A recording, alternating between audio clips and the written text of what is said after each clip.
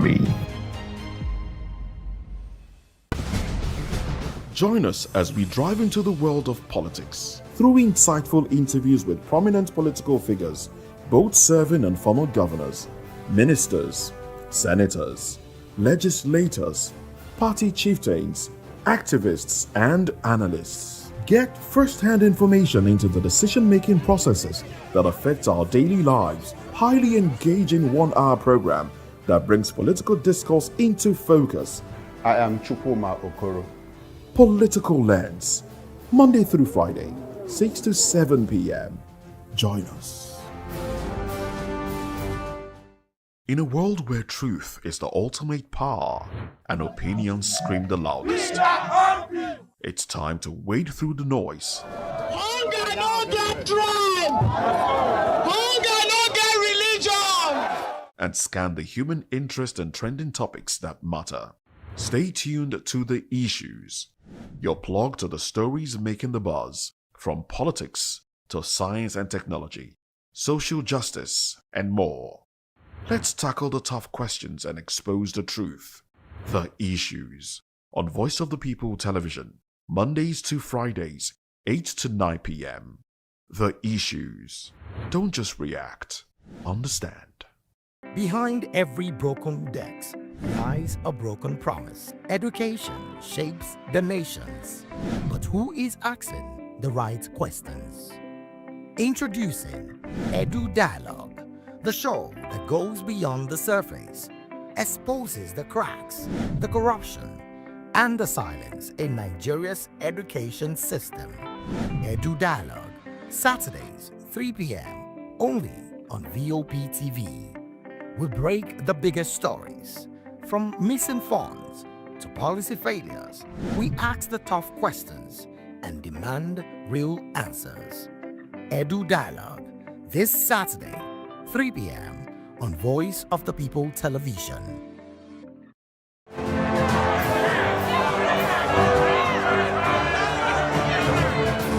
Do you want your voice to be heard? Do you know that you matter in the scheme of things?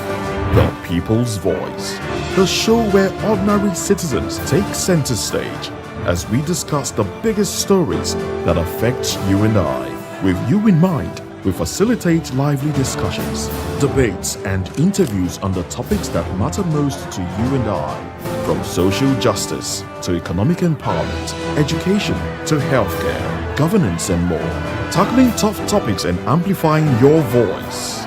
Join the conversation and make your voice count. The People's Voice. Make your voice count.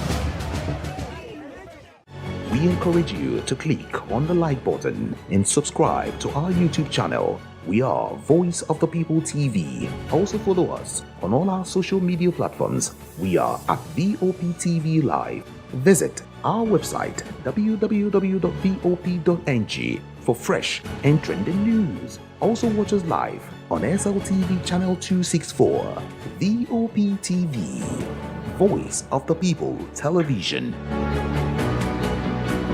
Are you ready for the extraordinary? Something big is happening on your screen. Introducing VOP TV. Now streaming on SLTV channel 264. From breaking news to captivating conversations, news analysis, giving you all sides to the story. We break in-depth discussions on the issues that matter, from politics to sports, entertainment, and lifestyle. VOP TV on SLTV channel 264. Join us as we redefine what television means to you. Voice of the People Television, VOP TV. Now you have more than a voice.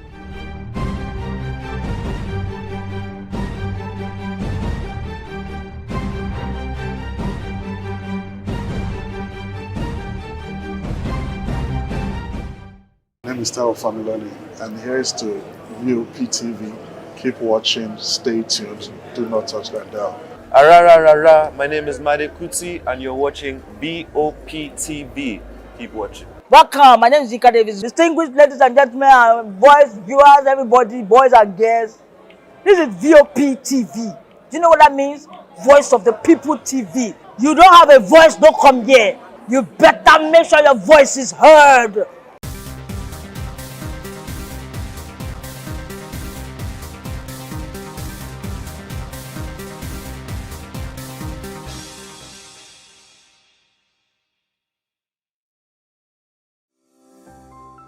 VOP TV.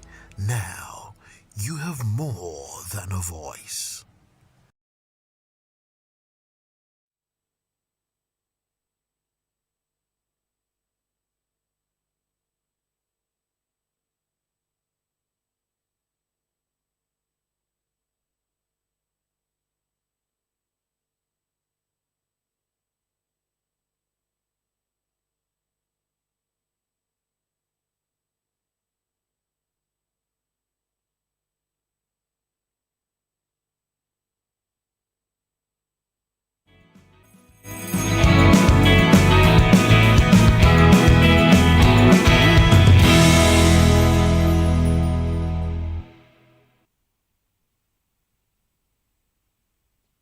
It's a beautiful Wednesday morning, and I welcome you to the midweek edition of VOP this morning on Voice of the People Television. Now, in the next 2 hours, we're going to take you around Nigeria to bring you interesting news stories. Join us as we take a dive into all of them. I am Chukwuma Okoro, and on the show this morning, National Human Rights Commission reveals Nigeria recorded 700% surge in abductions in November as Kwara government confirms arrested armed men are Mieti Allah members involved in the NSA Ribadu-led security operations. When we move away from that, Nigeria police placed commands on alert as NLC nationwide protest begins today in Lagos and Abuja. Nigeria's Corporate Affairs Commission chief accused of forcing small businesses to pay inflated registration fees. Now, these are the major topics of discussion. But like I said, there are also other interesting trending stories that we'll weigh on in the course of this program. Come along with us. Good morning, Moses. Good morning to you. Good morning, Fina. Good morning, Good morning, Fina. Well, good morning, Nigeria. Good morning, world. Welcome to VOP this morning. I am Moses Humphrey. And I'm Fina. Okay, Chuku, without wasting much time, let's talk about the trending stories that Nigerians are reacting to. Some women from Kula community in Akuku Toro local government area of River State on Tuesday protested lack of electricity, water, and other basic amenities in the community. During the protest, the women decried the absence of basic amenities despite several years of oil exploration and presence of oil companies in the community. Speaking on behalf of Kula women, the leader, Obele Fisi, said that the community had faced long years of neglect by both the government and oil companies. Another protester said that many residents of the community depend on water from poorly dug wells for their daily water needs. She urged the government and all companies in the community to take steps towards restoring electricity and water supply to the community. And this made me to, I could recall, it was Falana that wrote, I think, an article. He said Niger Deltans should be the richest, not, they shouldn't have anybody in that region that would say, I'm poor, I'm lacking one social amenity or another. But reverse is the case. The people or the place that will have the major revenue generation for Nigeria. Ever since the oil exploration began in that region, it has been one protest to another, the neglect of the people, and it is from their soil, from their land, that we are getting the major things sustaining Nigeria. And yet, there's no electricity, there is no water, clean water for them, and all the basic amenities. And people are asking, why should we have such play out? The Ogoni land till tomorrow, some part of it is still in ruin. They've not cleaned it. Both the agreement from the government, Nigerian government, and also the oil companies situated in those locations. I learned there was a particular committee that was set up sometime in the international bloc. At the end of the day, there was an agreement reached.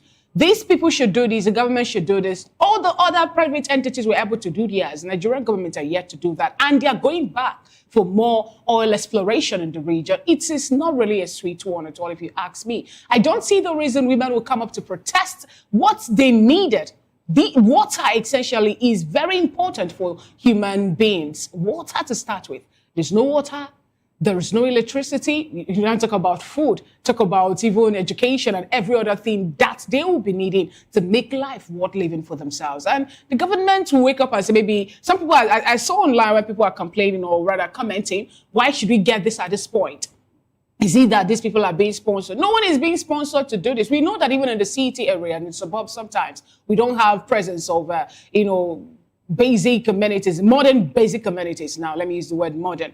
But if you get to some places, it is quite appalling that till today, after 65 years of independence, Nigeria, we are still grappling with some things that should have been a thing of the past and all that. It doesn't really speak well. Government of Nigeria, not just the River State government, please get your team, go to Kula, check out what is happening there. Let's actually find a way to, because if these people keep on protesting, today is Akukutoro local government area, River State. Tomorrow, it will be someone else, the Ogoni 7, I guess they've granted a pardon. Sarariwa died fighting for the clean of Ogoni land and all that. And till today, we're still getting this back and forth. I don't really think it's a good one at all. So they're protesting. Protesting to who, really?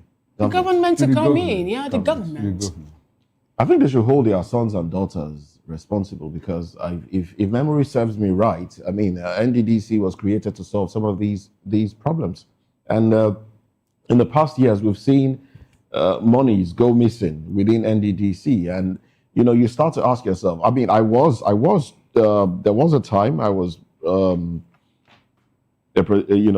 with an organization with links to NDDC, and we see projects come out. You see, when you do the presentation, you see a list of projects, Begema, names of areas where roads have been fixed, and the rest of them, all those names. And then when you see those, I mean, I can remember reading a lot of those scripts of projects. I can remember even traveling to some of these areas at that time to see work being done.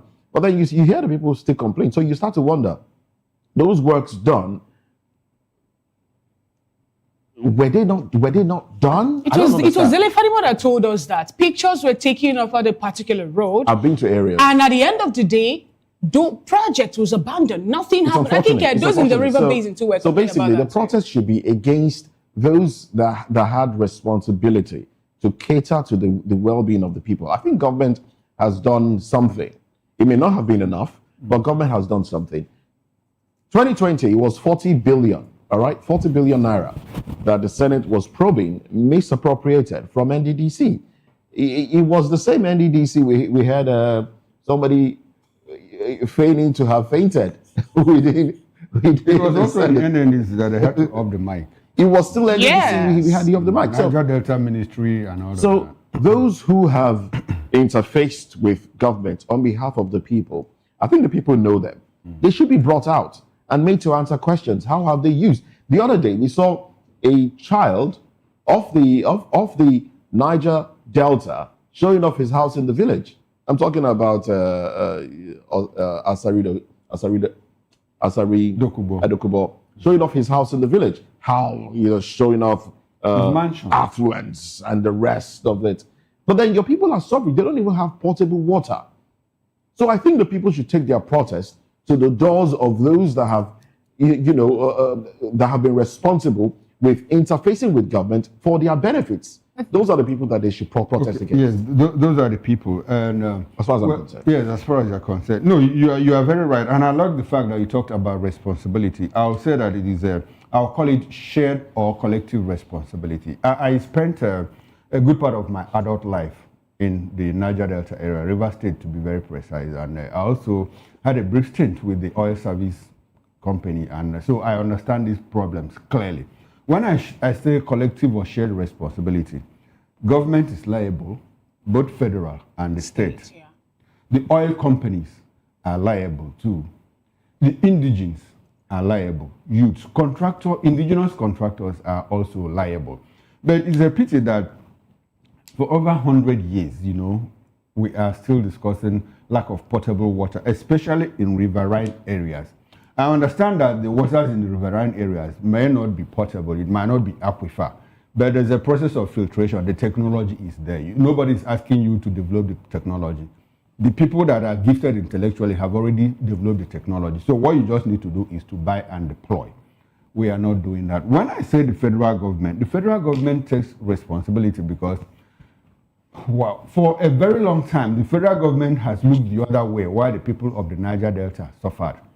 And when NDDC and the Niger Delta Ministry, both of them, when they were established, the federal government also became part of the problem. How did they become part of the problem? There was a certain managing director of NDDC, who was appointed, interim managing director, and he said, let's conduct an audit on the contracts and all of that. It was discovered that 85% of the jobs, contracts were awarded to members of the National Assembly. Out of those 85% jobs, about 95% had been paid for upfront. And when they went down, they discovered that 100%, about 2% of those jobs had just been started. Well, I'm talking about a space of 6-8 months, when full mobilization had been made. And so the National Assembly is also responsible. Now, when you talk about the state government, we see people build flyovers in city centers, and they take credit for it. Like I say, they always have a false sense of accomplishment. Meanwhile, you have people who cannot provide basic water. People have to be alive now to use the flyovers. You cannot provide basic healthcare, basic education, and all of that. If you travel through Ogoni land, in this Akukutoro area, Ogubolu and all these places, you shed tears. You shed tears for the people. I recall that Alam Yesia was apprehended in London. Why? Because he bought a wristwatch that is valued at about £460,000 at that point. But this is a man, if he sits in his penthouse, atop his penthouse, and when he turns, he sees his people, his kingsmen, scoop water from the same canal where they defecate. They use the same water to cook and other things. Now, that is the burden that the people carry. And they have leaders who have shafted them all over the period. This protest is not going to amount to anything. It will just fizzle out the way we are talking about it. The Ogoni people have tried in trying to hold to account the government, but what did they get for it? Their sons were killed in the process and all of that. So what needs to be done in the Niger Delta is collective mobilization.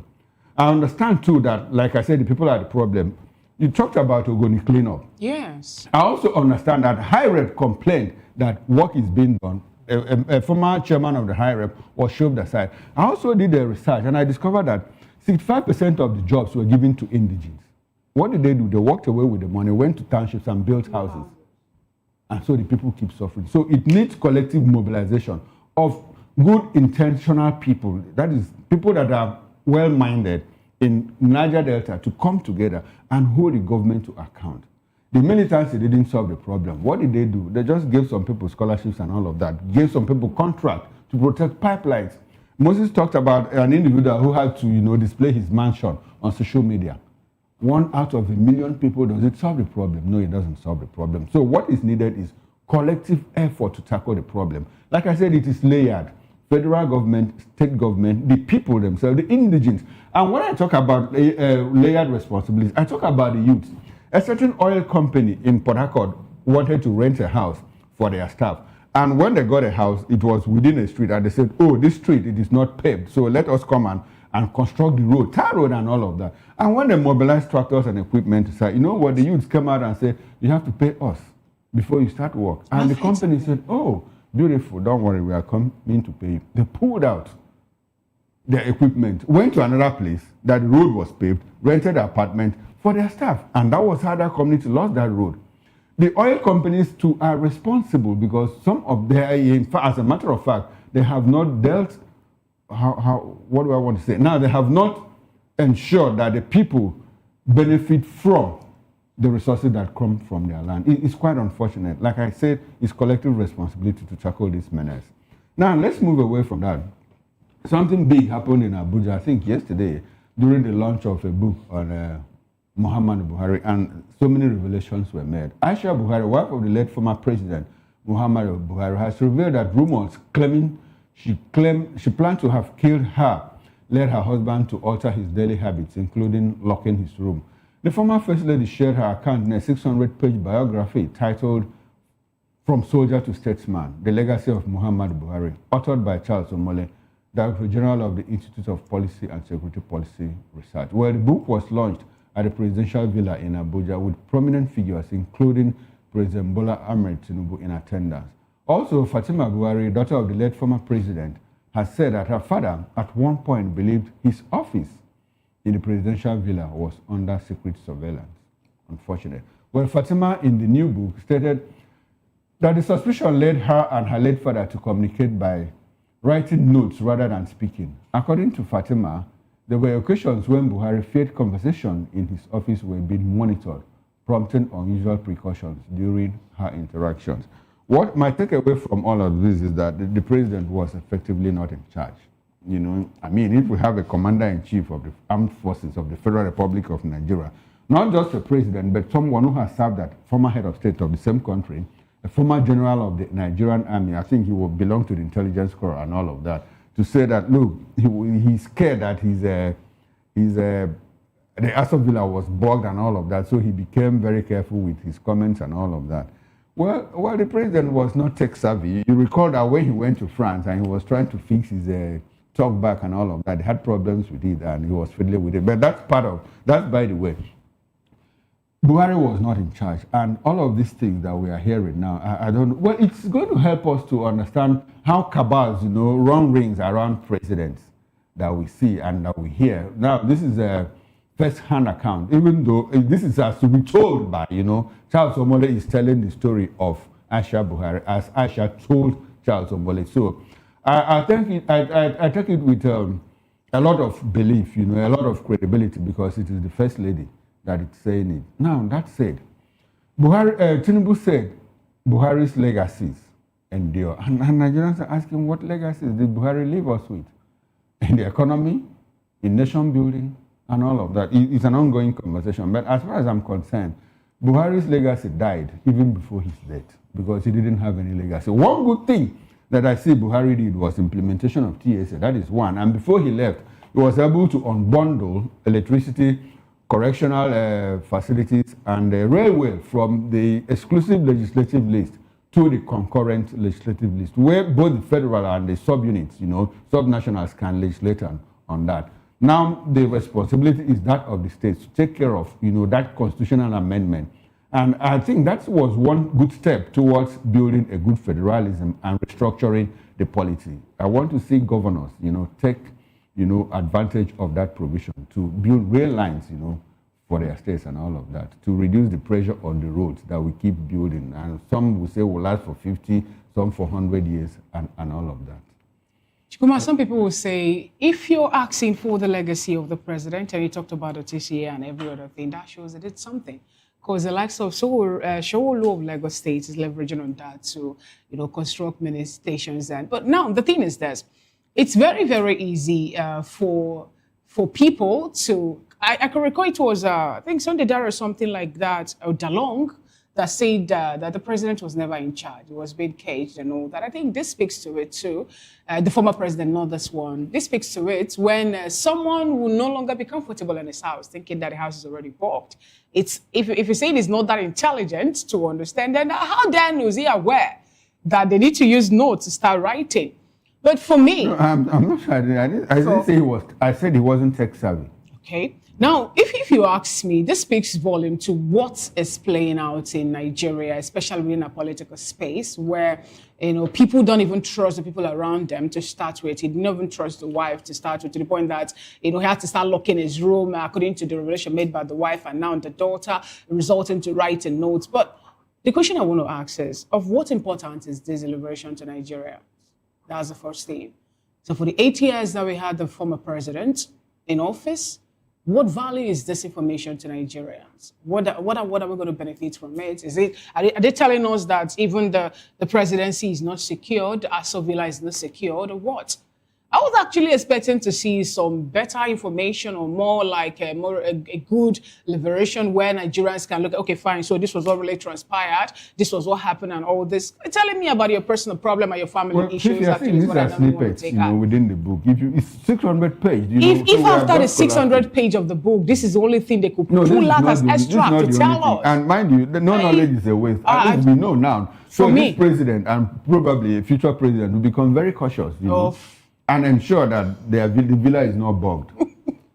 It speaks volumes, really. I think it's important that this is out there. It might seem irrelevant. It might seem like trivial, but I think it's important. It speaks to. Chukwuma nailed it when he talked about the cabal. It just goes to show that even the president, even the commander-in-chief was scared at some point. He wasn't comfortable, and all of this, I don't think it has to do with intelligence. I think it has to do more with what you hear. I mean, if you have people whispering things in your ears, so much so that you will start believing some of those things. If he had to start thinking that the woman who had been his wife for a long time, who had, given him children, wanted him dead, then it speaks to some high-level infiltration. And conspiracy. And conspiracy. And I remember she also cried out at some point about the cabal taking over her husband. There was even a time there were gunshots fired within the villa. There was a time doors were, these things happened. Doors were locked. We heard she raised a storm trying to break into some doors within the villa. So it speaks to what is going on within the seat of power. And I think Nigerians should take this very, very seriously. Right now, we're hearing that President Bola Ahmed Tinubu is not even accessible. Ali Dume came out and said, look, you can't get to the president. There are people. So people get to positions like this, and they obviously will have people surrounding them. And these people, if these people don't mean well for the nation, they will feed the president with information. And no matter who you are, when you hear something repeatedly, it takes a toll on your mind. It takes a toll on you. And then so when we see our leaders, I think this points to the fact that when we see our leaders behave in a certain way, it may not entirely, and I use that word very, very carefully, it may not entirely be the leader's fault. If the leader is not directly in touch with the pulse of the people, he may just be feeding off information, giving him the impression that everything is fine, you're trying, you're doing well, and so don't listen to what the people are saying when they complain that, your policies, is biting hard on it. Don't listen to them. It's just a few people trying to make you look bad. So I think it's important that this information is out there. Like you said, it's a 600-page book. There's a lot more that would be in that book. This is telling Buhari's story from Aisha's perspective, according to how he was related to Omoli. And then we might have another book. Lai Mohammed has brought out his own book as well, who would also tell the Buhari story from his own perspective. All of these things. But I think the presidency, the seat of the presidency, should be protected. I don't know. I just feel there should be some sort of protection for that seat. And those that get close to the president, there should be, some sort of vetting. It shouldn't just be, I have my cousin, I have my friend, and then these people are close to me, so let them be the ones that I would relate to. Is the presidency that appoint the people close to them? What more protection? Do we have to turn it to Fort Knox? Fort Knox, the most protected military in the world. No, but I think more. Who appoints the aides? The president. The president picks his aides. That's the thing. So there's no way I can't hold break for about that. The aides now. Okay, about who? Dan. It's about when the senators are telling you that they can't even access him, who allowed them to be there? Who allowed them to be there? I understand what Moses is saying. You see, within security circles, because I understand that some governors, when they want to step out some way, the security details say no. Mr. Governor, you can't go there. That place is not safe. We have done some sweeping and all of that when we just understand that you might be in harm's way, if you step out. So when at that level, you begin to drum it, into the ear of the governor and the president, look, there are some people that don't mean well for you. We need to avoid them. So it's more like caging. I recall that when Peter Odele was the governor of Rivers State, now his wife, Mary's younger brother, was the chief of staff. Commissioners used to stay like 1 month. They wouldn't have access to the government. You can imagine. They will come to the chief of staff's office and sleep through the whole day. They will not be able to access the governor. These things happen in Aso Rock. Now, Alain Dume, highly placed senator, a very staunch member of the APC, is telling us, look, I can't even assess the president. You can imagine what will happen to ordinary people. He could be there waiting, and the president will not be informed that he's there. The president wouldn't even know. So there are people who ensure that the president hears what they want him to hear. Exactly. It's a big problem. I'm not holding brief I'm not really holding brief for anyone. It runs around the issue of the people that the president trusts. I hear that this Buhari, that his chief of staff, from very close quarters, you know what? His chief of staff, Abba Kyari, will come into where he's sitting, with a file, probably with few other people, with a file apparently to seek approval, and he will speak to him in Fufude, their local language, and he will tell him everything contained in that file, and the president will just be nodding his head without having to read. So, and those nodding of the head is what? That's the approval. Who are we blaming for that? Here tomorrow that the president signed something, and the president will come and ask you, when did I make this? So who are we blaming for such action? So you blame. I am not holding brief for anybody, but I can tell you categorically that I think because I was a bit close to some person, when Ngige was the governor of Anambra State, he was about having issues with contractors. Guess what happened? Ngige every Sunday would leave the government lodge with a short and a bowler hat and move around the roads that has been constructed, especially within the Oka axis, to measure the thickness of the road and also to check the work of the contractors. Soludo Charles did that also in Anambra State. Now, for research, to understand, now these are the people that, if tomorrow you wake up and, okay, something played out in Anambra State, a certain building, the contractor have one relationship with the building and they were trying to run around it not to destroy it because of the relationship, and that will impede on the construction of the road. Until when the governor moved around to inspect things on his own, he found out such is playing out. And he asked what happened. And they say because this man is a close ally to the contractor, or looking for a way to navigate, destroy another poor person's house for you to allow the rich man to leave. Immediately he said, I sack you as a contractor, pull down this and do my work. All right. Now, if every other governor or president can do it... These things happen from time to time. What we are just saying is that, look, Charles Omole has written Aisha Buhari's account. It should be a good read, for every Nigerian. Let's see what more that Aisha said, in that book. But before we get into the newspapers, I think there's an interesting story about what happened in Guinea-Bissau and all of that. So let's just... Portuguese judicial police have seized suitcases containing about 5 million euros in cash at Lisbon's Figo Maduro airport and arrested a man described as a close associate of Guinea-Bissau's recently ousted president, Umaro Sissoko Embalo. Now, according to CNN Portugal, the cash was discovered on Sunday after a private jet arriving from Guinea-Bissau landed at the airport. Sissoko Embalo's wife was among the passengers on the aircraft. Investigators are treating the incident as a suspected money laundering case. That's what it looks like. That's what the optics show. Well, authorities believe the funds were being transported to Portugal by the former president's wife and his close associate to sustain the family's lifestyle abroad. Sources cited by the report said Sissoko Embalo was expected to later join his wife in Lisbon, where he was considering seeking political asylum following his removal from office in November, citing concerns for his personal safety in Guinea-Bissau. The cash was seized by the judicial police, while the man found to be transporting the money was arrested and charged with smuggling and money laundering. Other passengers on the private jet were also reportedly questioned and identified, but were not detained. So it speaks to money laundering within Africa and how African leaders still, run abroad, invest abroad, and leave their people in poverty. I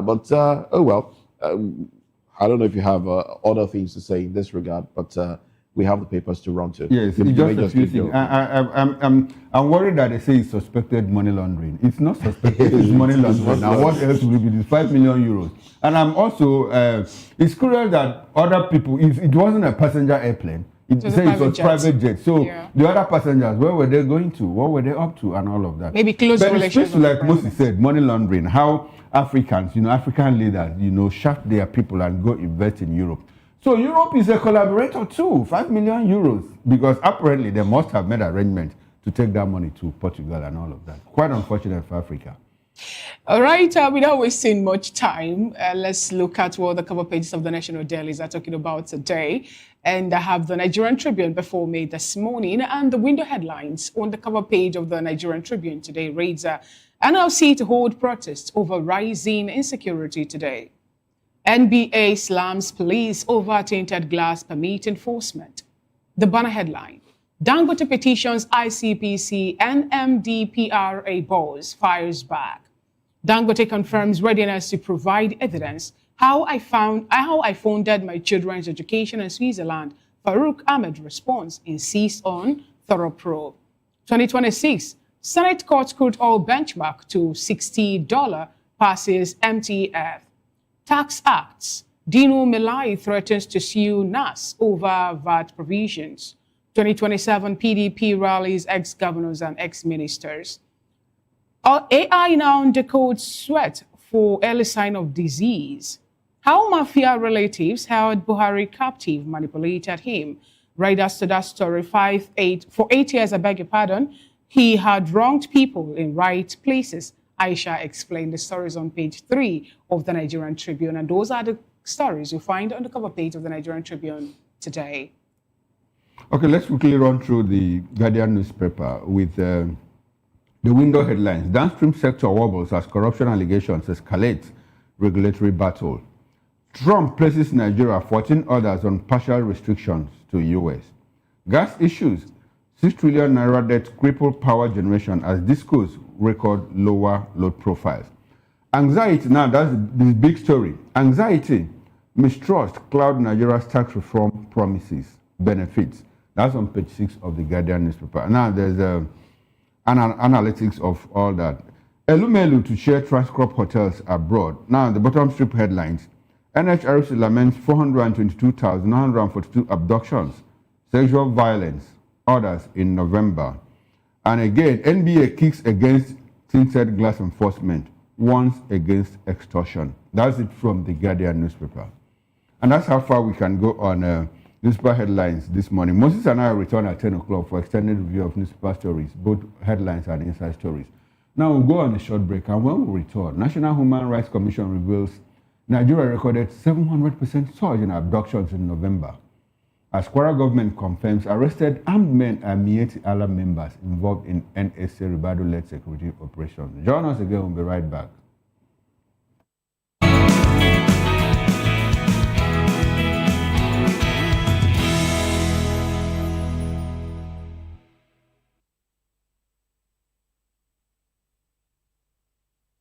This is African News on Voice of the People Television, where we don't just bring you the news, we bring you Africa's heartbeats, the policies that shapes our world, and the economy that determines our future.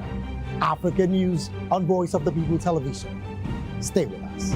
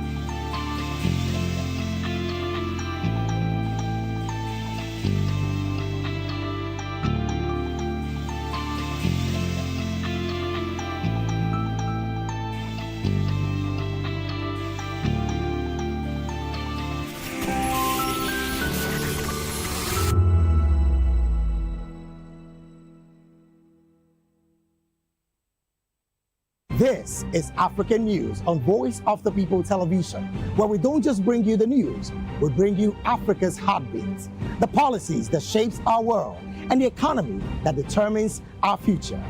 African News on Voice of the People Television. Stay with us. Voice of the People, you can hear me now. My name is Patrick Doyle, and I wish that you continue to echo the voices of the people. Big up VOP TV. My name is So Ibifa Dokubo. Please keep watching VOP TV. Hi, my name is Kwekumali Ikenda Onyekwena, and I am with the Voice of the People TV. Now, if you're looking for the veritable channel for information, politics, robust discussions, you don't need to go far. VOP has you. VOP will always have you. Thank you.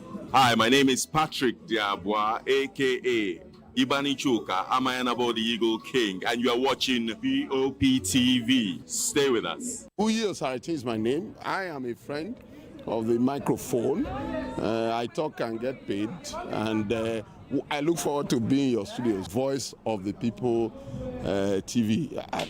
That name is unique, and the brand is very sweet. I like the packaging, picture qualities, camera qualities, and then of course, the quality of human beings that I see sometimes on your channel. I'll be like, well, this TV station will go places. Voice of the People TV. Oh yes, you are on to Voice of the People TV. Live here in Benin City, the cradle of black civilization. What are you waiting for? Tune in, bro. Hey guys, what's up? How you all doing? They call me Ovisha Nelson One, your #1 celebrity host, and you are watching Voice of the People Television, VOP. Stay tuned. Hi, my name is Tosin Mohammed. I'm a gospel artist. Keep watching VOP TV. Almighty Father, you are the mighty Redeemer. We've come to worship at your feet, oh Lord. This is Ayotunde Adejimo, chilling with you on the Voice of the People TV. Don't touch that remote. You are where God wants you to be. Listening to the Voice of the People TV. The Bible says we should give thanks in all circumstances. And all circumstances include the good times and the bad, the high times and the low, the times when everything look as if they are going well, and those times when Enugu, the ground is dry like the sand in the desert. Those times when you feel like giving up, you should give thanks still. My name is Jeff Melu, and I'm a gospel poet. And you should keep watching VOP TV. Don't touch that dial. Yes, sir. Kábíyèsí Olúọ̀run, we were born to give you twale, to give you worship. People of God, you are watching Voice of the People TV, and my name is Flo Rocker. I encourage you to listen to things of the gospel. You know, we live in a very perilous times where there are some things you watch on television, you will lose faith, you will lose God. Keep your eyes on Voice of the People TV and remain blessed. Flo Rocker says so. Kuzoshi. On Edu Dialogue, we bring you fresh ideas and conversations shaping the future of learning in Nigeria and beyond.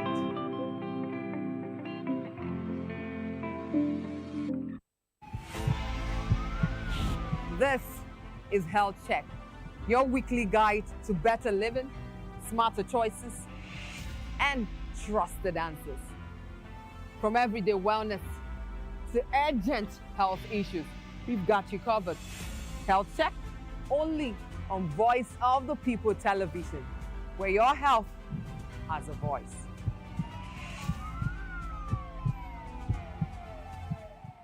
Mr. Ofamiloni, and here's to VOP TV. Keep watching, stay tuned, do not touch that dial. Arara, my name is Made Kuti, and you're watching VOP TV. Keep watching. Welcome, my name is Zika Davis. Distinguished ladies and gentlemen, boys, viewers, everybody, boys and girls. This is VOP TV. Do you know what that means? Voice of the People TV. You don't have a voice, don't come here. You better make sure your voice is heard. Welcome to the locker room.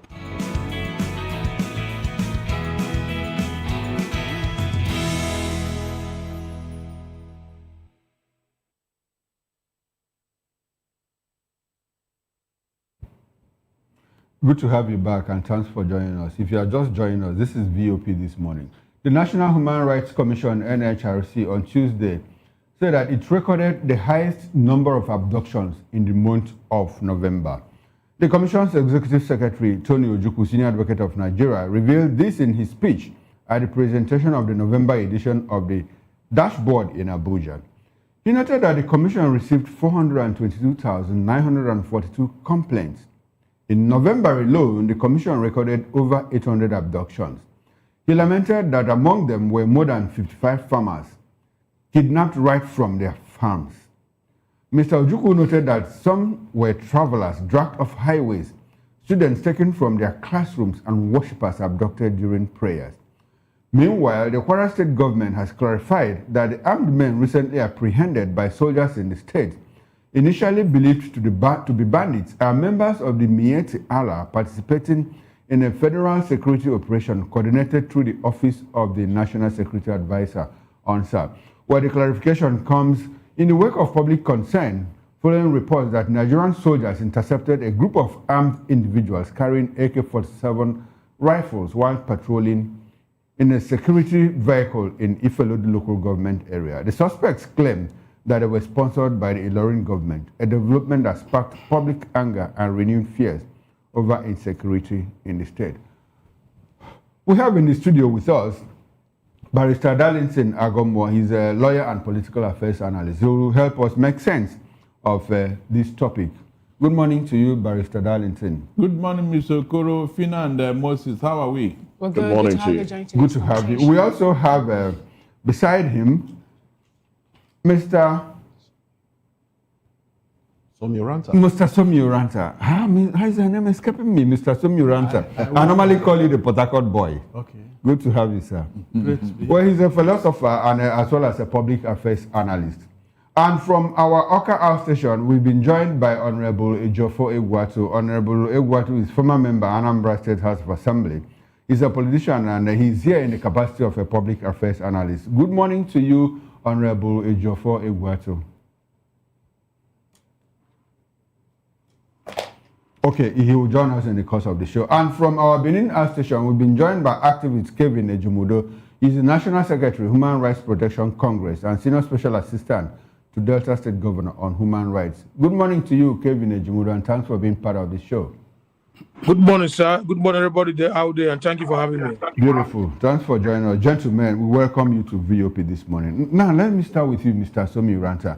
Mr. Uranta, we have these very scary statistics given to us by the National Human Rights Commission of Nigeria about adoptions in Nigeria. As at last count, we had 422,942 complaints nationwide. And in the month of November alone, the Commission recorded over 800 abductions. Now, in all of this, the war against insecurity, the fight against insecurity, banditry, kidnapping, terrorism, and all of that, how do you think that we are traveling? I'd like for you to, to interrogate it within the context of the last 3 months, especially since Nigeria became redesignated as a country of particular concern, the changes in the security architecture and all of that. If you review all of this, do you think that we are traveling in the right direction at the moment?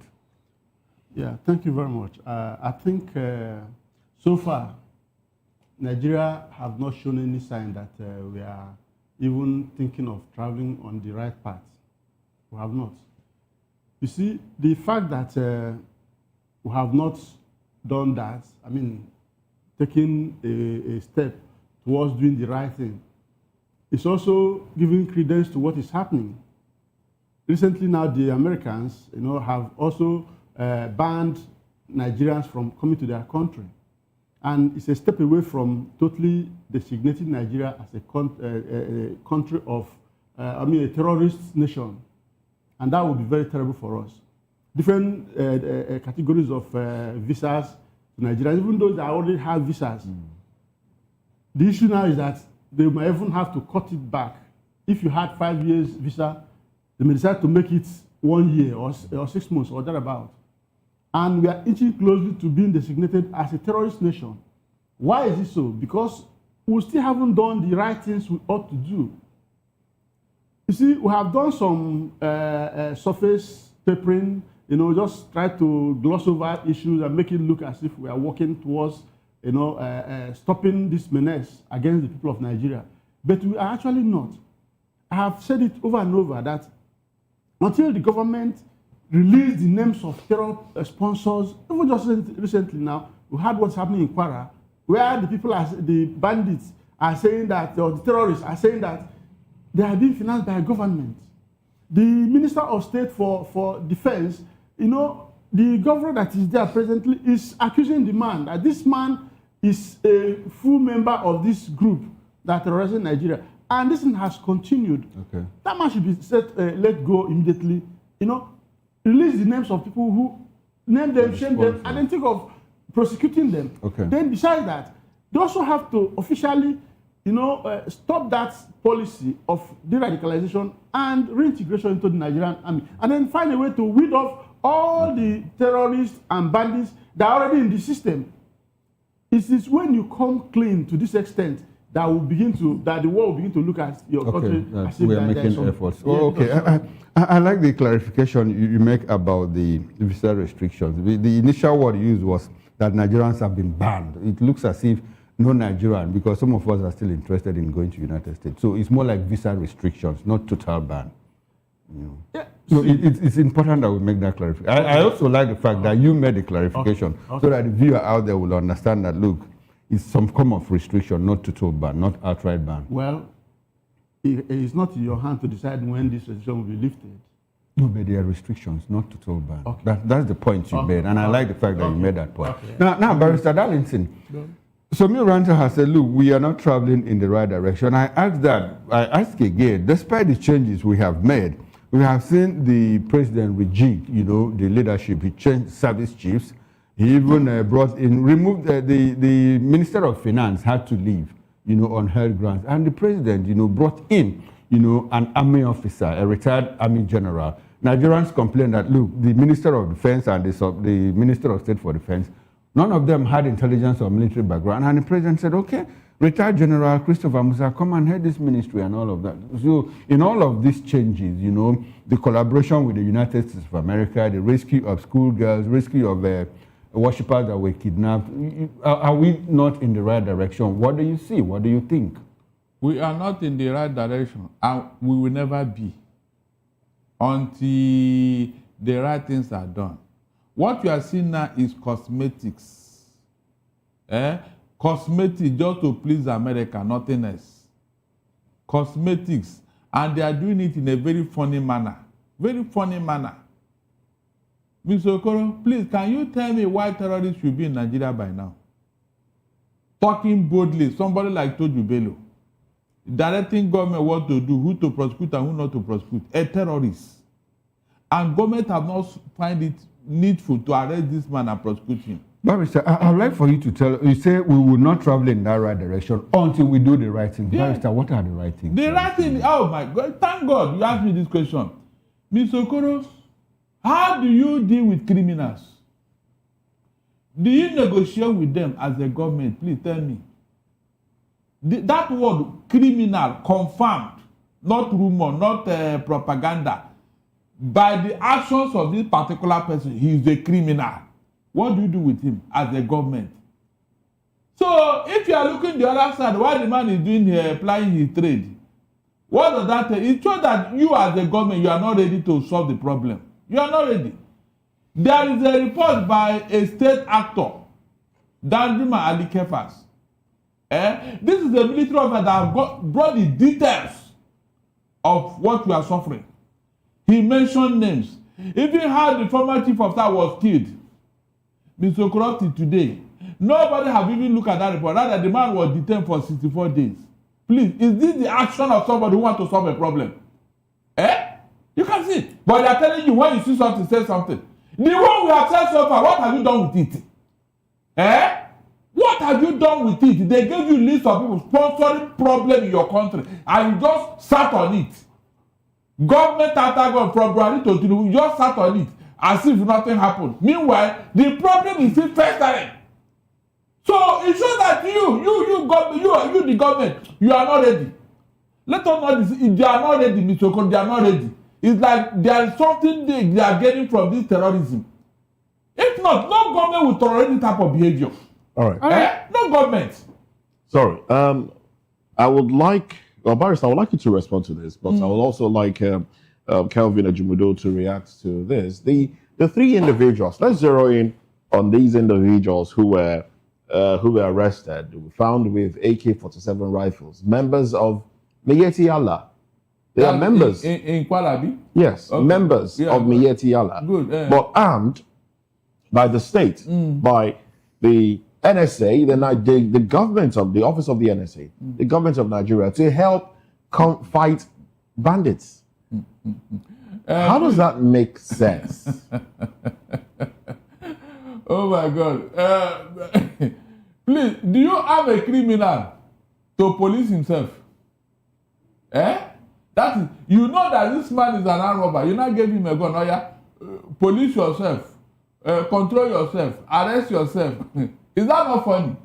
Miyetti Allah, that you and I know what they stand, what they represent. Well, we know they are basically cattle wearers. That's basically what they are. They are hiding under that. Their main problem is what? Violence and mayhem. Barrister, I don't know that. What I know is that they are cattle wearers. Yes, are you not here when this organization came out and told us what they want? They made demand. We even gave them 1 billion naira, which was shared by Dambazu when he was Minister of Internal Affairs. This particular organization, they were the one that told Benue, if you don't remove that vigilante group you put in your state, we will make this place uncomfortable.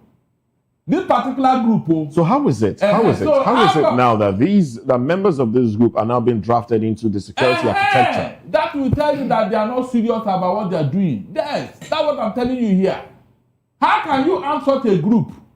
Such a group, how can you arm them to do what? Please, to do what?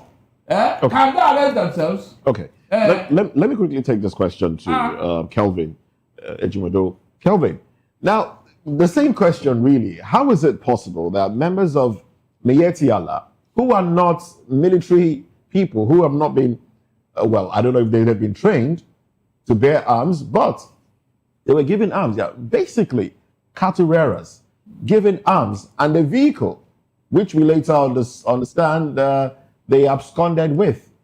They absconded with the vehicle given to them by the government of Nigeria to fight bandits. In fact, if memory serves me right, on this show, we've had a conversation with Sheikh Gumi where he said, look, some of these bandits can be drafted to fight other bandits. And doesn't that seem like what is going on? Help me make sense of this that we have on our plate right now.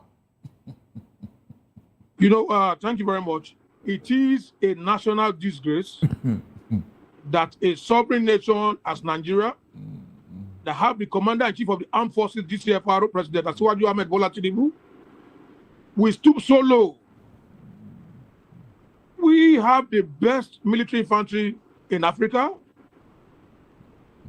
You left them, the armed forces, engaged Miyetti Allah, who you know they always stood against anything that goes against their will of their cattle rearing and their headers. Could it be that we're running out of manpower? They come and defend them. Okay. Could it be that we're running out of manpower? Is that it? And we need more we can't run out of manpower. We can't run out of manpower. We have the DSS, we have the police, we have the civil defense, we have the Air Force, we have the military, we have the Navy. We can't run out of manpower. Of recent, the president indulged service of the forest guards. Why will you give the Miyetti Allah? You know these persons are they are non-repentant when it comes to issues of herdsmen and their cattle. They value their cattle more than the human life. And you're giving them AK-47 to go to the mission to do what? To combat their own members? They won't do that. Bandits. You can't give an armed robber a weapon to fight the armed robber in the forest. Even a repentant one? They will go there and collaborate and turn forces and fight back at you, at the country. Even a repentant armed robber who knows the operation. There's something like a repentant armed robber. A terrorist do not repent. In the words of Putin, he said, you don't negotiate with terrorists, you take them to where they belong and where God wants them to be. That's the world beyond. People that put terror on human life, they maim, they kill, they destroy. You give them ammunition to go and do what? To defend who? On whose authority? On whose mandate? Are you empowering Miyetti Allah? Are they a security organization? Why not use that same energy to call in the US SWAT and the Black Hawk to come and assist us in fighting these terrorists? Why give them our weapons that tomorrow they will not be able to account for? Okay. And vehicles too, not just the weapons, vehicles too. And taxpayers' money.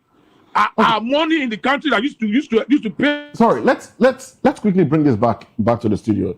You want to react to? Yes, you see, when you talk about the fact that maybe they're overwhelmed, you're talking about a country just a week or two ago that actually displayed one of the swiftest and well-precise action against a military coup in Benin Republic.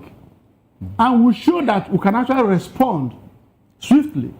And we did all that. Nigeria have what it takes to take care of our nation, the security of the lives of citizens.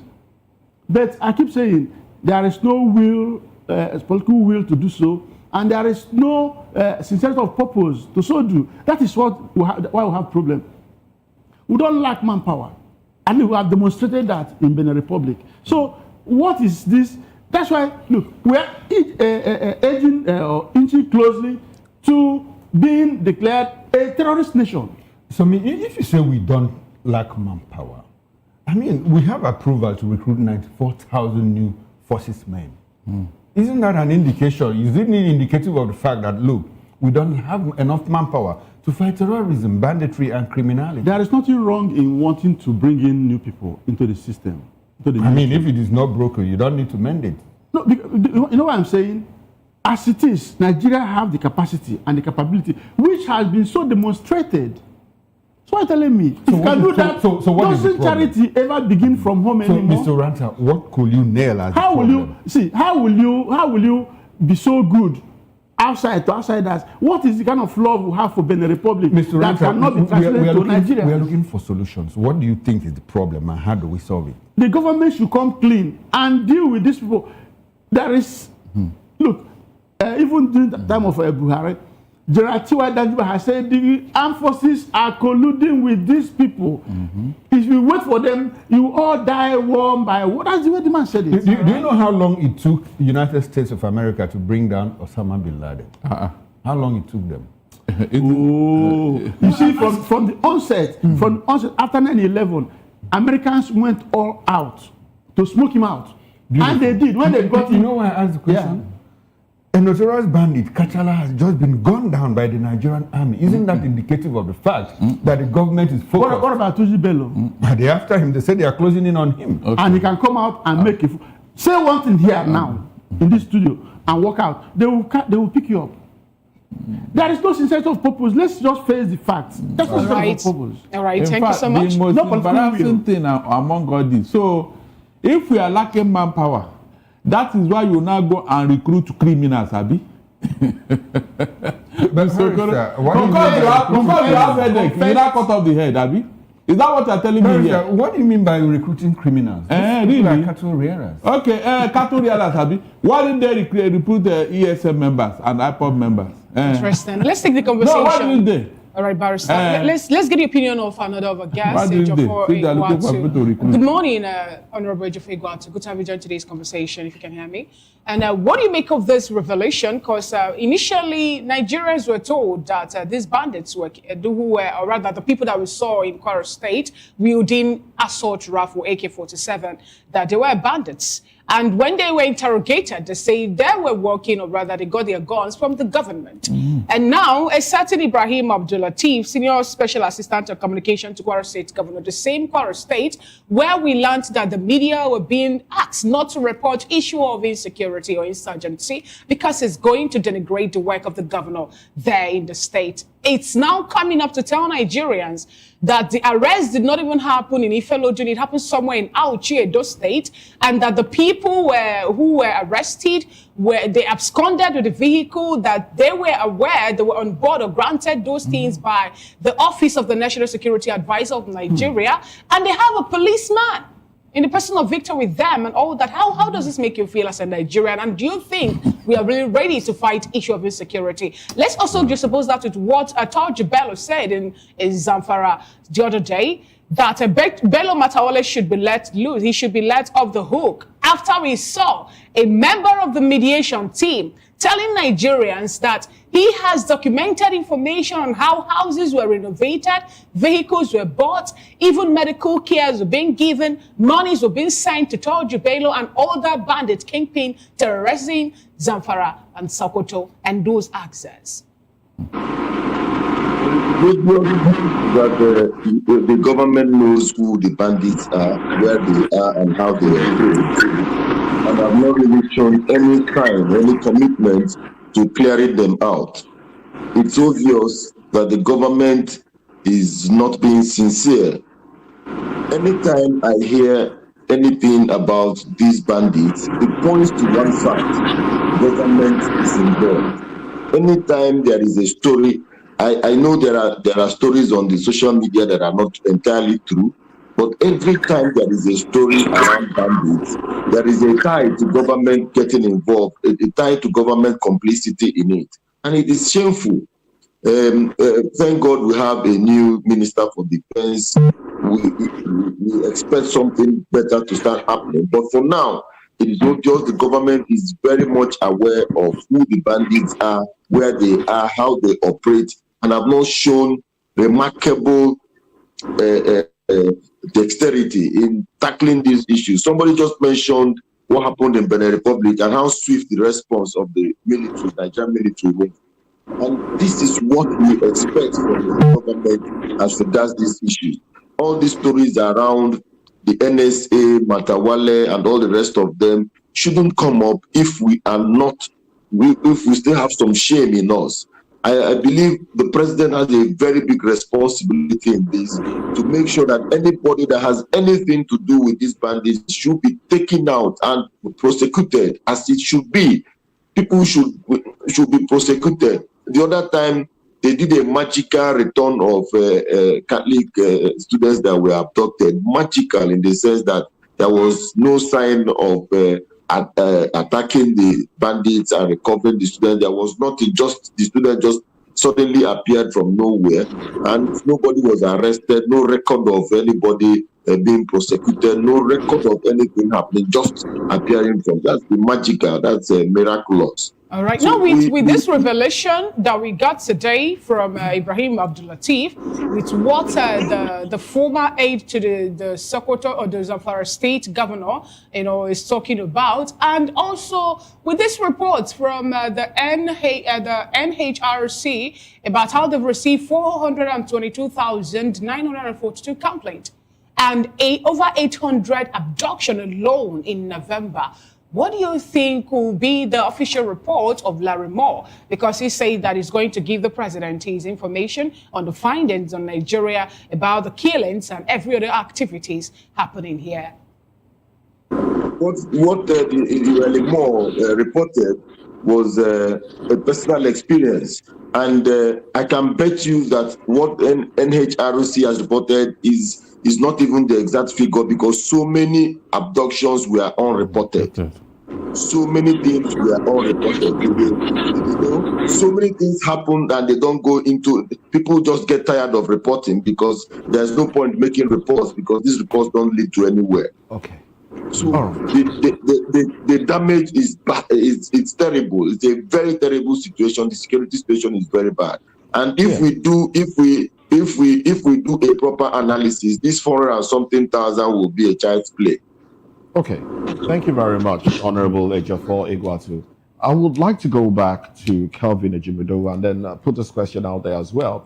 And I'm trying to wrap my head. I don't know. I know that some Nigerians are like me right now, trying to wrap their heads around this story. The Office of the National Security Advisor. In fact, the National Security Advisor himself, Mr. Nuhu Ribadu, has come out to say, look, within the military, within the police, there are people who are aiding insurgency. They take weapons to them. They sell their weapons to them. Mm-hmm. We know some of these people who will fish you out and all of that. All of that information was out there. But I'm trying to wrap my head around the fact that the government of Nigeria, through the Office of the National Security Advisor, is being accused right now, or is being fingered for giving arms to members of a header association, not militant group, and then a few of them, and vehicles as well, to empower them to navigate terrains and fight bandits. And these people, these ones, ran away with the vehicle and the guns that they were given, AK-47 rifles, and they were apprehended by the people. How many more do you think might be out there who, directly or indirectly, have been empowered by the Nigerian government, as it were, with guns and mobility, vehicles, in the name of fighting insecurity, and they have absconded? I mean, it is the ones that have been apprehended that will bring forward. In all of this, I'm trying to wrap my head around this, and it's difficult to understand. But in all of this, what do we expect in the coming days? Are we going to see an escalation in violence? Are we going to see an escalation in kidnappings and the rest of them if non-state actors, untrained persons, brandish guns, are giving guns and mobility, vehicles? What do we see in the coming days? Is this a fight against insurgency or empowering insurgency, as it were? Kelvin Ejimido, please, let's have your reaction, and then Barrister Darlington will also react. Yeah, you've said it all. It is a disgrace. And personally, I think they did this for an exchange of a deal that they had behind closed doors, allegedly. Because I still try to fathom it out. What is the rationale? What is correlation between Mieti Allah, a Fulani cattle rearing outfit, to national security, the office of the NSA, the most secretive and respected office as far as security attention of this country is concerned? And you give sophisticated weapons. You didn't even give them a double barrel like the hunter guns. You gave them AK-47 assault rifle to move freely with vehicles. And now you are telling us they ran away with it. To where? If we were to be in a sane country, the NSA would have been arrested and tried and prosecuted within the next 48 hours. It's not bigger than the country. It's not bigger than the Constitution. And I keep saying this. With the way our government is playing kid gloves with this issue of insecurity, Nigerians will resort to self-help sooner than we expect. And when that happens, not even the office of the NSA will be able to stand the revolt from the masses. Because enough is enough. Okay. Our women, enough is enough. Enough is enough. Enough is enough. Okay, enough is enough, Kevin. I'd like to stay with you. Something very crucial happened yesterday. Now, the United States placed the travel restrictions on Nigerians yesterday. It was published yesterday, Tuesday. And this means that Nigerians who hold visas for business, B1, tourism, B2, combined business and tourism, B1, B2, academic studies, F, vocational and non-academic studies, M, and exchange programs, J, are now barred from entering the United States under these new restrictions. Now, my direct question to you is this. America says, look, we are finding it difficult to vet Nigerians coming into United States of America because of operations of Islamic terror groups in Nigeria. We also see collaboration between the Nigerian government and the United States government. What do you think that America is trying to achieve by placing these visa restrictions on Nigerians? The American government have not seen sincerity of purpose within the Nigerian security architecture. They've not seen this willingness, this openness, this sincerity of purpose. You know, you keep coming with frivolous news every day that Nigeria is safe, investors come and invest. And you forget that these Americans, they have people in Nigerian soil that report daily to the American government of the happenings in Nigeria. In our villages, in our roads, they are everywhere with us, monitoring our space. He who controls the space controls your sovereignty. So Kelvin, basically asking you, what will be the effect of this on the war against insecurity back home here? What do they want to achieve? You know, From the day the president said Nigeria is the country of particular concern, we knew this were coming. And more sanctions will roll in. More sanctions we coming. Sooner or later, none of our public servants will be allowed to go into America. Exactly my question. Exactly my question. So how would that impact on the fight against? It will affect the economy drastically. But more so, it will make those abroad will come back home and join us in the fight to salvage this country. Nigeria belongs to all of us and not to few individuals. We are all Nigerians. My father and mother were better there. So nobody's going to hold us hostage. We must fix our country because now we have soldiers in Burkina Faso that have been there for weeks now. Nothing has been done. A sovereign nation.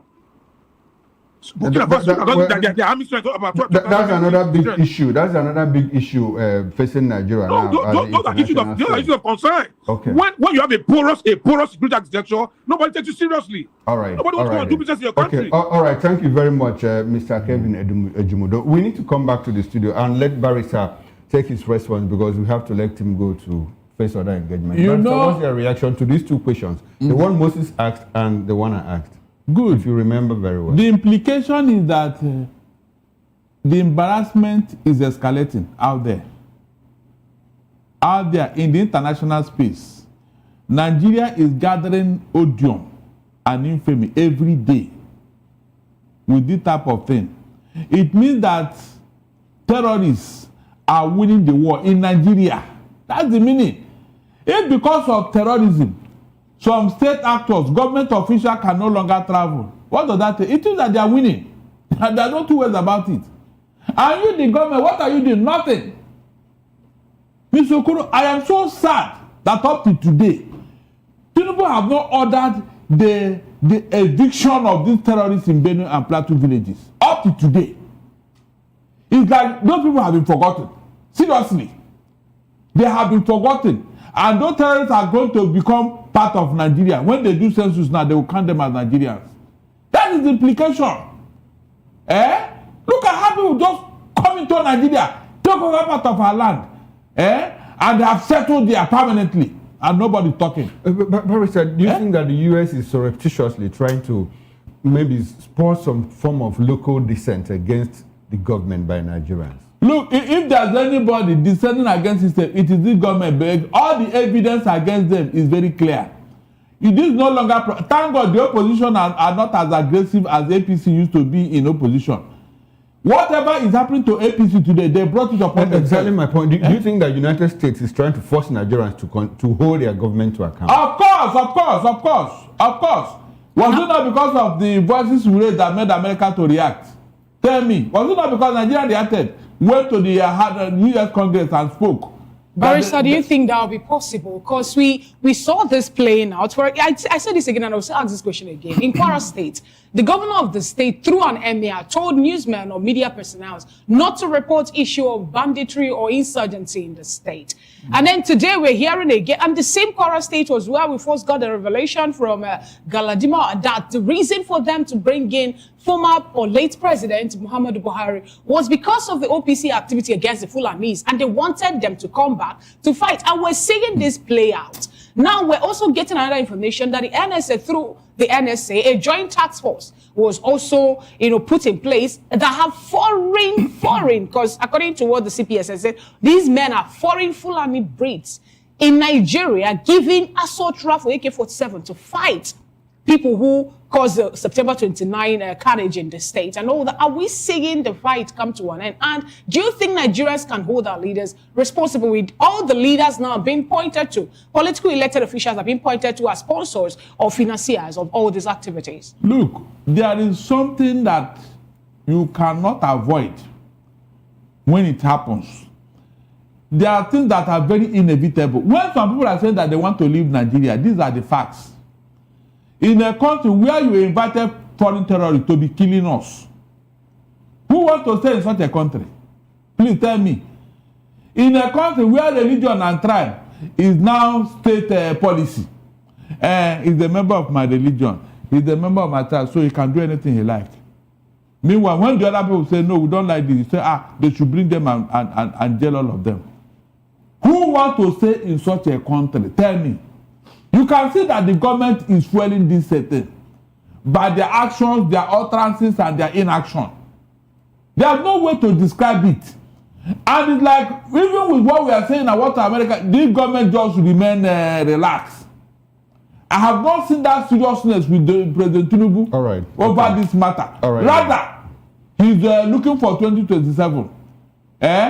So how can you now tell me that government is trying? If you say we should give you a report, we should tell you if you see something, say something, and we have been doing that. Okay, and we have been doing that. And you're not reacting. All So right, then, why should I not? Thank you very much, Barrister. Mr. Okoro, do you know that this man they promoted, this ADC, Tinubu had recanted? Imagine if all of us had kept quiet. Would you have known that he made a mistake? At least that shows you that the president has listening. No, he doesn't. Have to say thank you to you, Barrister. Thank you very much to you, Barrister.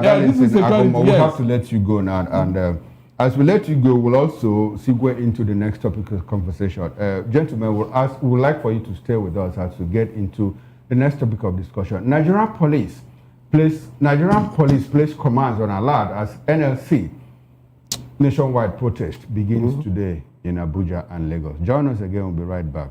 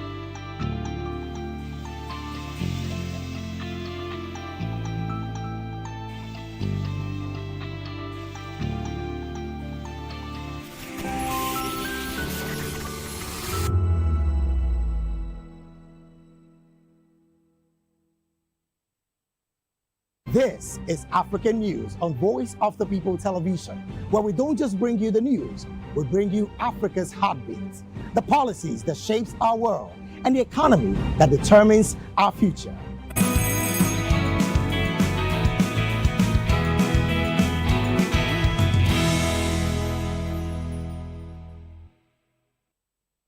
Glad to have you back. It's still VOP this morning. The Nigerian Police Force has placed all state commands and tactical units on high alert ahead of a planned nationwide protest by the Nigerian Labour Congress (NLC).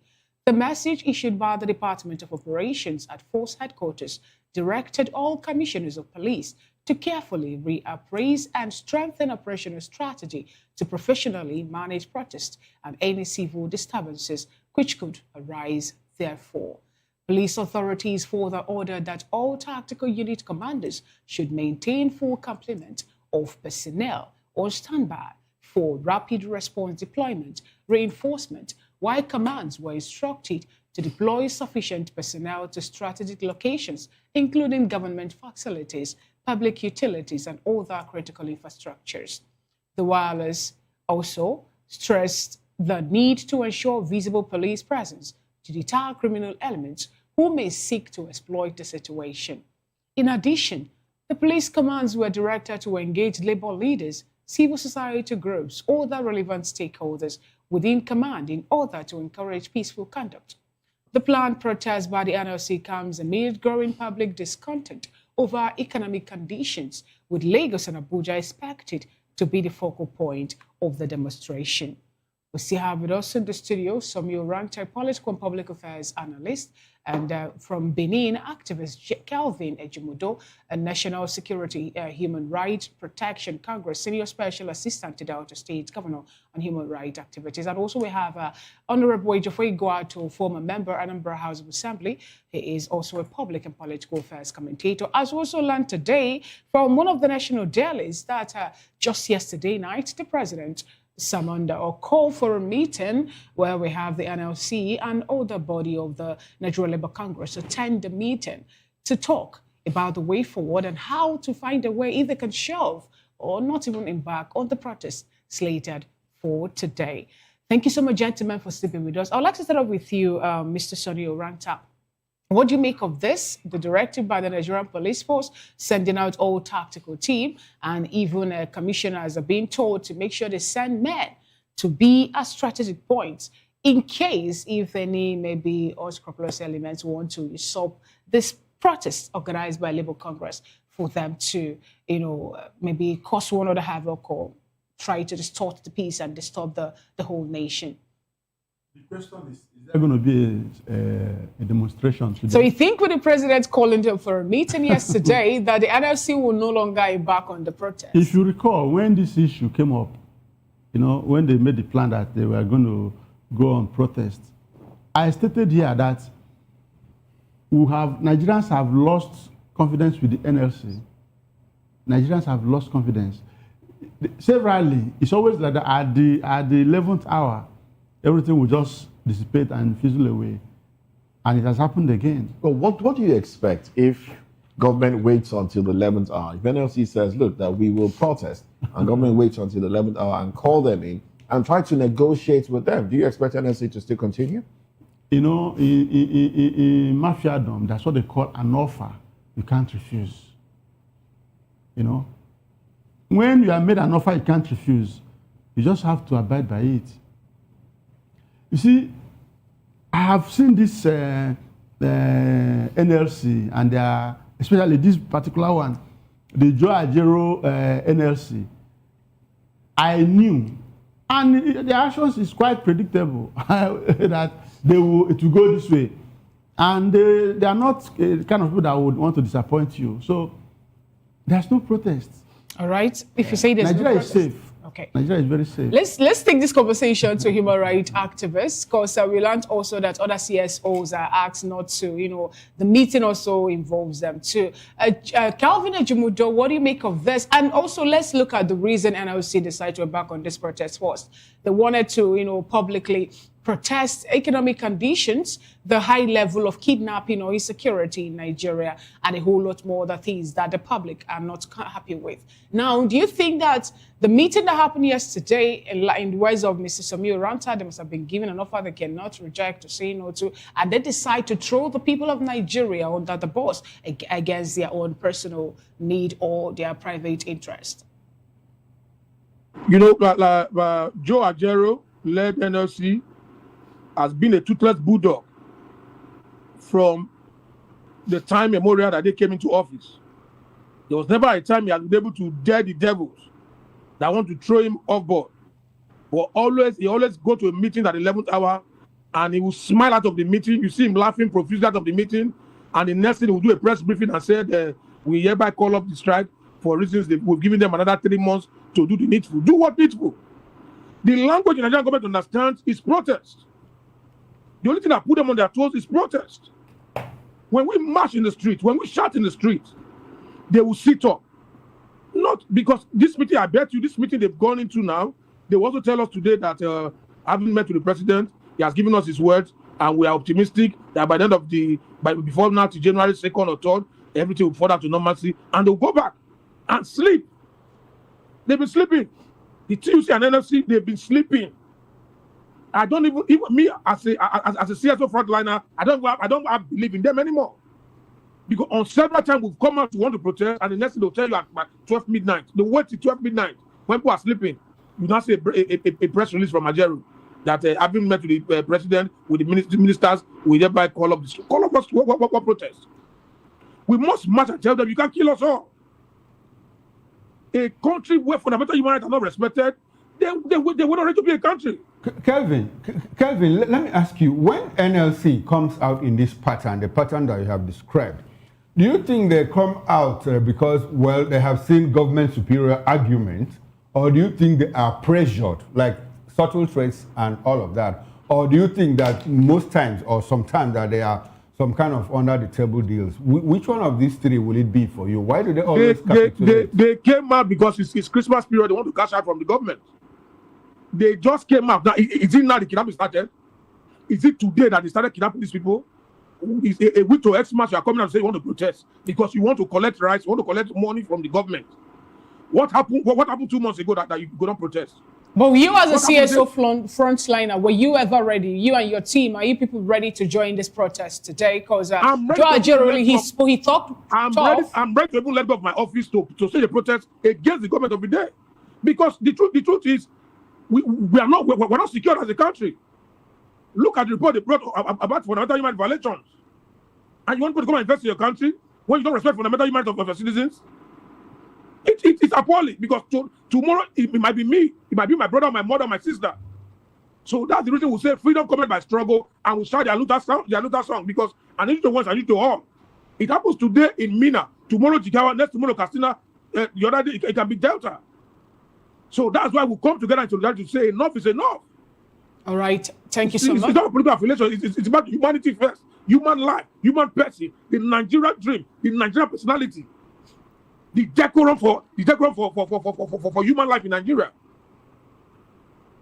Okay, thank you so much, Kelvin Ejimudo. Honorable Jeffrey Guatu, let's get your opinion on this. Some people were already saying they don't have faith again in NLC. And given the fact that there was a meeting held yesterday, a closed-door meeting that has the likes of Hope Uzodinma of Imo State, Mondo Mebola of Edo State, Nasiru Idris of Kebbi State, even the Minister of Labor and Employment, Nkiruka Onejocha, in attendance with the President, and Joe Ajero, the leader of the NLC. The information from that meeting is not yet out. But today is the day that the NLC nationwide protest is supposed to take place. And we've seen Nigerian police force giving directive to their men to make sure that they are situated or in locations where they believe might, strategic locations, so that individuals will not hijack the protest and start causing carnage and all that. Why is it? I'm asking you this question as a politician now. Why is it that Nigerian political elite will wait until the 11th hour before they will call in CSOs or NLC or TUC to say, let's discuss? Because George Erodem, they made mention of this protest over 2 weeks ago. Why wait till yesterday night to call for a closed-door meeting? What is really happening? I don't think the Joe Ajero-led NLC is being sincere with their strategy, with their moves. I would have preferred a more strategic engagement with the security agencies. If you feel bad about this security situation in Nigeria, the NLC has access to the IG. The NLC has access to the defense minister. The NLC should lead a delegation to the defense minister and engage the defense ministry on what is happening, give them a first-hand report, and make it public. Go to the IG of police, chief of army staff. They have access to these people. I think that should have been what they would do, and not to sit down in their offices and declare a nationwide protest, which they know they will not hold. They can't hold it. They know they will not hold it. They are just playing to the gallery. I would have said they are chasing clout if it's just about the social media thing. They are chasing clout. People have lost confidence in them in that regard. Whenever they want to go on this strike, the government will always want to come to discuss things on the table. Why not discuss these things on the table before you now declare strikes or declare protests? Why don't you do these things? Sit down with the NSA. The Nigerian Labour Congress can demand to sit with NSA and bring these arguments that we are bringing now to him, and then get responses from him. Challenge him on these things in his office.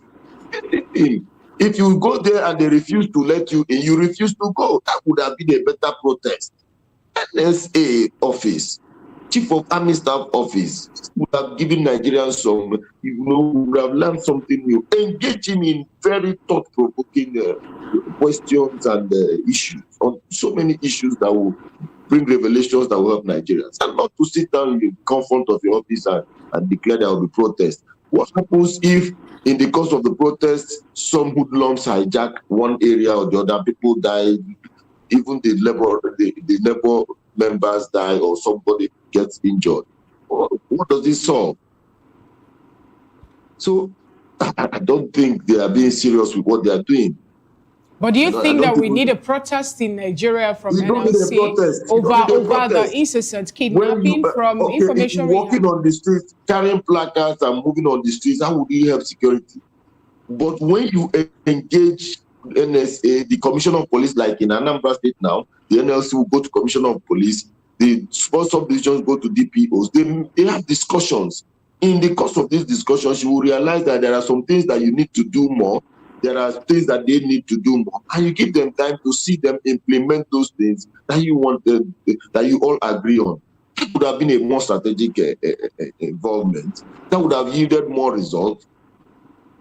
So, there are so many fake news flying on the social media. So, in these engagements, the NSA, whoever that you visit, will make clarifications. And when NLC comes out, they inform Nigerians authoritatively that this is what it is, this is what it is, this is what they can decipher from this conversation, and this is the best way to go. You sit down and say protest. What will protest do? Even some of the people who are committing these crimes will join you in the protest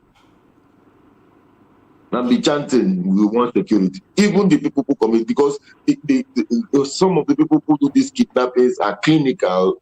They are part of us. They live among us, just like a guerrilla warfare thing. So you might not even know who is who. You don't need ID card to join protest. You don't need a thumbprint to join protest. You don't need your NIN to join protest. Anybody can join protest. And before you know it, stealing, looting, and all the rest of them will be part of it. And who does it help? It doesn't help anybody. So NLC should wake up and do something more productive. They are wasting the time of Nigerians. Oh, okay. Let's bring the conversation back to the studio.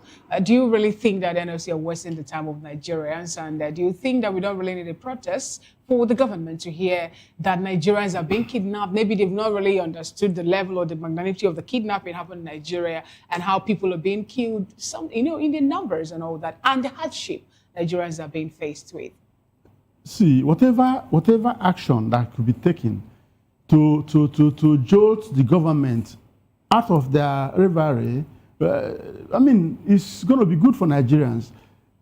Anything that could be done to wake them up from slumber, so that they can become responsive to Nigerians and the needs of Nigerians, is allowed. It's okay. But the thing is that when those who are supposed to champion it goes in bed with the people who they want to protest against, and in that dead of night, the whole problems of Nigeria, the insecurity and everything got sorted out that same night. Then there's no protest. Now that brings me to my question now. When you talk about planned protests, do you see any planned protests making any impact? Because historically, globally, if you go through protests that have changed the face of humanity and all of that, they are never planned. They are spontaneous. So these planned protests, how do they help us? It would have helped in a way that at least to bring to consciousness the issues on ground. And the government will also want to do one or two things that will also help the fight against insecurity. Because if everybody becomes so complacent and everyone say, concern me. And exactly my point. Now that it's been planned, the government has stepped in, government has made assurances. The next thing we hear, or the next thing that we'll hear is, look, we are working on it. So NLC will come to say, look, it's okay, we are not going to do You see, under the law, okay. NLC cannot just start a protest immediately. They must give notice. Okay. So that is what is happening. They have to give notice. So basically, it is when the people revolt. And that is the most dangerous one, because that leads to anarchy. It's when it becomes so spontaneous. And it will be difficult to control at that point in time. So we pray that it doesn't get to that point, because when, that's why we keep saying that, let government do things that, will be clean. And when the government fails to do those things, and the people take to spontaneous reaction, that will be it's an invitation, to anarchism. And no society, prays for that. Because you may just, Moses might just be walking out of the studio. They say, I love this pant shirt. And they will collect the shirt from you and take the tie. You won't do anything. It's a mob action. So every society, tries to stop that kind of action from taking place. So it is still better now that people are doing planned protests or planning things. If it gets to the point where the people will revolt, You can't control it. Nobody knows where it will get to. And that would be very, very dangerous for any society. Interesting indeed. Thank you so much, Mr. Samir Ranta, for your submission. We'll go on a quick break, and when we'll come back, we'll touch on the third topic of conversation. Nigeria's Corporate Affairs Commission chief accused of forcing small businesses to pay inflated registration fees. We'll look into this after this break. Please do well to stay with us.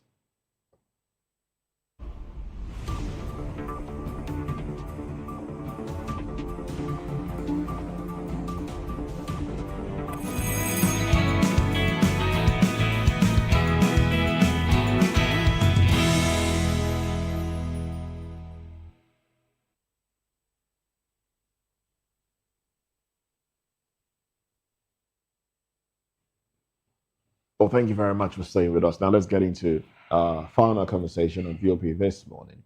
Allegations of large-scale extortion, abuse of office, and financial impropriety. The allegations center on claims that the commission ordered fintech companies to collect inflated business registration fees from hundreds of thousands of small business owners across the country.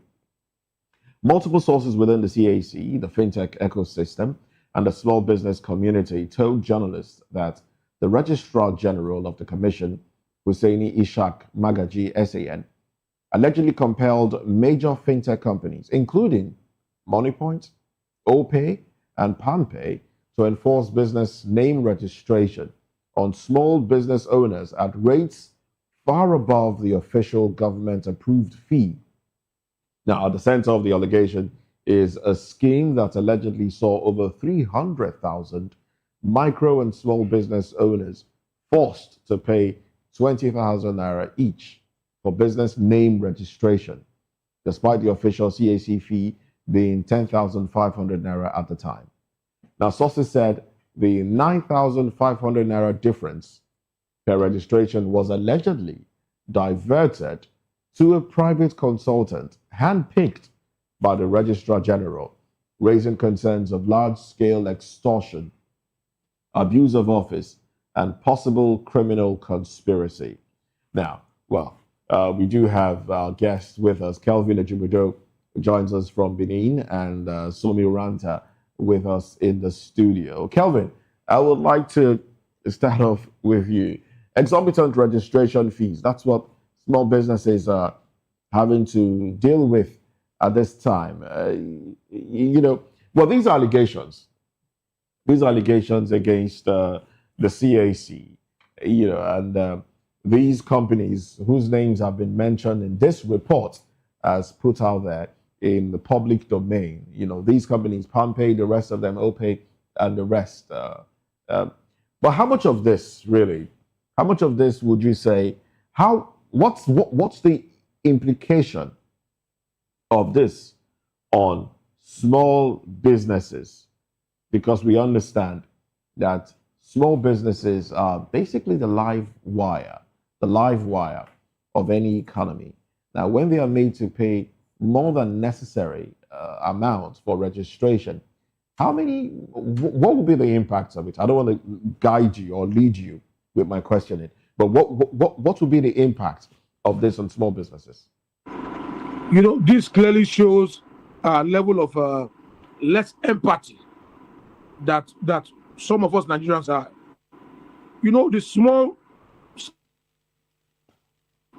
they are the driving force of every economy. And these are persons that, against all odds, they are just trying to survive. Some of them are just afloat in business. They don't even make huge profit, but just to keep body and soul together, to avoid being docile, to avoid just going to crime, they decided to open a small. But is it possible? Is it possible that the CAC itself can claim ignorance of this? Is it possible that the CAC may not be aware of these? They are 100% aware. The civil service, a lot of them are more corrupt than our politicians. But oftentimes we don't even look. Okay. Oftentimes we don't even look towards them because we are just attacking our politicians. But at 500 to money, you see that the small money people pay it with ease, but cumulatively, 5,000 small and medium scale businesses, you collected 9,500 from them. That's a huge money. And when we ask for the upturn time, what is the job of the EFCC and the ICPC? They have left their job. These are jobs they ought to investigate. They ought to trace monies in government coffers, where it entered and where it's going to at the end point. But we keep wondering. EFCC have become a push and start agency, including the ICPC. If you don't push them to fight against opposition, they don't move.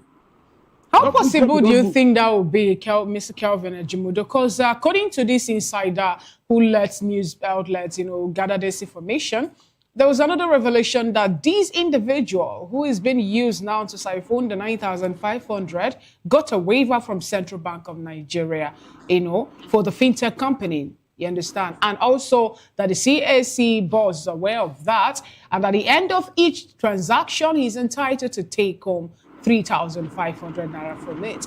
Imagine when we have over 300,000 small-scale businesses remitting a certain 3,500 to a private account, not the one made available by the federal government for the CAC to collect 110,500 naira. What does portend for the strife for Nigeria to elevate more people out of poverty and create job opportunity? It shows that they are draining our great minds. You see young entrepreneurs in Nigeria, if they find a way out of the church of the country, they, in 2 years, they find their feet. They do well in business. But in the Nigerian soil, everybody wants to extort you. The cashier and the general hospital want to extort you. Okay. The security man in the revenue office want to take something from you.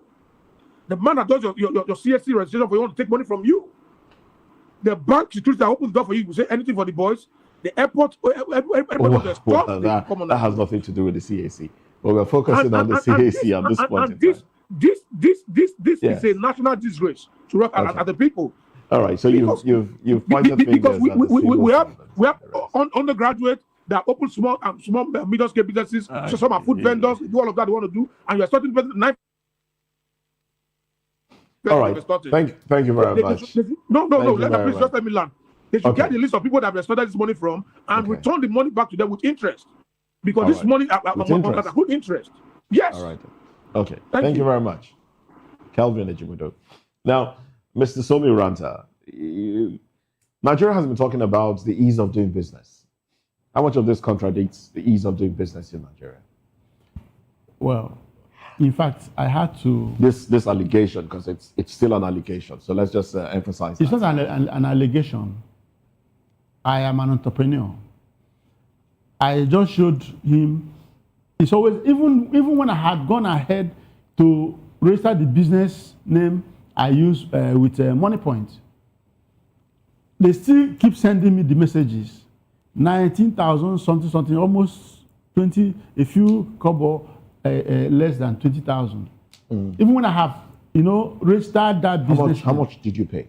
No, I did it, not with them.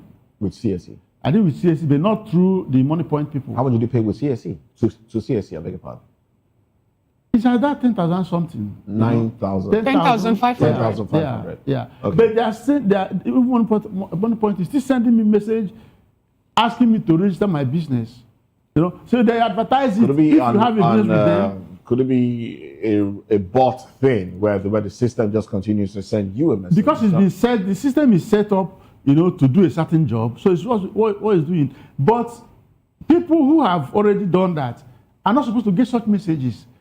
But it shows how desperate this is. But that's not even my issue. My issue is the fact that the entrepreneur, the small and medium scale enterprises in Nigeria are going through very serious hardship. You see, the fact that you have to be your own, you have to get your own security, you have to provide water, you have to provide light, you have everything you have to do. Then the system, different government agencies will come for this, for that, for that. At the end of the day, we are not building an economy. The government is talking about unified tax system. Do you think that will solve the problem? Local government will come, multiple the taxation. environment people will come, the tax people will come, the state, yes, federal. but now, come January 2026, do you think the issue of multiple taxation would be solved. Are you pleased to welcome that?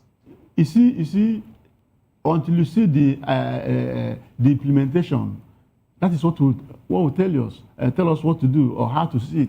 Because as it is, everything in Nigeria, there's always a lacuna between theory and practice. So to bridge that gap is when we see the thing being practiced. That will determine whether truly there is any. But I tell you, the onslaught against the entrepreneurs in Nigeria, the SMEs. I am a full SME person who do whole seminars on SME virtually every other year, even to student communities. But the thing is, if we continue like this, we will not grow this economy. Because the small businesses that can take 20, 10, 5. Indeed. And there are millions. The big companies, the mega companies, if they take 1,000 people or 100 people, how many of such companies do we have in Nigeria? It is the small ones that have they have 30 million SMEs in Nigeria. Absolutely. So if you let them keep suffering, that's why when I see the government talk about the system, they want to create funds for SMEs, I say, where is it coming from? I am an SME person. I've not seen any. Beautiful. That's the question I wanted to ask you. Well, how intentional has the government been, in trying to promote SMEs? Like we know SMEs, you and Moses have, chorused the bedrock, of economic growth. They do more than the big corporations in terms of spreading employment and all of that. But we have the Bank of Industry. How much have they done? We have NISA. Go there we also and have NISA. They will ask you the things even the commercial banks will not ask for. Okay. How about NISA? NISA, owned between the Bankers Committee and the Central Bank of Nigeria. I have not gotten any. You see what they do is that it's like they outsource their business to the microfinance banks. And these are killers. They have knives, two-edged sword that will cut off the necks of the SMEs. Okay. You see, the government, the system is, tweaked around, against the survival of SMEs in Nigeria. And we can't grow an economy without the support of this. So, if there is funds for SMEs development, I should be among the people that should get it. Because I run a business where over 40 Nigerian youths to 50 are earning their living through the business. So why can't we assess it? And it's like that all over the place. So do you collaborate with Smedan? You know Smedan? I know Smedan. Okay. Everything in Nigeria is man, no man. Things are not done, by merit. The system keep forcing in square pegs in round holes. All right, so there's always an on-pass. All right, then let's get to Honorable Ejiofor Igwatu. I just learned that you rejoined the conversation. Let's get your thoughts on this one and how this affects growth. If the government is saying, look, we are putting reforms for ease of doing business, but then small businesses are having to pay through their noses, and then these fintechs are breathing down the necks of businesses. How really is this going to help, grow the economy if small businesses cannot even grow? The thing and those about security than just registration of business, because most of these POS operators are used for so many things, and you can't even trace whoever that it is. The KYC thing has not been working well there. So I think what the CAC is trying to do is to revitalize the KYC issue and let everybody know who is in charge of whatever businesses. But that notwithstanding, what happens is that the portals, Nigerian government agencies, so whether it is a deliberate thing or not, I don't know, but they now create an indirect access to. Before you can access the portals, you now have to pay. Take example, if you want to do a change of name or whatever change you want to do with your NIN, if you open the portal, it's always very difficult to access it. And you spend a lot of time and data and you don't get it. But when you go to all those agencies or small private individuals that agencies that does these things. You pay a lot of money and they get it done for you. So this is what is happening. The money might not be directly to CAC as a company, as a Nigerian company. But can CAC claim ignorance? Can CAC claim ignorance in all of this? Can they claim that they don't know? It cannot. Because if you have a portal that is inaccessible and you allow these other people to access it and get people to from people, that means you are not living up to your responsibility, because your portal is supposed to be accessible to whoever that wants to access it without restrictions. They don't need to go through a third party. All right, then. So these are the things that should be handled. And another thing is, we need to check, we need to ask, at what point did the 10,500 or whatever stand as registration fee? Has it been increased? Because if you look at a lot of things have been increased now. Everything is the increment. So how much, when was that? How much was it then? And how much is it now? When was it collected? How much was it when it was collected? So we need to look at all these issues too. But the most important thing is let Nigerians have access to these portals with ease. And then these SMEs, I must confess, they are going through a lot of things, but most Nigerians do not want to pay tax. Most Nigerians want to cut corners. Most Nigerians, it's only civil servants that are always pay tax, because it's deducted from source. A man who owns a shop that makes millions of naira, once you give him a tax, whatever of 10,000, there will be war. All right, they can say anything. This would be a good place. Most businesses don't want to pay. Well, this will be a good place to anchor the conversation because we're absolutely out of time. Thank you very much, Honorable Kelvin Ejiofor Igwatu, I beg your pardon, Honorable Ejiofor Igwatu. Thank you very much, Kelvin Ejimujo as well. Thank you very much, Somi Ranta, for your time and your contribution on the program. But that's it on VOP this morning. Coming up next is Newspaper Review, where Chukuma and I will dive into the dailies, looking at those headlines, those stories, and trying to make sense of it all. I am Moses Humphrey, wishing you a beautiful day. Join us again at 10.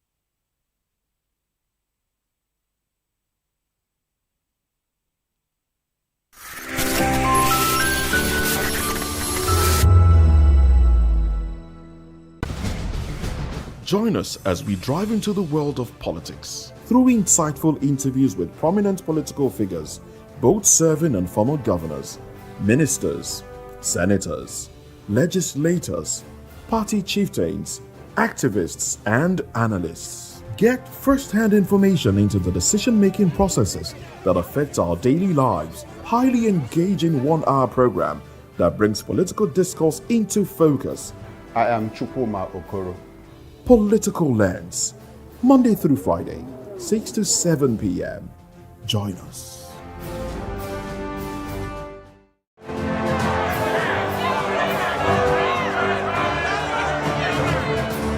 Do you want your voice to be heard? Do you know that you matter in the scheme of things? The People's Voice, the show where ordinary citizens take center stage as we discuss the biggest stories that affect you and I.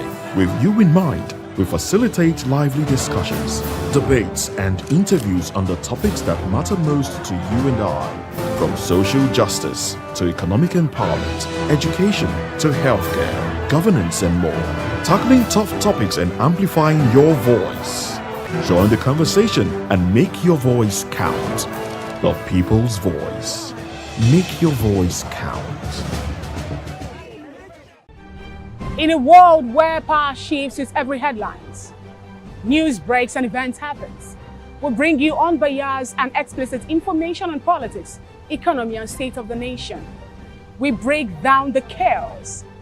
Facts, not fluff. Truth, not spin. We discuss not just politics, but a glimpse into the future. Voice of the People Television. Now you have more than a voice.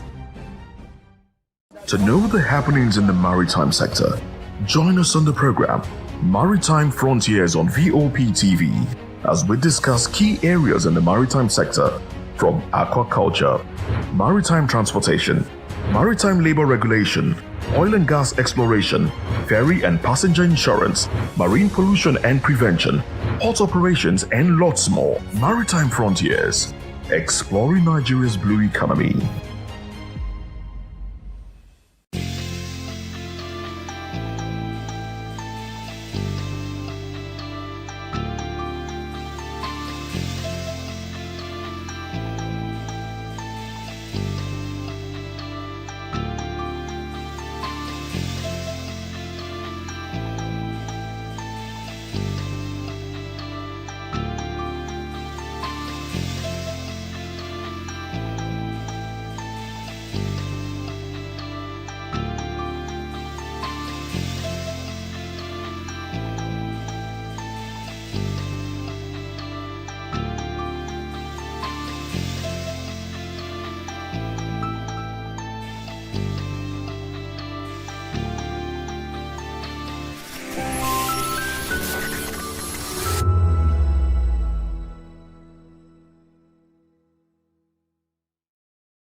Good evening, Africa. My name is Bamakore, actor, model, producer, and I'm giving a big shout out to VOP TV, man. Keep watching. Don't change the dial. Thank you and God bless you. My name is AY, and of course, I represent the voice of the people, and that's why I'm on VOP. AY say so. Hi everyone, it's your girl Miriam Tima from the Real Housewives of Lagos and the Real Housewives Ultimate Girl Trip Africa. Shout out to VOP, the voice of the people. You already know. Stay tuned, keep watching.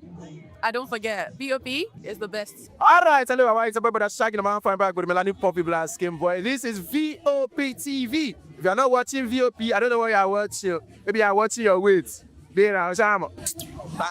Hello, beautiful people. This is Wale Ojo, and you're watching VOP, Voice of the People. Hi, guys. You already know who it is. This is New Energy. Flyers, whatever, live it. Keep watching VOP TV. Thank you. Hi, people. Ginny Albano here. Guys, please keep watching Voice of the People.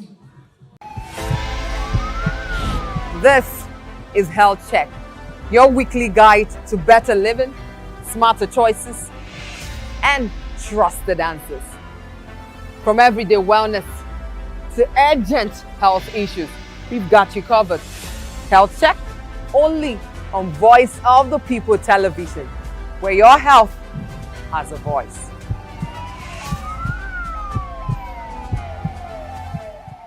The red carpets, awards, the razzmatazz, music, fashion, interviews, and more. Spotlight on Voice of the People Television. Let's feed you with all the juicy stories in the global entertainment space, bringing you the glitz and glamour as it is hot. Stay tuned to Spotlight, 1 p.m. Monday to Friday. Spotlight on VOP TV. Entertainment like never before.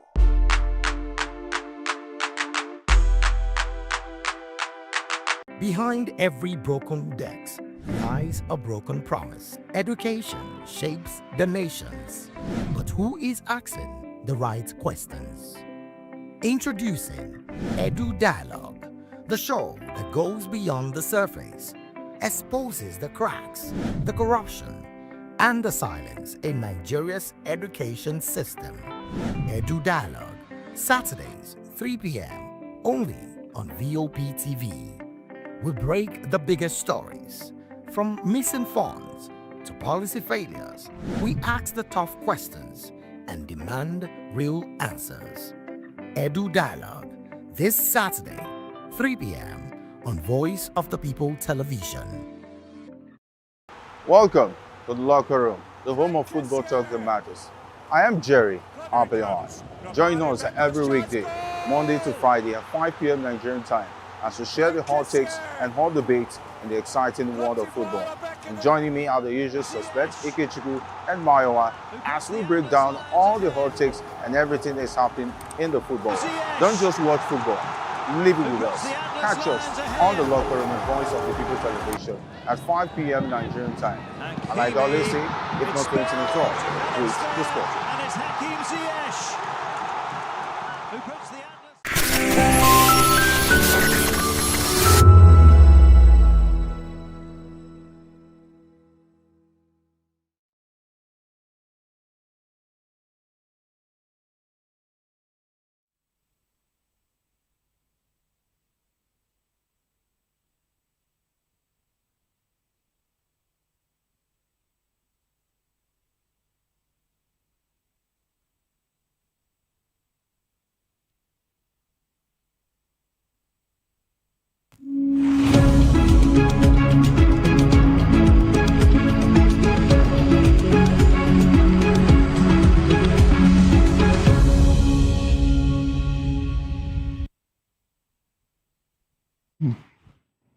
Well, thank you very much for joining us. This is Newspaper Review. I am Moses Humphrey.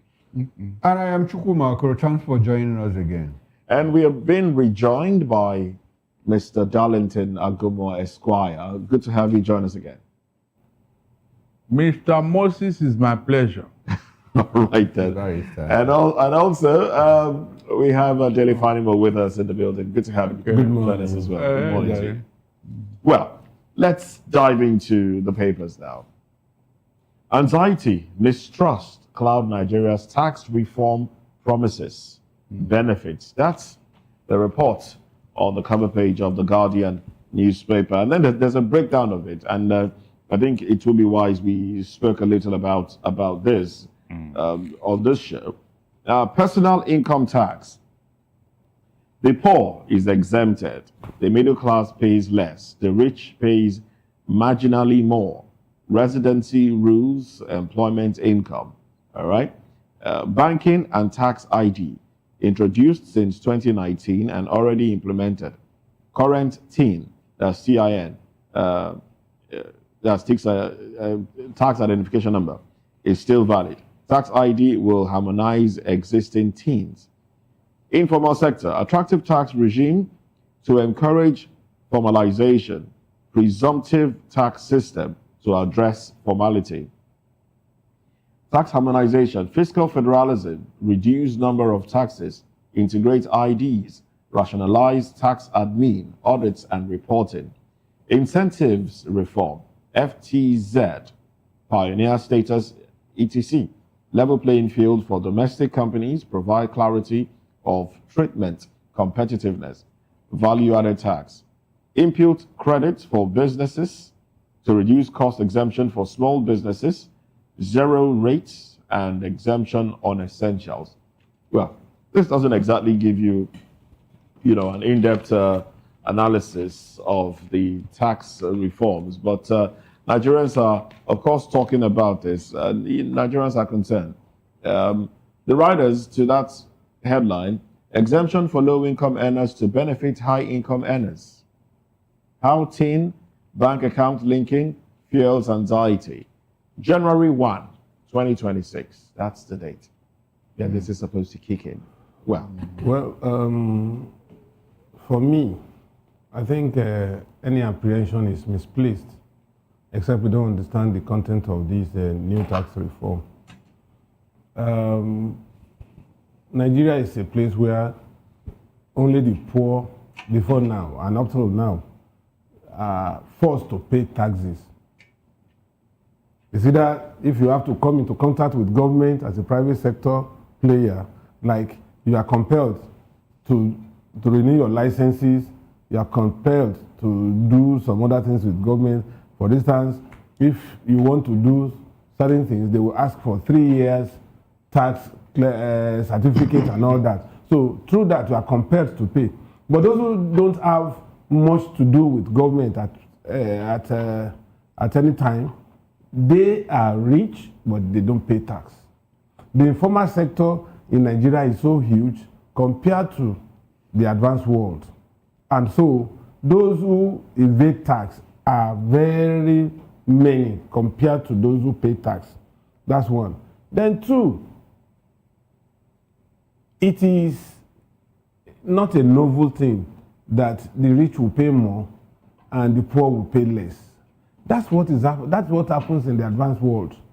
I'll give you a personal example. My niece, when she graduated in Canada, Chukuma knows the father, and she was taxed to the tune of about, because she got a very lucrative job in one oil company in Canada. So when she got her pay, compared to what is written in her letter, she discovered that about 25 or more % of her earning was taken as tax. And she wanted to complain. I said, well, you have professionals, tax professionals, at the end of the year, if government has taken more than they should take, you get a refund and all that. And so she now realized for the first time that, so this is how it is done. And in fact, I had to school her, the father also schooled her, for us to understand that over there, you don't evade tax. As a matter of fact, in Britain, they will tell you that it is better to be an armed robber than to be a tax evader. Well, there are a lot of angles to this tax reform that Nigerians are confused about. You know, and what area is that? A lot of areas. Let's mention some of few. it. Some of it. There's this analysis I listened to somewhere that at a particular time, if you're earning about I think about 800 below, you are not. It's not taxable. That's annually, right? Yes. Is there anybody that earns 800 annually? A minimum wage. Minimum wage is what? 70,000. Yes. Annually, it's more than that. It's about 900 minimum wage. And for the private sector, and you understand that the minimum wage is 70,000, but there are other additions to it. So when you add there are additions to minimum wage. What are the additions? Minimum wage 70,000 is not. You're not giving 70,000. It's not a cap. No, you're not giving 70,000. There are other things that come into it. Your transportation, your weighing, and a few other things come into it. So what the least person who is giving 70,000 gets might be 100,000 at the end of the month. Because it's also graduated level by level. Yes. So the least person might end up taking home. Least person, that means level 1, step 1. Which we don't even have. Which is 70. Which we don't even have. Which we don't have. We don't have. As a matter of fact, you hardly find level 1 to 3 in the civil service anymore. From level 4. You understand? So at the end of the day, we are having approximately, we are having the least person should be taking about 100,000 naira home. I don't think so. So when you are taking about 100,000 in 12 calendar months, that's about 1.2. So you fall within that range of lowest. And then you start to pay what now? Percentage that grows from, I think, from 25 to 25%, and it starts to increase. No, it couldn't have been 25% from level 1. I'm not talking about level 1. I'm talking about the tax that is being paid. And that's what I'm saying. How could you take 25% of an officer on level 4? What is left? I think maybe when the implementation is on, then we can understand better. I like the fact that you brought in the issue of implementation. Nigerians are overly concerned about not how we churn out policies, or how those politics are well thought out. It's always the issue of implementation. And talking about tax, generally, globally, humans, don't like to pay taxes. In all parts of the world, it's just an issue of enforcement. Like if you go to the United States of America, Trump at some point underwent investigation because of tax evasion. Berlusconi, former prime minister of Italy, what pulled him down, it was tax evasion, yes. and all of that. So it's typical, for people to evade tax. But Nigeria's problem, it's more complex. And when you also talk about the how people pay between the poor and the rich. In the United States of America, it depends on the party that is in government. Republicans will always want to tax the poor more, than the Democrats. And that is why taxation is always an issue during every campaign period in the United States of America. Democrats like to redistribute incomes and resources. And the Republicans that are more conservative, like to protect the rich and all of that. So it's always an issue. Then back here in Nigeria, Nigerians have a problem with taxation. The taxes that you collect, what do you do with the tax money? We have rolled out, very beautiful headlines and all of that, but how are we able to implement all of that? Then there's a concern too about the federal government through the tax system, FIRON, now, going directly at source to deduct money from people's bank accounts. If they feel that you are making a lot of money and that you are not paying taxes, the new reform policy empowers them to deduct at source from your account. Is there. So that is an issue. It's a lot of concern for people, especially when it has to do with multiple taxation. I have a tax ID, so I pay my taxes. A lot of people have their tax IDs, but they don't pay. So how is FIRON able to harmonize all of that and ensure they tax appropriate people? Now, back to the issue of what do we do with the tax money. It is a lot of concern for Nigerians. Are we going to collect the taxes to feed the rich as we have normally done, especially people in government? People collect taxes from poor people, low-end people, and now use it to fly jets and all of that.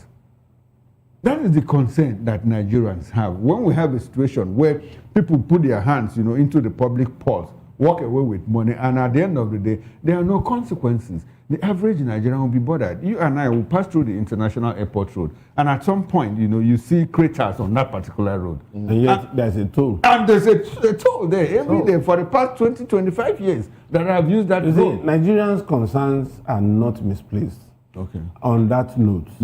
Because if I have to pay tax, in advanced countries, you know that to bring down the rate of crime, you do social security. If somebody knows that at the end of the day, even if he doesn't have a job, he can still eat round meal. It may not be square. At least he's comfortable to the extent that he would not want to engage in criminality. But here in Nigeria, there is no safety net for the poor.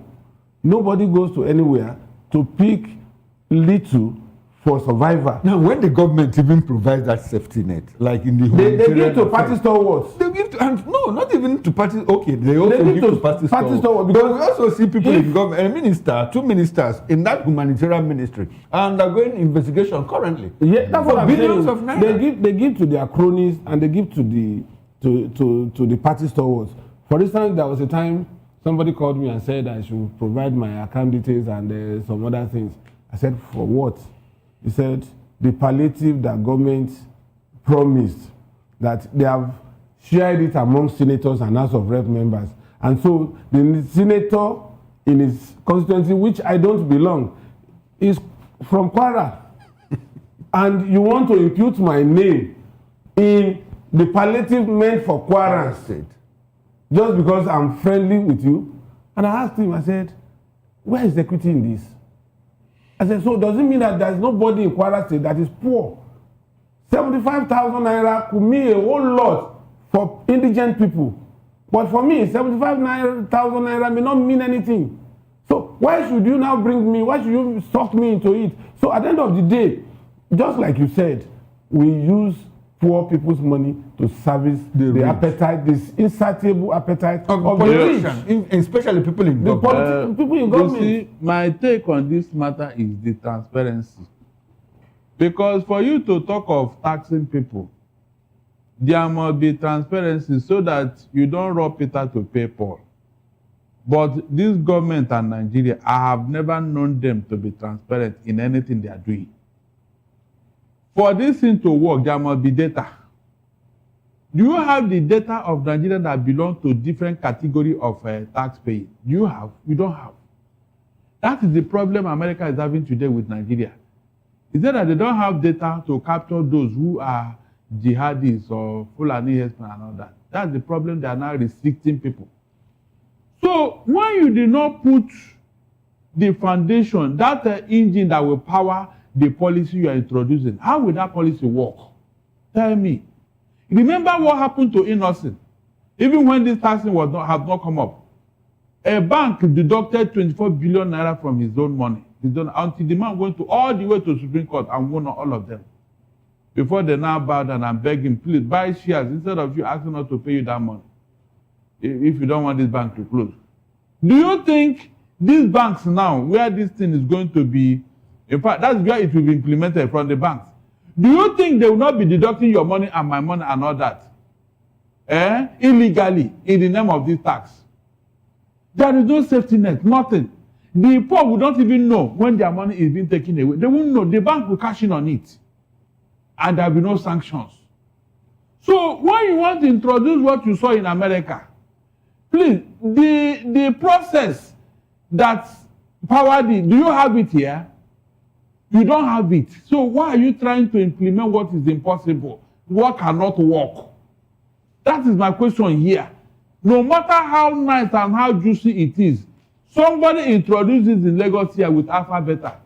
Mr. Okoro and Moses and the family, what happened at the end of the day with Alpha Beta? What happened at the end, at least as a pilot scheme? Yes, it worked in Lagos. Oh yeah. Did it work? You saw how it ended up. The managing director is on the run now after submitting their file to EFCC. So please, this thing, I am not comfortable with it because the people you are trying to tax are already taxed. They are already taxed. They are already down. Don't make it worse. That's what I'm saying here. This thing, there is no guarantee that it will work smoothly. There's no guarantee. Now that France is coming in. That's another concern. Look at France is coming in because of the tax. France is coming in. How rich are Nigerians at this point in time? Look at how many people you have, and you are talking of tax.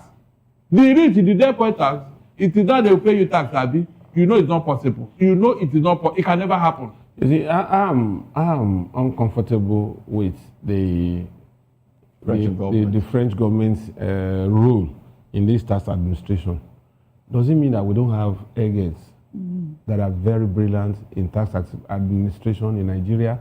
Does it mean I think that... the question is, has Remita done badly?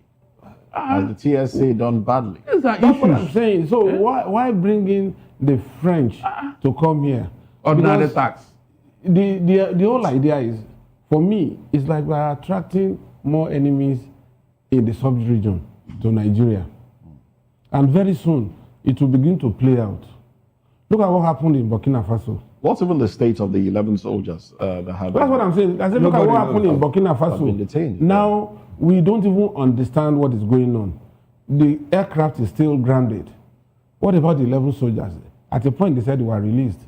Which turned out to be a lie. Shouldn't we see them when they were airlifted from Burkina Faso? If we are not allowed to see them in Burkina Faso. No, the truth is that they have not been released. No, I'm just saying that if at that point, for some people, Nigerian soldiers, to be detained in Burkina Faso, if they wouldn't allow us to see them when they are being airlifted back to Nigeria, at least on their arrival, we should have the video of how... That is why they cannot lie about it. They cannot lie about it. You understand? They cannot lie.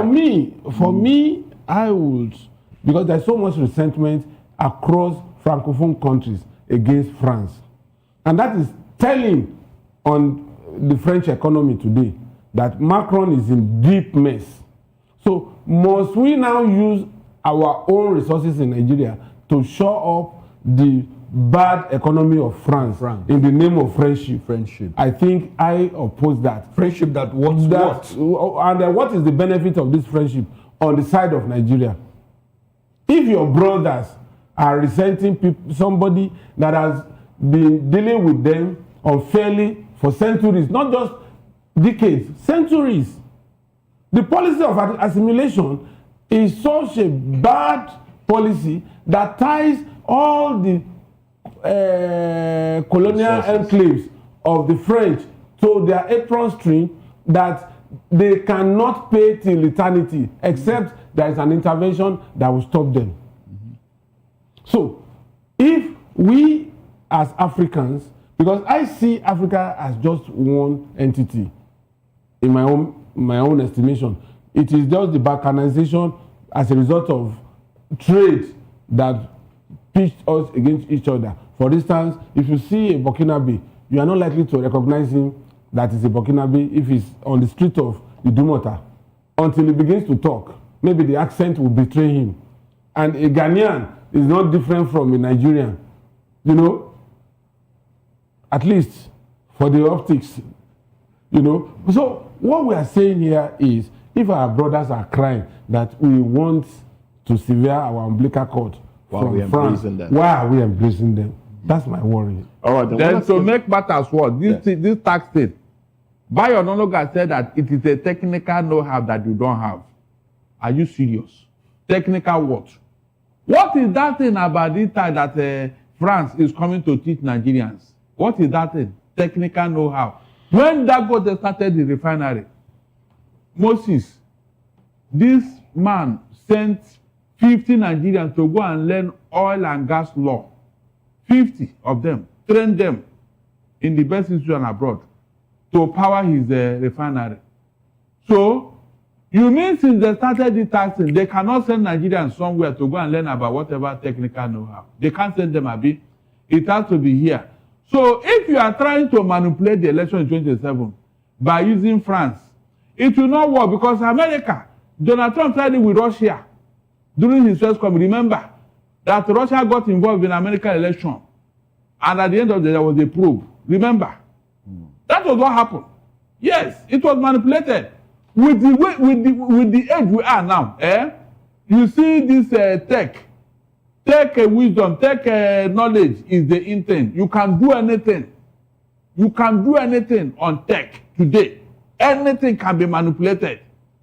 So if you are bringing them here because of trade, after that, what happened? You can see where we create problem for ourselves. After that, what is involved here? How much are we going to pay France? You can see how we deliberately brought in our enemies to help us. And after that, they said, no, we are not going to. Remember Afonja and Alimi. Remember Afonja and Alimi. We brought in enemy because of selfish reasons. Abi, at the end of the day, what happened? What connection do we have with France? What connection? Because of your selfish interest, you are bringing our enemy into our soil to come and collect our data. The French are not exactly enemies of Nigeria, but well, they might be enemies of. Politically speaking, they are not for us. They are not. They can never be for us because we are Anglophone. And if they have any so politically speaking, they are not our friends. They can never, because all along France has always wanted Ivory Coast to lead West Africa instead of Nigeria. You are not getting it. Go and check their history. That was why Gufanti, their construction was chased out of Nigeria. That big edifice they have in Oshodi. That is where their company, all their machinery. Government of Nigeria, a particular government of Nigeria, chased them out of Nigeria. And you are telling me they want to come and do that, collect our data, Abi? Oh, well, let's look at other issues. Now that you mentioned Trump, I mean, it brings us to another headline here. Trump places Nigeria, 14 others on partial restriction to U.S. That's another headline on the cover page of the Guardian. And the Punch also reports, says U.S. adds Nigeria to the travel restriction list. The list is quite lengthy. I think 14 countries on that list. Okay, so how do you? Let's see. A few countries on that list. We have Mali, Niger, South Sudan, Syria. Those are some of the countries on that list. And others as well. You can imagine the type of countries that Nigeria is next to it at this point. South Sudan, Mali, Niger. These are troubled countries. These are troubled countries. These are and Syria. are we not troubled here? These are troubled. Are we not troubled We here? are troubled. That is exactly what it means. But we keep denying it. That we are not troubled. But in terms of size, should we compare us with those small countries? No, Sudan is not small. Is that what? The landmass of Sudan is bigger than Nigeria. What's the population? But you said size. Size, yes. Size is different from population. You mean empty land? You want to compare with Barrister, we talked about size now. Sudan is very large. It also have very big population. The issue is that look at the countries in terms of, if you look at what Fund for Peace calls the First State Index, FSI, these are states that are in red alert, the red alert category, and that is where Nigeria is nesting now. So if you put all of these things together, you discover that it is troubling. And this is not the first time. Even in our currency, anytime they measure our currency, they say our currency is at par. Nigeria fell into this category before Obasanjo came in 1999. And we were pulled out at some point. At some point. If you look at the First State Index, at some point, though we had a bounce back and got back again. At a point, it became sustainable. But we have drifted again to that, bounce back to that era. So if you look at all of this, you discover that we are not traveling the right direction in terms of trying to build a stable democracy. And it is deeply troubling. If you look at what the United States has done now, placing visa ban on Nigeria, from my understanding, what America is trying to say is that, look, Nigerians will help you, but you need to help yourself. By trying to say, if you say tourists cannot come, tourists cannot come to United States of America, business people with B1 visa cannot come, even students, F1 cannot come, people that are tourists and business people put together that have B1, B2 visa cannot even come. What they are trying to do is, look, you need to go back home and hold your leaders to account and solve the problem. I'm not saying that America is trying to instigate some kind of dissent in Nigeria, but that is what it looks like.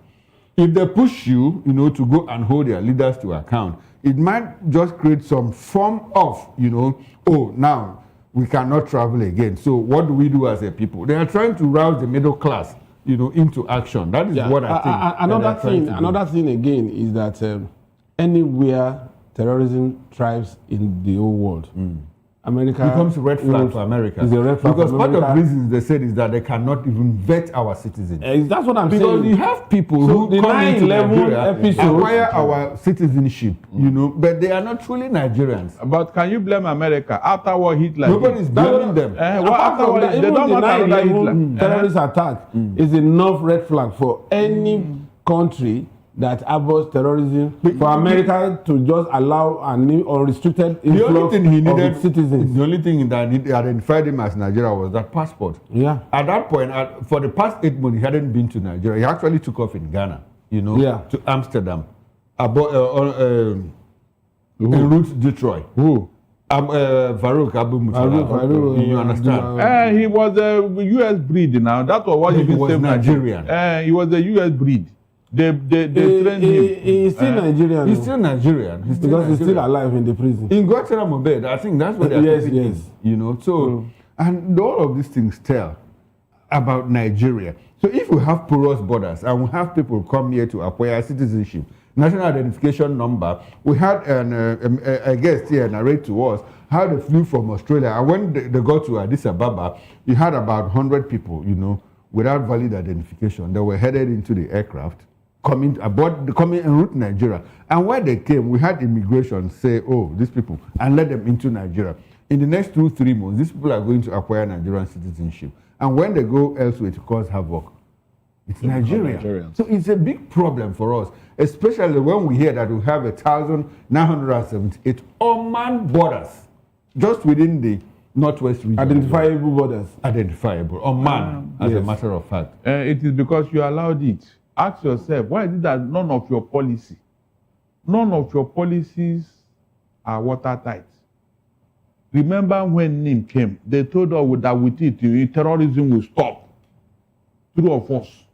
People risk their life under COVID-19. Adebayo Shitu was on my show. I asked him that question. What happened to NIM? Well, he said he did his own, that the architecture had left and given to the intelligence agency. If the intelligence agency couldn't do their job, that he had done his own. Was that what Pantami told us?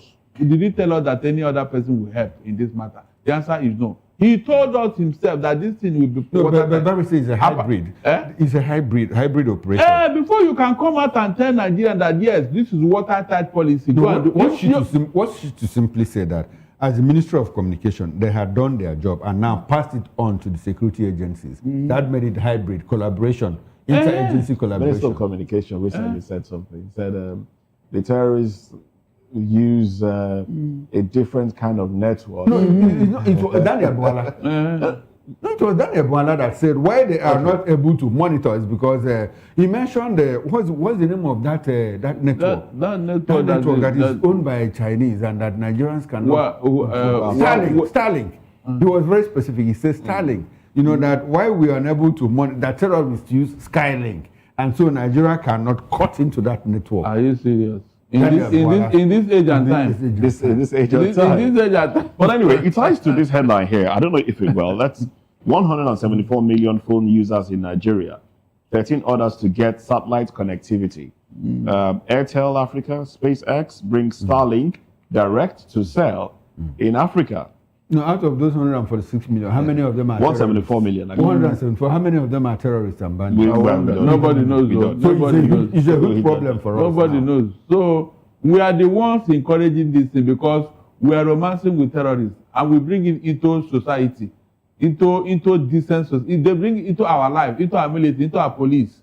And when you do all this, they gather information of what you are trying to do and then sell it to their brothers in the bush. And tomorrow you are talking of sabotage. The difficult thing is that these cells, their cells, they keep splintering, they keep building cells across the nation. Of course. And they develop these cells to the extent that by the time the intelligence community even discover it, they're already deep-rooted. There's a video viral out there that says that, look, it's in Osun State, that there's a terrorist network that is operating in Osun State, and that very soon that they are going to unleash mayhem and havoc on the people. Okay. When you fly, these things happen, they fly this kite, I expect the intelligence community to step in immediately. They are watching your mood. They are not stupid. They know why they are saying it. They want to see your reaction because they are planning to surprise you. That by the time you start making noise, they will not divert attention to somewhere. Remember when Kwara happened? Look at ours. Did you believe that they will become this problematic? Initially, when Lukarawa started in Kwara, we thought it was a one kind useless or ragtag until the thing became a problem.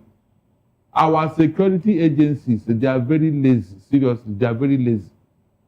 I have told them, go and watch a Bawa, this 24-hour series in Nollywood. Okay. Go and watch it. I'm not sure. Go and watch it. I'm not sure it's about being lazy. It's about, they have accurate information. Because when they want to bust crime, they do it exceedingly well. It's about the willingness. It's about the willingness. They have this info. They have this intelligence. Look at what we discussed this morning. What are they doing? Now we saw people, Mieti Allah, cattle rearers, employed on a security security design by the giving guns and giving guns and rifles and all of that. To what extent? To what end? So it's just an issue of willingness, intentionality to solve the problem. Is that not laziness?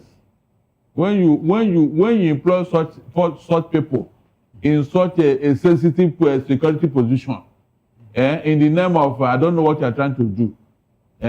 You know that they have always run away with our gun, with our vehicle, with our material. And you keep doing it. So how will you get a different so is that not laziness? You don't know what to do. Barrister, it's not laziness. They don't know what to do. It's not laziness because when it's insanity, actually. It's insanity. It's not laziness. When these people go outside, they perform very well. So even locally, you have heard where former commissioners of police, military generals are kidnapped, and all of a sudden they swoop into action and they are rescued. They have intelligence, but the problem is what do they do with this intelligence? So it brings us to the issue of complicity. We always have a problem where we have even governors, highly placed people in government, telling us, look, we know the people, government is involved, politicians are involved. We had a governor said, members of the House of Representatives in my state are the ones responsible for the problem, the insecurity in my state. And at the end of the day, it ends there, no consequences. The question now is, how can somebody or a government that is doing this romance with terrorists now cooperate with America? Tell me how. Do you think anything will come out of it? I said the U.S. government, they have been compromised. So probably that is why America is taking another track.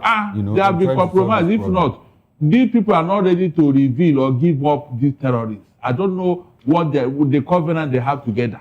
The government don't want to give them up. That's why they are shading and protecting them. I'm not joking. If not, any essay of poor people, any essay, amen, and supporting the terrorists to go and do what? Look at that contradiction. Any essay, if it is a state governor or whatever, it's okay. But you are the chief security officer, and you are not romancing with terrorists. I think the National Security Advisor has done enough to leave that position. I'm telling you, because yes, initially he came to tell us that look, that arms, and ammunition used by these bandits. So the majority of them are from Nigerian army. Military armory. What they bought for them, they are selling it to the terrorists. And the man is still in that position. I'm telling you. And look at this one again, trying to embed Mieti Ala cattle rearers, who are known terrorists. This association has been designated as one of the worst terrorist organizations in the whole world by an international rating agency.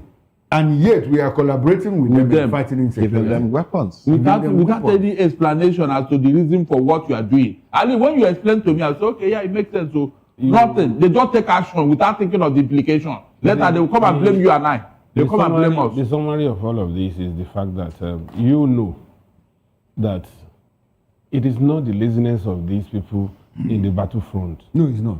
It's not at all. They should be excused. It is the complicity of the top state actors in all of this. We have had soldiers, we have had generals saying at the nick of time, when they want to rout these terrorists, they get orders from above that they must pull back. And soldiering is regimented. It's not like in the civil service where you use your discretion. You obey the last order. You must obey. And if you don't obey, they will court-martial you for disobeying lawful order. And that will be the end of your career if you are not put in jail. So those guys, like we also agreed here, that they have performed excellently well outside of this country. They were able to do well in Liberia, Kosovo, Cambodia, Congo, and all that. So why is it different here in Nigeria? As far back as about 15 years ago, 12 years ago, we were interacting with some of these soldiers who were telling us that if they are allowed to rout these people, it will take them more than 2 weeks to conclude all the routing. But yet, 15 years after, here we are. Victor Malo was pulled back, was pulled out from Sierra Leone to come and become chief of family. Buhari was also a victim. If he wasn't doing well, when he was GOC in Borno, he was also a victim. At some point, and Dogoyaro. At some point, Shagari told him to pull back, but he refused order and chased these people up to Niger, the religious rioters. So it is not out of cowardice or laziness.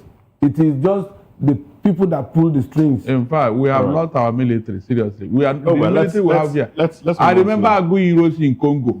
It was his expertise in that place that the Queen of England had to give him OBE after Agu Irosi did in Congo.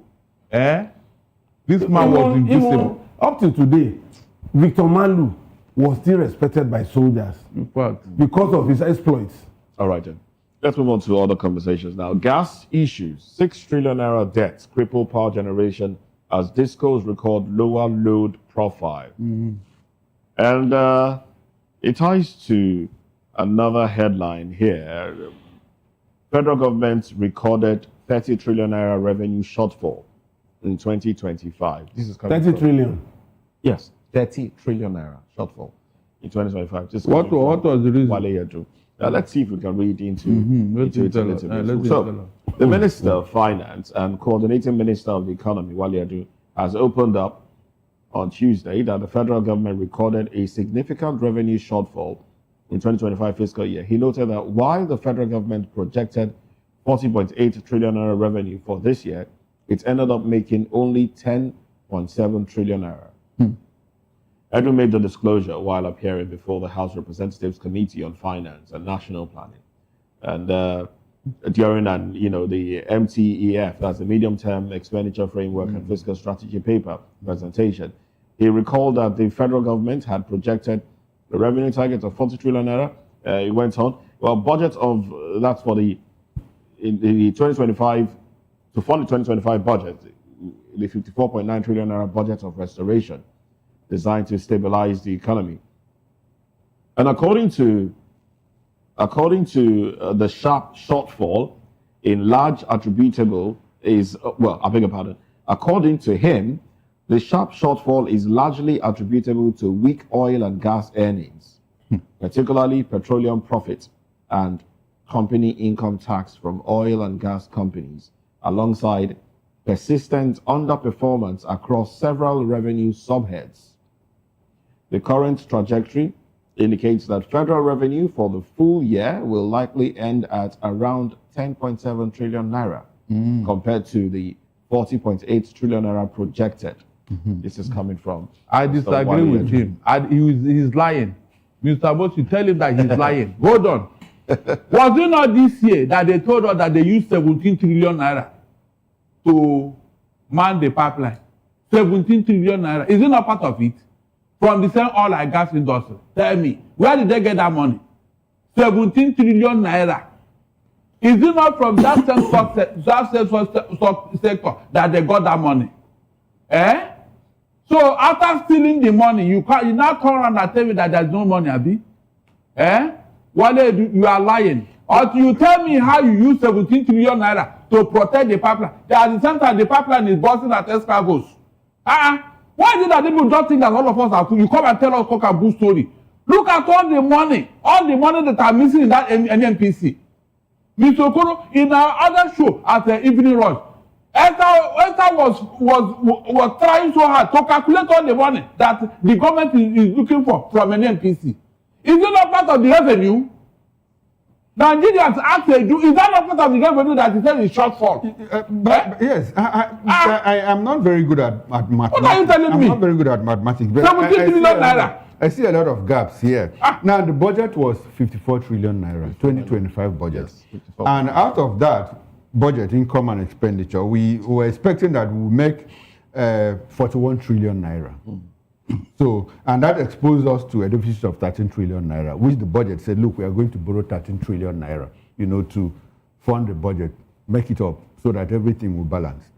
And as at August, our president told us that we had met and surpassed our revenue target for 2025. I am telling you. So where is Wale Edu coming from? He's also quoted here. He's also quoted at the last part of this editorial that he's quoted as saying that I can stand here before you to brag. Nigeria is not borrowing. We have met our revenue target for the year. So that's what I don't understand. Is it that I don't understand simple economics or that I don't understand mathematics? So where is the shortfall now? Where is it from? That's what I tell. And the shortfall is 31 trillion naira. Yes. Mind you. What is the old budget? 54 trillion. 54.9. Is it 54.9? 54.9. And you made another 10 trillion. 30. That's about 60% or more of the expected revenue and expenditure for the year. So where is the place of the customs, the FIRS overshooting their target? So this MPA. That's what I'm saying. No, these are not just the president boldly said. I heard him. I know that they told me that we had met and surpassed our. And the minister has even reiterated. And the minister was specific where the shortfall is coming from, which is why I said that he's lying. He said it's from oil and gas, oil and gas. Yeah, because and in the same sector, major source of income. From the same sector, we are losing so much. Maybe. I may not be right. You're trying to help. Yes, I'm trying to look at it critically. Maybe the futuristic trading of our oil for loan during Buhari's era could be part of the shortfall he's talking about. Because I'm not saying he's just hazarding a guess. I'm just hazarding a guess because don't guess for him. Don't give him soft landing. Don't give him soft landing. No, why should I? Talking about tomorrow he will ask on it. Nobody mentioned Buhari or the futuristic whatever. He's very specific. Hold on. Allow Billy to have this. I don't want to hold on here. Let him go and get that. No, Barrister, you just have to hold on. You have to hold on. The show. This is a conversation. It's okay. What I'm saying is that I know that maybe up until 2031, almost 27% of our crude oil extraction in Nigeria have been traded. Maybe that is what is capturing. I am not in the know in the books of government. You're just postulating. I'm just postulating that maybe that is what is calling. But on the other side, if the president had said we have surpassed our target, then we shouldn't be talking about that huge shortfall. Except if we now translate what is going to these major oil marketers that had offered international oil companies that had offered crude for loan. They are now taking it back and is now considering that. Well, maybe if we read into the story to the end, maybe we would understand where this short. That's very difficult. In fact, when they tell all these things, I don't know whether they think that Nigerians are fools. You told the National Assembly when they invited you, come and explain the 210 trillion naira that we are looking for. And you said that 17 trillion was used to protect the pipeline in 1 year. How does that add up, please? 17 trillion naira. So you have such a money, and you are using it to protect the pipeline. Meanwhile, you are telling us that there is a shortfall. How can that be? Tell me how. And in all of this, our external borrowings keep ballooning. I get you mean. It doesn't add up. It doesn't. It doesn't. The man must explain more. Who is the person that got the contract to man the pipeline with 17 trillion? We know those who got we know those ones. Those are the people that will take a front page of daily newspaper to congratulate somebody. On his yes. Now that Escravos is busting, are you still protecting the pipeline? When they want to deceive everybody, they will look up something to add up. They go cook up figures and say, yeah, this is how we spend the money. 200, he could not even account for that money. He didn't tell us. Up to today, nobody has come and specifically. 210 trillion naira is for a period of, it's a 10-year period. Hold on, you have started again. Whether it's for 200 years, the fact remains that the money is missing. Finance minister let's go and find out what happened now. The government is a continuum. Yes, it's a continuum. EFCC is looking into that. EFCC what? Yes. This one, the National Assembly have been calling them to come and explain. NNPCL is the National Assembly limitation. We're running out of time. So you are wasting the money and you're telling me that there's a shortfall. Headlines, and then we may react or not. It all depends. Well, FG to acquire 24 fighter jets for 1.2 billion euro. Petrol battlefield. You're shaking your head. Yeah. In disbelief. Let's talk. Let's go. What happened to Tukana? About this what happened to acquisition of another round of jets? What happened to Tukana jets that were given to us by America? We don't know how to use it. We need to. You don't know how to use it. Why would you buy a car that you cannot drive? And you didn't call us to help you drive. No. Where will you buy a car that you cannot drive? From Italy that will know how to use now. What about the drones? Sam Amadi, Dr. Sam Amadi, very senior lawyer, told us that Nigeria was, and you know, Sam, but the position he occupied in NERC, he wouldn't just say something that he's not sure of. He said that a drone is valued at $5 million. But the budget for Nigeria was buying it for $150 million. Yes. This is what happened. Yes, he said it. Yes. Maybe it's a specialized drone. I agree. Very specialized. Oh my God. Because if you buy a Camry and there's another Camry that they said limited edition. It's not the same price. It shouldn't be the same price. You know, so, and you know what? We are even telling these bandits, terrorists, that look, we are about to acquire more. The other time we said we bought drones. And they started fire drones. The fire drones. They gave us 2 days and they started using them. They thought, just to tell that we too, we are at home here. We are at home here, yes. So this whole numbo jumbo of fighting insecurity, and we are always doing media trial. Nigeria is Fuji house of commotion. It has surpassed that.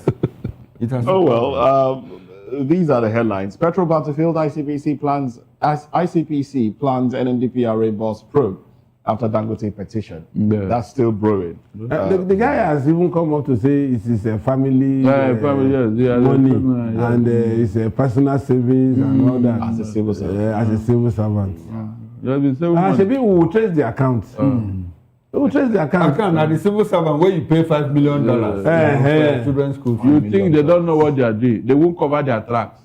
The The one under our nose here, Yaya Bello, that paid for the children that have not been born in his family. No, at least that money was returned. Evidence. That is evidence. Yaya Bello was a governor. He was controlling budget. Now this one is controlling budget. Is it your money? One MD. Is it your money that you are controlling the budget and the state? Is it your money? That is the question. Nobody is exonerating you. We are looking at how come and how did they achieve all this? So that evidence is enough to put Yaya Bello away, but he's working about. No, he's still on trial. The case is in court. Which case? The case. People are the ones stalling the process. Yes, lawyers. Okay, we are the one that filing stay of execution, filing injunction. You see this man that is. You remember what he told EFCC when he came out? He said, I told you people. He was mocking EFCC. You remember when they were looking for him all over all of a sudden he surfaced and all that. He was he called himself what? White horse, Abi white lion. And he says white lion. This thing is under the nose of this administration that claims to be fighting corruption. Evidence. You don't need any other thing. Without evidence, go to jail. Oh well, let's wrap up this conversation because we're out of time. Thank you very much, Barrister Darlington Aguma. Thank you very much, Mr. Dele Fanimo, for your contribution. Thank you also, Chukwuma Okoro, who makes a comeback later tonight at 6 p.m. Yes, at 6 o'clock, I'll be back. Yesterday, I tried to bring a lawyer, into the show to help us understand, to unbundle the Supreme Court judgment, and I couldn't get one. So today, I'll be joined by Barrister Darlington Aguma here, who will talk about the Supreme Court judgment. We'll also talk about this designation of this travel ban on Nigeria. Join me then. Join us then. It promises to be quite interesting. All right, there you have it. No surprises. No surprises. 6 p.m. later tonight, Political Lens. Okay, we'll do it. Make that one date. Well, that's it on the show today. I am Moses Humphrey. Sports comes up next. Bye for now.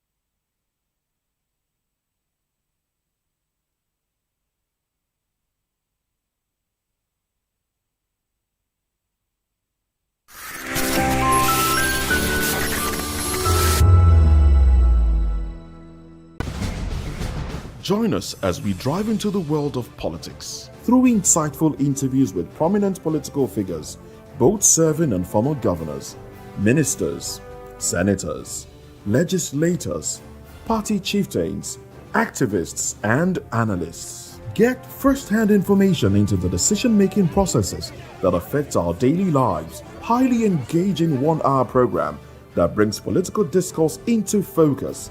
I am Chukwuma Okoro. Political Lens, Monday through Friday, 6 to 7 p.m. Join us.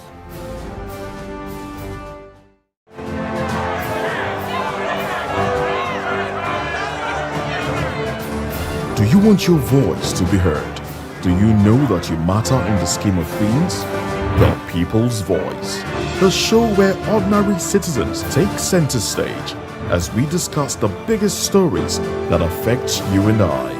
With you in mind, we facilitate lively discussions, debates, and interviews on the topics that matter most to you and I. From social justice to economic empowerment, education to healthcare, governance, and more. Tackling tough topics and amplifying your voice.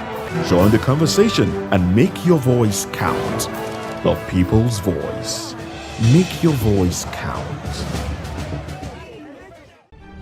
In a world where power shifts with every headlines, news breaks and events happens, we bring you unbiased and explicit information on politics, economy, and state of the nation. We break down the chaos. Facts, not fluff. Truth, not spin. We discuss not just politics, but a glimpse into the future. Voice of the People Television. Now you have more than a voice.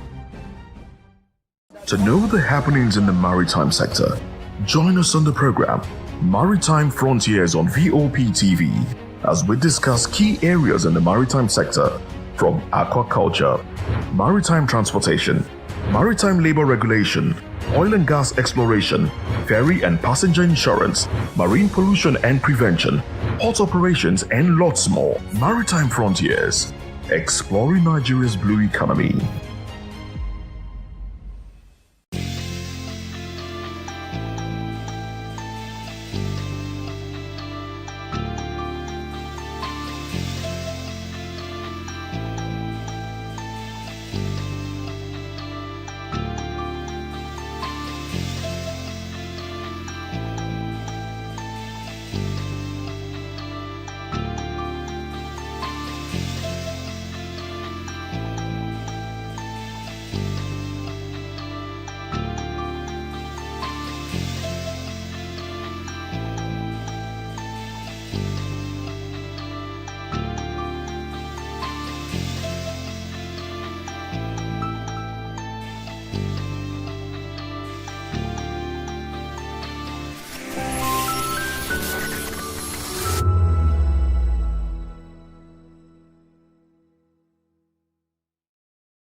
Good evening, Africa. My name is Bomakore, actor, model, producer, and I'm giving a big shout out to VOP TV, man. Keep watching. Don't change the dial. Thank you and God bless you. My name is AY, and of course, I represent the voice of the people, and that's why I'm on VOP. AY say so.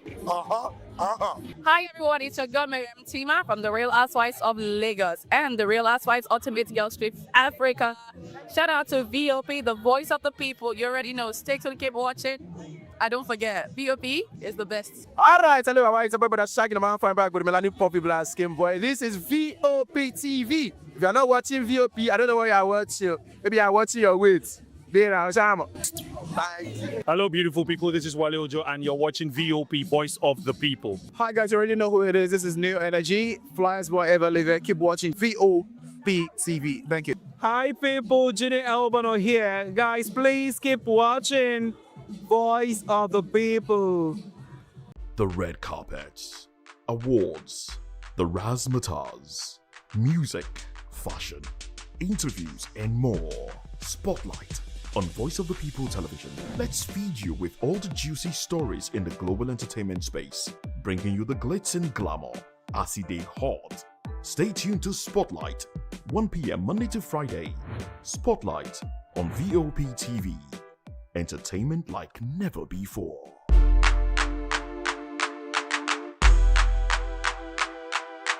Behind every broken desk lies a broken promise. Education shapes the nations. But who is asking the right questions? Introducing Edu Dialogue, the show that goes beyond the surface, exposes the cracks, the corruption, and the silence in Nigeria's education system. Edu Dialogue, Saturdays, 3 p.m., only on VOP TV. We break the biggest stories. From missing funds to policy failures, we ask the tough questions and demand real answers. Edu Dialogue, this Saturday, 3 p.m. on Voice of the People Television.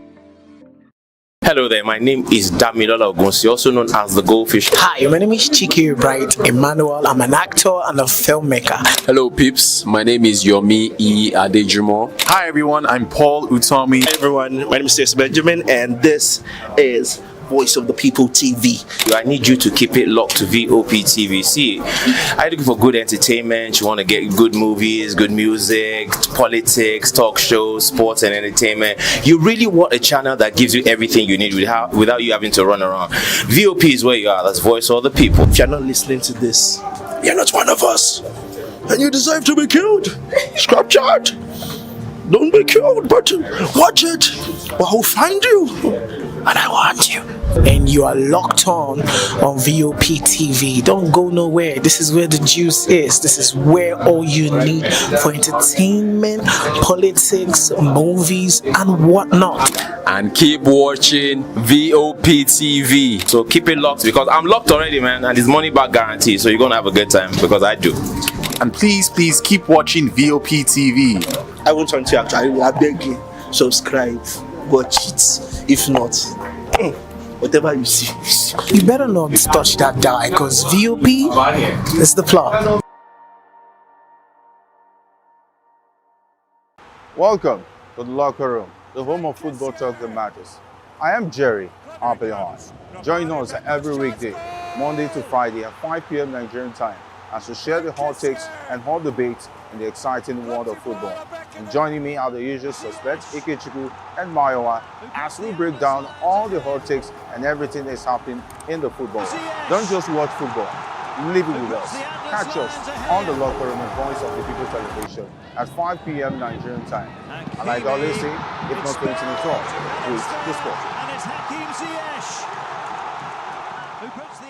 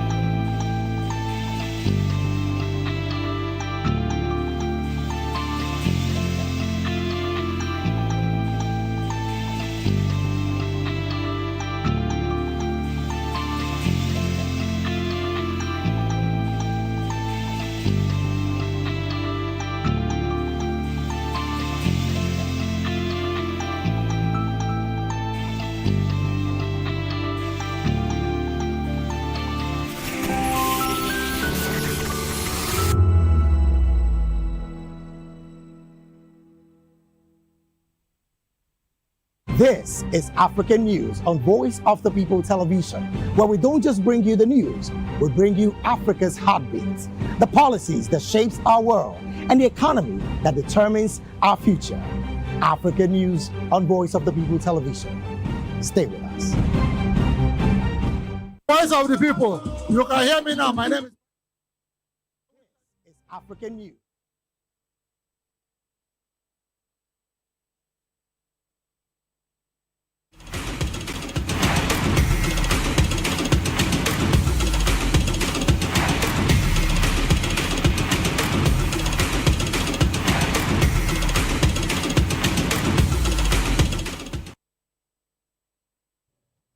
That's how you queue in. Queue in, get the results. Queue in, get the result. Nigeria hopes of reaching the 2026 FIFA World Cup campaign looks quite alive at this point in time, with the former protest lodged by the Nigerian Football Federation, NFF, against the Congolese Democratic Republic of Congo over alleged breaches of players' eligibility rules.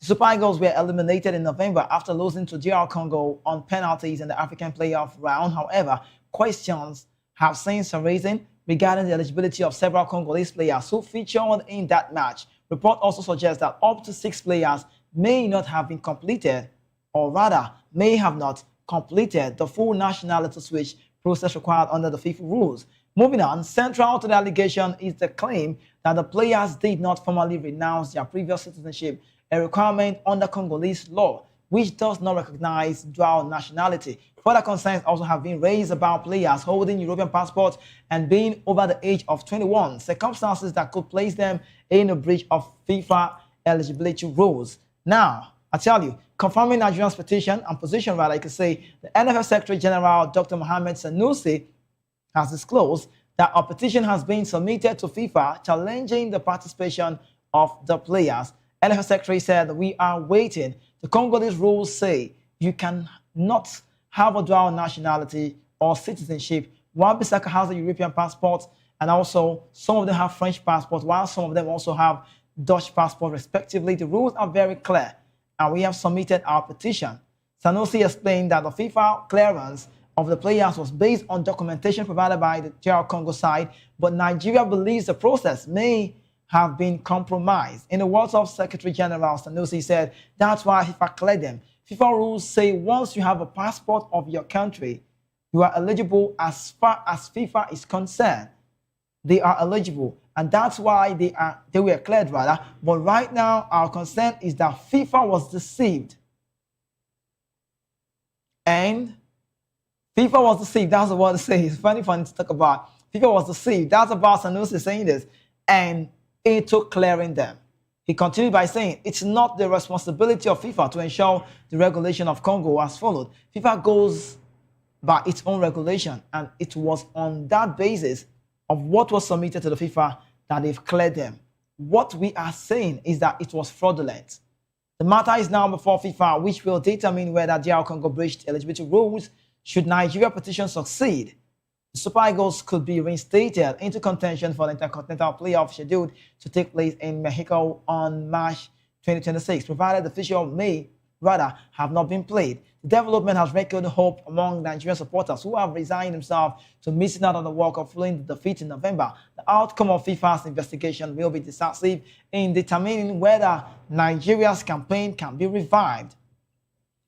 Okay, Congo. Yeah, Congo.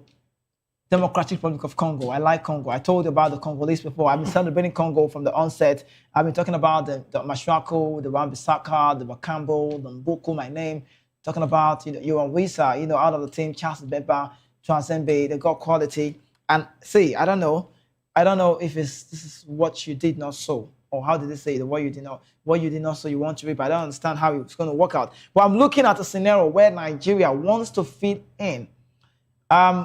We just can't be second best all the time. If this happens to be true, right? If this happens to be true, it would not be wrong for us to make that petition. But I look at the national team and I'm asking questions. Are these people ready? I look at the gameplay yesterday. I understand some of the players were not the main stars we anticipated for. But I'm looking at a team that wants to play in the World Cup. If we take this off Congo, the people of Congo, or the Congolese rather, how would this feel? I have Adeni on the show today to talk this through with me. And then he'll be telling me if he's buying into the fact that the Nigerian side have done it well, the president, the secretary, the technical crew, the board, all of them, if they've done it well by filing a petition against the Congolese, because right now they are one in Nigeria. So if this petition happens to be true, would it even making sense for us? All of a sudden, we won Gabon, we lost to Congo, now we now have to transfer to the playoff in March. Adeni, it feels great to have you. Good morning. Good morning. Good to be here again. Yeah, very welcome. So let's talk about the Congolese. I was saying this with you off air, and you sounded like, let them not do this. Let them not do this. Why? Because for me, first and foremost, it doesn't make any sense. Right now, why are they just bringing up this petition? They should have known beforehand that, okay, the Congolese are fielding players that are not eligible to play for the national team. So why is it? I think this game now is over 2 weeks now. Mm-hmm. Yeah, it's over. They please give November ending. Yeah. So why now are they just bringing up this petition? They did the same thing with South Africa too. That they deducted their points. Now they are doing again the same thing again with Congo. For me, it doesn't make any sense. It's too late. It's too late. But do we deserve that World Cup? With what we've played so far, how far we've come? Are we a team that deserves to be in the World Cup? As a Nigerian, I would love to be there. I would love to see my country's flag, well represented there. But so far so good. Towards the qualification, since Eric Chell was appointed as the manager, we've played outstanding football. So it was a huge disappointment not qualifying for that World Cup. But if this will take us to the World Cup, are we ready? Yes, we're very ready. We have a very good squad, and we have a very fantastic manager. A very good and sound and tactical. Oh, you like Eric Chell? Yeah, he's a very good manager. He's fantastic. He has changed the Super Eagles in a lot of ways. I'm telling you, in a lot of ways. This is not the Super Eagles. Tell us 2 ways. There's 2 ways we've seen the change in the Super Eagles. Tactically and the kind of players he has invited into the squad, he has changed the orientation, the mentality, narrative about Super Eagles. Now you can see that people are now very happy to want to watch Super Eagles. Because of this, that Nigeria will play, people still go about their businesses. But now Nigeria is playing football and everybody wants to watch. You want to pay, and I can see that even Nigerians are even happy that we missed out on the World Cup. So they are not happy that they missed out on the World Cup. But with this news now, even myself, I'm kind of happy. But for me, we should focus on the African Cup of Nations. This should not be something that the NFF chairman should be worried about, should be concerned about. They should focus all their energy on the Nations Cup. Okay, so focus all energy on the Nations Cup. Let's really talk about one that happened yesterday. I did say that our game, 7-time African champions, Pharaohs of Egypt, won a morale-boosting encounter against the Nigerian side last night at International. That's Cairo Stadium. You could say, I saw that very game and I'm like, yes, this team is good to go. Talk about the Pharaohs. Though a test match in the absence of Nigerian talisman Victor Osimhen and the Super Eagles, some of the players who were unavailable in that very game, they maintained a balanced and dominated ball possession in the first half, took about a quarter. But it, however, didn't take long for the Pharaohs to register their opening goal through Mahmoud Sabah in the 28th minute. But Super Eagles responded with a clock ticking to the first half break. The three-time African champions, Nigeria, kept their shape despite the setback and trailing the Pharaohs' rear guard inside with a combination of long balls and quick movement through the middle. The Eagles were dangerous from dead ball situation, and in at a time, defender Seydou Sanusi swung into the box that was guarded into the net by Chidozima Wazi for the equalizer. On resumption for the second half, Eagles, who started the game with a strange 3-5-2 formation, had to revert to their familiar 4-4-2 with the introduction of Amaso Basoji from Wabali, Lukman, Cyril Deza, Semi Ajayi, Brad Asai, Bruno Yemechi, Toshiko Nadi were all introduced by Chel to spice up the encounter. Ball possession in that game appeared largely balanced in the half, but the Pharaohs struck from what looked like an offside positioning. Nigeria protested, but the referee stuck on his gun. The hosts then restored to defending and defeating and getting that deep one into their own half to thwart every onslaught from Eric Chel. And he was shown a yellow card after remonstrating one of the referee's poor decision, including a handball incident in the Egyptian box that was waved away. Meanwhile, the Super Eagles will fly to Fez on Thursday tomorrow aboard a chartered flight to their Group C encounter against Tanzania, Uganda, and Tunisia in that order. Now, where the Pharaohs heading to the Gade in the Group B, where they'll play the likes of South Africa, Angola, and Zimbabwe. Good match, good news. But then let's look into the spot now.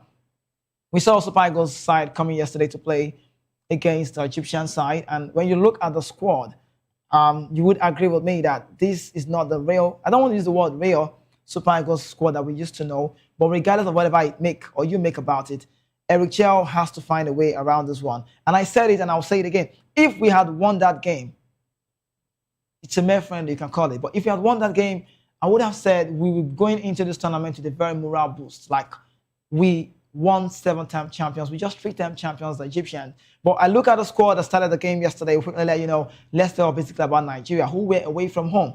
We had the starting, Wambali was on the goalpost, Osai Samuel, Chidozima Wazim as well, Igor Ogbo, Liverpool guy, Seydou Sanusi, the four at the back. And we had Frank Onyeka, the tank, in the middle, Onyedika also, Akin Samiro, also Dele Bashiro. It was more like a compacted midfield game. We had two men up front, Chidera Ijuke and then Paulo Nacho.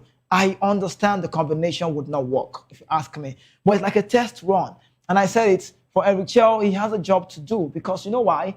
Right now, looking at the national team and what we have, looking at the way the team is at this point in time, you can't compare to the Senegalese. You don't want to compare to even the Gabon side, because these boys or set of players know themselves very well. They've had a coach a long time. Unlike an Eric Chel that just joined the team in the World Cup qualifiers, trying to make sure everything goes on well, but at some point, he missed out. Not just about him, the start was bad.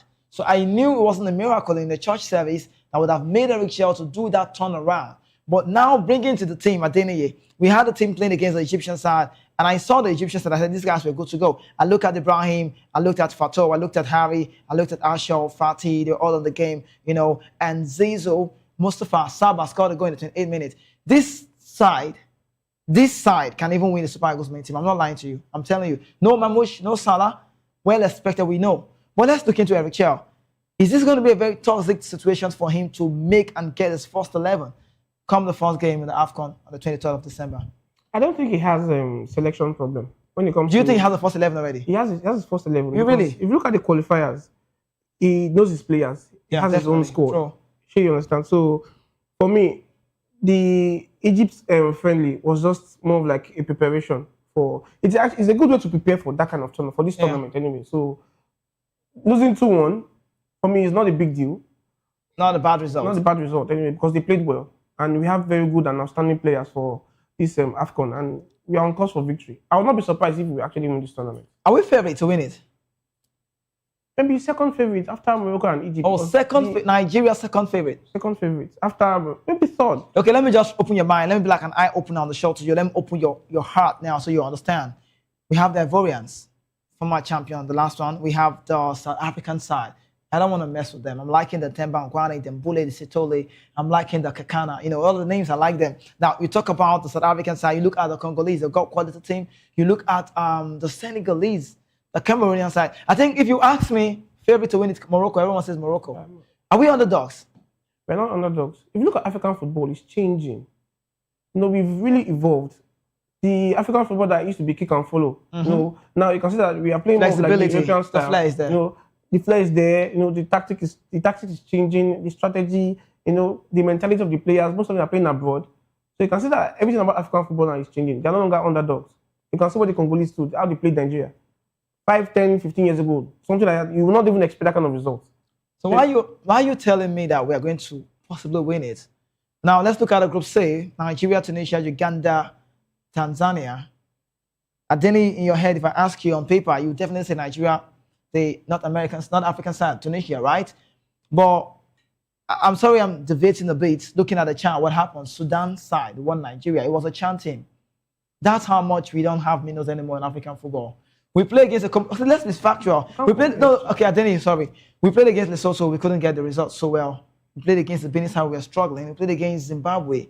These are like teams that we, on a very good day, 98, bringing it down to 2004, we will conquer them anytime. But this is the reason why Enake and Gordon will always tell me it's a different ball game. No minnows in African football anymore. Because you're playing against a Gabonese side, even the Chad side, you will struggle to get. I watched Egypt Chad play. Egypt won the game, but a friendly game, but they struggled.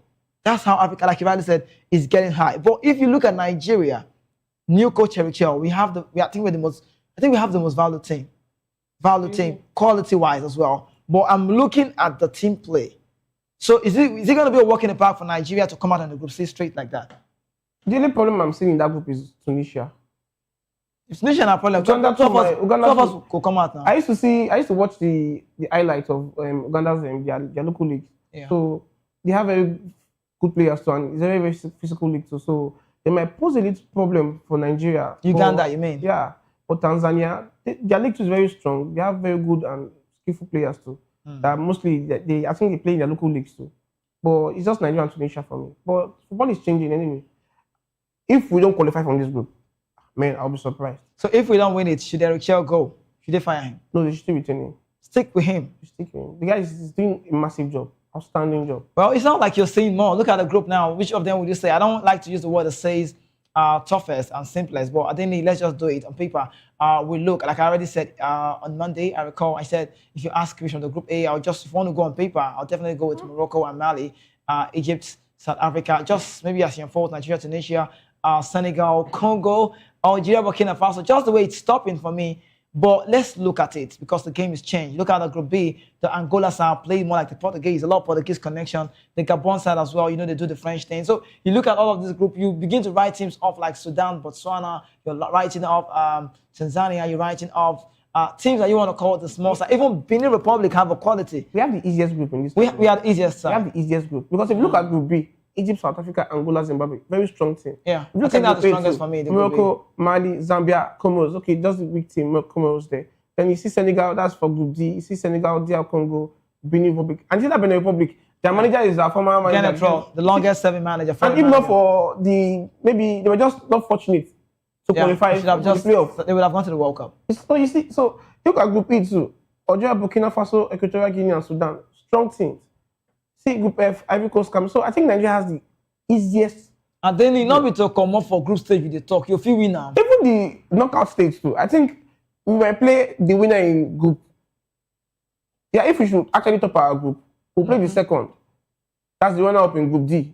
Either Senegal or maybe DR Congo. I'm tipping Benin Republic. So I'm saying that we'll play Benin Republic for the quarterfinal. Oh, so Nigeria will come out, make it out from the Group C.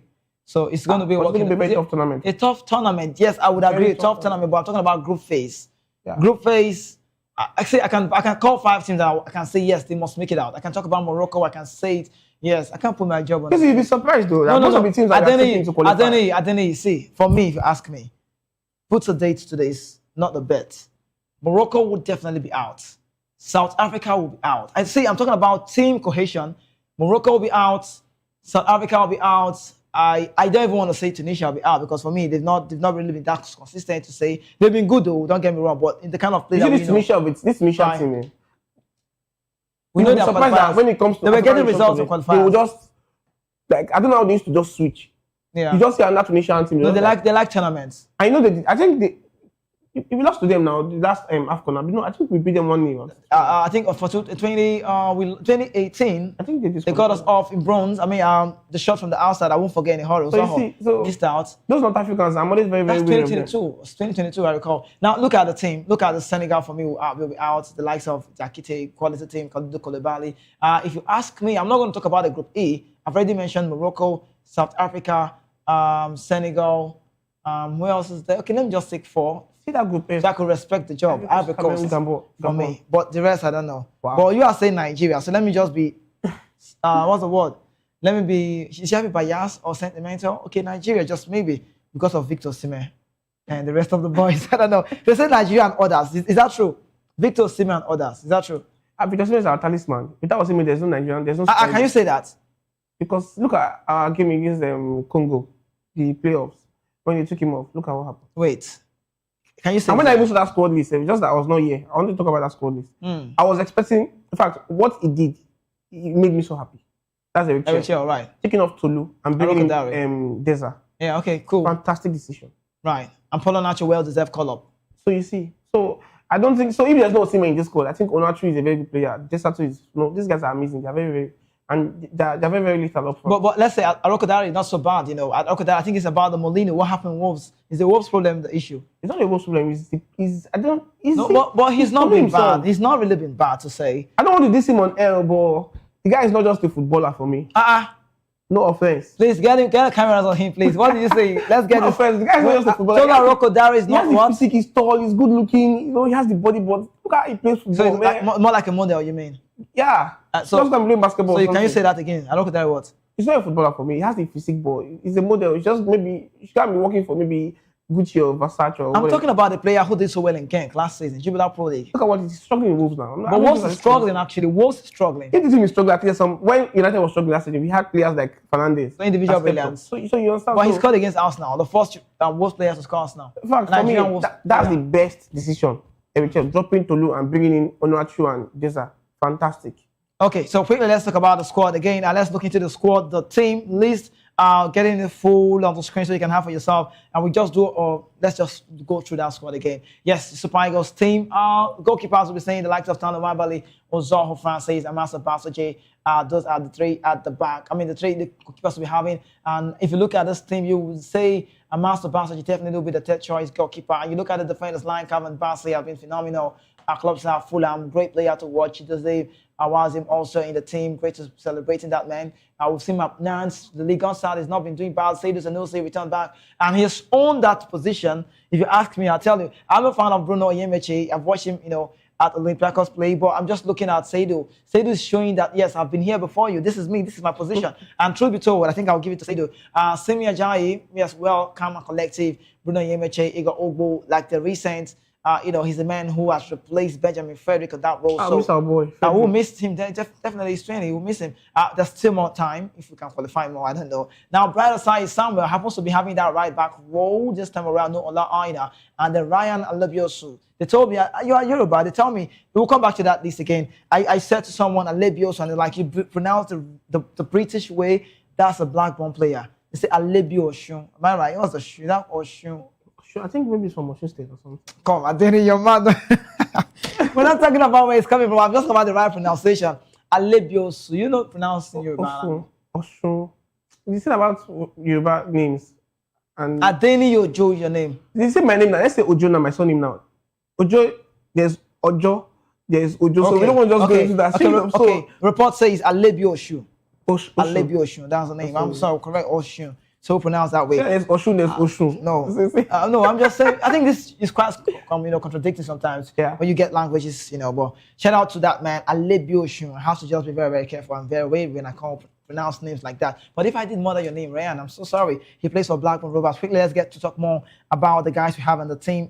Getting it forward. The midfield, let's look at the likes of Wilfred Ndidi. Happens to be the skipper of the side. He's just there. Frank Onyeka got the start yesterday. Fisayo Dele Bashiru returns back to the team after injury out. Plays for Lazio. Mohamed Usman also in the team. Alex Iwobi. Akensami Rebeniza. Great to see the man from Pisa. We know his story from Remo. Rafael Onyedeka, quality in the middle of the park right there. Tuchiko Nadi, a man who, he has done so well for himself. Plays for Zuti Waraje. gem. Good to have him on the team. But we look to the players that they say the Super Eagles are formidable. How can the coach tweak his team to get the result? We want to get the goals. That's my priority. The goals, we have quality, but the goals are not coming. You have quality like Ademola Lookman, Calf Best 2024. You have Victor Osimhen 2023, Calf Best, Akko Adams returned to the team for the first time in his AFCON, making his debut. Samuel Chukwueze, we just want to see him replicate the same action he's been doing at Fulham. He's been great to watch on loan from AC Milan. Cyril Dessers will always be my friend. Everybody knows this will be his last Nations Cup. So that opportunity, Cyril, please take my call. Make sure you deliver. Salim Fago, I'm liking his name anyways. We've really not seen so much about him, but I think he had a very good under 20 time and with the national team and playing for clubs now away from the country as well and returning back to this one. I just want to believe these young lads will take the opportunity by storm. Moses Simon plays for Paris Football Club, Chidera Ejuke, Paulo Nacho. Both guys started. Adeneye, I don't know, can you imagine the first 11? You said Eric has his first team. If you want to say, how would you expect Eric to start this game against the Tunisian side? I think it's basic formation. I think it's 4-3-3 now. That's the okay. formation. So I think recently he's been doing the 4-4-2 because of pairing with Osimhen and Akko Adams. So we just need another support to Osimhen. Maybe I think a 4-4-2 would be better. Okay, let's get it right. Let's talk about traditional number 9s in the team. They say all forwards. The game is changed. They have forward, wingers, striker. So back in the days, defender, midfielders, they used to say wingers, we say strikers. So right now, it's a big pair. They're all called forwards. Right. So if you're from the side, like you're playing the Mo Salah, your Saka, your Lamine, all forwards. But let's talk about traditional number 9s in the team. We have Cyril Dessers. No, let me, with all due respect, Victor Osimhen. We have Paulo Nacho. Now, people are questioning Paulo Nacho's involvement in the national team. Why should he be in the team? I'll explain and I'll tell you well. Paulo Nacho plans to trade in Trabzonspor. We know what he did from the Midland world to the Danish world. He came to the Jubilee Pro League. He stole the show right in Belgium. He stole the world and he showed them that, yes, I'm Paul. Nacho is not a mistake to my name. Now he plays for Trabzonspor, same league that our best player plays. Osimhen has got 6 goals. Nacho's got 11 goals in 15 matches. Criteria for selection is what I always talk about. I practice this. So you need to preach what you practice or practice what you preach. Anyone works. But you know what I'm saying this? Because his involvement in the club style football is enough criteria to get him involved in the national team. So you look at Cyril Dessers from the Rangers to Panathinaikos, good move. Traditional number 9. So the rest, Moses Simon's the winger, Lookman, a winger, Chukwueze, the winger. So you see, so we have, let me say, 4 number 9. I think 4. Is it 4? Cyril Dessers, Victor Osimhen, Paulo Nacho. Can I get the list again? So sorry, let me see. Let's see how many number 9s we have.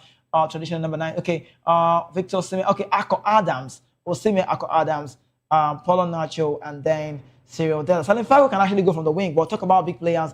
I'll say just 4. Can Osimhen and Onacho play together? I don't think that works. I doubt that would ever work. Why? I doubt, because Onacho is the ball holding player. One of them needs to be up front. Osimhen is not that man with that creativity. That's my point. You know, so if they play that way, who's going to be the one falling back? If you have Osimhen, Akko Adams, it would work.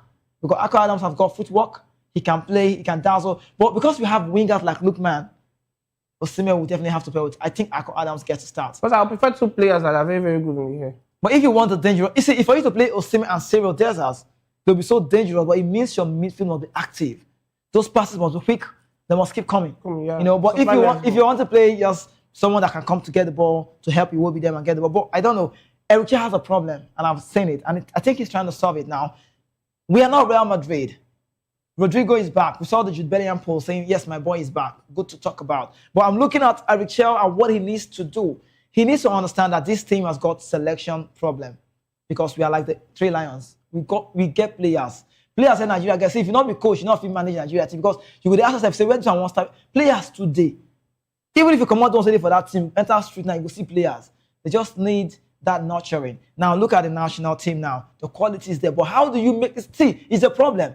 Eric, I don't think you'll be sleeping well. Because you look at what's going on in England. They are saying of your Foden and Bellingham shouldn't start together. That's one Elliott that's on fire. Right. You're watching Nottingham. See, big players come alive. The squad is massive. Cole Palmer is there. Okay, now there's a Cole Palmer, there's a Foden, there's a Bellingham. How do they play? We saw the FIFA best 11. I think Virgil van Dijk, Cole Palmer, the only Premier League players involved. So it's a lot to be talked about. So Eric himself should understand that we are not Real Madrid. Why am I saying it? Madrid have one style of play. So I think Xabi Alonso have lost it from the back. Fiorentino Perez is not cool with him anymore. They feel he's small. Why am I saying this? They play just one style. We want to see something very different. So when there's a Rodrigo, there's a boost. What am I saying? Let's not tamper with Samuel Chukwueze. Continue the momentum. He might not... See, I think Eric Chell has done well with Chukwueze because I think he started this week before Marco Silva. Yeah. The last game we saw Chukwueze playing like, I think the free roll, go round. Now you see him in Fulham, untouchable at this point. He was from small test one. Wilson play, Chukwueze play, Adama enter, you know they try him. But now, he will be comes to the midfield. Lukic goes from the bench. You look at the different Fulham start. Chukwueze is a starter. He goes from the right, his assist is top notch. He's been great to watch. There's a Wilson, Harry Wilson, the Belgian international. So I think we should let Chukwueze play from that role. Give him the opportunity to start. This is not a Pesero. And then I tell you, I think at 2023 AFCON, Chukwueze was not a starter for Pesero. But in the final, they played him. Why? That's why they say people are influencing that squad. Pesero might not be a world-class coach like people I'm saying, you know. But we are looking at a coach who was getting 1-0, 1-0, he go lock shop, 1-0, he go lock shop, 2-1. Once he don't score, he don't lock out. He had one of the best defense. But in the final, we saw a different team. So if you ask me, up in my head, I'm going to be like, Moses Simon, Lookman, make a choice. It's tough. Make a choice. You can't start both players. Now, when you start both players, you're playing the Lookman, you're playing the Moses Simon. Give a depth to your bench. Lookman and Simon, what would you go for? I think I would rather go for. I'll go for Lookman, and I'll tell you reasons. Lookman is not a good player to come from the bench, but someone can change the game. Magic moment. But that's a very good argument. That's a good point. Yeah. So I feel like if you have Chukwueze starting, he might not be a full-time player. You can bring in Ejuke. See, we'll be like Arsenal now. But he struggles defending. Who's that? Lookman. See, last AFCON he was good to watch. He played well. Yeah, he was good. Osimhen was not scoring goals, but Lookman he scored. Ekong was scoring. So this AFCON will be very, very tough. Very difficult for these boys. Because I feel for Eric Chell. Because we go talk. And then you know say we dey talk where? Yeah, we talk. See, you need to find a way to manage these boys. I don't care how he wants to do it. And that thing is, sorry to interrupt you. And that thing is, this is the first time that you're not seeing political influence. You know, when you want to assemble a squad. So you can see that I think they allowed Eric Chell to actually bring up his own boys, his own squad. Oh yeah, what do you want? Oh yeah, do what you want. Let us give you this freedom. So this is the first time, and you know, he didn't disappoint. Okay, so he didn't disappoint. But while you're saying that, let's talk about something connected to what you're just saying. We have this news emanating out there where former Super Eagles captain Jonathan Mikel, former Chelsea player, is raising a whole lot. He's casting down on the list of the players called up to the national team for the African Cup of Nations in Morocco. Mikel Obi said he believes there is no way head coach Eric Chell could have made his selection without being influenced by external forces. We know them. We know the forces. Now, Chell recently unveiled to the 8-man squad ahead of the tournament, but the former Mali international, the Franco-Malian Eric Chell, omitted the likes of Maduka Okoye, who plays for Udine in the goalkeeping department, Wolves forward to the Rockefeller, Crystal Palace, Resasus Uche, and Celtic Kelechi Iheanacho. Speaking on this Obi-Wan podcast, Mikel said the selection did not reflect sporting merit. He said, I don't think the right players are being selected from what I hear. I think the manager doesn't have the full authority to select who he wants. I think there's a lot of influence on his selection. Now, let me go back to some of the players who Mikel called. For me, all of these players that Mikel will be called, not performing for God's sake. I will only go with Okoye. Why? And I'll explain why. And Rokotare, if I happen to be the coach, I will not get him involved. Truth be told, he's struggling. His club is struggling. Chrysanthus Uche needs to explain to me why he made a move from Getafe to Crystal Palace on loan. I still want to understand. If it was the money move, it was a pounds move, maybe he doesn't want to get euros anymore because that move was so symbolic for me. Iheanacho has not been so great to watch in Celtic. So why I would go for Okoye, I didn't explain, is because we learned that Okoye said, if you can't guarantee me a start, then I have to go. That's what we learned. But I'm not saying, Okoye, his club won Napoli last Saturday. Yeah. He's the number one man. There was an agreement we heard from Udine to the NFF. If this man would not be playing, let's use him. Let's have him back in our team. He will help us. He will be a big boost. He's the keeper and man supposed against big teams. AC Milan, Roma, Inter Milan. He's been phenomenal. He had this betting scandal. He came back, he took his shirt. That's enough reason. First time football, first league football, Serie A, top flight football. No disrespect to Chippa United Wabali. Ozoho is in Omonia, Nicosia. I've been at Omonia. Omonia, I go Cyprus. I don't want to go Cyprus now. He did laugh. I'm asked about say you did for Tanzania, Singida. But this guy will have been a very good choice. Okay. Choice. Over Uzoho. I'm just saying. This is just me saying. But But Mikel Obi has come to say, Adeni, do you agree that this? You said no. This selection or this squad, I don't think there's any outside influence. Maybe players or maybe people like Mikel, they have their reservations of that. Why did you not call up this person? Why did you not call up this person? But I don't think there's any outside influence or political influence or whatever when it comes to this Super Eagles squad for this African Cup of Nations. I don't think there's any influence. Maybe the players might have their reservations, like I said earlier, but I don't think so. These guys are okay now. My own good news is that they didn't invite Tolu. Out to Dari. Now, personal, you get personal. I've been watching him play. Even when we or he's not the kind of player you want for yourself or for your team, rather. For me, he's not even a footballer. He has the height. Oh my goodness, you go again. He's like, Adeni, I bet, come on off my face. Huh? This is, you know when you keep saying it, like, I'll go back to watch this show. He said he's not a footballer. He's not a footballer. He just has the body. He has the physique. Goodness. He's not a he's a model. No, when you talk about football, okay, Aroko Dara is quite huge. Still not true. Okay, wait, what's the difference? He's same height. I think what's the difference? Height. Apart from pink lips, what's the difference? You see. All right, so let's get on to that point. Away from that, Adeni Ojo, this is where I'll have to let you go. Thank you so much for making it a worthwhile moment to me on the show. You did so well for talking about the Super Eagles team. And then I'd like to ask you again, Nigeria's position in this AFCON coming up, where will this just stopping or rather winning? Semi-final. Semi-final. Semi-final. Is that an ultimatum? If you should go past semi-final, I'll win the tournament. If we go past semi-final? But semi-final. But if you go past semi-final, it's our trophy. It's our trophy. You're really patriotic. Yeah. Patriotic Nigeria to the fullest. But your mouth not good. When you get chance to go blast NFL. But hopefully 2026, if they can actually push this petition. You're supporting. Are you going there now? I'm not going there, but I'm just saying that I would love to see Nigeria in the World Cup.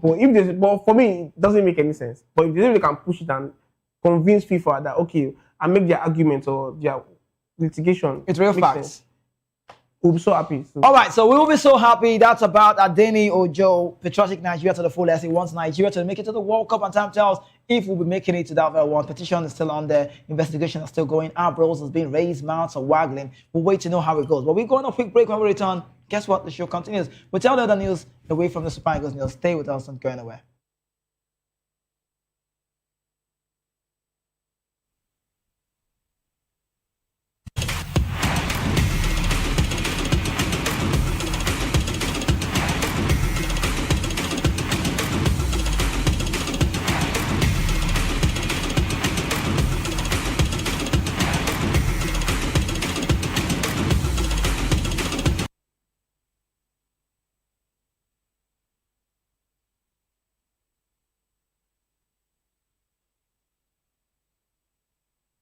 Football talk that matters.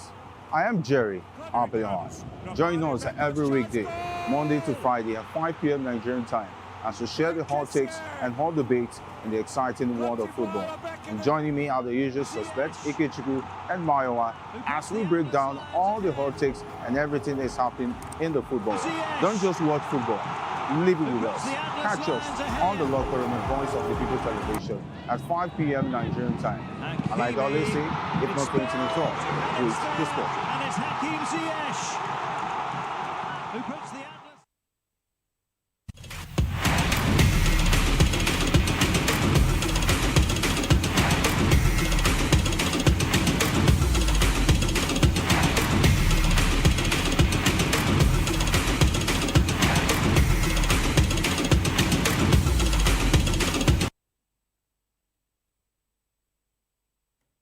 Yes, was actually a fun moment with that very man, Adeni Ojo, on the show talking with me. I mean, felt like today, man, not too clear. Because at some point it was, sounded very, like he had this very, very, not two-faced, so not be say they would take light, not bring light, not that one, but he wanted so much. He debunked the Mikel news personally for him, his opinion. He said Mikel is not really saying it right. People are saying Mikel is wanting to be the NFL president. Mikel is doing a lot with his podcast, but that's about John W. Mikel. But quickly, let's shift attention and talk about something else. The rising tennis star in the world of tennis, Ella, is true to the gold medal match at the 33rd Southeast Asian Games in Bangkok, Thailand.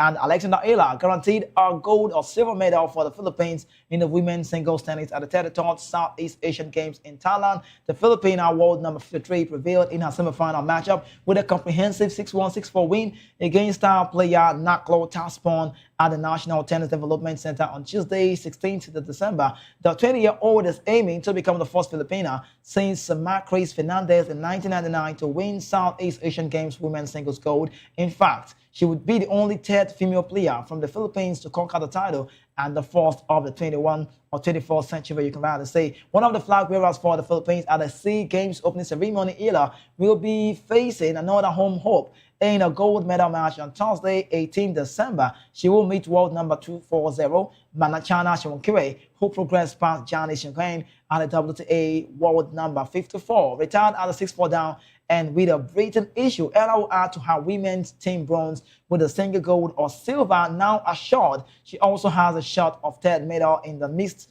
double with partner Francis Cassie, Nino Alcantara, where they played the semifinal on Wednesday, 17 December. Thailand 2025 Max Elas returned to the regional competition, having last competed at the 2021 edition held in 2022 in Vietnam. The Queen's City Naive and the native won 3 bronze medals across women and singles, mixed doubles, and the women's team event. I wish her all of the best. We're still talking about tennis on the show this time. Let's say this: the ATP has today announced the renewal of its long-standing partnership with Rolex. The Swiss watchmaker continues as the official timekeeper and gold partner of the ATP. Rolex's relationship with tennis dates back in 1978, and the brand has since gone on to support many of the most prestigious events on the ATP Tour. Through the renewal, Rolex will remain the official timekeeper of the ATP Tour and official partner of the NATO ATP Finals, the ATP Flagship Season, the finale, and the Next Gen ATP Final presented by the PIF for the world. And that's about top 20 and under players, reinforcing its commitment and the young talent and the future to the game. Rolex will maintain and remain the year-round brand visibility across the ATP social media digital platforms, with content providing match start times and game durations, reaching a global fan base of over 1 billion. Daniel Sano, ATP Chief Business Officer, said, "It's difficult to underestimate and understate the commitment of Rolex, and they've shown towards our sport of the ATP Tour. For almost 50 years, it has championed the qualities that defines tennis, elegance, prestige, and precision. As a valued partner of the ATP since 2005, we are proud to reinforce such as an iconic legacy." That's about Rolex. I like Rolex. I used to have a friend that likes to wear the Rolex, David E. Yeah, David Edwin. He likes the Rolex thing a lot. He likes it. He likes to do the Rolex thing. I don't know if he came to work with that. I'll be asking him later when I meet him off the show. That's about David. I'll quickly stick with him. African News to tell you more. If you see me, you run. Me, you run. If you see me, you stay. You stay. African. Let's know. Now, Rolex counts several leading ATP athletes among its family of testimonies, including current number 1, world number 1, Carlos Alcaraz, and world number 2, Yannick Sinner, alongside Ben Shelton, João Francesca, and tennis legend Roger Federer and then Bong Bang. Still on tennis world, the ATP will introduce an extreme hit rule from the 26th season, which will allow players on the main tour to take a 10-minute cooling break during the BIS and the 3-set singles matches. The rule is similar to measures that the WTA, which governs women's professional tennis, brought in more than 30 years ago to protect players in the heat. In a statement by the ATP, they said the policy was for strengthening protection for the players competing in an extreme condition. And that's about the ATP. Let's talk about something else away from tennis, but I'd like to leave you with this one so you need to know that in that tennis world, there's a lot happening because we heard about a significant boost. Uzbekistan Tennis Federation issues a very big statement on additional one of Polina Kudermetova, but we'll leave that one and tell them more of this news just as it unfolds. Now, moving to the next phase away from the Uzbekistan news of the tennis, there's a prize money coming up. The biggest of them all, December the 19th. I cannot wait to see that one come to play. Well, we see the YouTuber talk about the YouTuber turned boxer, Jake Paul. He's back in action on Friday, or he will rather back in action on Friday night, and that will be a very, very big fight. Big fight. That's the biggest test of his career against two-time unified heavyweight champion Anthony Joshua. Joshua will start as a huge favorite of this one, despite not having fought for more than a year. And after taking a break from boxing, for Paul, this is about more than the rest of his previous fights combined, and that will go a long way to convincing supporters and skeptics alike whether the brash talking about the social media star is a genuine world-class contender or nothing more than an overhyped pretender. Now, let's talk about this, but guys, what you need to know about the advanced game, Paul and Joshua. What names are in the Bible? Okay. Let's tell you. Now, question asked, we want to know what's the date and what's the start time for Paul and Joshua's fight. The fight is scheduled for the Friday time, December 19, 2025. Paul and Joshua are expected to overtake and undertake their ring walks at 10:30 p.m. local time. That's 03:30.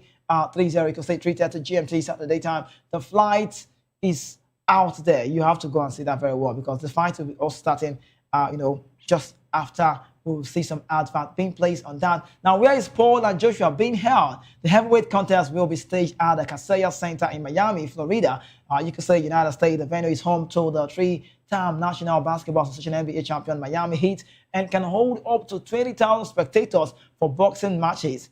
What is the fight pause? We should tell you. Figures vary, but it appears both fighters are in for the largest payday of their career. It was initially reported that Paul and Joshua would evenly split a whopping $184 million fight in that pause. Paul has since claimed on social media that the fight will actually be worth staging $260 million, but has provided no evidence to back up that inflated figure.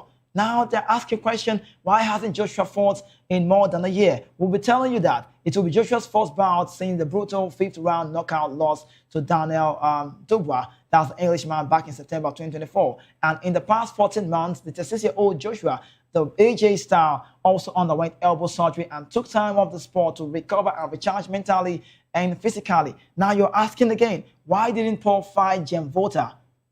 I'm asking also. Well, Paul's November 14 exhibition boxing match against WBA World Lightweight Champion Jem Vota Tank Davis was scrapped on November 4 after it emerged that a civil lawsuit had been filed against Davis in Miami-Dade country in late October. The scheduled fight had drawn significant global interest due to the novelty of the matchup that pitted the match larger Paul against Davis, who fight on that very 135 pounds weight limit.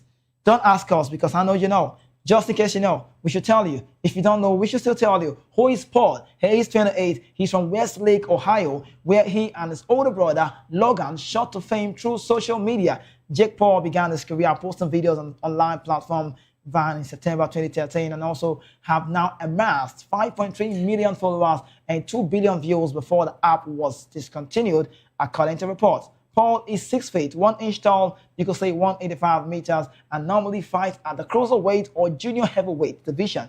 The weight class limit for the division is listed 200 pounds, that's about 91 kg. The American enters this fight at the back of his last successful bout against former world middleweight champion Julius Cesar Chavez Jr. in June, which he won by unanimous decision. Before that, he shot to worldwide fame in November 2024, where he prevailed in a decision victory over legendary heavyweight Mike Tyson, who won 58 at the time, and he was 58 that time, and was a shadow of his former self.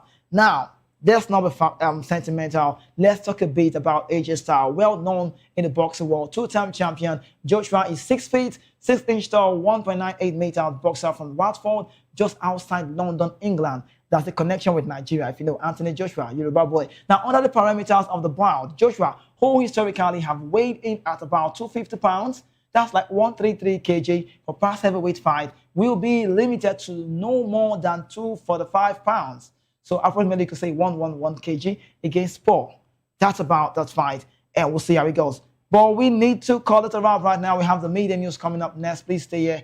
Don't go anywhere. And this is time for us to say goodbye. Please do well to join the guys for the Sporting Show locker room. That will be 5 p.m. so they can tell you more. If Eric Shell would have to tweak his team around, time tells on that. We'll be doing this again, and that will be tomorrow, which happens to be a Thursday. Trust Akfis or Goodbye Joe will be here to tell you more. But enjoy yourself. It's still morning, like I say. Good morning when it's afternoon. Good afternoon for the time. Thank you so much. Don't go anywhere. Stay with us.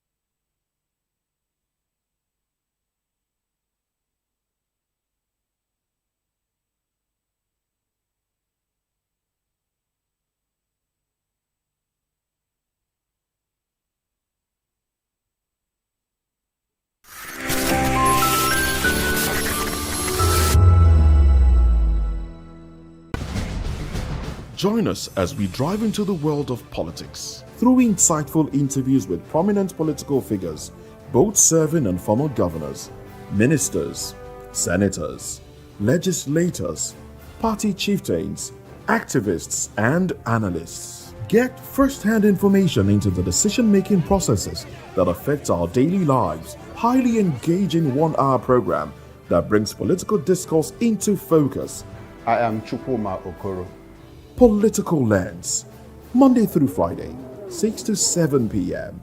Join us.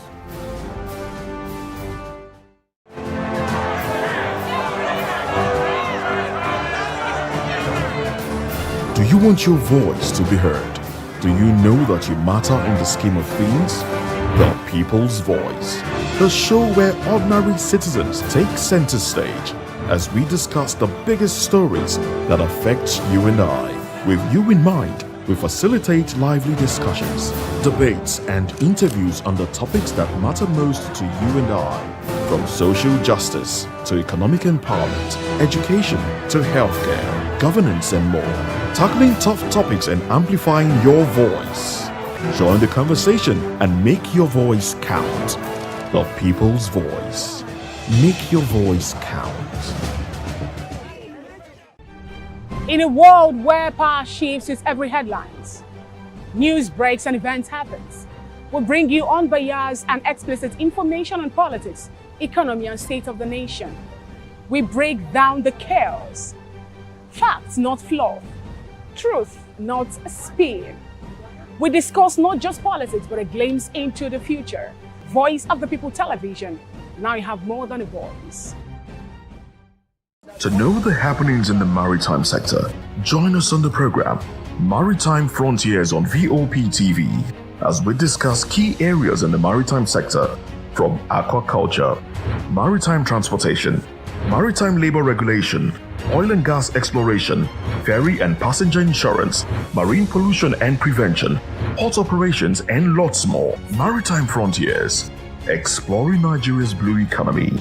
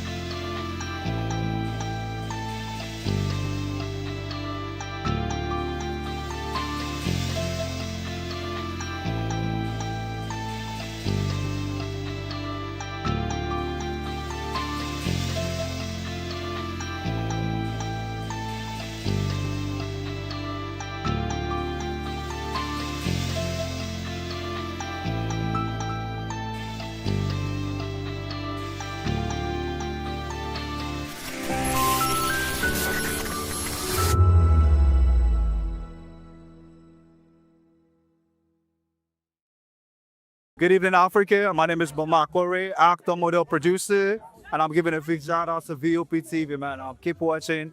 Don't change the dial. Thank you and God bless you. My name is AY, and of course, I represent the voice of the people, and that's why I'm on VOP. AY say so.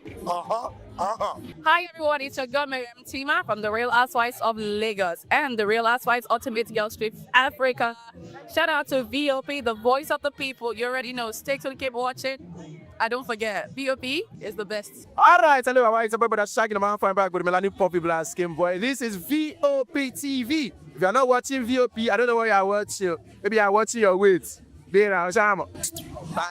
Hello, beautiful people. This is Wale Ojo, and you're watching VOP, Voice of the People. Hi, guys. You already know who it is. This is New Energy. Flyers whatever live it. Keep watching VOP TV. Thank you. Hi, people. Ginny Albano here. Guys, please keep watching Voice of the People. Welcome to Kitty's Corner. Every weekend is a new journey. Join Auntie Oni as she embarks on thrilling adventures. Each episode takes the young explorers to a different fantastical world filled with exciting challenges, making new friends and learning valuable life lessons. The show begins with lots of excitement in a cozy storytelling mood.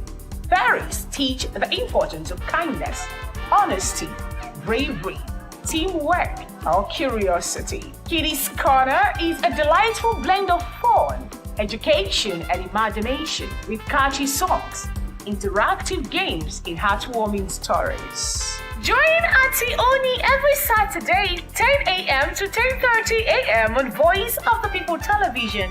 Kiddies Corner, perfect destination for curious minds.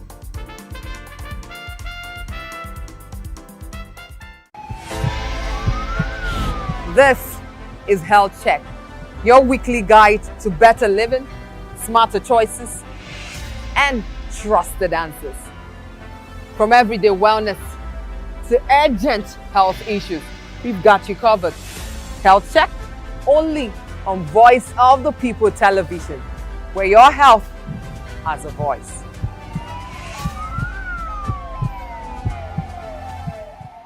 The red carpets, awards, the razzmatazz, music, fashion, interviews, and more.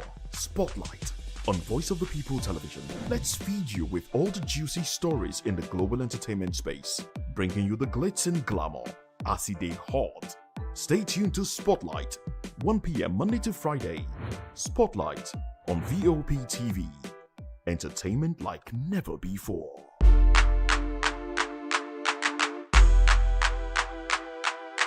Behind every broken desk lies a broken promise. Education shapes the nations. But who is asking the right questions? Introducing Edu Dialogue, the show that goes beyond the surface, exposes the cracks, the corruption, and the silence in Nigeria's education system. Edu Dialogue, Saturdays, 3 p.m., only on VOP TV. We break the biggest stories, from missing funds to policy failures. We ask the tough questions and demand real answers. Edu Dialogue, this Saturday, 3 p.m. on Voice of the People Television. Hello there, my name is Damilola Ogunsi, also known as the Goldfish. Hi, my name is Chiki Bright Emmanuel. I'm an actor and a filmmaker. Hello, peeps. My name is Yomi E. Adejumo. Hi everyone, I'm Paul Utomi. Hi everyone, my name is Stacey Benjamin, and this is Voice of the People TV. I need you to keep it locked to VOP TV. See, are you looking for good entertainment? You want to get good movies, good music, politics, talk shows, sports and entertainment. You really want a channel that gives you everything you need without you having to run around. VOP is where you are. That's Voice of the People. If you're not listening to this, you're not one of us, and you deserve to be killed. Scrap chat. Don't be killed, but watch it, or I'll find you, and I want you. And you are locked on VOP TV. Don't go nowhere. This is where the juice is. This is where all you need for entertainment, politics, movies, and whatnot. And keep watching VOP TV. So keep it locked, because I'm locked already, man, and it's money back guarantee. So you're gonna have a good time, because I do. And please keep watching VOP TV. I won't want to actually, I beg you, subscribe, watch it. If not, whatever you see. You better not touch that die, because VOP is the plot. Welcome to the locker room, the home of football talk that matters. I am Jerry Ampelhon. Join us every weekday, Monday to Friday at 5 p.m. Nigerian time, as we share the hot takes and hot debates in the exciting world of football. And joining me are the usual suspects, Ikechukwu and Mayowa, as we break down all the hot takes and everything that's happening in the football. Don't just watch football, live it with us. Catch us on the locker room and Voice of the People Television at 5 p.m. Nigerian time. And like I always say, if not 20 minutes off, please, the sport. And it's Hakim Ziyech, who puts the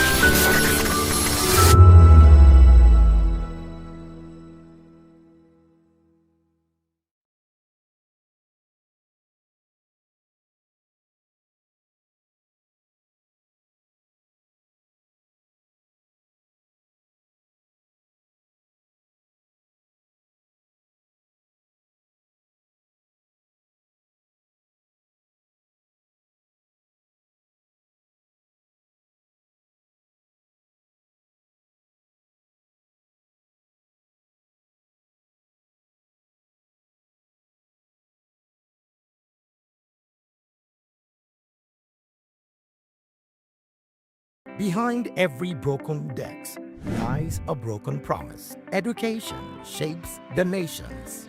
But who is asking the right questions? Introducing Edu Dialogue, the show that goes beyond the surface, exposes the cracks, the corruption, and the silence in Nigeria's education system. Edu Dialogue, Saturdays, 3 p.m., only on VOP TV. We break the biggest stories, from missing funds to policy failures. We ask the tough questions and demand real answers. Edu Dialogue, this Saturday, 3 p.m. on Voice of the People Television.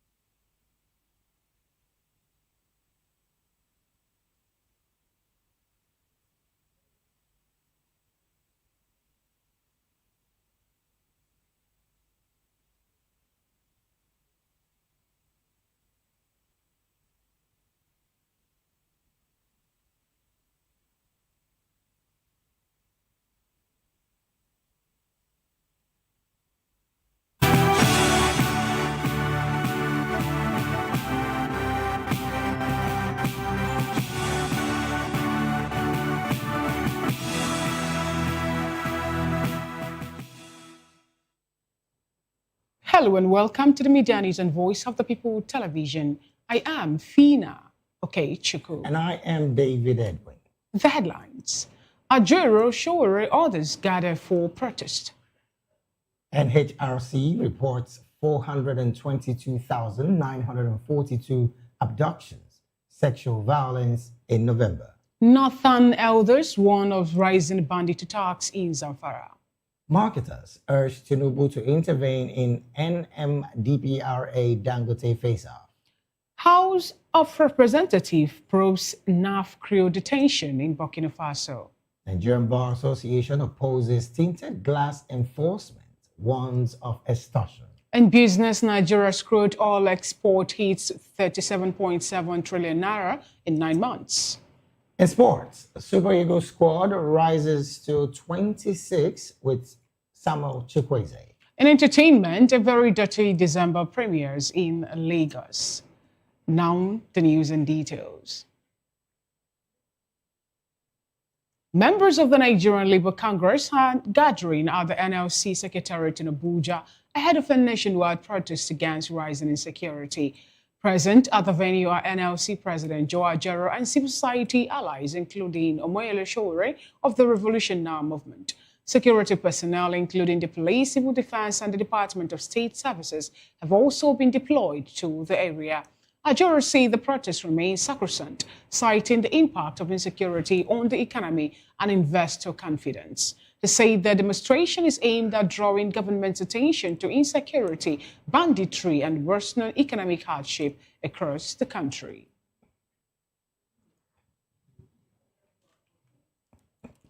Meanwhile, the National Human Rights Commission says human rights abuses in Nigeria worsened in November 2025, with over 422,942 complaints reported nationwide.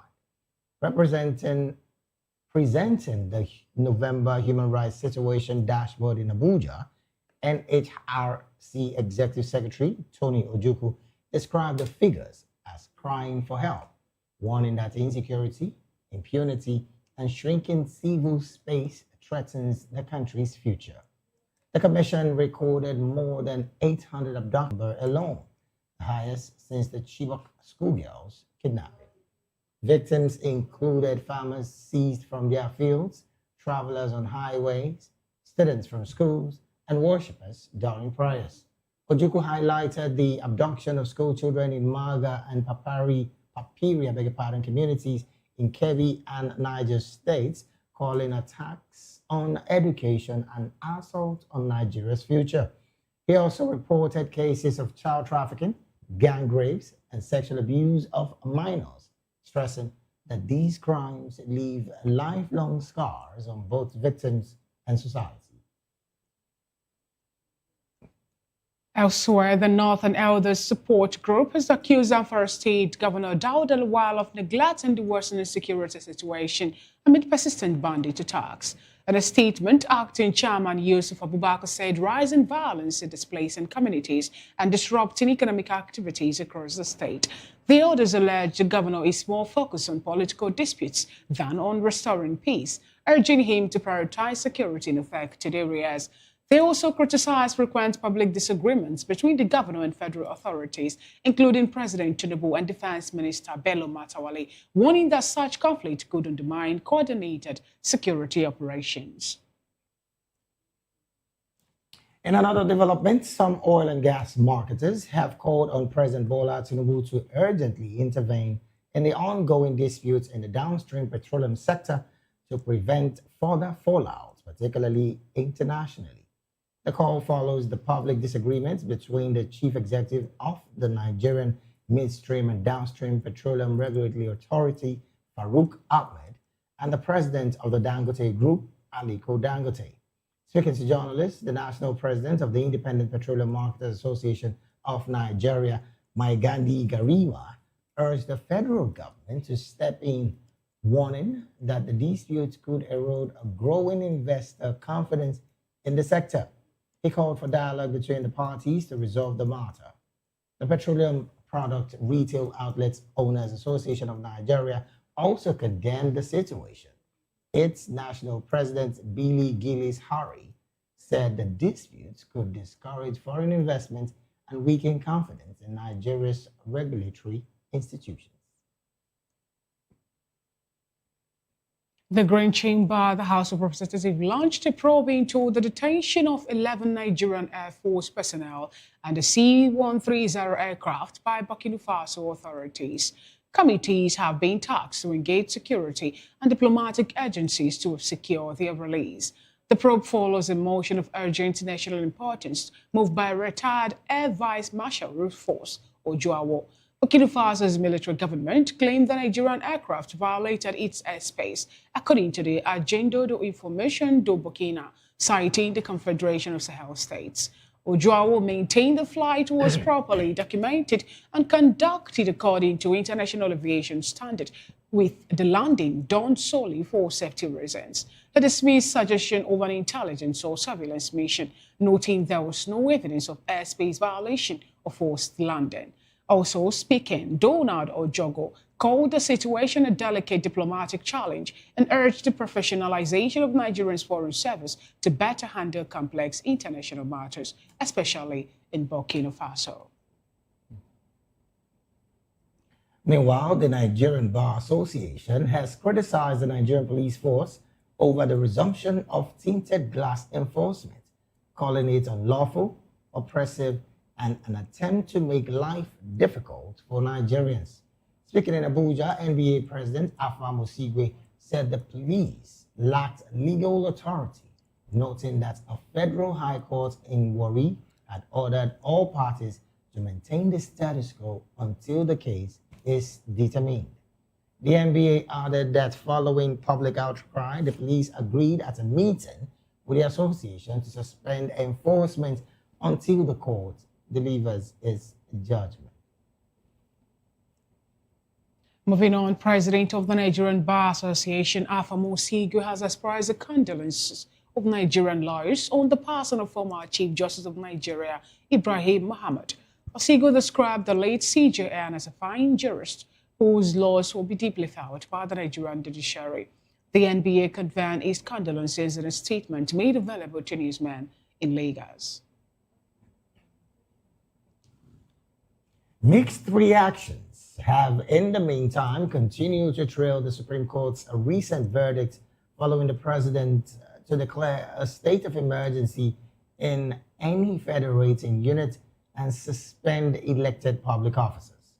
Voice of the People TV's Oyedamola Olokoto spoke with Lagos residents to get their views on the Apex Court's decision.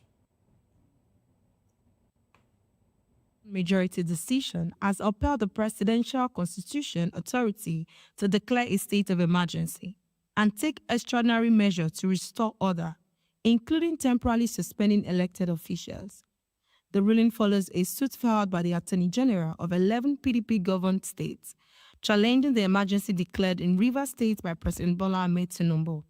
While the court struck out the suit of lack of jurisdiction, Justice Obande Ogungiya dissented, arguing that presidential emergency power should not include suspending elected state officials. Yes, if the court supports it, then the president have the right. So I don't think anybody can come and, because the president, of course, has been doing well in the country. Everybody knows so well. So right now, I don't think if the court says the president have the right to go ahead with such, so nobody should be able to contradict that. It's unfortunate that we are living in a country that the executive arm of government has taken over the other two arms, the judiciary and the legislature. It's quite unfortunate. That pronouncement had sparked a lot of anger in the minds of so many Nigerians. To us, the common people, is not right. The executive, the president has no right to declare a state of emergency anyhow and remove a sitting governor. He can declare a state of emergency, but he has no right to remove the sitting governor. If the Supreme Court can say so, Supreme Court, like I know, is the highest court of the Federation. And as such, I have no objection to that because I'm not a legal practitioner. If you ask me about the banking, I will do better. But as it is now, I have nothing to say other than to support that which the Supreme Court, which is the highest court, have said. But if the governor have any other thing outside that, he can go to the Court of Appeal. We know APC is all about the reaper. Everybody has been moving to APC right now. So what is a one system party that Nigeria is supporting now. So the president can go ahead and do whatever he chooses. This government has been doing things that are unconstitutional. So ever since they came to power in 2015, APC, all their policies have been anti-people, especially this Tinubu's government. We know, everybody know, and it's so clear, so obvious that sometimes when it comes to issue of what I call politics in Nigeria, you see that everything always go in favors of the person, the sitting president. The Supreme Court has sparked widespread discussion, raising questions about the balance of power between the federal government and the state government, and what citizens expected from the elected leaders during emergencies. I'm Oyedamola Olokoto, reporting for Voice of the People TV. Similarly, some residents in Awka, the capital of Anambra State, shared their views with our correspondent in Awka, Sochima Promise. Mr. Isaac Gadaba, emergency rule is for the good of the people when crisis and confusion becomes the order of the day. According to him, the president has the right to declare a state of emergency in any state or any part of the country to restore normalcy, though cautioning that it should not be too often or become a tool against opposition political camps. State of emergency is supposed to be for the good of the people. So the president has the right to declare a state of emergency on any state, hence as the #1 citizen of the nation. And the state of emergency, if it is for the good of the people, it's right for him to declare state of emergency on any state in Nigeria. And if they are creating it, let it be for the good of the people. Let it not be that they are keeping the people in bondage in order to achieve the negative purpose, but let it be for the good of the people. Mr. Anthony Udo feels the stand of the Supreme Court portends danger for democracy as the governor or any other elected officer that may be suspended or completely sacked by the emergency rule is also elected by the people. Mr. Udo reasons that such upholding of the president's power to remove democratically elected officers could result in undue interference into state matters in a multi-party democracy like ours. It's not actually that right, because the governor is also he's elected by the people, and also the president is elected by the people. So it's for the president to be interfering into state matters. Doesn't seem that right, basically, and especially right now that one ruling party is majorly ruling the whole state. They'll be biased towards it. compared to other lesser parties like the PDP or the Labour Party. So yeah, they might be impartial in it. That's really the bad side about it. Another respondent, Joshua, said he sees nothing extraordinary in declaration of emergency by the nation's #1 citizen. According to the Constitution, there's nothing wrong about declaring state of emergency because it's part of the Constitution, and every Constitution is meant to be followed. It's just when you are declaring the state of emergency, there are many things you need to put into consideration because the law was made for the people. It's not the people being made for the law. But the most important thing is it must not affect the people extremely. I'm Sochima Promise, reporting for Voice of the People Television.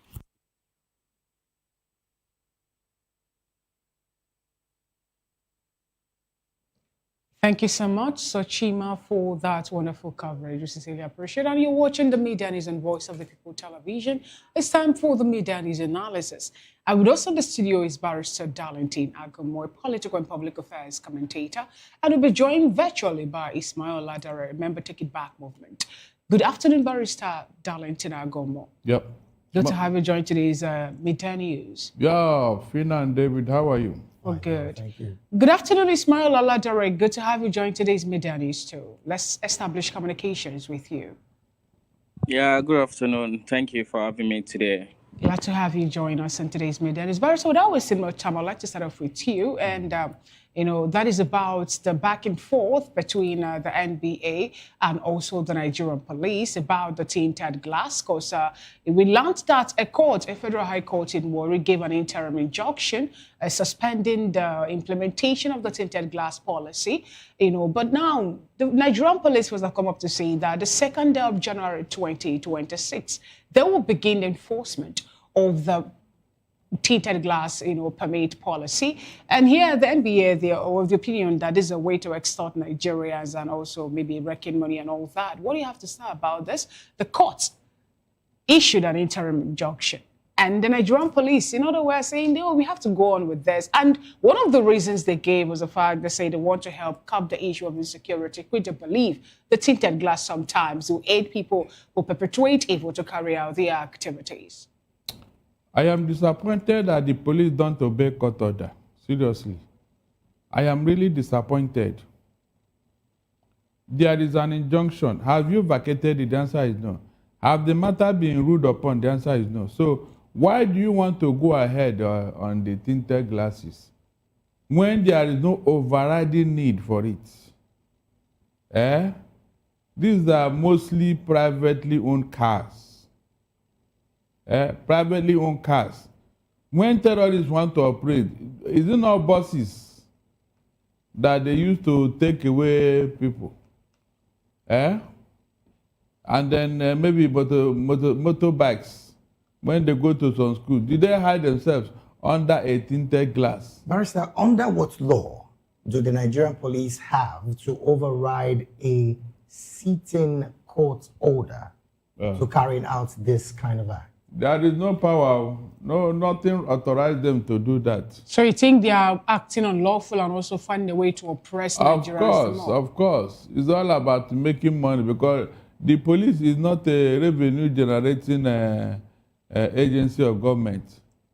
The only place I can say maybe they generate money is with this VIP escorts, where the VIP will pay them money for whatever. So now, Barrister, what does this portend? Because in the words of Afamo Sigwe, who is the chairman of the NBA, he was saying that there was even a meeting in which the Nigerian police agreed in that meeting to suspend enforcement until the court delivers its judgment. But now it's more like they are flouting whatever thing they must have agreed upon and going on with the issue. And so that's, a restriction of people moving around with tinted glass without permit. It's like our Nigerian police. They have been getting away with so much impunity and arrogance. And that is why the people feel docile. The people feel conquered. the people are helpless. Even the judiciary are now conquered too. Is that what that means? Because if the common man on the street who believes that when things are chips are down, they will go straight to the judiciary and seek for their voice to be heard, are not. If let's take them out of this and look at what is playing out. MBA in one breath are the ones talking. So what then will be the fate of other Nigerians if the Nigerian Bar Association cannot, come up with something, or a court cannot give an interim injunction, and the Nigerian police will keep to it?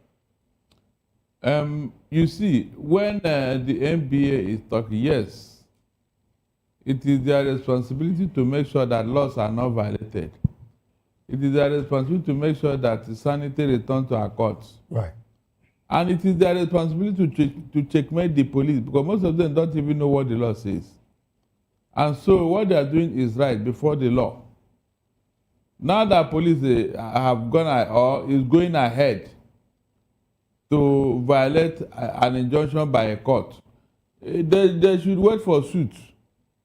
I expect them to go to court against the Nigerian police. All right then. Because they didn't tell us why they should flag this court order. Interesting. Well, let's go to our virtual guest, Mr. Ishmael Oladare. Once again, good afternoon to you, and thank you for being on the analysis segment of the meeting. Good afternoon. Thank you. All right, let's get your opinion on this same particular conversation about the NBA clearly telling the Nigerian police that this is an unwanted act, and most importantly, a very wrong act. What's your position with this? And then what do you think would be the direct cost to motorists should the Nigerian police start the enforcement of this tinted glass situation come January the 2nd? Yeah, thank you very much. Yeah, I see. Number one, if there is anybody who actually detests the police as an institution, it's somebody like me, because of the numerous injustice I have faced from these people. But then I quite disagree with Barrister Darlington, and this is why. Number one, I think that the permission for that tinted glass is actually needed, based off the fact that, we can argue on this all we want, but we understand the volatility of crime in our country today. And we cannot disagree with the fact that unscrupulous elements uses this tinted glass to perpetrate their evil. Number two, I also don't think that the police has violated any court injunction. If anything, the court injunction did not expressly state it that the police should stop. What the injunction stated that both parties should maintain status quo. So we cannot start arguing that what is the status quo for the people, the police, and the court, right? So the police can argue that their own status quo was that it was not that they were mandated for, but then they still issue permits. Sorry, I'd like to butt in here. Sorry. Maybe continue after I say this. That injunction from the courts clearly states that all parties are to maintain status quo until the case is determined. Determination of the case. Yes. So as it stands, the case has not been determined, meaning that every single party should hold on to whatever decision that they are planning to have. Yeah, that's what I'm saying. So the court is saying that both parties should maintain status quo. So it is not expressly banning the police from issuing the permits. So we can now start arguing what is the status quo. That is why I said I did not totally agree that the police has violated an injunction, when the injunction did not expressly state that the police should stop, right? And that's, by the way, the major point I was making is also the fact that this is needed. The NBA can argue against it, but it is needed. If you feel like you need a tinted glass for your car, seek permission and you get it. Are you They are saying not that we are denying turning the Nigerian police force into a revenue generation at this point is also needed? Recall that, when this station or the situation about the permit came out, a certain amount of money running into billions is what the Nigerian police force is meant to reckon on this. And if you say we need this, I'm talking about the permit, is it the Nigerian police force that should have, access or license to, penalize people who the fault, or are we looking at Federal Road Safety Commission or the Civil Defense or any other agency?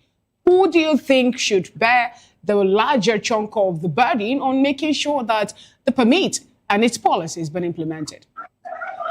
Yeah, but by the virtue of what their job role and responsibility is, it should be the FRSC.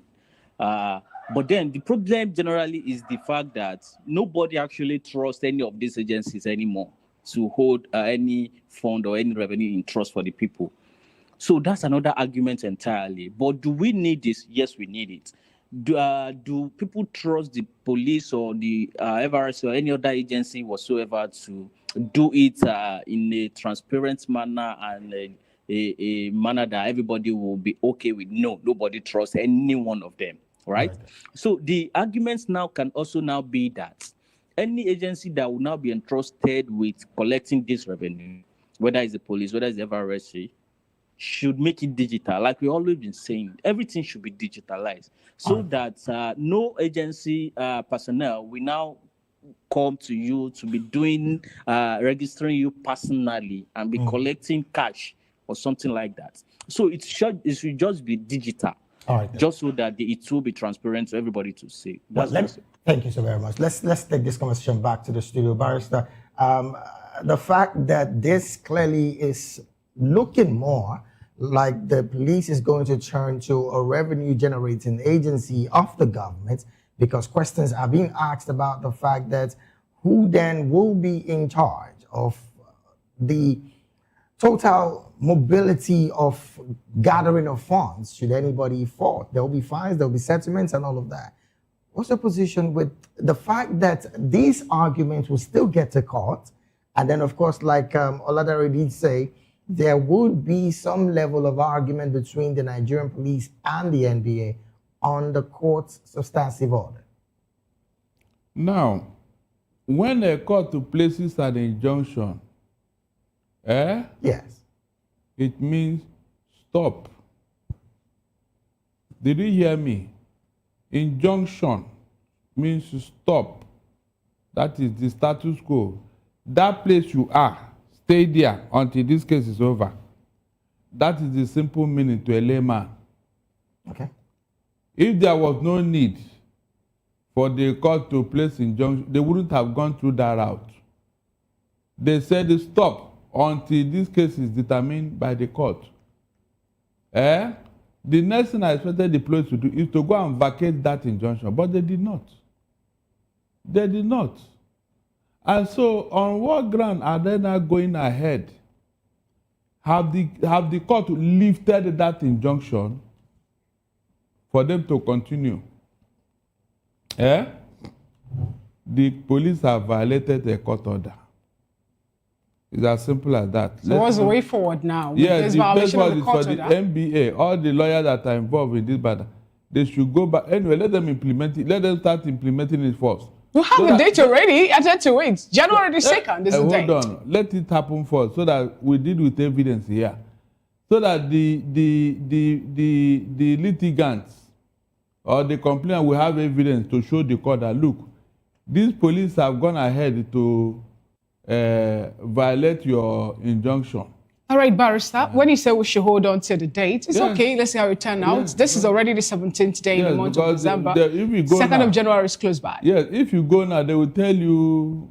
No one has ever violated it, so let's wait. And you don't have anything to tell the court. Okay, let's move away from that to another shocking revelation made by Human Rights, the National Human Rights Commission in Nigeria, telling Nigerians and making it known to the world too that November 2025 was the month that has the highest recorded number of complaints 422,942 complaints was what they received nationwide.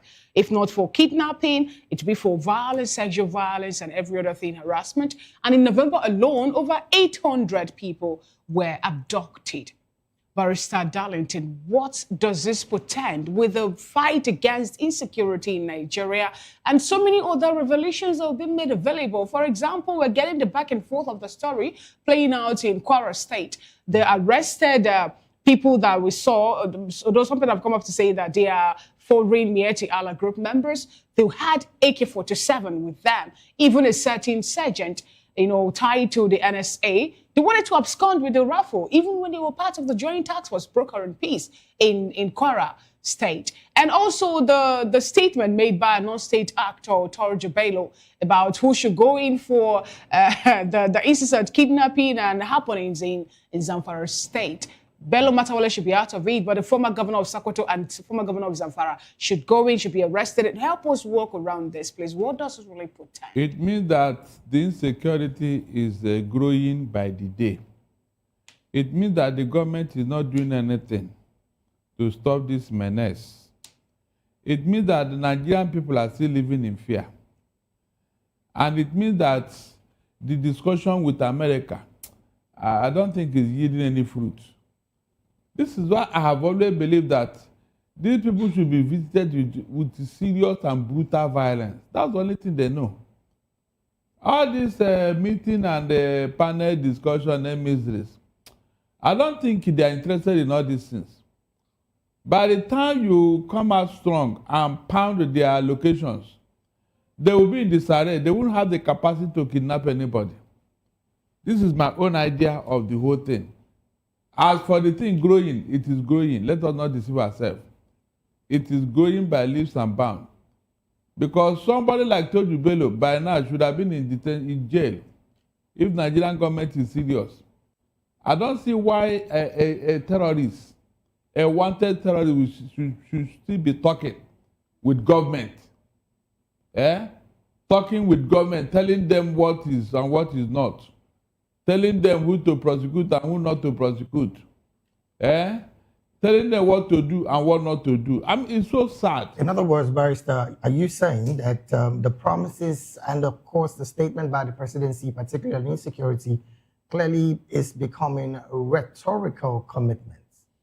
It's a way to divert your attention. It's a way to appease you, to placate you, for you to believe that they are doing something. Meanwhile, nothing is being done. Nothing is being done. That's why this thing is escalating. If they are making progress, the thing would have been dying down now. There won't be this type of embarrassing report by human rights organization.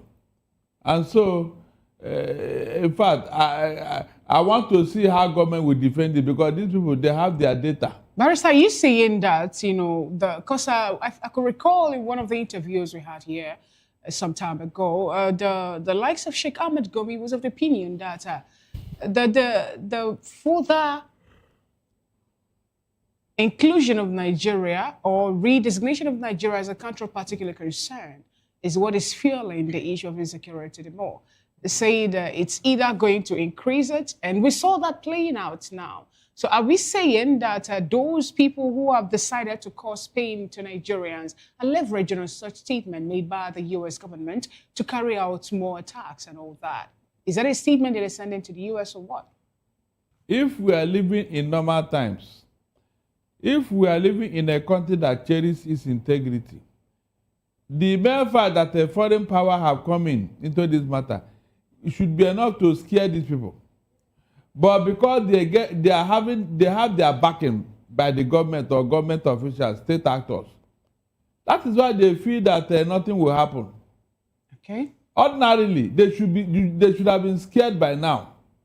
Interesting. Yes, but they are not. With what Gumi and his, so the guys feel that nothing will happen. Our people are there in government. Right. So you can see the reason. Okay. All right, then. Well, let's take this conversation to Ismail Ladari, is still with us. Well, I'd like to find out from you, what do you make of this story that is quite painful, because that is what it is for some who've lost lives and property across the Northeast and even across Nigeria. Over 400,000 complaints just in November alone. What's your position with these level of insecurity bedeviling us as a country?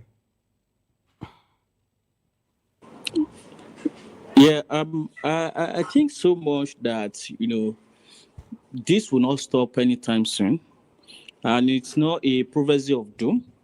It's speaking to reality of what we are facing as a people, and you see that when it even comes to the sexual violence part of it, that one is almost underreported. Like, the figure we are seeing is not even up to 50% of what is happening in the streets. Being one of those people who always fight against sexual violence and domestic violence out there, I know of how many cases we handle on a weekly basis, right? So I can say for a fact that the figures we have out there is not a total representation of the amount of violence that is happening in our society. So it is underreported, and there is also cases of people who don't even come out at all to report sexual-based violence.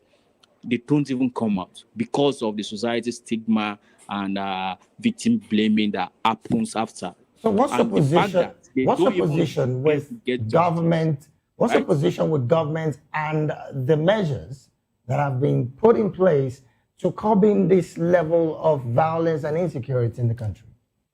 The fact is, there is no measure being put in place, honestly, because if there are measures put in place, the numbers ought to be reducing, right? But as the months and years go by, these numbers keep on increasing.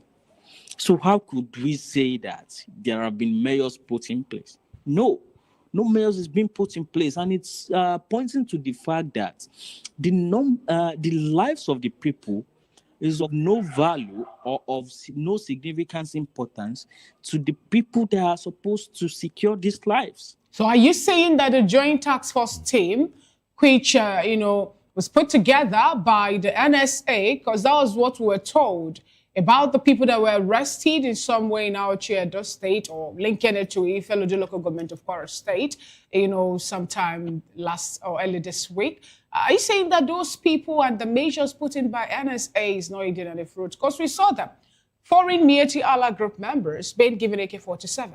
And they also have some police sergeant with them, vehicle made available, provided for them by the government for them to help tackle the issue of insecurity. Yeah, or ultimately, it's not yielding any results. And when you talk about data, the only reason or the only avenue where you can use the data to make informed decision is when the data is corroborating with the reality on ground. But what we are saying is that they are telling us stories, they are putting out statements, they are sending to media houses what they are doing and what they are not doing, and everything, all of that. They are putting teams together. But what is the relation of that thing they are putting together with what is happening on ground? Okay. There's no correlation whatsoever. The more things they are putting together, the less security available to the people. All right. So it's not yielding any results. That's what we are saying. And it's only mean that is it that they are not doing it the right way, or all these things they are showing us is just a camouflage. Thank you very much, Oladare Ismail, for that. And Barrister Darlington, what do you have to say about the back and forth playing out in Zamfara State? Recall that the governor of Zamfara State, Dauda Lawal, who was the former governor when Matawale Bello was the governor, deputy governor, beg your pardon, when Matawale Bello was the governor, was of the opinion that he's not going to bargain or negotiate with any bandit or any terror group in that state. And today, we saw a Northern Elder Support Group accusing him of neglecting the worsening security situation in the state and, the persistent bandit attack in Zamfara, but rather having more like, face-off or confrontation with the federal government and the state or Minister for State for Defense, Bello Matawalle, over the non-kinetic measure or approach on how bandits should be operated in the state. The federal government is protecting that man. If not, with this weighty allegation, he should have been relieved of his job and then prosecuted in court. But they are not doing so. Who exactly is the federal government protecting? Is it the... Matawali. Then what do we have to say about the NSA? Because we learned that the people that were caught, though Kwara State government said they ran away, they absconded with the vehicle and even the AK-47, bought by with taxpayers' money by NSA or ONSA at this point. Who is protecting him? Let's start from the beginning. All right. Let us start from Matawali. Because when you take care of the pounds will take care of itself. It is when the probe is now widened, maybe in the course of all this, NSA will not come in. But my worry here is that nothing will come out of all these allegations. Because nothing has ever come out from any of their probe. Nothing. Seriously. From the one that Dangote is talking about somebody paying 5 million naira, nothing will come out of it. If I know this government very well, they like protecting their own. Anybody in their good book, no matter what you have done, you will never see go into the court. All right, then, Barrister, from what you just said now, what is the implication of this protection, like you just alluded to? It means that on the international stage. Good. It means that we are going to receive more odium, more insult, more embarrassment. It means that more state actors will join the fray to commit more mayhem because they are in the good book of government. It means that government itself is losing respect and credibility, even at home and abroad. That's what it means. We're hoping that it wouldn't get to this level. Really, we're just hoping. The law, it don't pass them. Say we do not get to. When U.S. is now beaming their satellite, they know who is doing what. All right then. Well, Mr. Ishmael Oladare, what's your position with this situation in Zamfara State? You would recall that just Friday, the former aide to the Minister of State for Defense, I'm talking about Matawale now, did unveil so much weighty allegations, even with documents. And then the said man, I'm talking about the Minister of State for Defense, is still in office. What's your position with this?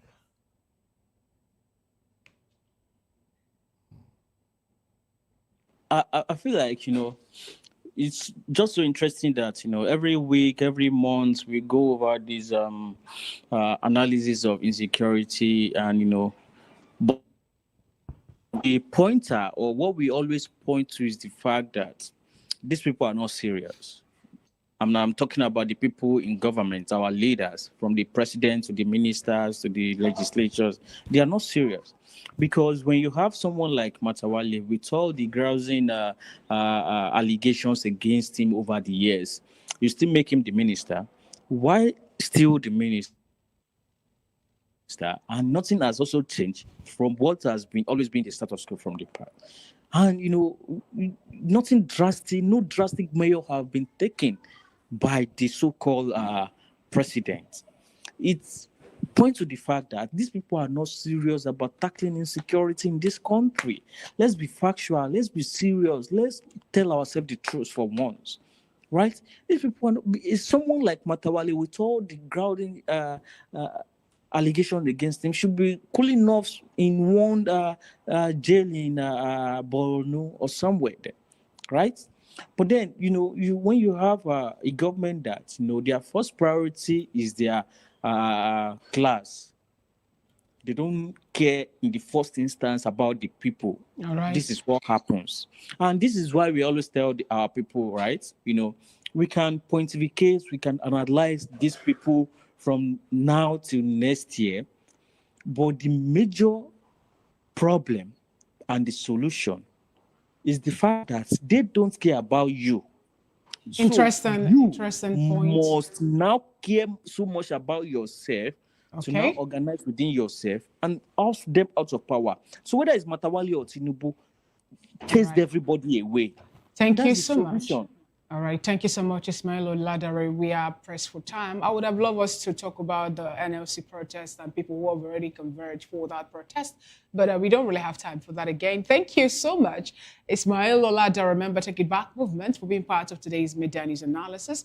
Thank you also, Barrister Darlington Agomo, Public and Political Affairs Analyst, for being here with us in the studio. We sincerely appreciate your presence, gentlemen. Yeah. You're watching the Midday News and Voice of the People television. We'll go on a quick break. When we'll come back, the rest of the Midday News continues. Stay with us.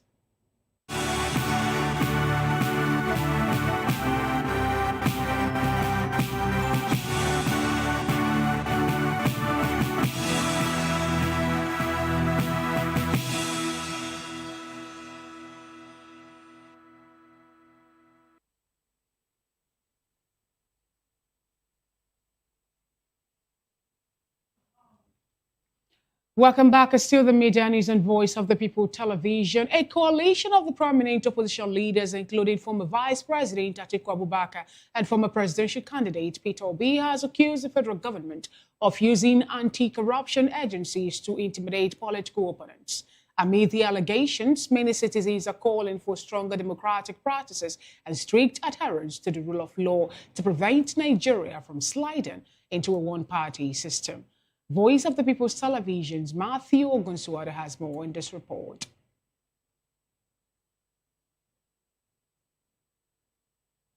Anti-corruption agencies to intimidate and persecute opposition figures, warning that the trend threatens Nigeria's multi-party democracy. In a joint statement, the leaders alleged that President Bola Tinubu's administration is weaponizing institutions such as the EFCC, the Nigerian police, the ICPC to harass political opponents under the guise of fighting corruption. The statement was signed by former Vice President Atiku Abubakar, former Senate President David Mark, Labour Party's presidential candidate Peter Obi, and other senior political figures, warning that Nigeria is drifting towards a de facto one-party state through coercion rather than electoral competition. Responding, the president's spokesman, Bayo Ononuga, dismissed the allegation, saying the constitution guarantees freedom of association and the right of Nigerians to change political parties. He insisted that the president is not turning the country into a one-party state. As the debate continues, Voice of the People TV got the opinion of Nigerians on this significant development. Children are dropping out from the school. To eat 2 times in a day is difficult. How do you want people to continue with APC? APC promised us everything that they are going to do more than PDP. When PDP was there, I think a bag of rice is 7.5. Compare what is happening today. The cost of living, people find it difficult to eat. Cost of living every day is going up, is going higher. A graduate cannot secure a job. Nigerians are tired. But what we are seeing, believe it, they think everybody is rich. They don't even think for the poor, for the masses. Very painful, honestly. I'm a graduate, but I cannot secure a job. It's just like a military rule. That is a dictatorship. So whatever they do is final. Nobody to accuse them. If you accuse them in the wrong way, they can do and undo for you. So that is the disadvantages of a one-party system.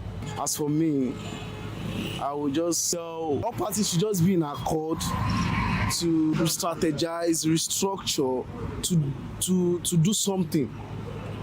And I believe if this party can be in accord, no misunderstanding, everybody are, bringing different ideas and, putting in the ideas, working out, there will not be problem, there will not be issues.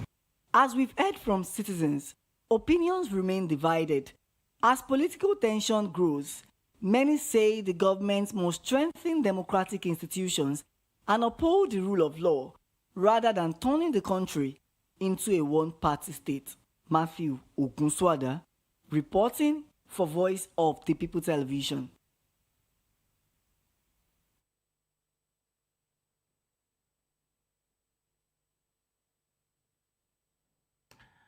And thank you so very much, Matthew, for that report. We'll go straight to some business stories. Nigeria's crude oil exports rose to 37 1.7 trillion naira in the first 9 months of the year, according to the National Bureau of Statistics.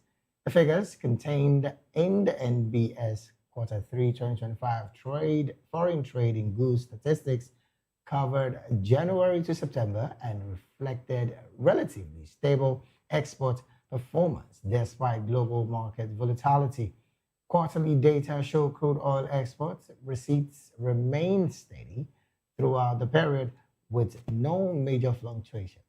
The NBS said Nigeria's crude oil earnings have continued to rise over the past 5 years, driven by price, exchange rates, and export volumes.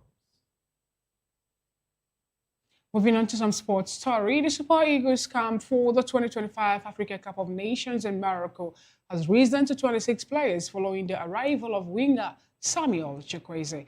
The camp opened on Sunday at the Renaissance Hotel in Cairo, Egypt, as final preparation for the tournament began.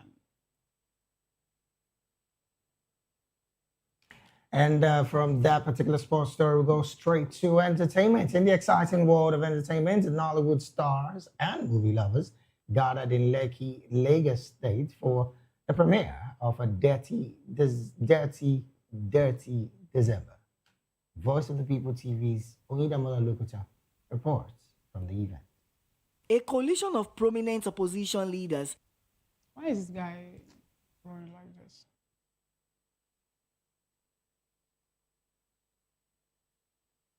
Are the realities that often comes with the holiday makes plus family choices and the realities that often comes with the holiday season. Guests describe their expectation for the movie and their Dirty December thoughts. You look amazing. Thank you. Who styled you? I styled myself. Oh wow, are you a stylist? Kind of. Oh, it's obvious. Your aesthetic is actually very nice. Thank you so much. So when you hear the word "a very dirty December," what comes to your mind? It's all about good time, networking, and then enjoyment. Okay, speaking about the enjoyment, I'm sure you're here tonight to enjoy yourself. Very, very and not much. Just to enjoy yourself, also to support the actress. But knowing the fact that Iniedo so far and the years before now, she has placed herself at a peak when it comes to acting and producing. So what do you think this movie is going to be like tonight? Is more like a sister to me, because when you've known somebody for over 2 decades, and I know that she doesn't do things that are not top notch. So we have actually watched the previous movies that she did, which actually was #1 on Netflix, and I'm expecting to see the best now, because whether you like it or not, the more you do, the more you improve. So we're expecting the best for the Dirty December movie. So looking at the fact that it's a very dirty Christmas, what comes to your mind? Well, it depends on how you define dirty, but for someone like me, I always look at it from the positive aspect, from a religious perspective, and then of course it's a time to, share with loved ones, and then to give, to those that are unable to, provide for themselves. So. Okay, knowing it, Iniedo producing this very dirty Christmas, what's your expectation for it? Oh, there's no expectation, meaning like she has a high standard, and she has never gone below that standard. She keeps elevating, as you can see, for so many years. So yeah, so I don't expect nothing but the best. Well, before the trailer, when I say very dirty Christmas, I was expecting everything about the dirty Nigeria, very dirty December, very dirty thing. But when I watched the trailer, I was like, whoa, there's actually more to this. Not just, we have action, we have the comic relief, it's educating, it's like a family film. I don't even know what to expect. Please bring it on. And should we talk about the fashion sense, the costuming, the cars? I think I'm expecting a lot of humor, some very, very interesting, probably embarrassing moments. But I think overall, Christmas is always about feel-good movies. It's about fun. It's about family. So I think that the movie is going to have a lot of that. And I can't wait to see what it's about. With excitement building ahead of its nationwide release, A Very Dirty Christmas is set to bring a fresh, bold twist to Nollywood holiday movie lineups. I'm Oyedamola Olukuto for Voice of the People TV.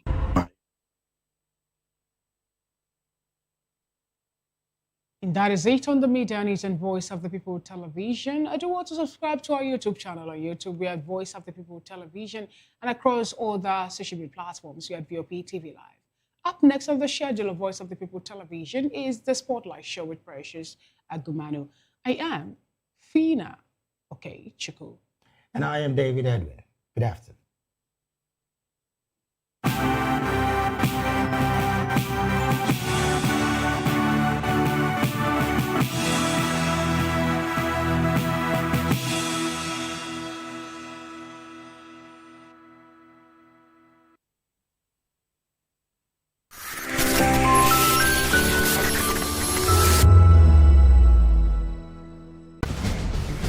Join us as we drive into the world of politics through insightful interviews with prominent political figures, both serving and former governors, ministers, senators, legislators, party chieftains, activists, and analysts. Get first-hand information into the decision-making processes that affect our daily lives. Highly engaging one-hour program that brings political discourse into focus. I am Chukwuma Okoro. Political Lens, Monday through Friday, 6 to 7 p.m. Join us.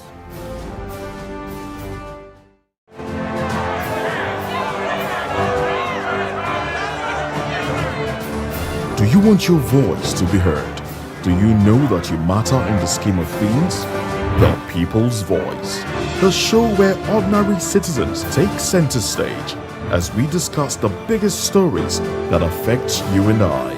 With you in mind, we facilitate lively discussions, debates, and interviews matter most to you and I. From social justice to economic empowerment, education to healthcare, governance, and more. Tackling tough topics and amplifying your voice. Join the conversation and make your voice count. The People's Voice. Make your voice count. In a world where power shifts with every headlines, news breaks and events happens, we bring you unbiased and explicit information on politics, economy, and state of the nation. We break down the chaos. Facts, not fluff. Truth, not spin. We discuss not just politics, but a glimpse into the future. Voice of the People television. Now you have more than a voice. To know the happenings in the maritime sector, join us on the program Maritime Frontiers on VOP TV as we discuss key areas in the maritime sector from aquaculture, maritime transportation, maritime labor regulation, oil and gas exploration, ferry and passenger insurance, marine pollution and prevention, port operations, and lots more. Maritime Frontiers, exploring Nigeria's blue economy.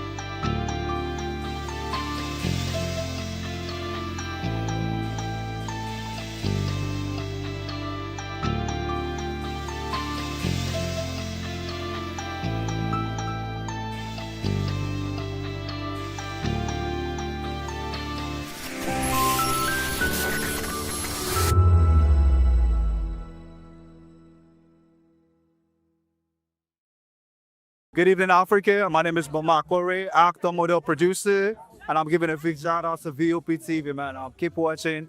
Don't change the dial. Thank you and God bless you. My name is AY, and of course, I represent the voice of the people, and that's why I'm on VOP. AY say so. Hi everyone, it's your girl Miriam Tima from The Real Housewives of Lagos and The Real Housewives Ultimate Girls Trip Africa. Shout out to VOP, the voice of the people. You already know. Stay tuned, keep watching. And don't forget, VOP is the best. All right, hello, it's about that shagging the man fine back with Melanie Poppy Black Skin Boy. This is VOP TV. If you're not watching VOP, I don't know why you're watching. Maybe you're watching your weight. Bye. Hello, beautiful people. This is Wale Ojo, and you're watching VOP, Voice of the People. Hi guys, you already know who it is. This is New Energy. Flyers wherever live it. Keep watching VOP TV. Thank you. Hi, people. Jide Albano here. Guys, please keep watching Voice of the People. Welcome to Kitty's Corner. Every weekend is a new journey. Join Auntie Oni as she embarks on thrilling adventures. Each episode takes the young explorers to a different fantastical world filled with exciting challenges, making new friends and learning valuable life lessons. The show begins with lots of excitement in a cozy storytelling mood.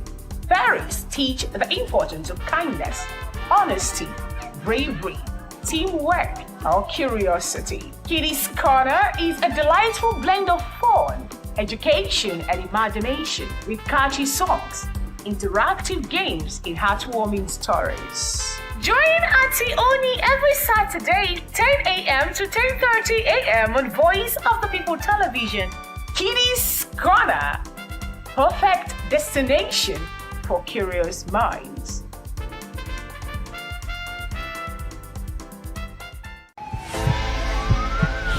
This is Health Check, your weekly guide to better living, smarter choices, and trusted answers. From everyday wellness to urgent health issues, we've got you covered. Health Check, only on Voice of the People Television, where your health has a voice.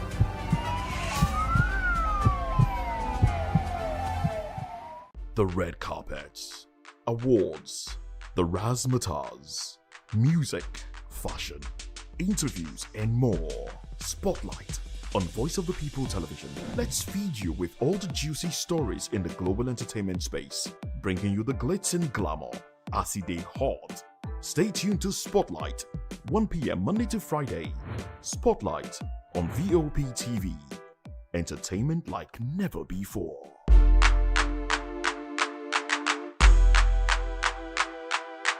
Behind every broken desk lies a broken promise. Education shapes the nations. But who is asking the right questions? Introducing Edu Dialogue, the show that goes beyond the surface, exposes the cracks, the corruption, and the silence in Nigeria's education system. Edu Dialogue, Saturday.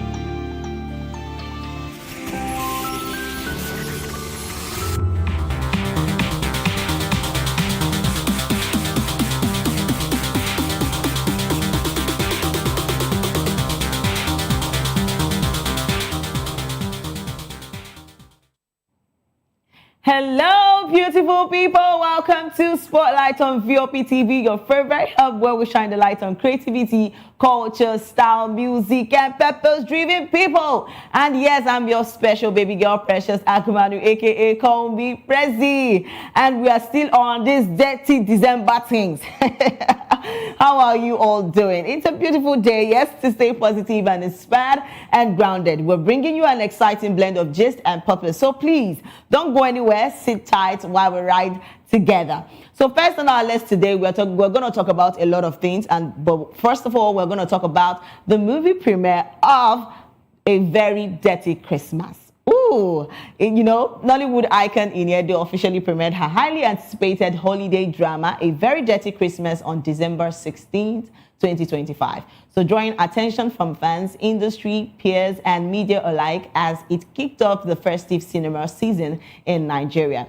At the premiere event, Iniedo passionately appealed to moviegoers to support the film, describing it as a significant milestone in her career and urging audience to watch it in cinemas to help ensure its success. So the film, directed by A.K. Mason and produced by Iniedo, features a compelling ensemble cast, including Lateef Adejimeji, Ike Ubona, Nancy Sime, Eukaria Anunobi, Femi Branch, and Wumi Toriola. Tension, holidays, chaos, and expected revelations that resonates with the dirty December spirit. So the premiere has already sparked buzz beyond Lagos, with fellow Nollywood star Rita Dominic sharing her reaction to the movie, noting how much she laughed and enjoyed the story's twist, highlighting the film's blend of drama and humor just in time for the festive season. So as A Very Dirty Christmas hits cinemas this month, audiences are eager to see how Iniedo's holiday offering will fare at the box office and among critics, adding another vibrant entry to Nigerians' bustling end-of-year film slate. Oh my, this is actually a good one.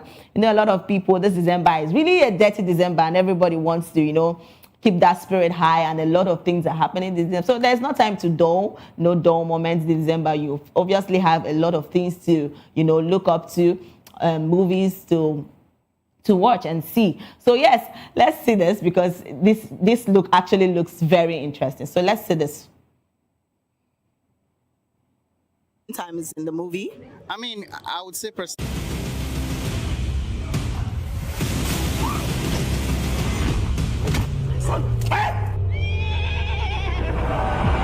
Hi everyone, it's your baby girl Precious, aka Call Me Prezi, and we are here live at the movie premiere of A Very Dirty Christmas. Tell me what comes to your mind when you hear Dirty Christmas. We are gonna be doing oblate things.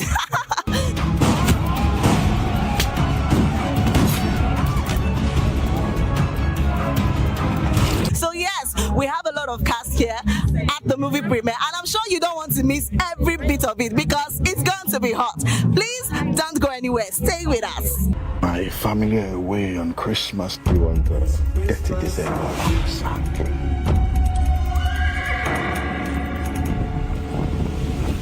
You have been begging for my attention, and now you have it. You have blamed me for our childlessness. Because I have something he wants. What did you send it to?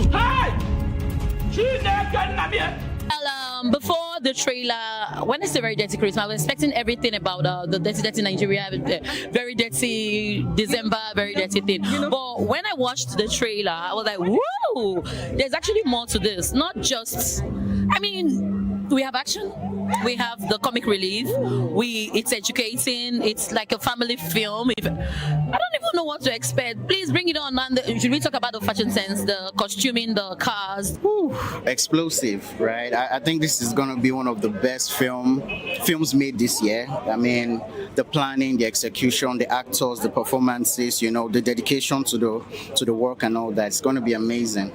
Wow. So were there any challenging times in the movie? I mean, I would say personally, it's one of the best movie sets I've been on. I mean, Niedo, she's amazing. You know, the treatment of the actors and the crew members, everybody. You know, it was just like a family coming together to make a production. And you know, when there's happiness, there's joy, there's respect on a set. I mean, you expect nothing less than magic. So we are here for the movie premiere of A Very Dirty Christmas. So what comes to your mind when you hear that? Expense. Should I say deceit? Okay. I'm expecting some kind of deceit in the movie. Oh, nice. Yeah. So what about you? Fun. Season. I mean, dirty December. It is just beginning. So let's start the dirty game. So I'd like to ask this question. What are your dirty December plans? First, being in the premiere of a movie like this, made from today till 31st, it's gonna be fun. Are you F-U-N. How are you feeling? I'm very good. You know that song? I feel good. So good. So tell me, we are here at the movie premiere of A Very Dirty Christmas. Yeah. So what is in your mind when you hear A Very Dirty Christmas? Omble. So what do you expect in this movie tonight? He's in Enugu, so yeah. Oh, you're coming all out for her. Yeah, coming all out. Tell me, how you feeling? I feel hot. Yes. We need water to And I feel hot because you are hot. Ooh, lines they cry. So we're in Lagos, Dirty December, and then we're seeing Dirty Christmas. I expect a lot of spice, drama, because the lineup is very, very dramatic. As you can see, very, very dramatic. So I want to see what's going to happen. Like the name says, A Very Dirty Christmas. So I'm expecting mischief, fun, adventure, then love and family. So tell me, I know one shout out. What are your plans for this dirty Christmas? Very calm, very deep. You don't want to do open things? No. I don't have the stress. I don't like stress. I'm a soft girl. So what comes to your mind when you hear A Very Dirty Christmas? Obli now. I mean, coming from the Queen herself, you shouldn't expect anything less. So what are your plans this dirty Christmas? Tell me. This dirty Christmas. Anyway, funny enough, this is my first time spending my whole holiday in Lagos. So this year's Christmas, I just plan to enjoy, unwind, and get ready for work for next year. Somebody say So guys, this is where we draw the curtain for this beautiful piece, A Very Dirty Christmas. And I know what actually comes to your mind when you hear that. So yes, this is where we draw the curtain. Don't forget to always join us at VOP TV Live and subscribe to our channels for more information. All right, bye. Wow, are you a stylist? Kind of. Oh, it's obvious. Your aesthetic is actually very nice. Thank you so much. So when you hear the word A Very Dirty December, what comes to your mind? It's all about good time, networking, and then enjoyment. Okay, speaking about the enjoyment, I'm sure you're here tonight to enjoy yourself. Very, very and not much. just to enjoy yourself, also to support the actress. But knowing the fact that Iniedo so far and the years before now, she has placed herself at a peak when Yes. it comes to acting Definitely. and producing. So what do you think this movie is going to be like tonight? Is more like a sister to me, because when you've known somebody for over 2 decades, and I know that she doesn't do things that are not top notch. So we have actually watched the previous movies that she did, which actually was #1 on Netflix, and I'm expecting to see the best now, because whether you like it or not, the more you do, the more you improve. So we're expecting the best for the Dirty December movie. So looking at the fact that it's a very dirty Christmas, what comes to your mind? Well, it depends on how you define dirty, but for someone like me, I always look at it from the positive aspect, from a religious perspective, and then of course it's a time to, share with loved ones, and then to give, to those that are unable to, provide for themselves. So. Okay, knowing it, Iniedo producing this very dirty Christmas, what's your expectation for it? Oh, there's no expectation, meaning like she has a high standard, and she has never gone below that standard. She keeps elevating, as you can see, for so many years. So yeah, so I don't expect nothing but the best. Well, before the trailer, when I say very dirty Christmas, I was expecting everything about the dirty Nigeria, very dirty December, very dirty thing. But when I watched the trailer, I was like, whoa, there's actually more to this. Not just, we have action, we have the comic relief, it's educating, it's like a family film. I don't even know what to expect. Please bring it on. And should we talk about the fashion sense?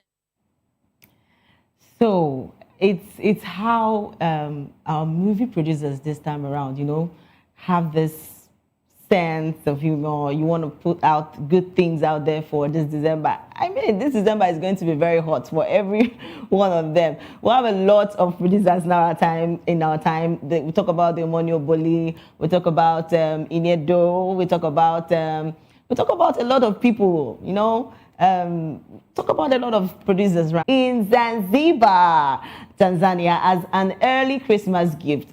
We've been talking about these dirty December things, and it's really hot this time around.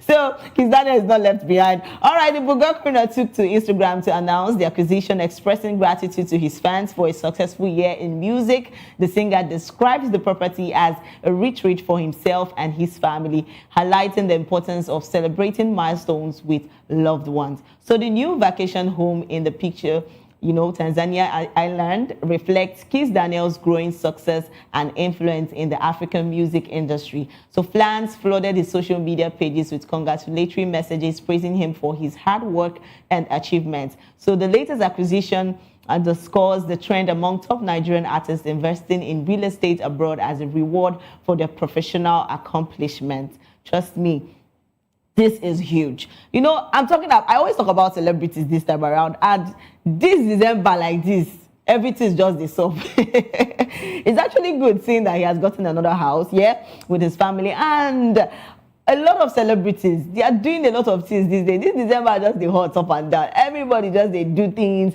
You're producing your own movie, you're bringing out your own song, you're getting your own house. Please, we never they plan that kind. They just allow us so that we can, we don't they plan our mind, but don't worry. To those who are also expecting their own house, expecting a good thing, definitely yours will come to you. So yes, this is actually a good one for Kiss Daniel. And trust me, a lot of people have come out to say congratulations, and they're happy for him. Yes, let's take some comments because let's see what people have actually come out to say concerning Kiss Daniel's house in Tanzania. So yes, getting a house and getting things for yourself, it's a beautiful one. Yes, official Big Future said, congrats, AJ. And Friendly in Camp 20 said he deserves it. He worked hard. He's a talented artist. He has here in Nigeria. Ghana buying outside West African countries is still a good move. Enjoy, Sammy. God bless us to make us safe.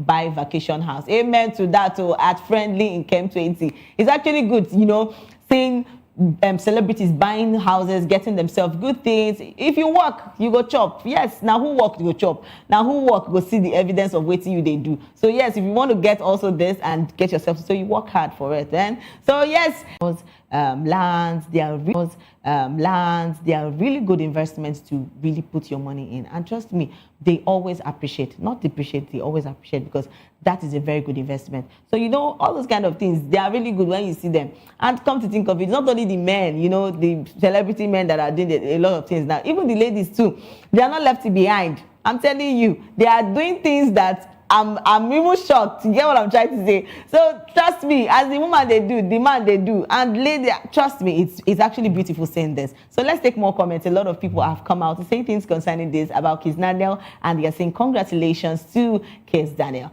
And official Kaimalite said, money does not buy happiness. One of the greatest lies ever told. Okay, money does not buy happiness. We know, but it's a good thing. It brings you enjoyment. Maybe for the meantime. All right. Another person said, Chichi Art said, good for him. Tanzania is such a beautiful place. And yes, be like say people don't they go this Tanzania too much. You get what I'm trying to say? Better they get plans where they want to take they do. May when I first tell us, you get what's in this Tanzania because I don't know what to say again. Our Juma, Juma Jukes, please come and help us because everybody's just coming to your country and a lot is happening. Make we know if there's another thing, there's a special thing there that we are missing actually here in Nigeria. So I will know if it's the next life we will take to that place. Okay, let's take more comments. A lot of people have talked about this. And Shop Candy Accessories said, money is good. Don't let anyone deceive you with what saying money is the root of all evil. Right now, that evil no day again. Everybody needs money. They lied. Money is good and brings you peace and comfortability. And yes, that's true. Money is good. That's just the truth. Money is good and people need money now. Anything where they talk now, money now people they hear. All right, Annie Hottie said, God, please do Christmas for me. Amen. Oh, I follow for that kind of prayer. Amen. I don't want to ask anyone else. That's true. All right, welcome to 2026. My guy, you already done day 26. It's a good one. Oh. All right, he said the outside look more enticing than the inside, but congrats to him. Why did you say this? The outside looks more enticing than the inside. You don't dare inside the house. Make I know why they say the outside looks more enticing than the inside. Bro, just be happy for somebody for once. Don't do this. All right. Miss Chiamaka said, me self no small. I gift myself for Christmas. Congrats, Vado and me. If you gift yourself this kind of thing, sure say you go see road, they go the Christmas where you won't do so. It's well with you. Then another person said, I love Tanzania. Of course, we do. And Rent Knives said, money is good, very, very good. I support you on that. And Exquisite Lover Girl said, Christmas. Yes, so this Christmas is oblating. So we are going to be doing oblatings. Anything that does not concern oblate is not, you will not see me there. So this Christmas, straight off for oblate. Let's take more comments. A lot of people are talking about this, and it's a good one. And KB said, yes, and KB said, okay, as Prissy bring Juma keys, don't go enter Tanzania. Don't be small. I already talked about it. I said Juma, I be like say something is going on in Tanzania that we don't know about. So please, anything where they go on, make you tell us. May we know if we go, take the next flight to Tanzania to actually go see that place. So Sharon Keduka said, people are moving out of Tanzania. You are moving in. I don't understand. This Sharon, have fun. Hey, you just want to spoil people's mind. Leave them to enjoy themselves. It's actually fun. Going out, traveling out, it's fun. Go see the places, meet new people, see good places. If you have the money to, do those kind of travel, who are you to stop people from doing that? So it's their money. They do whatever they want to do with it. So Kinson said, Ghana don't cast. Don't come and call. I know they, when I want start now, they call people country. I know they, no just start now. Then Abuja01 said, him too no small. Nothing like being rich and getting property. Yes, so money all the way. And another person said, congratulations to him. And that's a good one. We have a lot of comments. Let's take more and more comments of what people have actually come out to say concerning Kiss Daniel, and it's a good one. And Graceful Sand said, me self gift myself item 7, go shawarma and kozobo. I think that is the best gift ever. Just buy yourself good shawarma and kozobo for Christmas. I don't try. My brother, you don't try. My sister, you don't try. Be smart thing. For you to even gift yourself that is a good one. At Glow by Mo, Organic Skincare Place said, congratulations, no they tire me to type because soon you will all type it for me too. And amen to that. And another person said, Jukes and Priscilla run from Tanzania. How you take no say they run from Tanzania? Talk the one way you know. At NM Maria, talk the one way you know. All right, because of Basbos, go buy house for another country. Kiss Daniel, go there, go buy house for Christmas. Holiday no be juju be that is well with you. And Treasure World 77 said, beautiful world doesn't revolve around real estate wahala.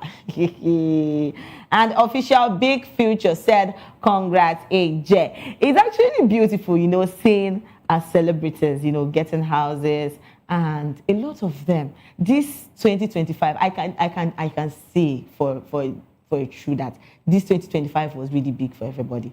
I'm telling you, at least a lot of people will come out this year. Everybody are really working hard and they are trying their best, to put up that thing. And yes, to you that is expecting yours and you're praying so hard, I need to get this, I need to get, don't worry, calm down. Your turn will soon come, and definitely you will smile and also be happy. And yes, that takes us to our next gist, and we are talking about, in a surprising twist, a high-profile bride has called off her much-anticipated wedding after discovering that her future mother-in-law is unusually close to her own age.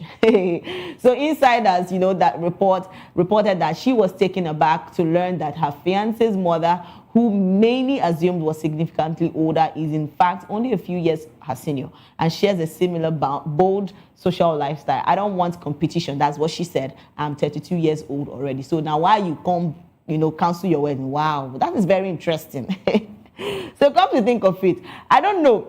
There's this thing that happens with mother-in-law and daughter-in-laws, like, that kind of thing. You're getting married, and you as a daughter-in-law, your mother-in-law comes in, and you are all, there's always issues. I don't know why. Maybe they don't agree at all. I don't, like, many people have already had a lot of time, like, people married, like women, they always get issue with their husband, mother. I don't know why. Some people say they pray, say make the mother-in-law know they are alive.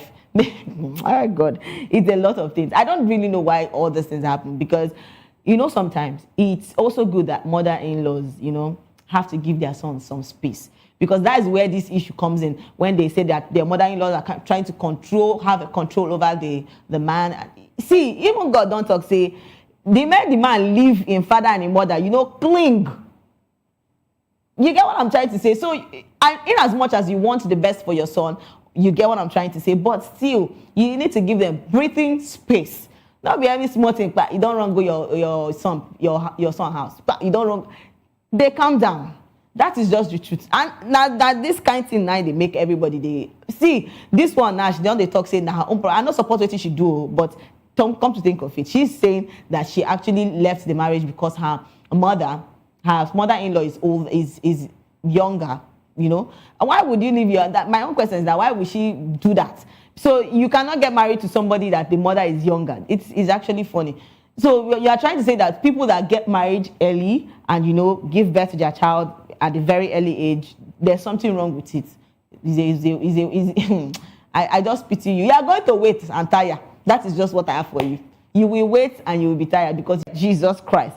Some ladies can do things that are really shocking. Jesus Christ. Some ladies can do things that are really shocking, but it's well with you. All right, a lot of people, God, imagine what she said. She said that she cannot be in competition with her mother-in-law. Oh God, which competition? That means you're already looking at yourself as an old woman. Okay, it's well with you. A lot of people have come out to say things, so let's take some comments. And yes, Yimu Una can lie, Sha. Okay, it's well with you at certified Vicky. But if it happens, what will you do? That is just the question. And Snow White, what will you do? That is just the question. And Snow White, Michael Official said, I don't understand the write-up. It's not making sense. If you don't understand. Things don't understand the write-up. It's not making sense. If you don't understand. Things they happen, not be joke. They happen, not be joke. A lot of things happen this time around. See, we have funny ladies. A lot of things happen this time around. See, we have funny ladies and funny men. Especially the breed, this Gen Z. They can do things that are, especially the breed, this Gen Z. They can do things that are shocking. That if they even do it, to be asked, really, did this? You got the feel saying all those kind. Do it to be asked, really, did this? You got the feel saying all those kind movie. It is my brother, my sister. It is the truth. A lot of things are happening. Me, I know that my sister. It is the truth. A lot of things are happening. Me, I know. Say mother-in-law and their daughter-in-law, they know they go one, they know they pass one. Mother-in-law and their daughter-in-law, they know they go one, they know they pass one road. Some of them don't.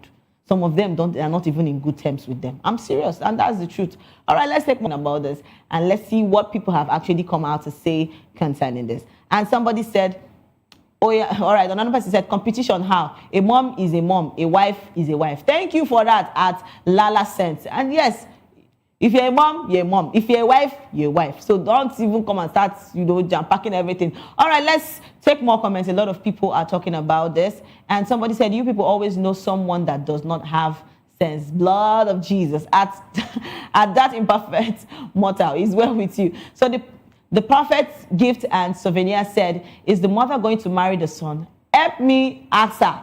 Do you understand? Abi, there's something you are not telling us. Yes. Because why would you leave your fiancé because the mother is young? It's crazy. They're supposed to check whether it's okay safe. All right. Jeff said, Una too do for this app as well. And Sukami Omobolanle said, all right, another person said, competition how? A mom is a mom, a wife is a wife. We have a lot of comments. Let's take more and more comments of what people have actually come out to say. A lot of people have come out to say things concerning this. Let's take more and more comments. All right, another person said, I don't believe this, but I believe the fact that a lot of wives want their mother-in-law dead or prefer to have them dead before meeting their husband. I talked about this, and it's true. I'm telling you, a lot of daughter-in-laws want their own mother-in-law to be dead, and it's wrong. As you pray, say make your own mother-in-law die. Now, so when your own pikin go grow, they pray say make you cry. But come to think of it, it's too much. You people should be coming down. You can actually live in peace with your mother-in-law without all this whole drama and everything. All right, Funny's Ghost 001 said, me as a man, safe, I can't marry anyone where her papa brother still dey alive. Hey, again. There's nothing I will not see in this by comment. All these comment people, where would they calm down? So Osage said, stories full Twitter past IG. I beg, we are still into all kinds of. All right, it's well. See, what I'm talking about is that you can still, as a daughter-in-law, you can still be at peace with your mother-in-law. You mustn't always have that bad mindset or bad intentions that, all mother-in-laws are bad. We know that they have bad ones. We know that they have good mothers. In as much as they have good mothers and they also have bad mothers, they are still good ones. And you should always tell yourself that, I'm going to meet a good one. Not that you already don't get the mindset of, I no go marry my fiancé if the mother they young. That is ridiculous. And actually, that is it. Trust me. All right, we'll take a short break. And when we come back, we have a lot of gist for you. And please don't go anywhere because we are still talking about a lot of things. And I'm sure you don't want to miss every bit of it. So please don't go anywhere. Stay put.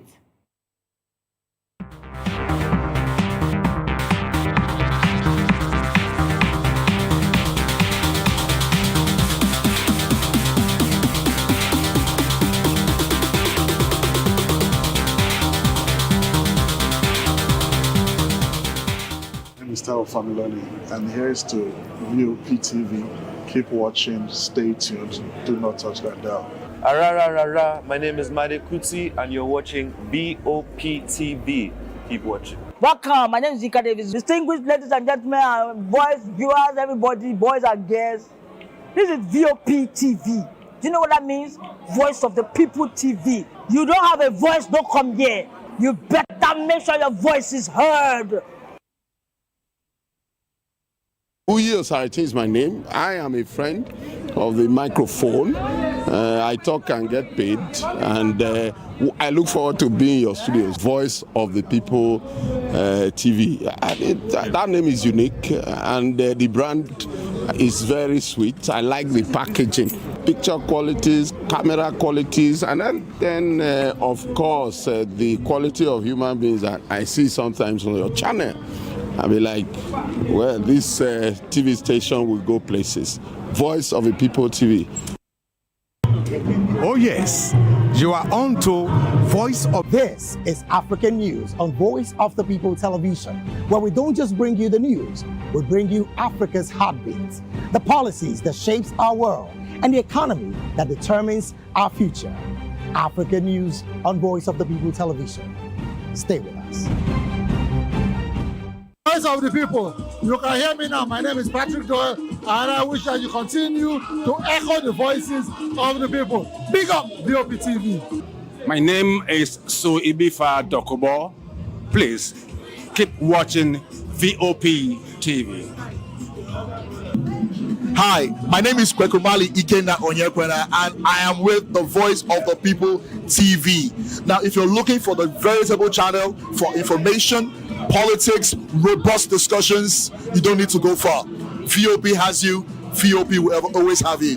Thank you. Hi, my name is Patrick Diabwa, aka Ibani Chuka, Amayanabo the Eagle King, and you are watching VOP TV. Stay with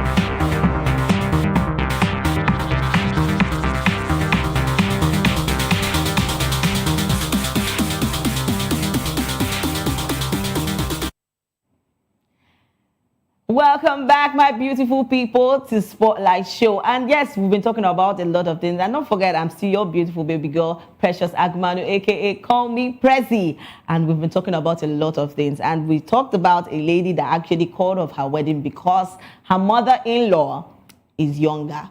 You get what I'm trying to say. And we've been talking about a lot of things where people, got out their own point and their own view of what the lady did. But if you ask me, I think that's a no-no. And that's a red flag. Why would you call off your wedding because your mother-in-law is younger? That means you're thinking of a very bad thing, and it's not nice. All right, we have a lot of stories to talk about. And yes, the second story we're talking about now is renowned Nigerian clergyman and relationship coach Pastor Kingsley Okonkwo has ignited widespread discussion on social media after asserting that there is a shortage of quality men in modern society, raising questions about marriage prospects for many women. So Okonkwo, senior pastor of David's Christian Center and known for his teachings on relationship, shared his thoughts in a post on X, formerly Twitter account, where he warned that the gap between quality women and quality men appears to be widening.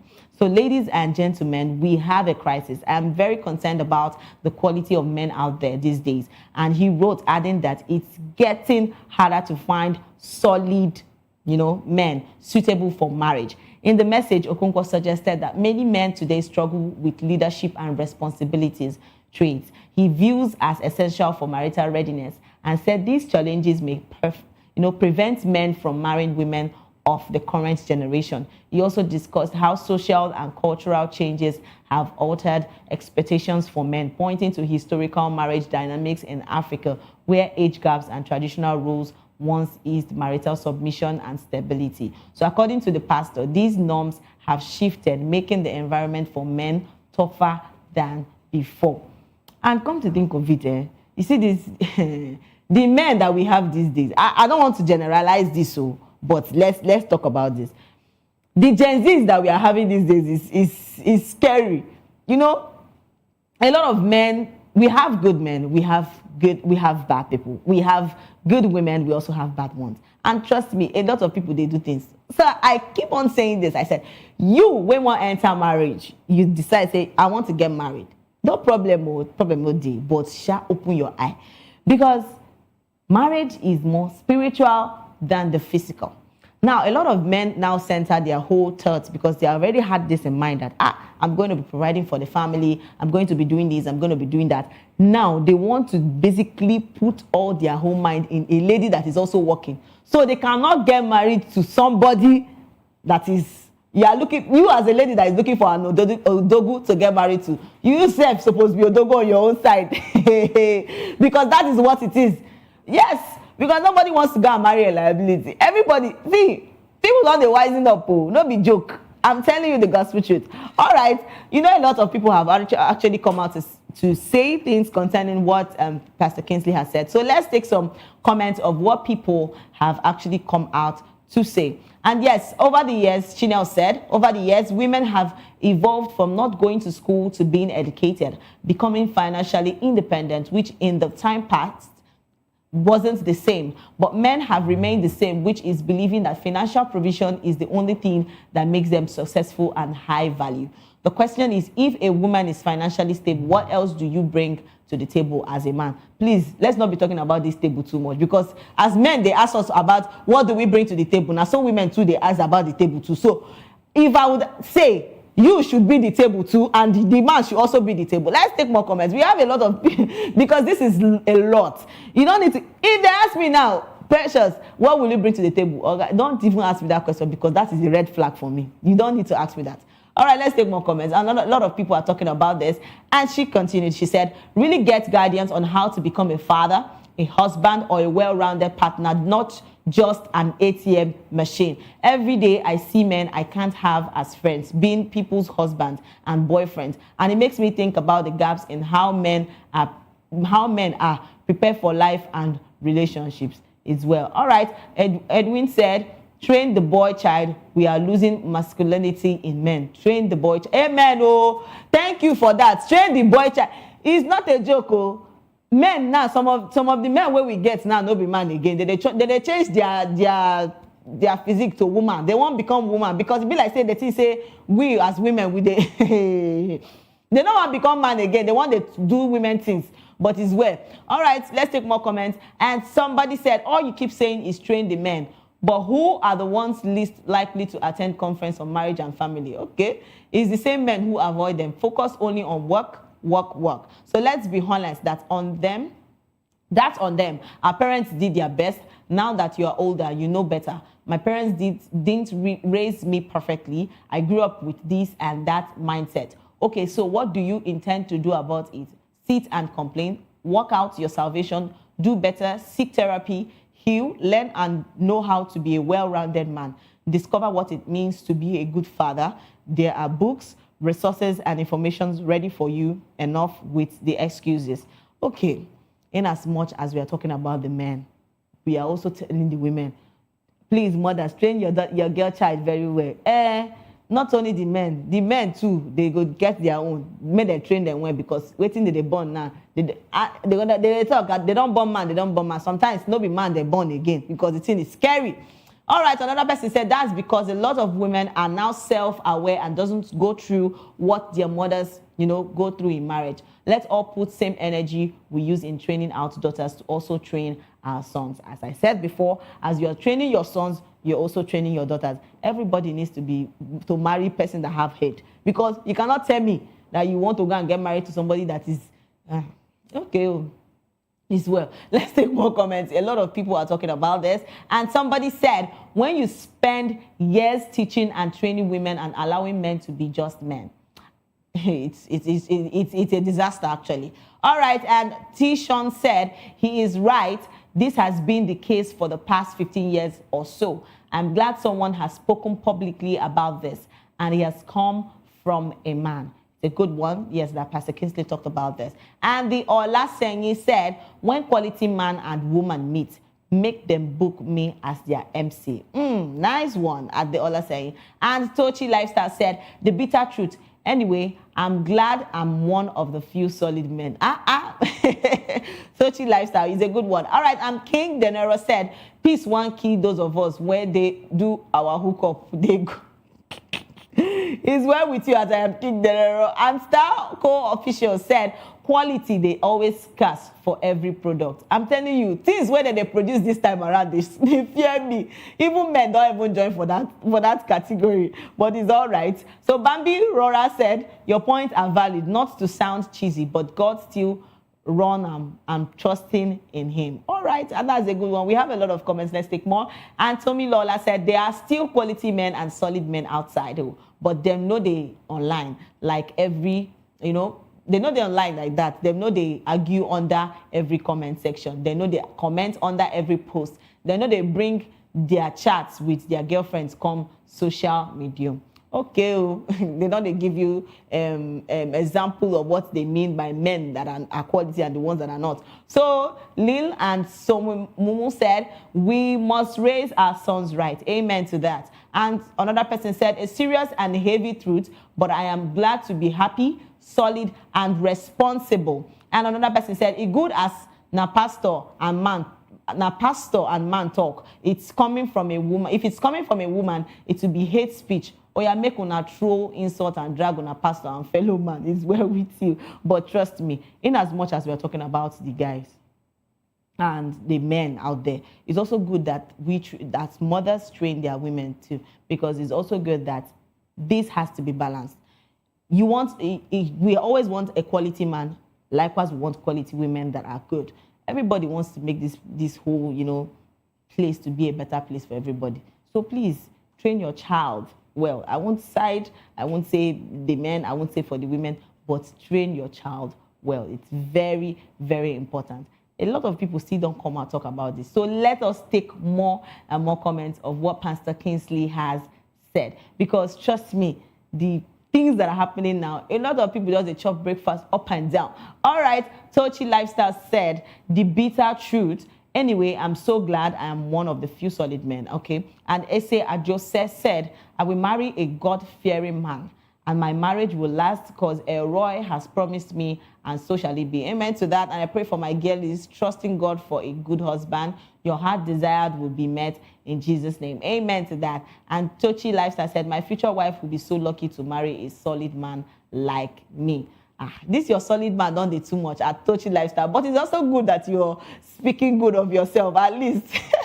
It's actually good. All right, and yes, that takes us to our next gist, and that happens to be Lagos Nigerian Nollywood actress Miriam Ogbonna has reportedly lost the sum of 50,000 naira following an alleged wrong bank transfer, a situation that has sparked conversation across social media platforms. According to posts circulating online, the actress raised an alarm after discovering that the money had been mistakenly sent to the wrong recipient. Screenshots and commentary shared on social media claim that efforts were made to recover the funds, but the recipient allegedly refused to return the money. In the viral post, the recipient was quoted as describing the transfer as divine intervention. Take and play first. So insisting that the money would be refunded and was intended to personal use. The statement, which many social media users found controversial, triggered mixed reactions, with some condemning the action as unethical, while others debated the legal implications of wrong transfer. As of the time of filing this report, no official statement has been issued by Miriam Ogbonna confirming whether the funds have been recovered, or additionally, no formal complaint or bank resolution has been publicly documented. So it is important to note that the incident is currently based on social media report, as no major news outlet or financial institution has independently verified these full details. So my own is, have you ever been in a situation whereby you've wrongly sent money to somebody that you were not supposed to? Because many a times I've had that when I want to send a card or maybe send a recharge card, and mistakenly I will send it to somebody else, and me in my head I will just forget about it because it has gone. If you say you want to call that person now, just know that is divine intervention. Because tell me, you get what you trying to tell that person that they'll feel that you want to scam them or something like that. And trust me, some of them will not even send it. If you send that money, you have sent it. Nothing like that again. I'm telling you, a lot of things are happening this time around. So you just gotta be careful. If you want to send anything if it's financial, if it's card, anything that you want to do, you just have to be very careful of how you are sending the money. Because trust me, if you go send a wrong person, to even retrieve it back is very hard. Yes, that's the truth. Because I've experienced that a lot of times. I don't know if you have, but then I've experienced that a lot of times. Not about money, a lot of times. So yes, a lot of people have actually come out to talk about this and give their own experience on how it happens. So let's just take some comments. We have a lot of comments of people coming out to say things concerning this. Let's just take one comment and then. And somebody said, unmerited favor. This is what Pentecostal thieves in Nigeria have taught them. It's well with you. So my own is say, anything that you're doing, shall be careful. If you're sending money, always cross-check the numbers very well to know if it is the right number or not. And yes, and that's it for that. This is where we draw the curtain. And thank you so much for staying with us on the Spotlight Show, to my amazing viewers. And thank you so much for staying with us on Spotlight Show. And remember, if you're going viral or going global, please stay true to your journey. And don't forget to follow us on all our platforms at VOP TV Live and subscribe to our channels for more exciting episodes and updates. Until next time, I am Precious Agumanu, aka Call Me Prezi. This has been Spotlight, where voices meet purpose. So bye for now.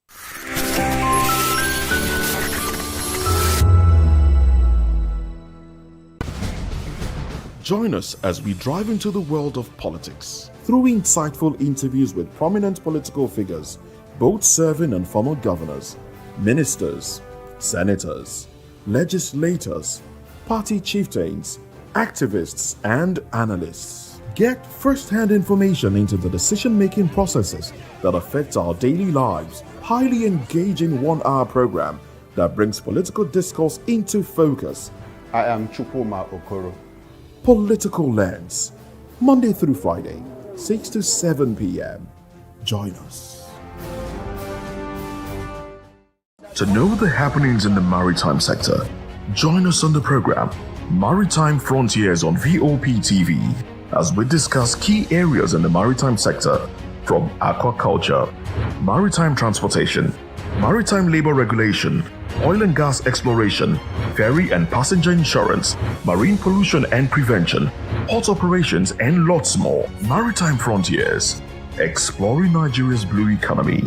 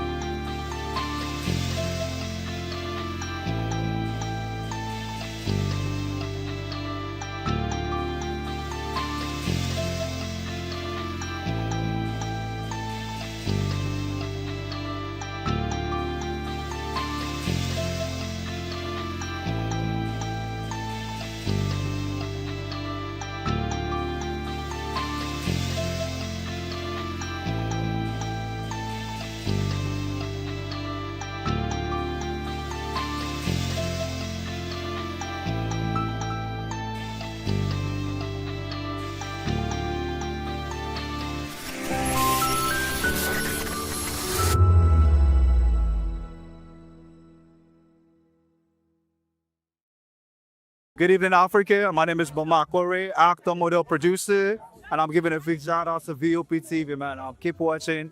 Don't change the dial. Thank you and God bless you. My name is AY, and of course, I represent the voice of the people, and that's why I'm on VOP. AY say so. Hi everyone, it's your girl Miriam Tima from the Real Housewives of Lagos and the Real Housewives Ultimate Girls Trip Africa. Shout out to VOP, the voice of the people. You already know. Stay tuned, keep watching. And don't forget, VOP is the best. All right, hello, everyone. It's about that shagging man fine back with Melanie Poppy Black Skin Boy. This is VOP TV. If you're not watching VOP, I don't know what you're watching. Maybe you're watching your weight. Hello, beautiful people. This is Wale Ojo, and you're watching VOP, Voice of the People. Hi, guys. You already know who it is. This is New Energy. Flyers boy ever live. Keep watching VOP TV. Thank you. Hi, people. Jenny Albano here. Guys, please keep watching Voice of the People. Welcome to Kitty's Corner. Every weekend is a new journey.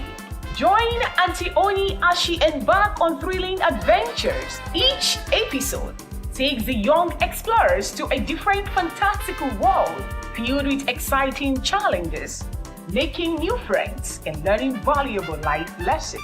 The show begins with lots of excitement in a cozy storytelling mood.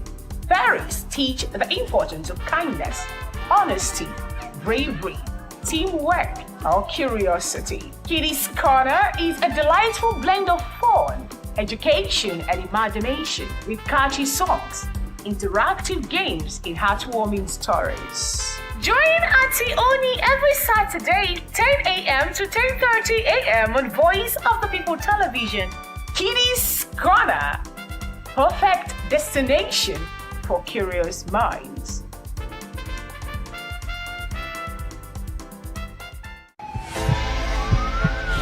This is Health Check, your weekly guide to better living, smarter choices, and trusted answers.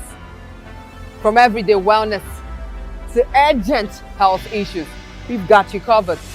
Health Check, only on Voice of the People Television, where your health has a voice.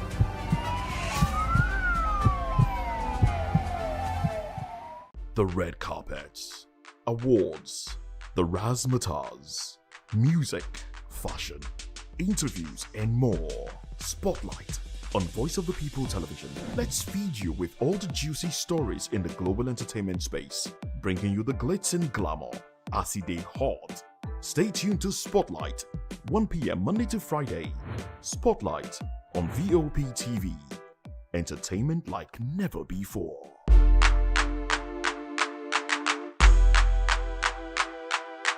Behind every broken desk lies a broken promise. Education shapes the nations. But who is asking the right questions? Introducing Edu Dialogue, the show that goes beyond the surface, exposes the cracks, the corruption, and the silence in Nigeria's education system. Edu Dialogue, Saturdays, 3 p.m., only on VOP TV. We break the biggest stories, from missing funds to policy failures. We ask the tough questions and demand real answers. Edu Dialogue, this Saturday, 3 p.m. on Voice of the People Television. Hello there, my name is Damilola Ogunsi, also known as the Goldfish. Hi, my name is Chiki Bright Emmanuel. I'm an actor and a filmmaker. Hello peeps, my name is Yomi E. Adejimo. Hi everyone, I'm Paul Utomi. Hi everyone, my name is Stacey Benjamin and this is Voice of the People TV. I need you to keep it locked to VOP TV. See, are you looking for good entertainment? You want to get good movies, good music, politics, talk shows, sports and entertainment. You really want a channel that gives you everything you need without you having to run around. VOP is where you are. That's Voice of the People. If you're not listening to this, you're not one of us.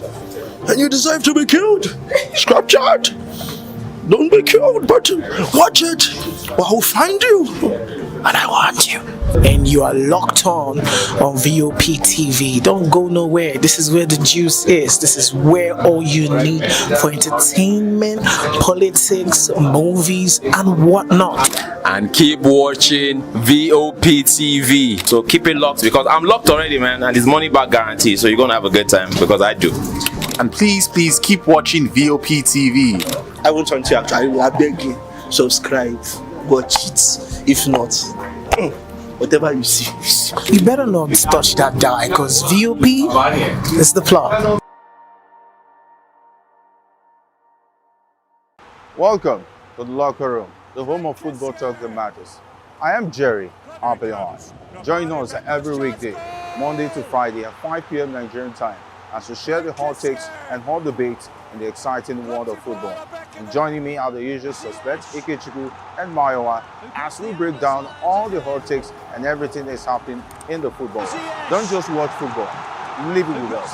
Catch us on the locker room and Voice of the People Television at 5 p.m. Nigerian time. And like I always say, if not 20 minutes off, please discuss. And it's Hakim Ziyech, who puts the...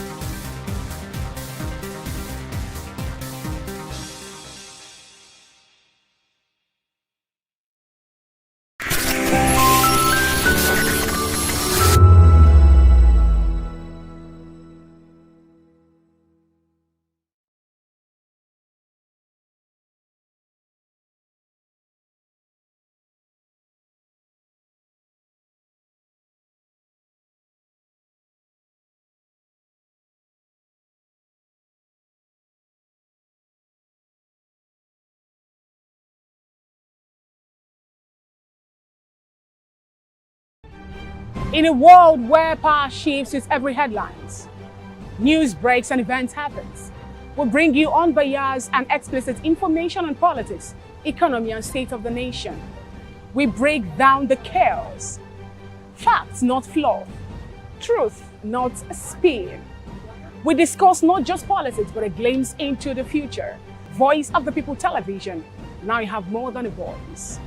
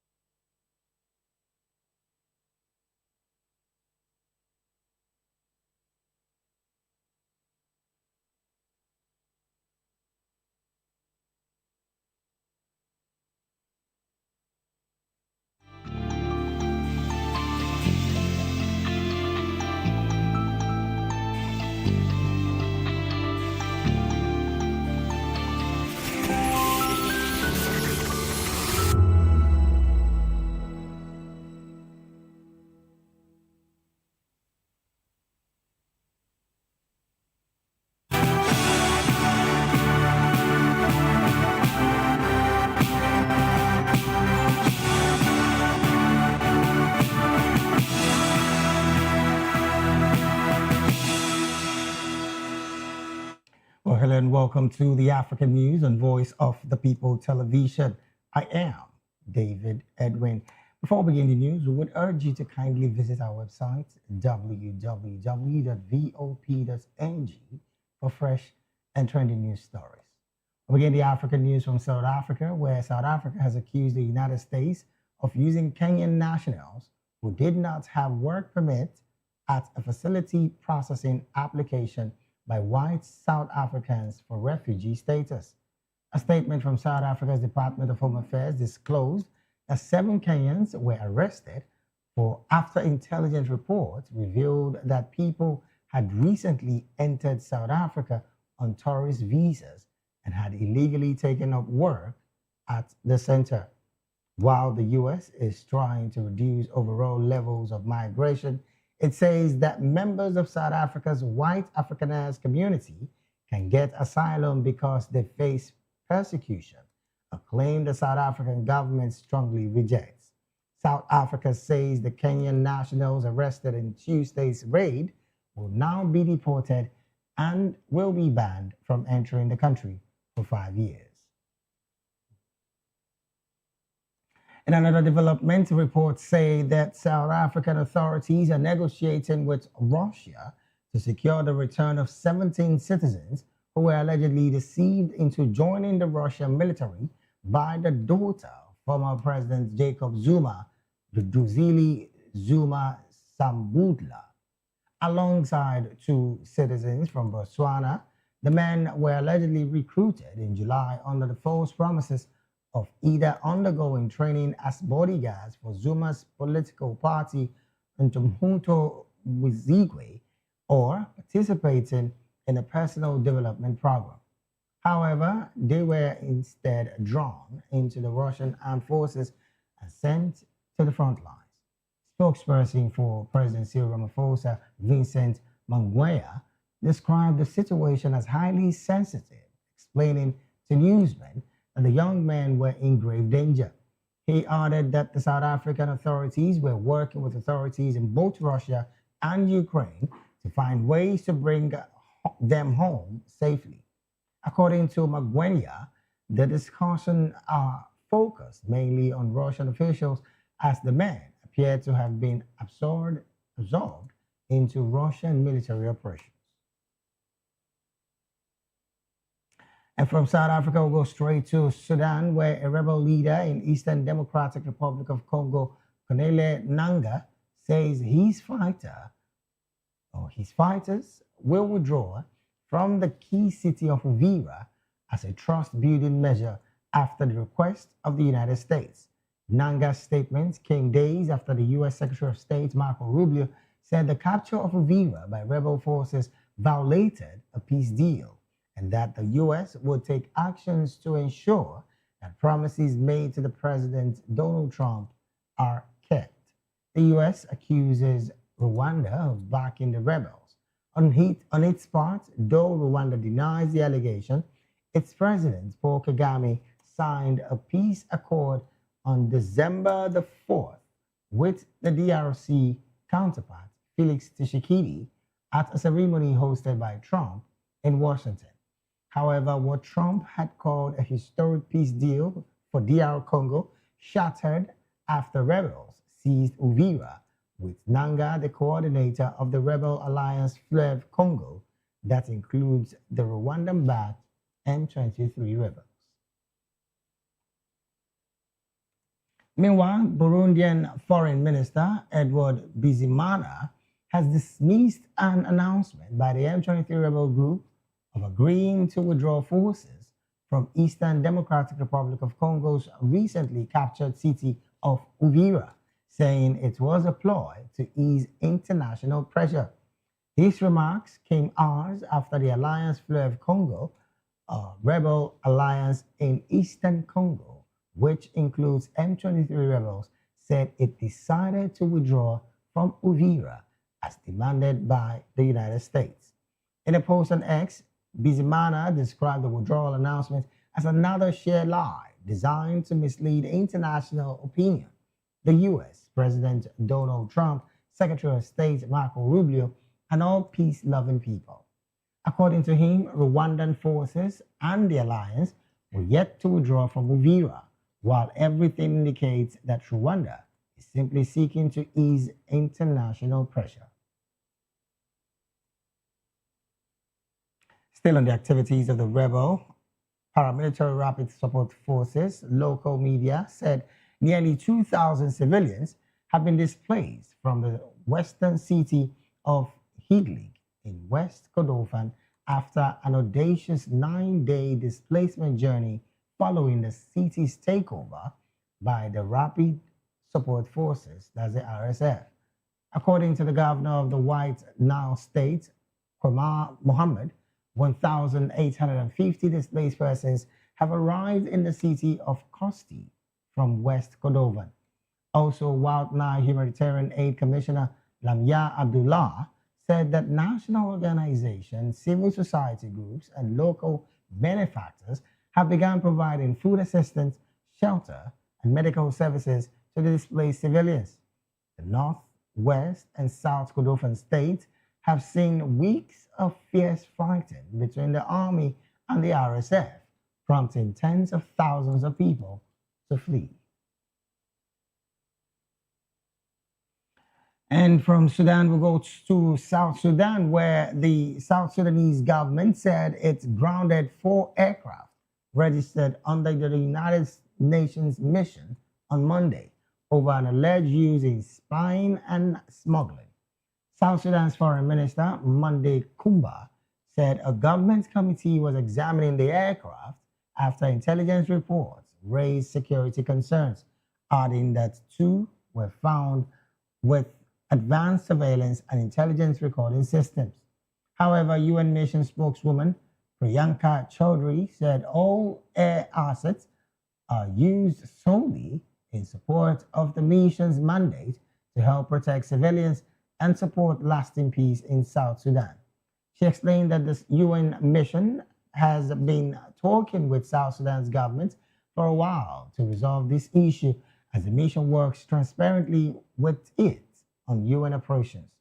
Over 70% of South Sudan's 11 million people rely on humanitarian assistance for food, healthcare, and other basics, according to the UN, which mandates includes helping to deliver aid. Moving on, report says that Kenyan police repelled and protected all 10 workers in an overnight attack by Al-Shabaab militants on the compound housing Chinese road workers in the northeastern border town of Elwak. The raid began at around 1 a.m. local time on Monday when heavily armed militants stormed the guarded compound near Elwak police station, damaging vehicles and other properties before withdrawing after an extended gunfight. The attackers reportedly smashed through the compound's main gate and perimeter fence, damaging the police vehicle and several construction trucks, before border patrol officers were deployed to reinforce guards and secure the workers. The militants are thought to have traveled into Elwak in Mandera County from Burache, using the informal crossing points along the Kenyan-Somali border. Kenya has faced repeated Al-Shabaab terror attacks since it deployed troops in Somalia in 2011 under the African Union Mission, now the African Union Transition Mission in Somalia. Moving on, there are reports that say that 30 persons, most of them soldiers, have been jailed in Benin Republic in connection with a failed coup attempt earlier this month. The soldiers took over state television on December the 7th and announced that the government had been dissolved. However, their takeover bid was thwarted by loyalists in the military, backed by airstrikes and military assistance from Nigeria and other West African allies, with France also providing logistical support. The accused were jailed on Tuesday following a pre-trial hearing, charged with treason, murder, and endangering state security. Lieutenant Colonel Pascal Tigri, who reportedly led the coup, is still on the run. Beninese officials claim that he fled to Lomé, the capital of Togo. Cotonou has reportedly asked that Togo extradite him and other fugitive soldiers. Meanwhile, perpetrators for the general elections in the Central African Republic, scheduled for December the 28th, 2025, have reached a key milestone with the arrival of sensitive electoral materials in the capital, Bangui. Totaling 96 tons of electoral materials, it includes ballot papers, vote tally forms, and other official election documents. They were officially handed over to the President of the National Elections Authority, Matthias Muruba, by the Deputy Special Representative of the UN Secretary General and Humanitarian Coordinator, Mohammed Ayoya. Speaking at the handing over ceremony, Ayoya highlighted the combined efforts of the CAR government and the international community in making the operation possible. According to him, it was the result of very significant efforts by the CAR government, particularly in financing the material, and also reflects the efforts of the entire international community, which has been supporting the government in recent months to make this moment a reality. Moving on, the African Development Bank, that's the AFDB, says it has raised $11 billion for its African Development Fund, which lends money to low-income countries on favorable terms. The AFDB, which is Africa's biggest development lender, announced this after a two-day donor pledging conference in London, which was overshadowed by a waning United States engagement. The amount surpasses the previous replenishment round's figure, but fell short of its initial target. Officials at the AFDB had initially aimed to raise $25 billion for the AFDB, which is replenished every 3 years after raising $8.9 billion in 2022. Commending the outcome of the donor pledging conference, AFDB President C.D. Tar noted that development partners choose ambition over retrenchment and investment over inertia in one of the most difficult global environments for development finance.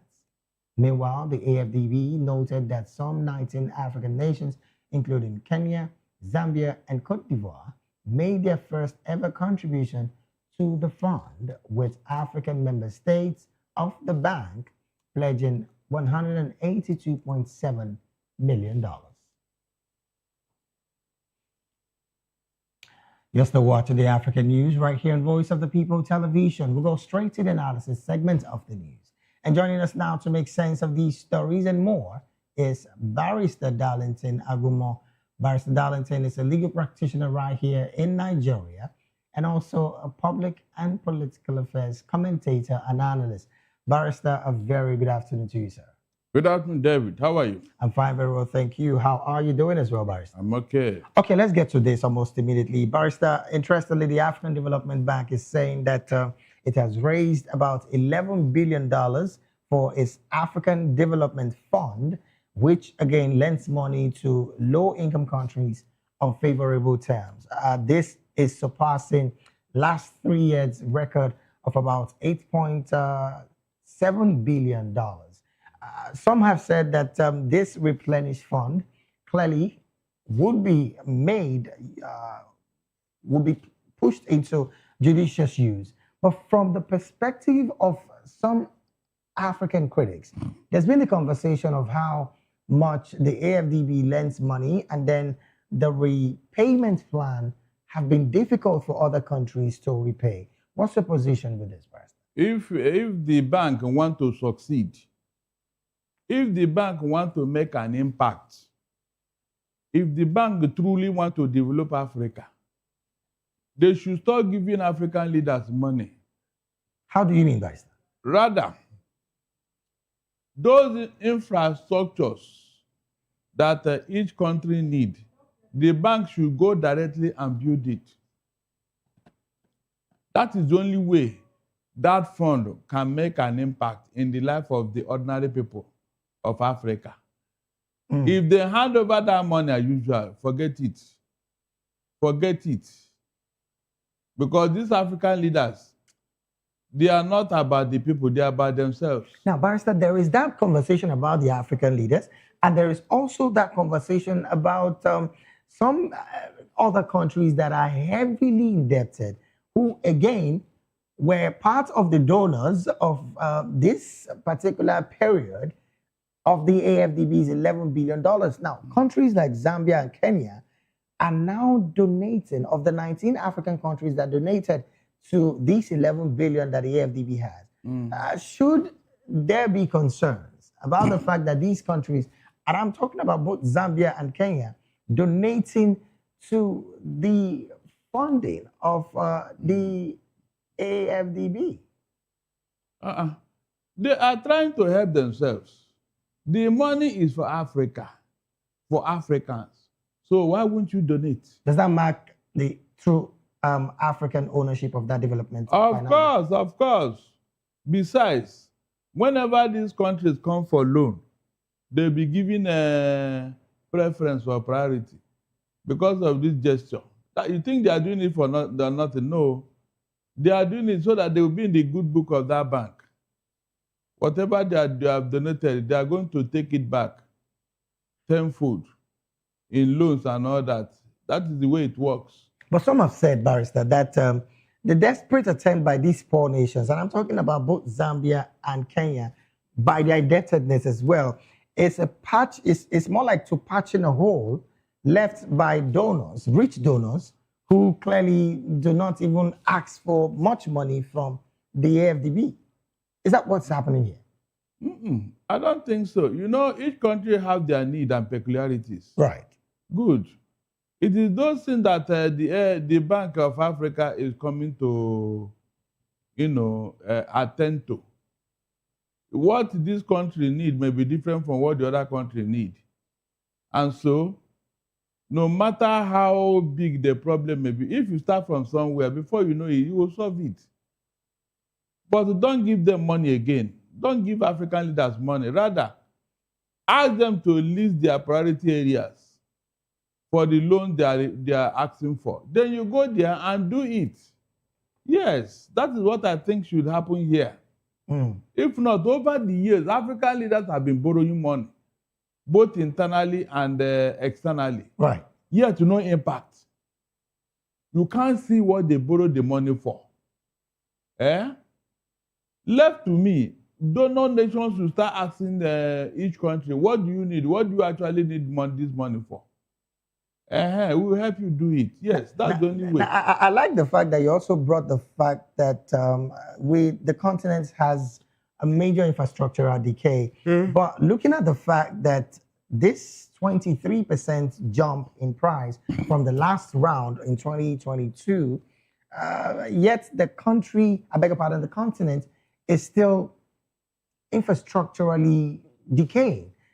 And of course, that also includes the climate gap running into trillions. Should we want to really develop Africa, we would be looking at trillions of dollars.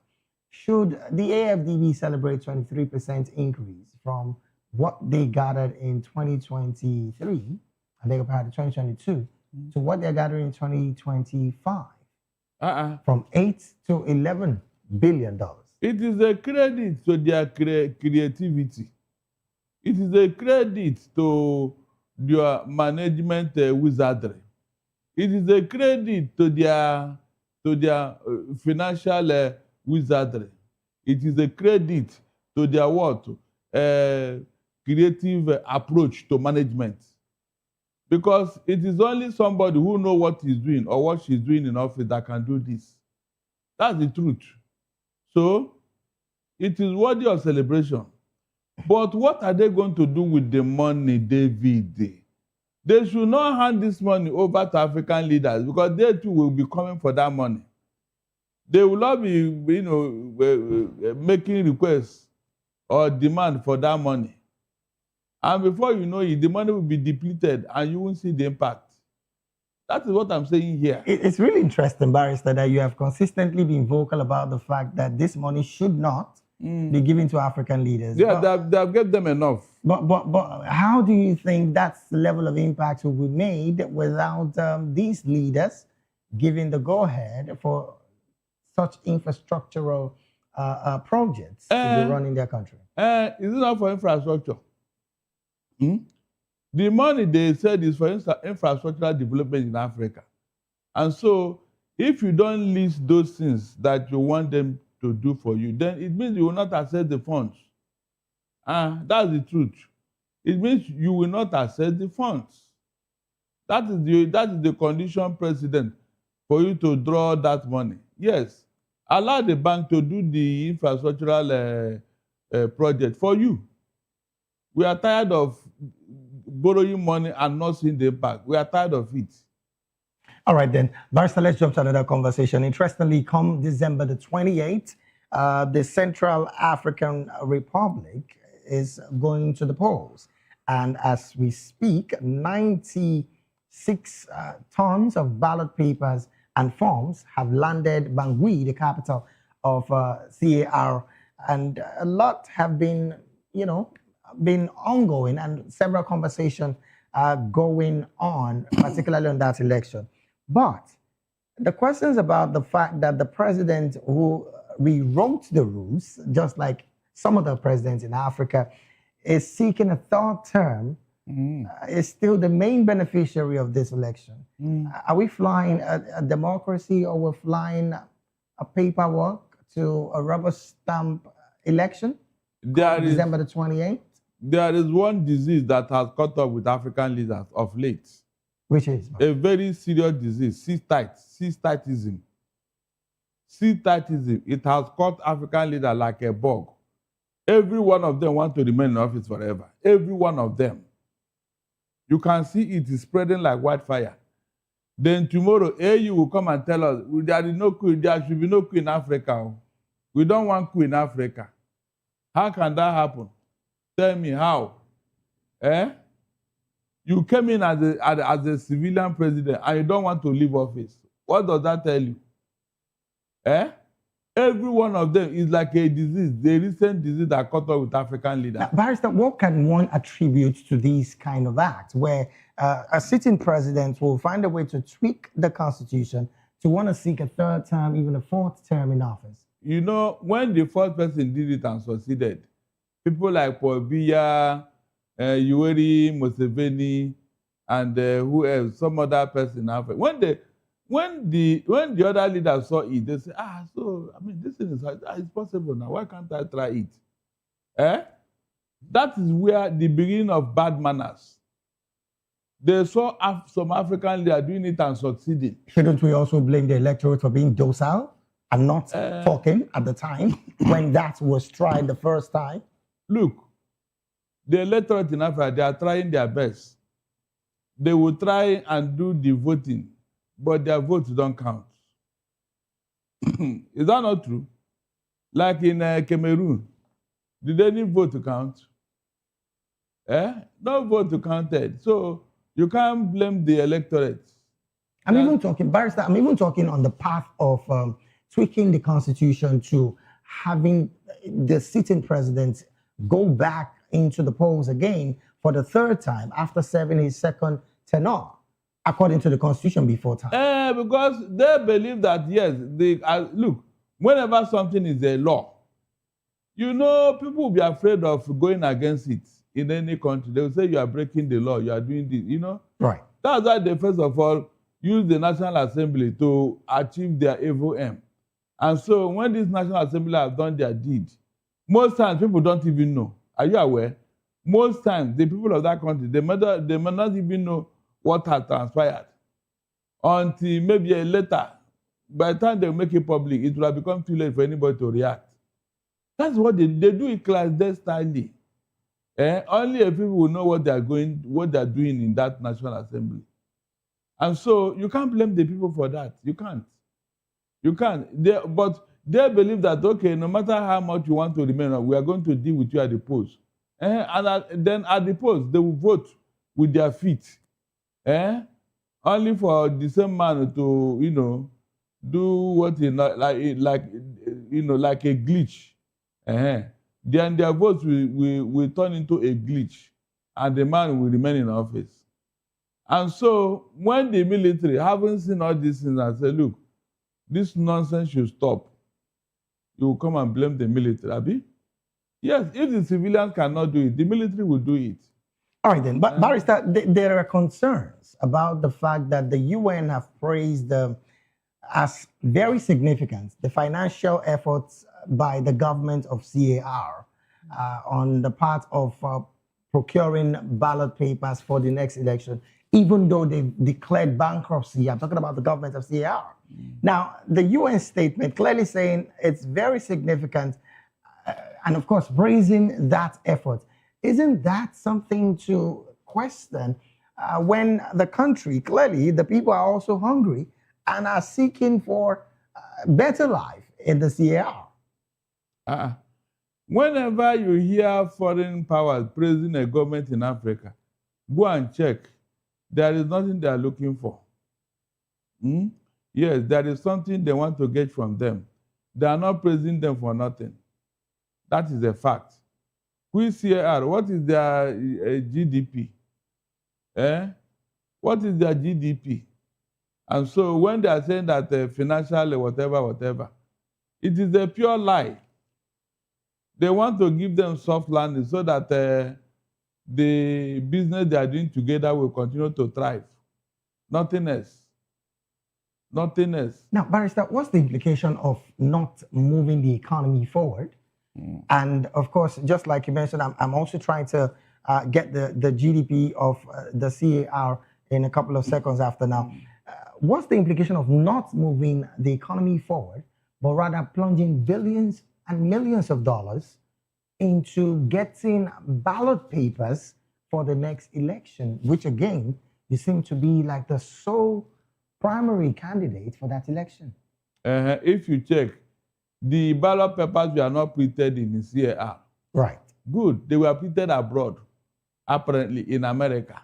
And so, what do you expect with the with the country that benefited from that largesse?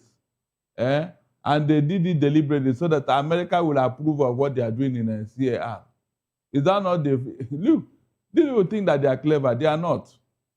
Seriously. Because this particular contract were outsourced to foreign powers. They will now give them a nod. They say, yeah, you are a good boy. You are doing very well. Yes. At the end of the day, nothing will come out of it. Look at the economy that is so impoverished.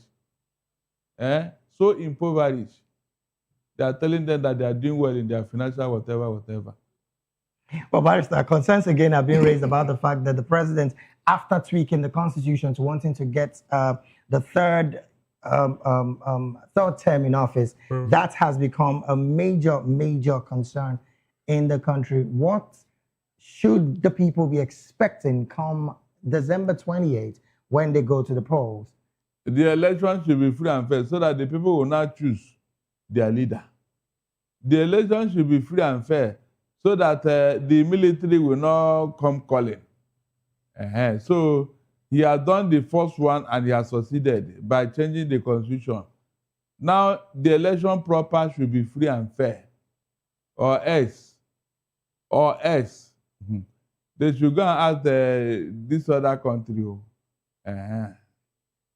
Oh well, we'll keep our eyes on that particular conversation as they progress, because truly, when elections come and go, the aftermath post-election seem to be a major situation in countries across Africa. Let's jump to another conversation before we let Barrister out of the studio. Barrister, as it stands, Benin Republic jails over 30 individuals, particularly in the failed coup in that country. What do you make of this story, Barrister? If they lie, let them jail the whole country. It will not solve the problem. What is the problem from your perspective? The problem is political rascality of the politicians in all strata of African states. This political rascality is one too many. How do you always want to? What are you changing the constitution for? I'm not sure of what I will do if I'm in that country. Seriously. How can you enter office all of a sudden You now think that the place belongs to you. You must remain there forever and ever. I mean, how does that sound? If you leave the constitution as we made it and then rule and go away, what will happen? American presidents, as powerful as they are, have they even thought of such an idea? I mean, have they ever even tried it, not to talk of doing it alone? Have they? Yet, you poor countries in Africa, the only business you are doing is politics. You want to remain in office. It's not as if you are even contributing anything meaningful to your country. You just want to stay there and be enjoying the largesse of office. Abi, is there any other thing? Nothing. You are not contributing you are not helping even the country. Look at Paul Biya. With all these years in Cameroon, what has happened to Cameroon? Is the Cameroon economy near that of South Africa? I mean, near, close to it. What has he done for his years in office? What? These are things that worry people now. If you are doing something meaningful, because okay, maybe this man have a good intention, but you are not. At 92, going to 90, you are telling me that your best is yet to come. Is that not deceit? I'm talking of a man who is, I don't know whether he's literally on wheelchair, and his speech is not audible, and yet you are telling me your best is yet to come. Keep your best to yourself. I don't want it. Well, Barrister, some would say that that country, Cameroon, clearly, the people also should understand better when it comes to their electionary period. They are using juju. You know, when people are being hypnotized, they won't even know. All these African leaders, they don't do this in ordinarily. Barrister, when you say someone is being hypnotized, is that even attainable anywhere? You can hypnotize an entire country. Didn't you see what happened in the Bible? Where this bad Jesus, yes, he took a whole region into bondage, including the pro-cancer, until Paul and Silas came and destroyed his jars on the people. Or you didn't read that story? One man called by Jesus. Yes, he took an entire region, that we are talking of an entire state. They will go and do this thing with the occult and the witches and wizards and say, look, in this country, it belongs to me. Nobody will talk or challenge me. Well, Barrister, one man did it in Nigeria. I don't even know whether that's what you're haunting us. You have not read the story, Abi? That Abuja employed the worst of them all in Africa. The worst of all of them in Africa. And he gave them a plane craft to go to the perimeters of Nigeria and offer sacrifices to keep people in bondage so that he will remain president for life. You didn't hear that story, Abi? When he was told in Nassau Rock. These are part of the things they do when they want to remain in office. And that's why they never do well. Because Satan can never allow you to progress as long as you are with him. Satan never liked anything good. So when you are with him, be sure that your government will not work, because your government is sustained by Satan. And Satan doesn't want progress. Well, Barrister, let's look into the investor optics of the situation in Benin Republic. As we speak right now, several commercial hubs have quickly returned, and of course, normalcy has returned across some commercial hubs. In fact, the down Tokma market have returned back into normalcy. Business is going on. Is there a possibility that there would be some investor confidence in that axis and that region as well, because of these kind of arrests that have been made recently? The only investment I will see is buying and selling, nothing else. No serious businessman is coming there. With what? You think there can't be any level of FDI in that country? I said it's buying and selling. Has it come before, or is it today that the thing will not come? No, tell me, has it come before? Investors are looking at where there is something to invest on. What does the Republic of Benin have? What do they have? Tell me. So you can see. The only thing that will come now, maybe my Igbo brothers will now go there and be doing their business of buying and selling. Is there any other thing that will come in there? Nothing. That is the only thing, nothing else, nothing. Well, again, Barrister, the concerns are being raised about the fact that Lagos has this very closeness with Benin Republic. You think that can also impact on the fact that yes, the situation have been quelled. I'm talking about the coup that have been fought. Would you think that would do more on the part of business for the? Yes. The business is buying and selling, because most of them come to Lagos there to buy their from wholesalers here, and then go back to the Republic of Benin. Is there any other thing? The economy of Nigeria and Lagos is sustaining some of these small countries around. So that's the only investment I can talk of. Apart from that, nothing.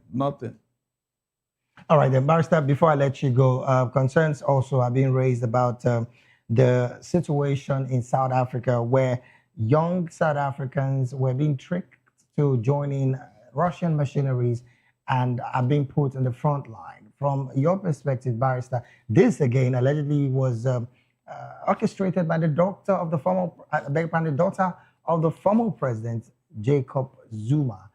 And the South African government are in talks right now with the Russian government to returning these people back home. What do you make of these kind of stories, Barrister? No, you see, if they are doing that for economic reasons, I don't think anybody is being coerced here, because those young men, they are adults. How can they trick you into going into Russian military? Wouldn't they give you gun? Wouldn't they tell you what you are going to do? At that point, it's left for you to say no or yes. So what is it trick you for what? At that point, you can say you are not doing. But if you are doing it willingly because of economy, why not? Well, the tricky part of it is that they promised, the false promise of either undergoing training as a bodyguard for Zuma's political party or participating in the personal development program. Whatever the seat, at the end of the day, you will be deployed to the war front to fight. Is that not true? At that point, you now know that, yes, this is not what they told me. You can now reject it. Does bodyguard for a political party? Whatever it is for, you are an adult. You have your thinking faculties intact. If they are playing pranks on you, it will get to the point of saying, look, we want you to go and fight in Ukraine. You will not say the word for what? That's not what I was told to do. It is either you not say no or you say yes. So at that point, you cannot say no, I'm not doing it. You go back to your country. So even if they are tricking you, it is you that allow yourself to be tricked. Yes, you allow yourself to be tricked. At a point of going into the war front, you can say, no, this is not what they told me, I'm not doing. You come back. It is when they refuse now that you now say, okay, you are being conscripted against your will.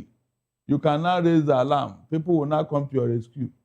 That's the way I look at it. All right, then, Barrister, in one sentence, or maybe 30 seconds before I let you go, Burundian Foreign Minister Edward Bazimana has dismissed the claim by the M23 rebel group leader that said that his troops, I'm talking about the M23 guys, are withdrawing from Uvira. He's saying that nobody should believe that lie from the leader of the M23 rebels. You think that is anything to hold on to? Owing to the fact that he also did say that the leader of the M23 rebels is saying that because there is a statement from Washington that whoever breaches that peace pact will be dealt with. You think that basically is the reason why the M23 is speaking at this time? They may deceive everybody, but they will not deceive Americans. I am sure when this report gets to Donald Trump, we will find out who is the culprit here. I am telling you, up to tomorrow, I am not comfortable that a rebel group is giving a government this headache. Up to tomorrow. Even after the peace deal. I am telling you, David, how do you explain it? As a leader of a country, how do you explain that rebel? What are they even fighting for? What do they want? Can rebel form a government in another person's country? Where is the position of M23 rebels in the DRC? Do they have they divided DRC and take one part? Or I don't understand. And to think that they've taken over about 4 cities in the DRC. I'm telling you. Yet AU is there. They are seeing what is going on. Nobody can rat out this rebel group until they spread and become a force to reckon with in Africa. They will become a rebel group. I mean, yes, now a mercenary group that you can hire. Yes, any government can hire them to do their dirty job. That is where it's going to land us now if we are not careful with these people. But unfortunately, really. When Alice Lakwena formed this group, the woman is now late. But the evil she planted in them is still spreading like wildfire. Instead of Africa like to rat out this because of the menace they are causing, they were just looking at it. You think it's only DRC. It will get to you too. You see, they have started with Burundi, Abi. All the neighboring states in DRC, they are going to hear it if they are not careful. And then Paul Kagame, your atrocities during the Rwanda genocide is still there. Don't think that because you are president, therefore, no, it's still there. It's still there if you are not careful. All right, then. Well, this is where we have to draw anchor on the analysis segment of the African news. We've been talking with Barrister Darlington Agumo, who is a legal practitioner right here in Nigeria and a public and political affairs analyst and commentator. Once again, thank you so very much, Barrister, for being here. It's my pleasure. We'll take a very short break right now. When we return, more stories on the African news will be up next. Please do stay with us.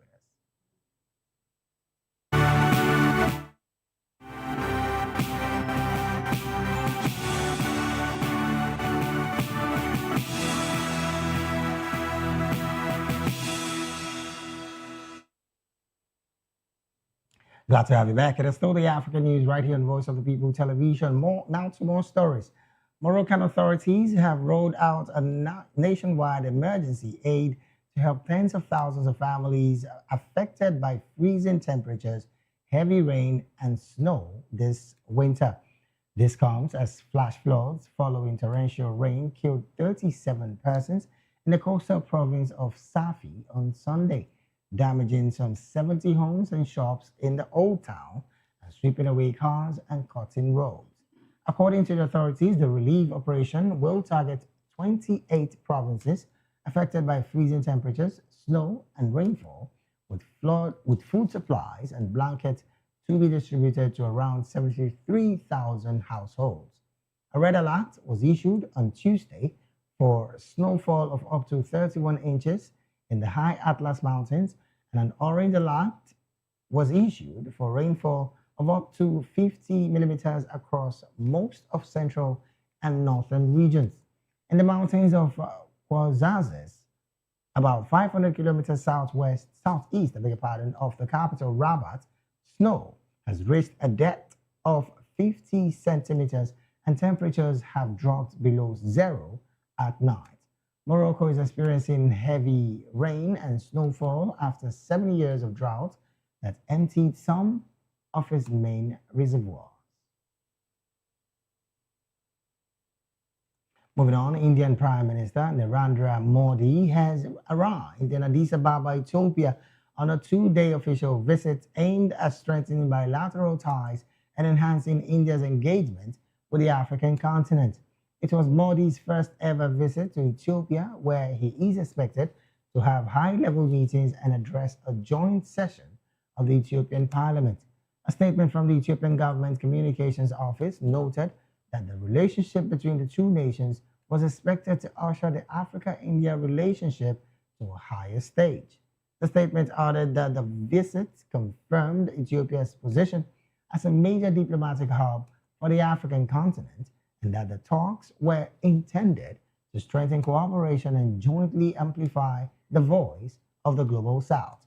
Welcoming his counterpart, Ethiopian Prime Minister Abiy Ahmed affirmed that the visit underscored the growing ties between the two countries as he looked forward to meaningful agreements that will further deepen their cooperation across shared priorities.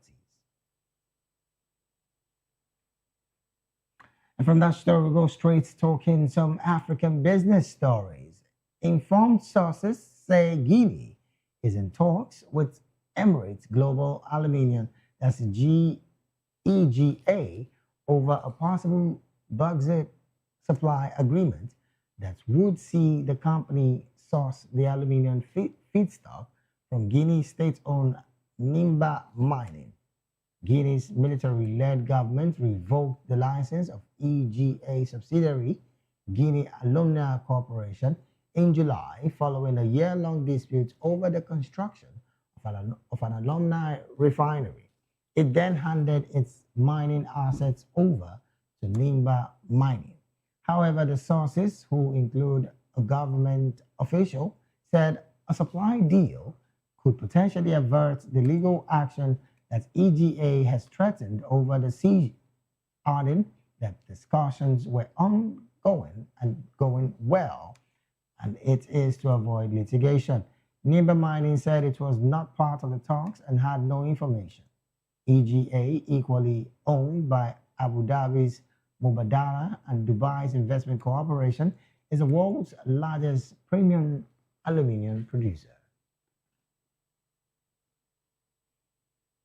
And from that business story, we go straight wrapping up with some sports stories. Senegal's fullback, Ale Kamara, has been ruled out of the African Cup of Nations AFCON finals opening in Morocco on December the 22nd due to injury.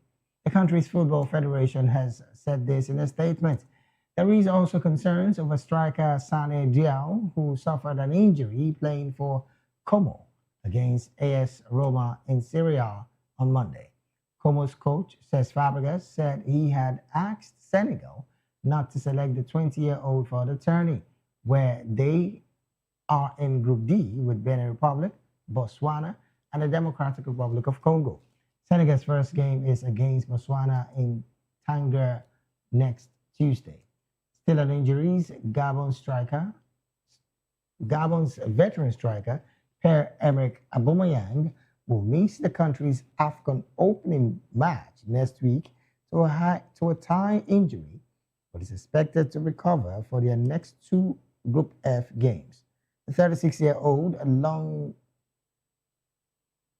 along with his country's talisman, was forced off with an injury as Olympique Marseille beat AS Monaco in Ligue 1 on Sunday.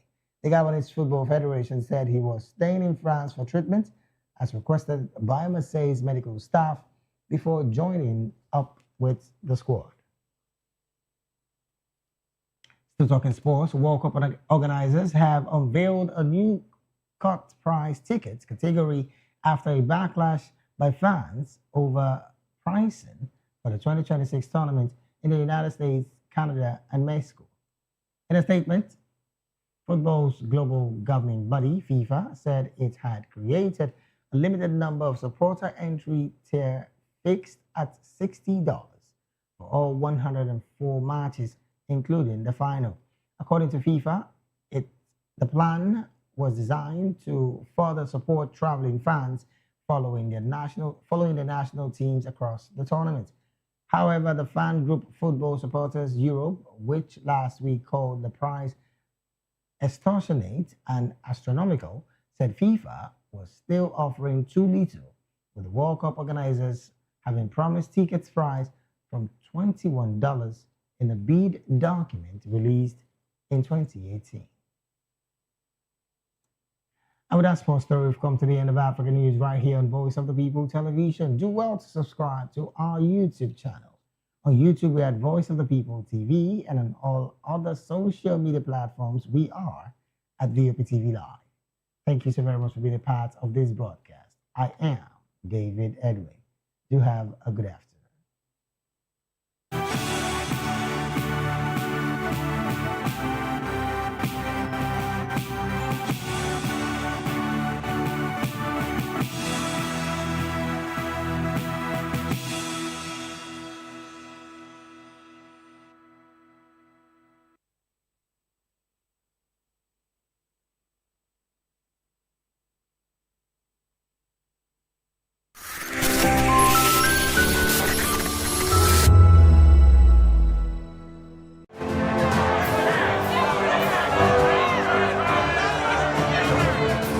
Do you want your voice to be heard? Do you know that you matter in the scheme of things? The People's Voice, the show where ordinary citizens take center stage as we discuss the biggest stories that affect you and I. With you in mind, we facilitate lively discussions, debates, and interviews on the topics that matter most to you and I. From social justice to economic empowerment, education to healthcare, governance and more, tackling tough topics and amplifying your voice. Join the conversation and make your voice count. The people's voice. Make your voice count. 2564 is coming up on Burning 9, right? The 2564 Atlantic Tower. What happens in the hush behind hangar doors? Who signs the papers that gamble with lives? Which truths were grounded before they even ever had wings?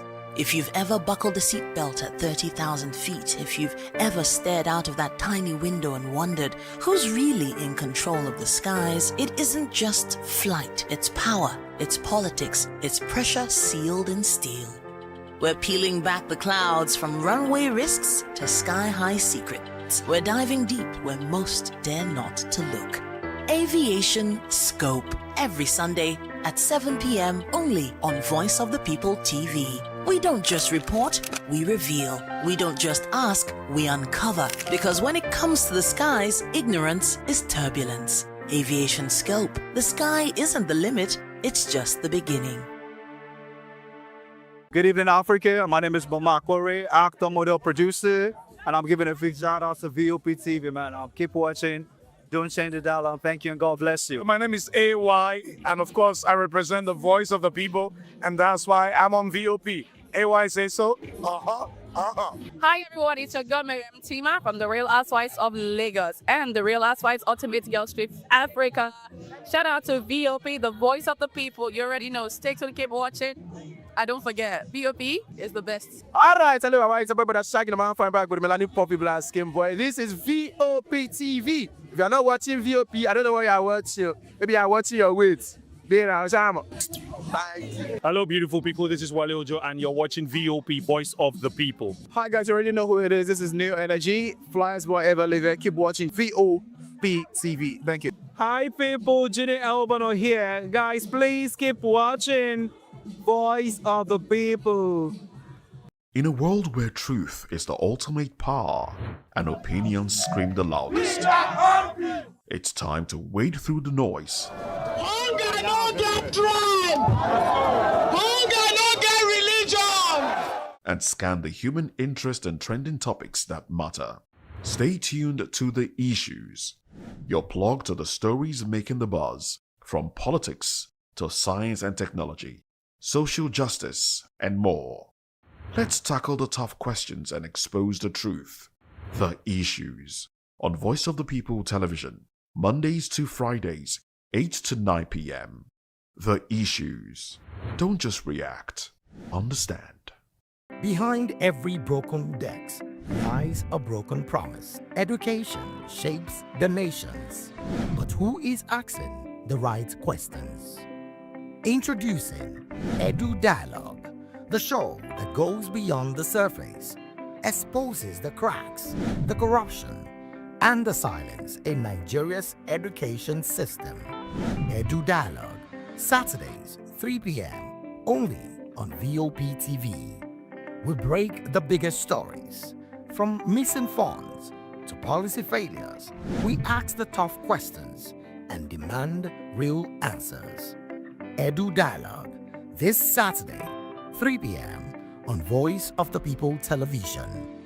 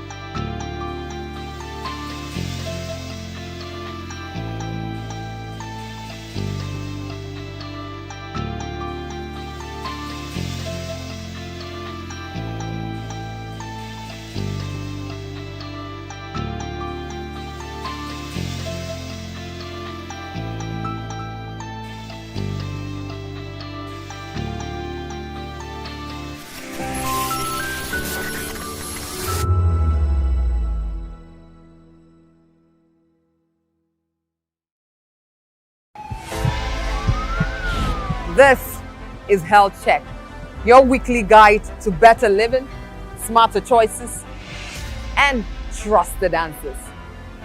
From everyday wellness to urgent health issues, we've got you covered. Health Check, only on Voice of the People television, where your health has a voice.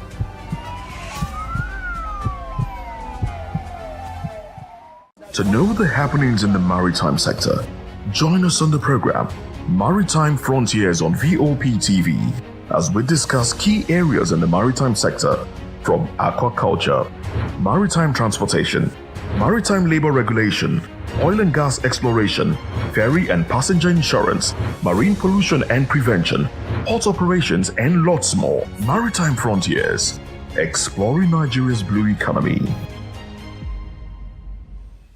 The red carpets, awards, the razzmatazz, music, fashion, interviews, and more. Spotlight on Voice of the People television. Let's feed you with all the juicy stories in the global entertainment space, bringing you the glitz and glamour as it is hot. Stay tuned to Spotlight, 1 p.m. Monday to Friday. Spotlight on VOP TV.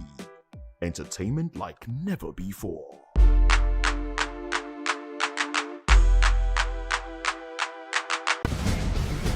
Join us as we drive into the world of politics through insightful interviews with prominent political figures, both serving and former governors, ministers, senators, legislators, party chieftains, activists, and analysts. Get first-hand information into the decision-making processes that affect our daily lives. Highly engaging one-hour program that brings political discourse into focus.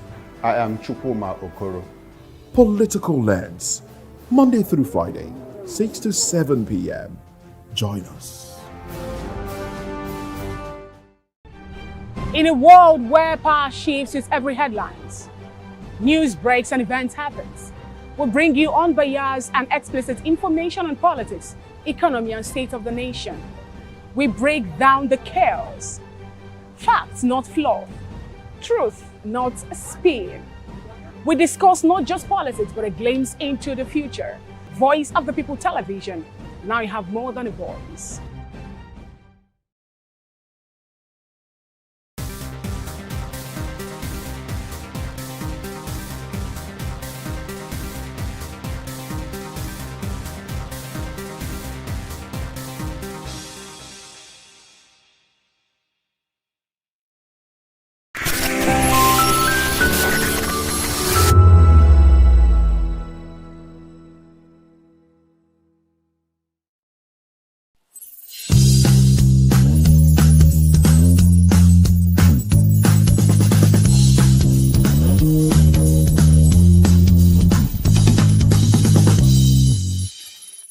Good afternoon, ladies and gentlemen. My name is Dili Utomi, and this is the Maritime Frontier Show. Today, we are discussing on the topic, corruption, the bane of optimum realization of the potentials in the maritime sector. It's a general belief that corruption has eaten deep into the fabric of this nation, and so something needs to be done urgently to take care of the things that the corruptible and corrupting issues, so that the country may realize its potentials in all phases of its national life. And today we have a man who has written a book titled The Toll of Corruption in Nigeria as our guest. He is in the person of Chief Basil Chudinwolisa. Chief, you're welcome to the program, sir. Thank you very much, Dilly. Chief, while we're talking before this program started, you were saying something about corruption being a dragon, sort of, in the lives of so many Nigerians because of the effect it has had in the level of development we should have had as compared to the level of development that we have now. Please, could you throw more light on that? Thank you very much. We're talking about the maritime sector here, sir. Thank you very, very much, Dilly. In the maritime industry, it seems that the key to the maritime industry's business transactions and all that is corruption. Corruption is the objective. Corruption is the nature of most of the activities in the maritime industry. It is becoming as if it is a natural phenomenon to, to act the other way around, to behave abnormally, to kind of leave the norms and do something else. In Nigeria, we have rules, we have regulation, we have extant laws. Nigeria is blessed with rules and regulation. But who dares to follow it up? Nobody. Almost 90% of activities in the port are corrupt. Can you expatiate a little bit more on that? Yes. For example, you see a shipping line that's supposed to collect charges for auction container at 25% rate of the cost of auctioning of that container, collecting 550% of what you're supposed to collect. For example, how, sir? You see, normally, if you get an auction paper, for example, from customs, you see that what is written on the paper is 25% of the cost of that goods, the auction value, should be paid to the shipping line. And the terminal 25% should be paid to the terminal operators. You see some terminal operators and shipping companies collecting 500 to 550%. Sir, do you have any evidence to buttress this? Yes, I do. You've experienced this? I do. I experienced it physically. And a lot of people have been calling me to challenge this process. And they've been sending their documents with which they were extorted by these shipping lines. And I can assure you that I'll give you those documents because it's terrible. It's abnormal. Which agency of government should take charge of that? I mean, should they take care of things like this? Honestly speaking, if Nigerian Shippers Council are serious about anything, this is the first thing that they show their competence. Their competence and their strength. And then the Council for Regulation of Freight Forwarding in Nigeria must go forward to protect the freight forwarders, for which is their core mandate. That is their main responsibility, to protect the interests of freight forwarders and other people within the corridor. Example, the importers and the exporters, and also the transport logistic providers. You understand what I'm saying? So, but unfortunately, in Nigeria, we have a collaborator. People collaborate with criminals. Those that are invited to checkmate bad activities are also being built into the process. Take for example now. Yes, take example now. In those days, there used to be what they call S-squad in police. If the S-squad police was to fight corrupt police officers, and the S-squad or whatever was the name, or that monitors of police, decides now to collaborate with those that are asked to go and corrupt officers. Are you getting what can they achieve? They can achieve nothing. Just if you collect 100,000, give us 50,000 and go with her. That's protecting them. This becomes a seal of protection. That means if you are duped, or if you are cheated, or you are extorted, and you go to the regulator to report, the regulator will even inflate the charge because he will get some from the collection. So that is the problem we have. So you are directly indicting now the shipping companies and the terminal operators with this example. Yes, I am. Yeah. They are not the only ones within the sector, operating within the sector. The Nigerian Customs Service that gives you the auction paper, which says, go and pay us, if you pay us a total value of the auction, you pay 25% to the terminal operators and 25% to the shipping companies. Is there no mechanism for ensuring that that's exactly what is paid and what is I can assure you, observed? I can tell you for free that the customs board, that's those who are in charge of that auction, they have written the shipping company several times, telling them to redirect their steps. But what they do is that they deal with a particular case. Do you understand what I mean by particular case? If, for example, now you take your case to them, to customs, and custom write them, they will treat my case. They isolate it and treat it. Those other people that don't know what to do, what do they do? For example, now if I approach custom and customs in their magnanimity decide to write them or call them and they give me the supposed service, what about those that are being blinded to believe that that's the norm for them to collect that 500 to 550% of what they're supposed to collect?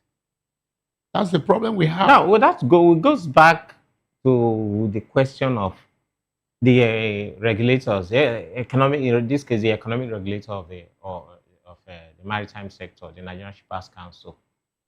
What are the steps being given people take to make them do their work? The truth of the matter is that the regulators are doing nothing now, as far as I'm concerned. What they are doing is just a tip of the iceberg, maybe 5%, 10% of what they should do. When the shipping company, the terminal operators came up with escalation of the cost of services in the port, what did they do? The regulators did nothing. And there is no consummate improvement on services rendered. Things are getting worse. Tell me, how can I pay shipping company their charge today and not get TDO today? They will tell me that confirmation has not come from the bank where I paid. If I pay you money now into your account by transfer or by any system, don't you receive a alert? Yeah, we do. Why must you wait for for the bank to write you to tell you that I paid you? That is exactly what the shipping lines are doing, causing delay. That's what the terminals are doing, causing delay so that people will pay demurrage cumulatively, painfully though, so that this amount that are being paid that are not regulated are now being shifted to the consumers. And the consumers in this country are stressed up. An average consumer in this country has already had it on his neck. Trouble, family trouble, drugs, being able to buy medicine, to take care of their needs, to buy food. And then you come and put inflation of corruption on it. To the extent that a container that comes into the port that is supposed to be taken in 3-4 days will last 30 to 1 month and 30 days to 2 months. That payment you do, which is about will end up being between 1 million and 2 million. You plow it into the cost of your commodity. And then who takes the stress? It is you and I. It is the general public. It is the poor man, the poor woman. Sir, aside from being a freight forwarder, you are also the president of the National Compliance Joint Task Force of Customs License Agents. That's a kind of anti-corruption crusader. Yes, yes. Now, in your capacity as the president or the coordinator, what do you people do to see that some of these sharp practices are curtailed or brought down to the barest minimum? As we entered into the system, we found out that there's a conglomeration of corruption. Like I explained earlier, if a group or an organization, a federal government parastatal is given the mandate to regulate what is going on, and they are not doing it, and they are collecting kickbacks from the people that are supposed to be regulated, you see that the system will be absolutely that of confusion. And we found out that we that are asking for the right thing to be done, transparency, anti-corruption, integrity, we are being accountability. We are being isolated from the scheme of things. Isolated in the real sense of it is that if there is supposed to be a national program or an event where we can show up and ask pertinent questions, they will make sure that even if we come to that program, that they will not allow us to enter into the program to be able to talk for the Nigerian people, because we are not talking for them. we are talking for the people. And when you stand with the people, you are always a target of attack by criminals and corrupt officials. Okay. So we have not really done much with all our aggression, with all our intentions to make things work right. We've not been able to do much. You cannot do much in a situation whereby you are not even, if, for example, I push something forward to the press and they see it, they will be disturbing the journalist to pull it down. You can't achieve much. That's usually the case anyway. Now, yours is not an association. It's just a pressure group. It's a pressure group, an advocacy group. We're advocating for change. Yeah, advocacy group.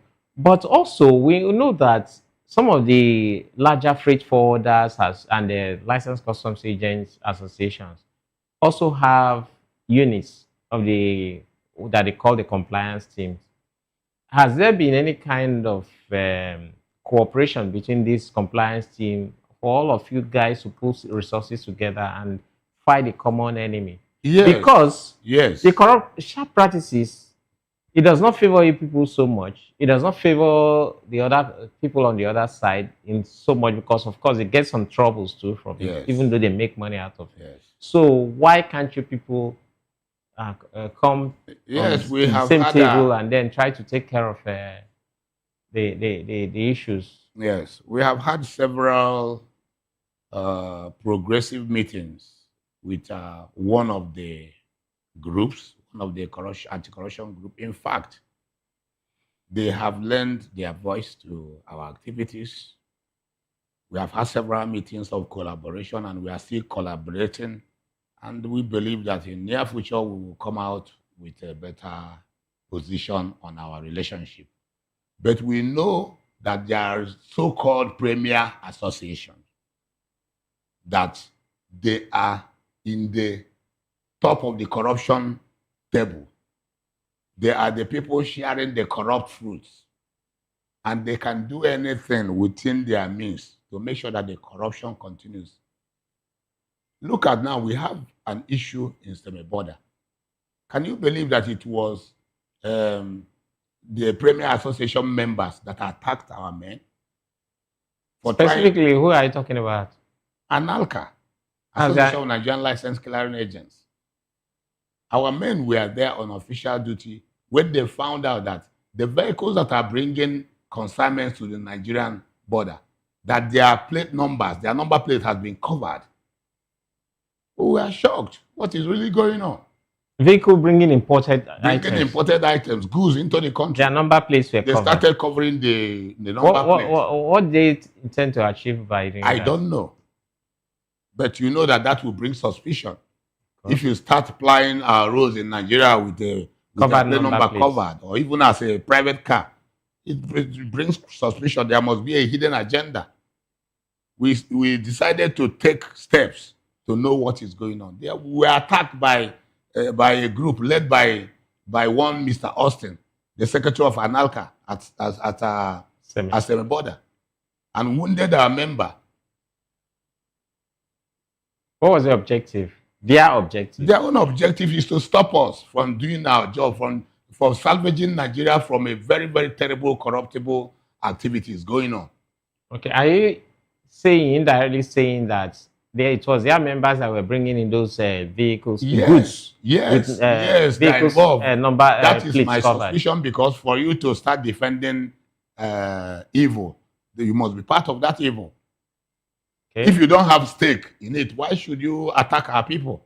And these are people that you're supposed to be cooperating with. And make unfounded lies to custom, and custom detained our members for 3 days, which ended up by negotiation and collection of money from our people before letting them go, from their family before letting them go. You have a proof of that? I have a proof. Whatever I say, I will give you proof. And what was? And let me tell you, let the entire nation know that we know that if a shipload of rice bursts in Semeboda, it will take only about 20 days for the rice to find itself, all the rice to find themselves in Nigeria, at locations in Ogun State, Oyo State, and what do you call it? Lagos State, yeah. If you, I will give you about 20 warehouses where you will see only foreign rice there. But there's a policy in Nigeria that said that rice is banned. I'm using this opportunity to ask Mr. President to remove a barrier on rice so that government can collect its revenue. Because right now, it is the officials that are sharing the revenue and allowing the goods to come in the wee hours of the night between 1 a.m. and 4 a.m. Most of the time when we go out in the night, we see them, how they're using cultivated vehicles, these small cars that are built into truck to carry 50 to 80 bags of rice into the country. Some of them coming in with possibly, it is alleged that they are coming with even tramadol. Hard drugs. Hard drugs. And some of them are even have the temerity to bring in small arms and weapons into the country, which I have not been able to see that one. But I can tell you that from every rumors, there could be the truth there. What I'm using this opportunity to say is that let the agencies of government saddle with this, take responsibility, and make sure that these criminals that are doing all this are brought to book. You understand what I'm saying? Because how can you be allowing import to be coming to the country in drones of thousands of vehicles from 1 a.m. to 4 a.m.? What is the objective? I challenge the federal government officials of police, army, or national intelligence to go and check. No, but sir, there's of course all these people that I've enumerated, including the Nigerian Customs Service, the immigration, and the rest of them. We have so many paramilitary and military agencies lying up across the border. How do these things come? Some of them are colluding. They create a mafia group that collude and do this thing without even the knowledge of some of the people that are there on daily basis. Because when evening comes now, you go home, you don't know what happens behind the darkness. But we have cameras, we have videos and photographs of what is going on these platforms. Okay. This issue that you just mentioned now, did it get to the level or to the hearing of the customs area controller and the new customs area controller within that region? We complained to the area controller of the border, semi-border. That was what orchestrated the arrest of our members, because he invited them to come and tell him what is going on. On getting there, he locked them up, claiming that they were using cameras at a designated ECOWAS location, which is a big lie. My people were never anywhere near ECOWAS examination bay. Never anywhere. If they say they were there, recorded, let them bring the camera, they recorded, let them bring the evidence that they were there. They didn't come close to this place that they were talking about. They accused them unnecessarily and put them in jail.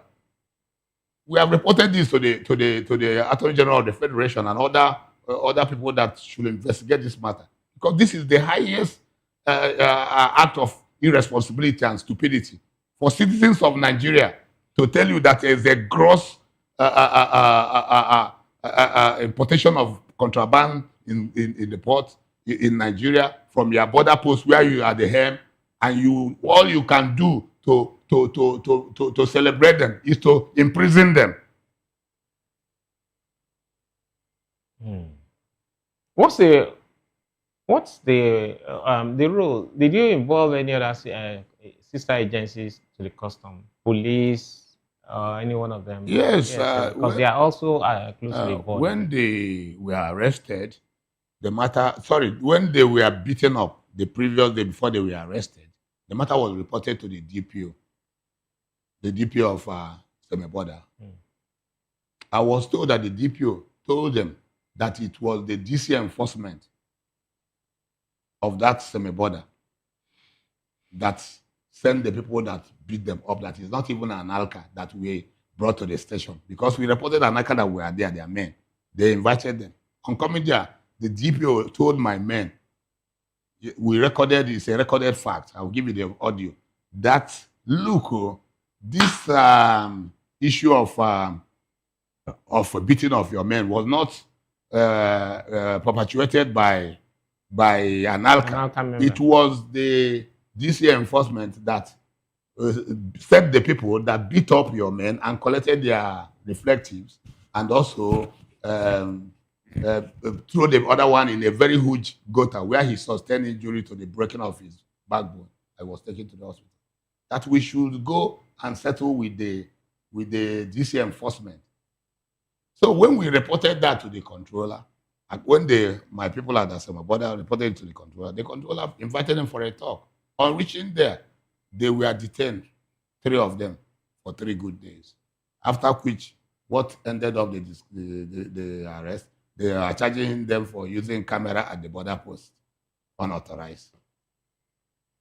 And nobody used anything like that. If they say that they use, let us show us the evidence. No, sir, please. While trying to get some of these things, we were able to see some trucks that came in with imported goods. By your own estimate, like how many trucks would have come in at that particular time, and what would you think would be the financial losses to the nation? The trucks that came in within the time of valuation, when they were evaluating the number of trucks that comes on a daily basis, will be going to like 1,000 trucks. And if you plot 1,000 trucks at 10 million, for example, you'll be talking That's the tariff that should be paid to the you'll government. be talking about a revenue of about 100 billion within that space of about of 3 weeks of that investigation, which culminated in the arrest.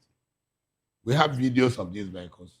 They are, in fact, our normal trailers in Nigeria. It is double that our Nigerian trailer. Oh, they reconfigure them in order to carry more. To carry more, yes. Well, okay, more cargos. Wow. And were you able to give this evidence to meet with the CAC, and he still acted the way he said he did? Our giving evidence is under the laws of Nigeria. It's our discretion. And we are ready to produce that evidence in a good constituted law of court, court of law. Okay. We cannot give them evidence. Evidence can, they can change things. In this modern day of technology, they can use the evidence and use AI to manipulate it. We take our evidences to the judge, this is what we are working on. And the Federal Minister of Justice will have already prepared a letter to report the whole thing to the Attorney General of Federation. This madness must stop. So they say now they're threatening the lives of my people. The controller himself and his people are threatening our lives. What kind of madness is that? Who the hell is the person that is allowing Nigeria to go on as a banana republic? This is indiscipline at the highest order. Okay. So, you wrote the book, The Toll of Corruption in Nigeria. What inspired this book? Yes, you can see this book is talking about the official supermarkets being created by police, customs, and other groups at our highways. It's like their supermarket, their shops, where various amounts of money are collected from commuters, haulage companies, businessmen, and travelers. Are you getting me? And this has become a very, very serious problem in Nigeria today, because whatever that happens in between Abuja and Lagos, or in between Lagos and Port Harcourt, to the extent that it was an extortion, it's plowed back into the cost of commodity in the market. Yeah. Let's assume now you are traveling from here to Sokoto to deliver a consignment, and you ask for eguzo or road money, yeah,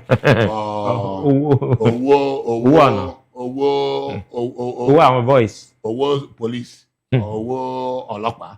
or putting hanya, whatever language you use to do it, and you give the driver 2 million, 3 million. So every Nigerian language has been adapted. It's been adapted into every Nigerian language. A culture. So at the end of the day, when you get to every of these checkpoints, you will drop. If you didn't drop, they will pack you and delay you. I had a story about many years ago how NDLA along one of the roads stopped a vehicle loaded with tomato from the north, I don't know the city from the north, and claimed that the driver had been reported to be always carrying hard drugs, that's India hemp, is under the tomato. Are you getting me? And because of settlement story and all that, the tomato stayed there about 17 days. Before the vehicle got to Lagos, the owner has lost over 80% of the tomato because it's a perishable goods. Yeah. What will you do if you are the owner? You will try to use the remaining 20% to recover your lost money. Who pays for that 20%? Is you and me. But he has the right to sue the government agency that's involved. That is the problem with Nigerians. They don't have confidence in our Judicial judiciary. system, yeah. Yes, they don't have confidence. Are you getting me? Because more often time they allege that technicalities are used to throw out matters from the court. This also. So you were talking about your inspiration. Yes, that's what I'm saying. That's the book. The soul of the book is the illicit collections on our highways, on our roads, culminatively that raises the price of goods in the market. Because if I'm taking a container of rice or beans or whatever to anywhere in Nigeria and I pay 2 million or 3 million for the road money, automatically that money is also plowed into the cost of the goods because I have to make profit, not loss. Then it goes back to us.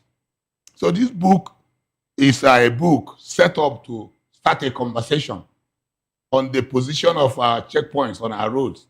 And possibly government should consider putting CCTV cameras at everywhere there's a checkpoint on our roads, so that the officials that send these men to put this roadblock, we see what their men are doing. Okay. We see people being beaten up at this checkpoint because they did not give money. You see people being abused, insulted, delayed for hours before getting to their destination because they could not part with some money, or they are not able to tame the selfish interest of these officials. That's what this book is detailing. All right. The near experiences of about 34 Nigerians. The experiences of about 34 Nigerians on our roads. Okay. And so on and so forth. All right, sir. We are talking generally about what happens in the maritime sector and why it's not being able to realize its potentials. Of course, the issue of corruption is the number one reason. Yes. We have so many agencies within the Nigerian maritime sector. One of them is the Nigerian Ports Authority.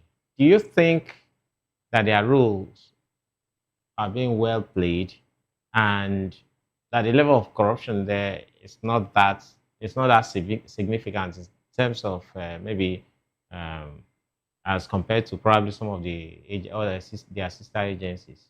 The Nigerian Ports Authority. The Nigerian Ports Authority is another very corrupt institution in Nigeria today. Why do you say so, sir? Good. You see the two call up and all the programs they are coming up with.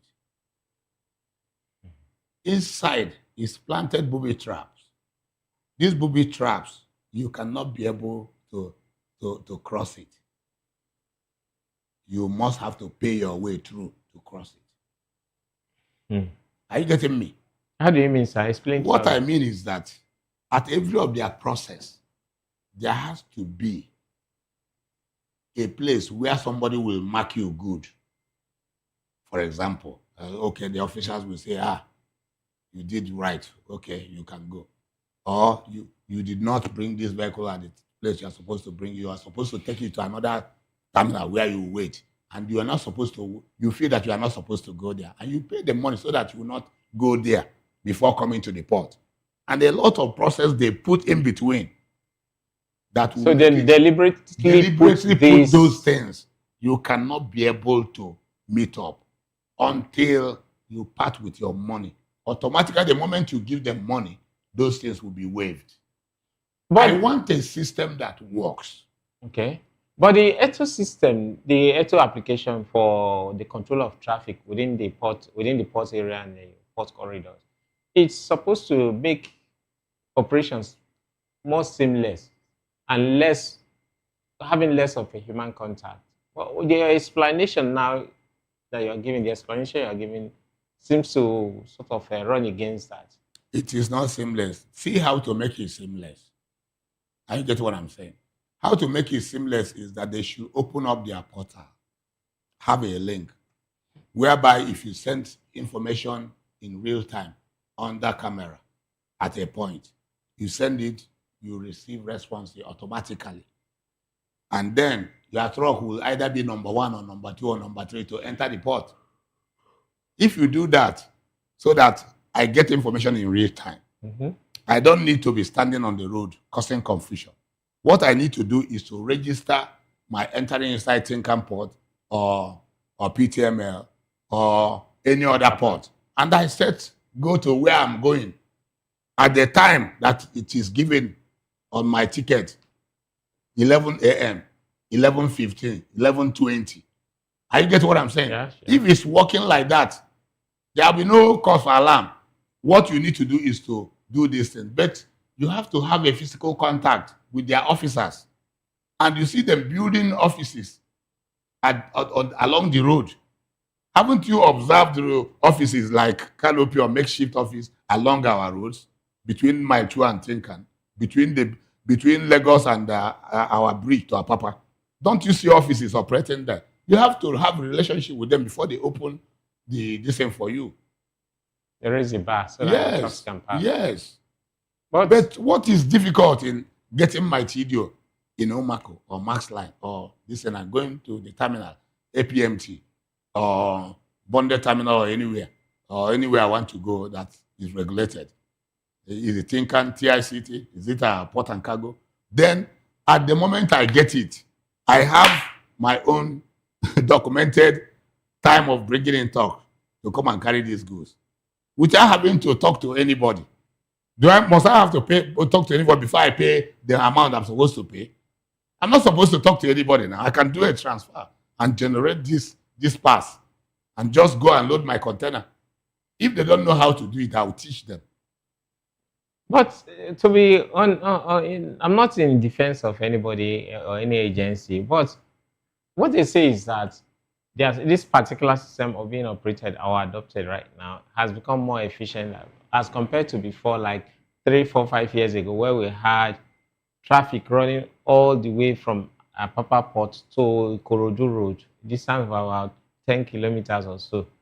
And now you have virtually no traffic except for a few vehicles trying to enter the port.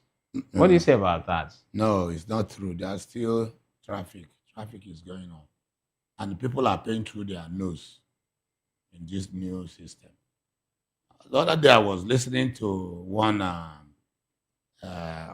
official of Contour on one of the radio programs explaining out the criminality. Didn't you hear him? Or you did not listen to the radio? One Ekene DK something, Collins. You heard him right. That's executive recklessness and there's corruption going on in Nigerian Post Authority. The problem is that nobody will ask the question. Nobody will tell them. Nobody will talk about it. Everybody is looking for brown envelope. So that's the problem. Okay, so Eto should be, you are saying that Eto should be scrapped? No, I didn't say so. I said that Eto is good, but they should remove all those human factors that will make you to start talking with anybody. If they are not creative enough, we can create something for them. Okay. Because something that will work. A simple module that everybody will be happy. You will not see all these drones or trucks.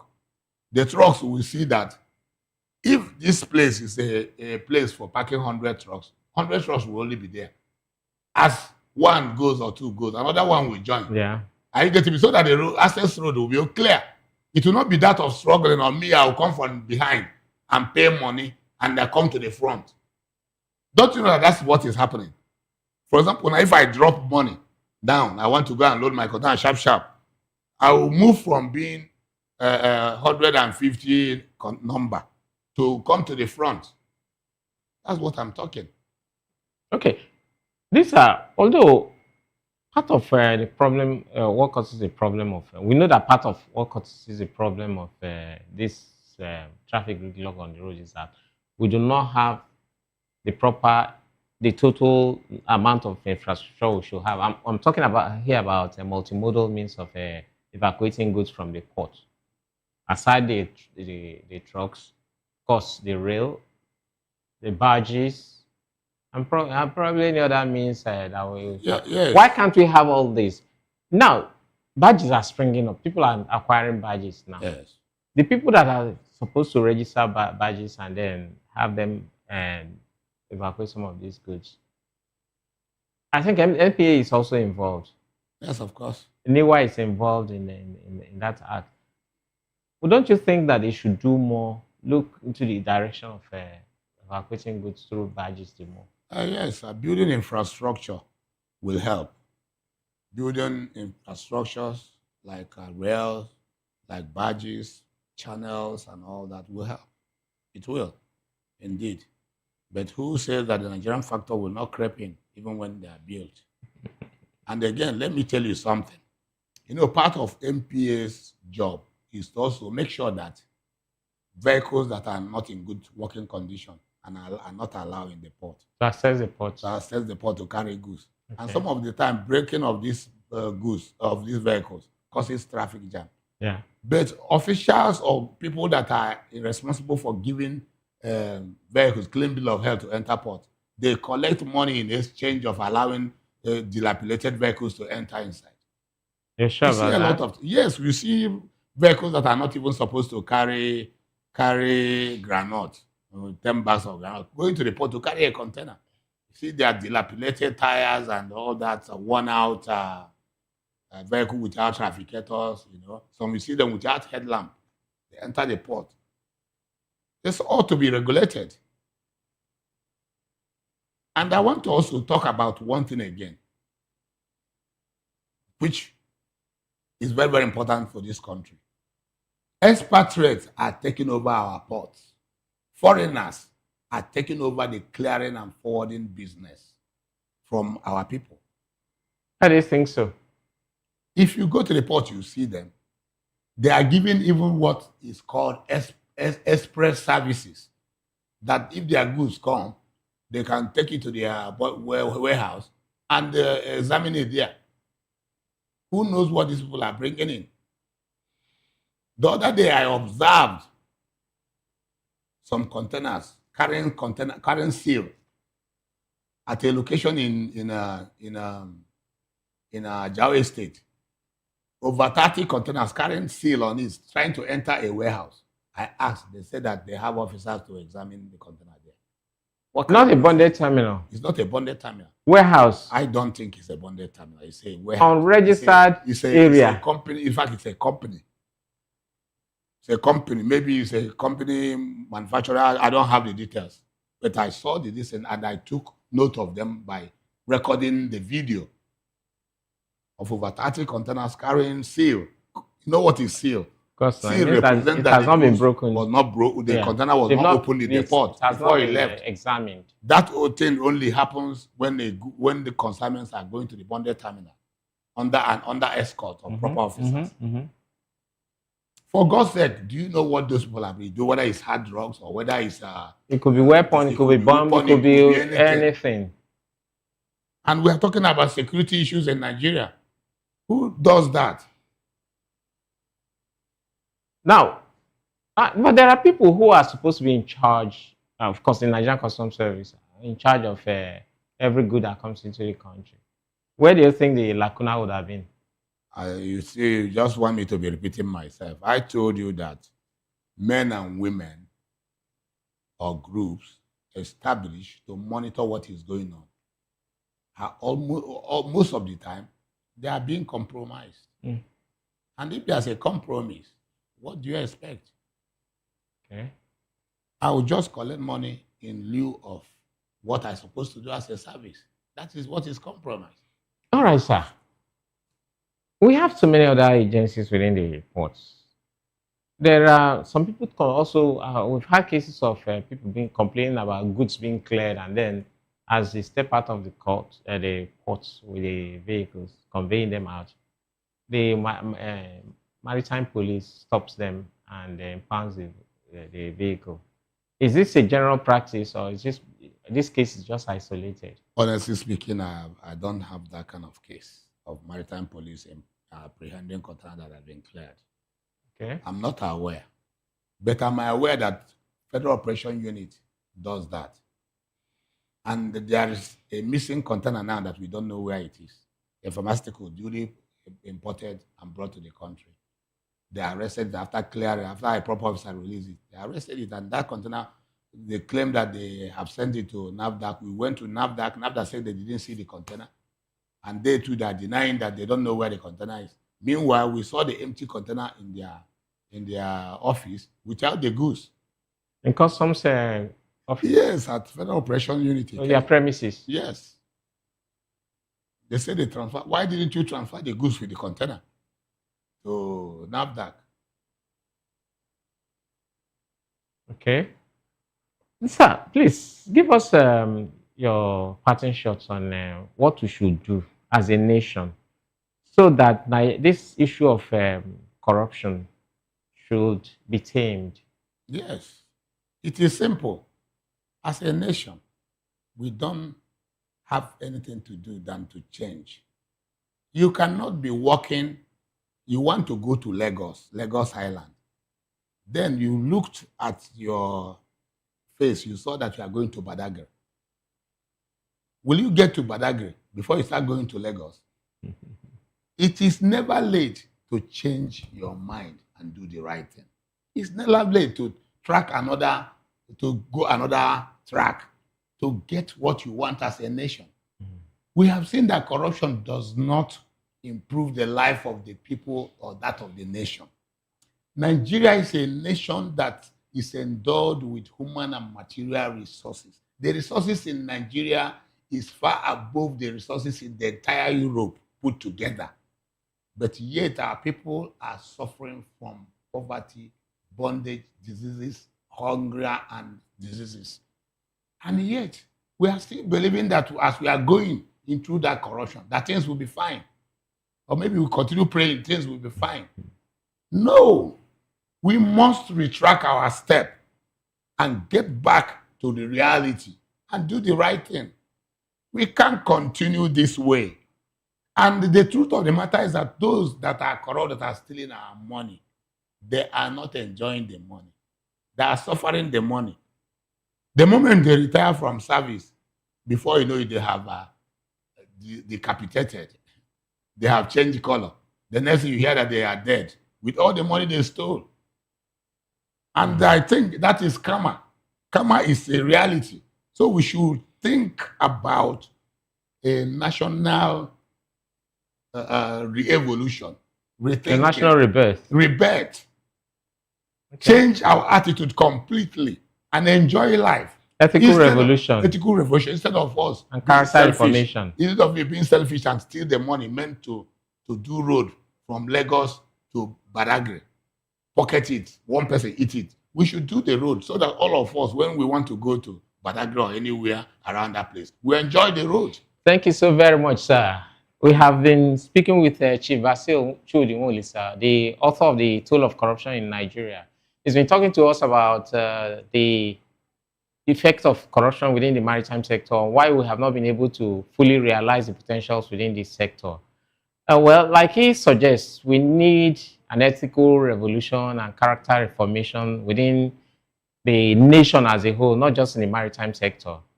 Let's hope that the people in authority will listen and do something so that this nation will move away from the path of underdevelopment to the path of development through the realization of all her potentials, her dreams, and using all the resources to make this nation better. It's been nice speaking with Dr. Chief Basil Nwoli, sir. Thank you so very much, sir. And this is the Maritime Frontier Show. We will see you again next week for another edition of the Maritime Frontier Show. Thank you. This is Delio Tommy. Have yourself a wonderful day ahead.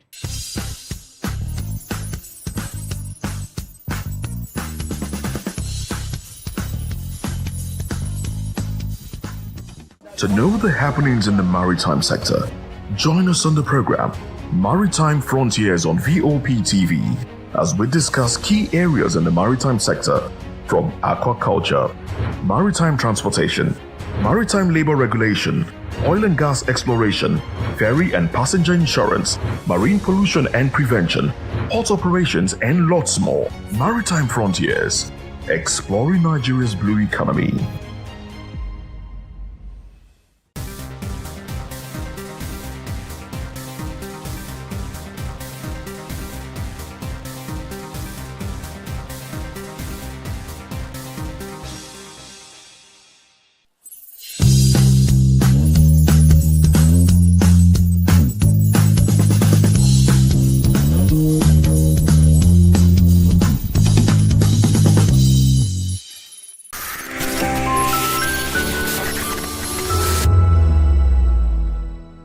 Voice of the people. You can hear me now. My name is Patrick Doyle, and I wish that you continue to echo the voices of the people. Big up VOP TV. My name is Suibifa Dokubo. Please keep watching VOP TV. Hi, my name is Kwekumali Ikena Onyekwena, and I am with the Voice of the People TV. Now, if you're looking for the veritable channel for information, politics, robust discussions, you don't need to go far. VOP has you. VOP will always have you. Thank you. Hi, my name is Patrick Diabwa, aka Ibani Chuka. I'm Ayanabo the Eagle King, and you are watching VOP TV. Stay with us. Are you ready for the extraordinary? Something big is happening on your screen. Introducing VOP TV. Now streaming on SLTV channel 264. From breaking news to captivating conversations, news analysis, giving you all sides to the story. We bring in-depth discussions on the issues that matter, from politics to sports, entertainment, and lifestyle. VOP TV on SLTV channel 264. Join us as we redefine what television means to you. Voice of the People Television, VOP TV. Now you have more than a voice.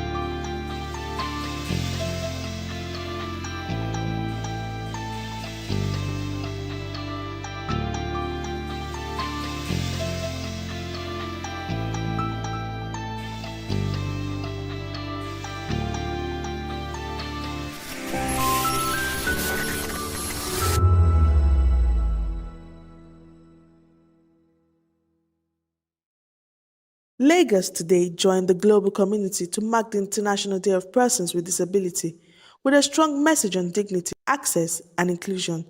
At the event organized by the Lagos State Office of Disability Affairs, participants from across the disability community highlighted the progress made so far and the challenges that still limit full participation in society. We are also human beings like them, that what others can do, we can also do better.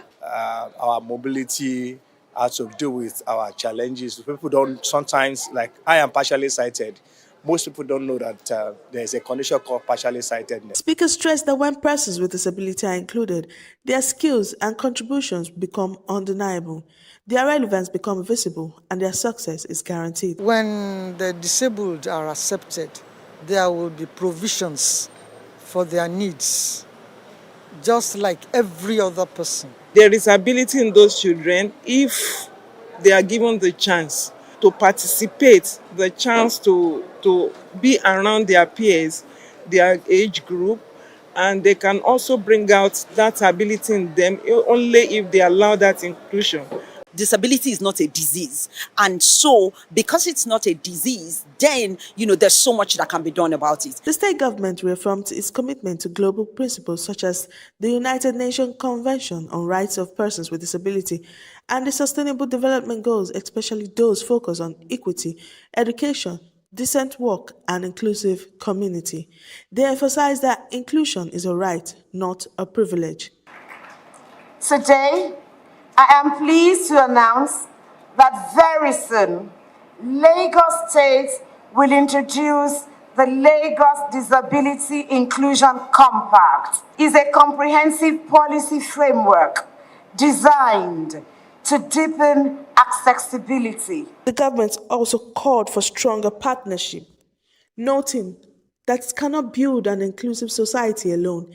It appealed to private sectors, employers, technology creators, faith-based organizations and communities to open doors, design accessible platforms, and dismantle discrimination. Our administration and policy is about everyone. Our Themes Plus developmental agenda speaks to this. The plus is an intentional, deliberate focus on inclusivity, youth, and gender equality.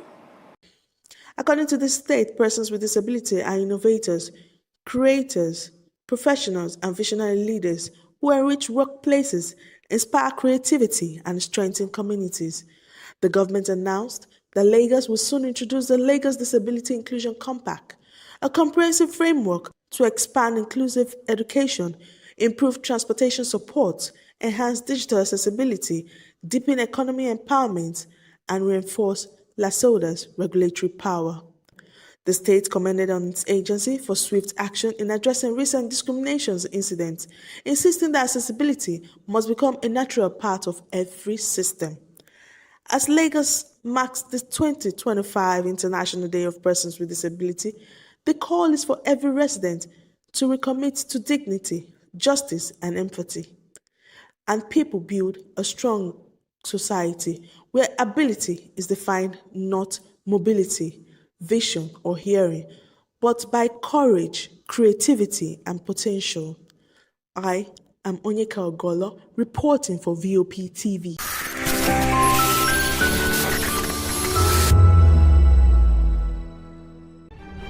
In a world where power shifts with every headlines, news breaks and events happens, we bring you unbiased and explicit information on politics, economy, and state of the nation.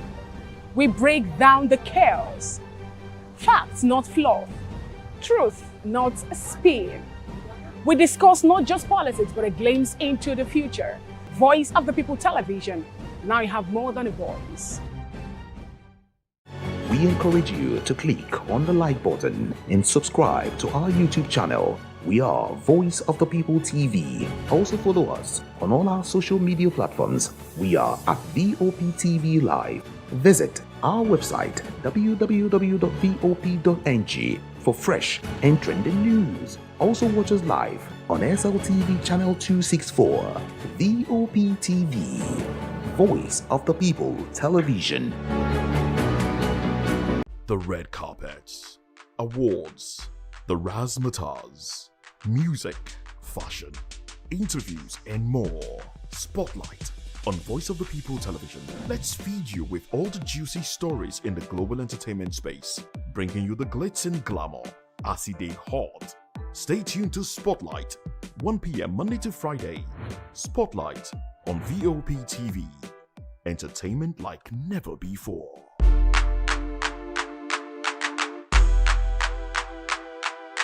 The 2564 is coming up on Burning 9 right now. The 2564 Atlantic Tower. What happens in the hush behind hangar doors? Who signs the papers that gamble with lives? Which truths were grounded before they even ever had wings? If you've ever buckled a seatbelt at 30,000 feet, if you've ever stared out of that tiny window and wondered who's really in control of the skies, it isn't just flight, it's power, it's politics, it's pressure sealed in steel. We're peeling back the clouds from runway risks to sky-high secrets. We're diving deep where most dare not to look. Aviation Scope, every Sunday, at 7 p.m. only on Voice of the People TV. We don't just report, we reveal. We don't just ask, we uncover. Because when it comes to the skies, ignorance is turbulence. Aviation scope. The sky isn't the limit, it's just the beginning. Good evening, Africa. My name is Mama Kore, actor, model, producer, and I'm giving a big shout out to VOP TV, man. Keep watching. Don't change the dial. Thank you and God bless you. My name is AY, and of course, I represent the voice of the people, and that's why I'm on VOP. AY say so. Hi everyone, it's your girl Miriam Tima from the Real Housewives of Lagos and the Real Housewives Ultimate Girls Trip Africa. Shout out to VOP, the voice of the people. You already know. Stay tuned, keep watching. And don't forget, VOP is the best. All right, hello, everyone. It's about that shagging man fine back with Melanie Poppy Black Skin Boy. This is VOP TV. If you're not watching VOP, I don't know what you're watching. Maybe you're watching your weight.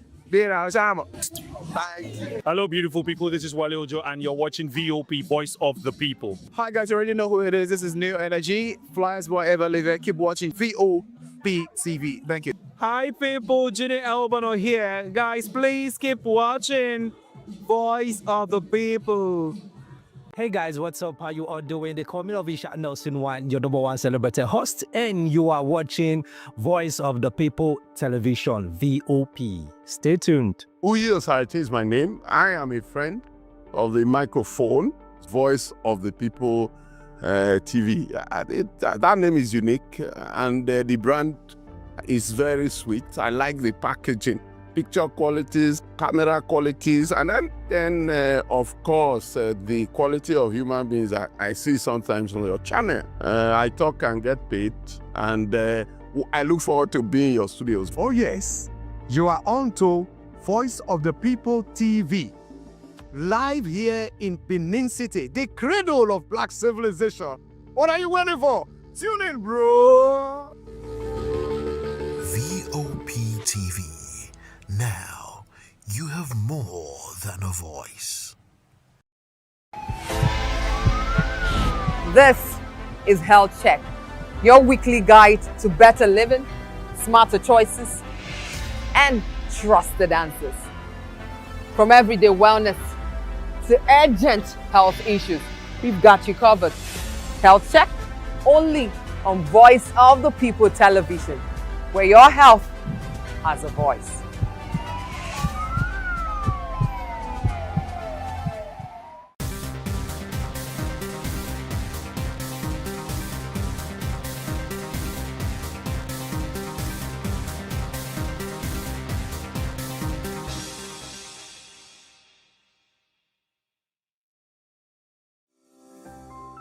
VOP TV. Now, you have more than a voice.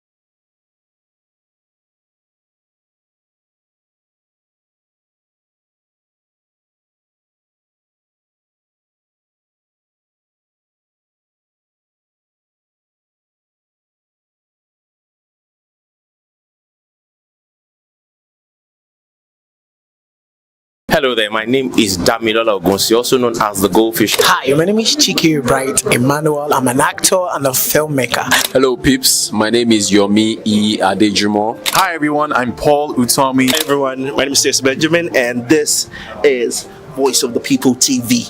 I need you to keep it locked to VOP TV. See, are you looking for good entertainment? You want to get good movies, good music, politics, talk shows, sports and entertainment. You really want a channel that gives you everything you need without you having to run around. VOP is where you are. That's Voice of the People. If you're not listening to this, you're not one of us, and you deserve to be killed. Scrap chat. Don't be killed, but watch it, or I'll find you, and I want you. And you are locked on VOP TV. Don't go nowhere. This is where the juice is. This is where all you need for entertainment entertainment, politics, movies, and whatnot. And keep watching VOP TV. So keep it locked because I'm locked already, man, and it's money back guarantee. So you're gonna have a good time because I do. And please keep watching VOP TV. I want to actually, I beg you, subscribe, watch it. If not, whatever you see. You better not touch that die, because VOP is the plot.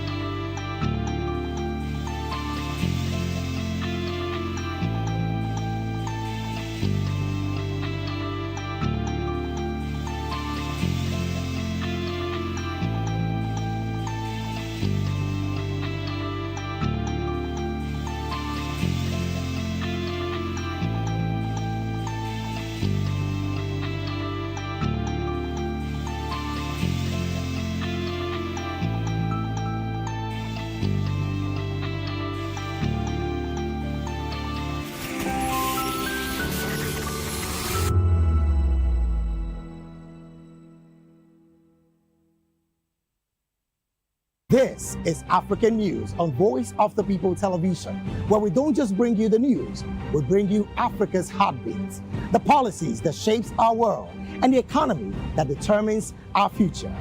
African News on Voice of the People Television. Stay with us. Voice of the People, you can hear me now. My name is Patrick Doyle, and I wish that you continue to echo the voices of the people. Big up VOP TV. My name is Suibifa Dokobo. Please keep watching VOP TV.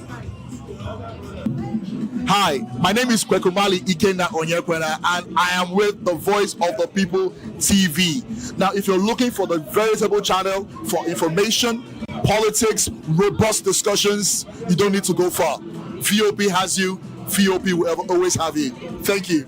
Hi, my name is Patrick Diabwa, aka Ibani Chuka. I'm the Eagle King, and you are watching VOP TV. Stay with us. Uyi Osarite is my name. I am a friend of the microphone. I talk and get paid, and I look forward to being in your studios. Voice of the People TV. That name is unique.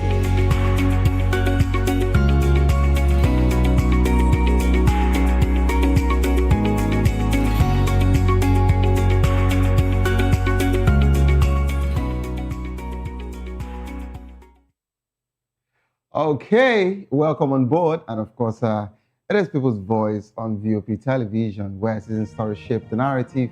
And today we'll be dissecting a major conversation here that is dominating the headlines, sparking conversation across the nation. NLC protests against insecurity, economy, wars. Of course, you would agree with me that this particular one is, is a serious one there, and we can actually, say that it has been overemphasized because we're having, a very serious security situation in the country as we speak, and we need peace. We want to actually sleep and know that we are actually safe and protected, and not only that, talking about the economy of the country, you know what is going on there. You know what cost of living is actually talking about. So if the Nigerian Labour Congress is actually deemed it fit to say they're actually, protesting on behalf of the nation, what else can we say?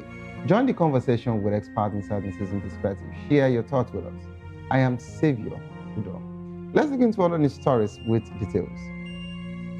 Rise of untrained leaders worries Senator Ezuneso. A senator has actually expressed concern over the growing presence of untrained and ill-prepared individuals in political offices, warning that leadership is being mistaken for mere occupancy of power. Izunaso emphasized that leadership goes beyond holding office and requires discipline, conduct, and values. He also advised young Nigerians to seek positive role models and avoid the culture of quick wealth. And away from that particular one, House of Reps raises alarm over alteration of tax laws. A member of the House of Representatives, Abdul Samad Dasuki, has alerted his colleagues to alleged alteration of the tax bills passed by both chambers of the National Assembly. Dasuki claimed that the Gazette's copy of the new tax laws differs from the harmonized version passed by the Senate and House of Representatives. And away from that particular one, Ganduje resigned decision to establish parallel Ishba board in Kano. Of course, this particular one has been a loggerhead over time, but it's better now that the former governor, Abdullahi Umar Ganduje, has actually decided that his decision for him to form a parallel Ishba board in the state, should actually be nullified. The decision followed a meeting with stakeholders across the 44 local governments, which aimed to ensure peace and stability in the state. The move was prompted by widespread outcry and intervention by the Kano state government and the Department of State Services. And of course, let's come to the man we all love, the human rights lawyer, Femi Falana, urges AGF to rearrest 10 soldiers, prosecute 400 terror financiers. Of course, Falana has actually called on Attorney General of the Federation to arrest 10 soldiers, okay, and of course, accused of killing 3 police officers in Taraba State and prosecute 400 alleged terror financiers. Falana accused the former AGF Abubakar Malami of shielding the suspect from prosecution despite overwhelming evidences. Okay, so this is more reason why Malami is going through so much, and I think EFCC is not ready to actually allow him to go scot-free anytime soon. So this is not about political situation now. No, this is not about witch hunts, but we have several cases and different issues that Malami could have actually, took up and make sure that, it does what is right. But of course, he actually, overlooked some of them, and some would actually say he shielded them. And this is what the situation is actually turning out today.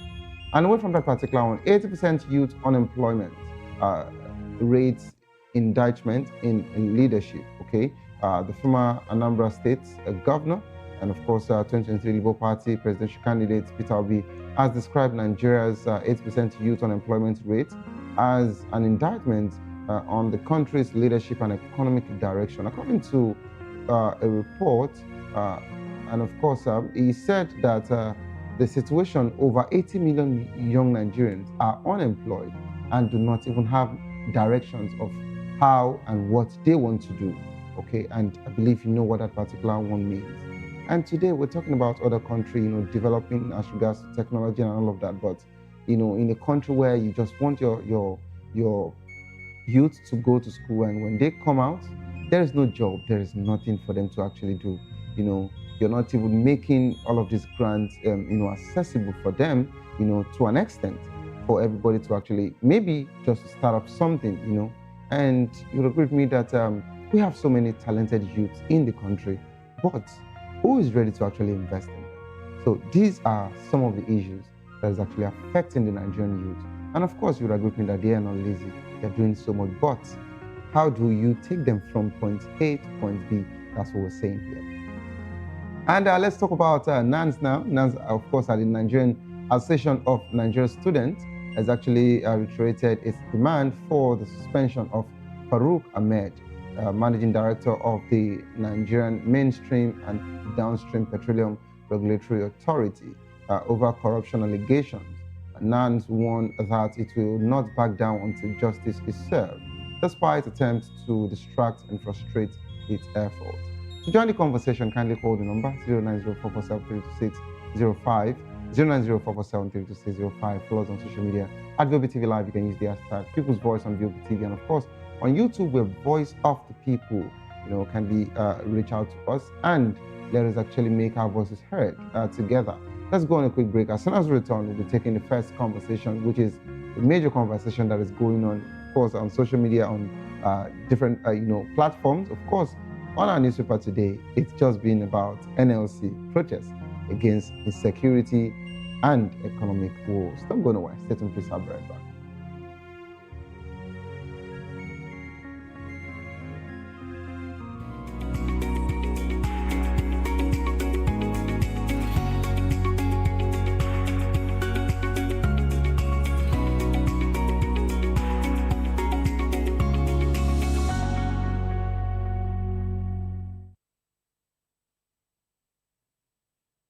Welcome back to the program. And it's still People's Voice on Voice of the People Television.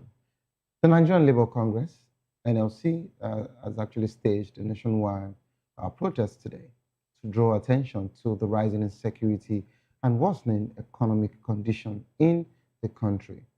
NLC President Joe Ajero led the protest in Abuja, joined by civil rights allies, including human rights activist Omoyele Sowore.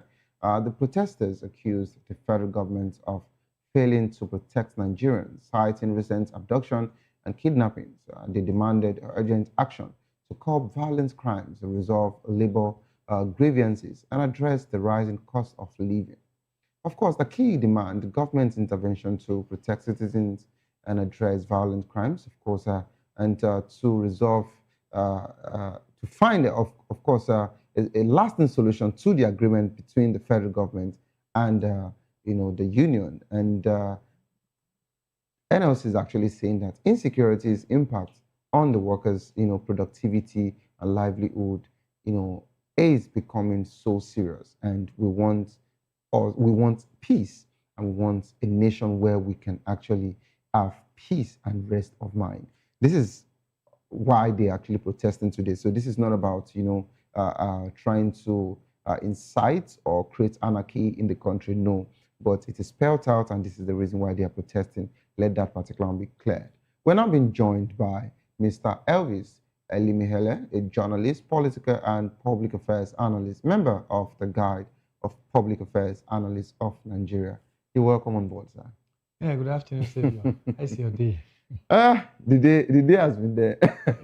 Compliments of the season once again. Yes, compliment of the season. And we're going to have the ride, of course, for Christmas Eve as well. Yes. So that would be nice. Christmas will begin from this studio. Yeah, so we should be making people feel Christmas, from the studio. Absolutely. So sincerely, it's quite a very serious one here. Thank God today we're not talking about politics, but of course we're talking about government. We're talking about economy. We're talking about livelihood. We're talking about labor. We're talking about peace and security. And the truth remains that some of these things that we want to talk about today were meant to be our basic amenities. It was meant to be normal things that the government should have, put in place.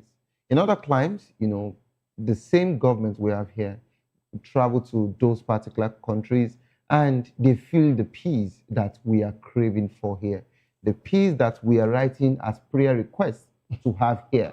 They go there and they enjoy it. So, Mr. Elvis, first, how did we even get to this point where until we protest, we might not be taken serious? Until the international community say one or two things, the government might not actually wake up. Look at the other day. A Senate president is not concerned about the man, who is the commander-in-chief of the armed forces of Nigeria. But instead, he was more concerned about a president of another country saying that the president is watching them. Mm-hmm. So they have to do what is right, at least for the first time, and not be rubber stamped. So this insecurity situation, we can talk on and on and on. Today it would go up, and the other day, it comes down. It looks like, oh, everything is getting settled again. Another situation comes up. How do we even fix this particular situation? And talking about the Yuletide season, of course, you'd agree with me that people are actually struggling to even get the little things that used to be the normal things, for homes as regards to December back then. How did we get here? I'd like you to give me all of your submission as regards to this whole protest situation. Thank you, Savior. The big question is, how did we get here? We got to this stage we are out of the docility of the people. We allowed the government to take us for a ride for too long. Nigerians just went to sleep. Nigerians just didn't so much care about what is actually going on around them. The salient client you made mention of, the international world communities you made mention of, people don't have the patience for 1 week for what we've been going through since independence, 1960, 65 years now. They can't bear it for 1 week. It will explode. Even our next door neighbors here, some of these African countries, saw what happened in Tunisia, saw what happened in Morocco at the Arab Spring. Yeah. They can't bear it. But here we are so concerned about, maybe I'm still able to manage. Like this Christmas, you just mentioned on our youth-tide. Even if you cannot buy the normal stuff, you just go and buy tokumbo, wash it, and give your children. I mean, it's second-hand clothes, the one we popularly call tokumbo in Lagos here. You just wash it, provided the children just have something to put on. Then you manage to just buy some cups of rice and go and buy, say, the wings of chicken. It's just right on. That's just to tell you that Nigerians are not troublesome people. Nigerians are not people that are actually looking at, I want to be fed. Nigerians are just these are people that are just too minded about what they do. They are too serious about what they do. They are too much of, without them, I can survive. That's where the government took us for a ride. And that's why we now have to start waking them up by now organizing protests to remind them their normal responsibility. The Constitution spells it out that the welfare and security and welfare of the citizens is the major responsibility the Constitution gave to the government. But today, what is labor protesting for today? Why are they on the streets? Because of economy. You and I can't feed as we're supposed to. To pay transport to office is problem. Then we are talking of insecurity because you cannot sleep with your 2 eyes closed. These are constitutional responsibility of the government. The government have reneged in their constitutional responsibility until they are now woken up. We made mention of senior presidents reminding us that Donald Trump is watching. That's the headmaster of Nigeria now. Donald Trump is now the headmaster of Nigeria. You know, even to the fact, Mr. Ivis, even to the fact that you would notice, that particular reaction, not only from the Senate, but even from the federal government and from all our security parastatals. You'd agree with me that immediately that Donald Trump mentioned that statement, we're just hearing different news. Oh, they've started releasing this. They've started doing this. Yes, the Nigerian Army repelled this and all of that. Yes, our armed forces have they've neutralized and they rescued. Where have all these people been? That's why. When they were giving us dummy that, hey, just make communal class, you just head down herdsmen and a farmers class. Yeah. That was why they downplayed on it. That it got to the level it is. So Nigerians have been sleeping. Nigerians have given too much leverage to their government to ride on us. Forgetting that, especially this democratic government we have, democracy belongs to the people. Democracy is the government of the people, by the people, and for the people. By the time you take people out of democracy, Savior, you are bringing in anarchy. Yeah. Absolutely.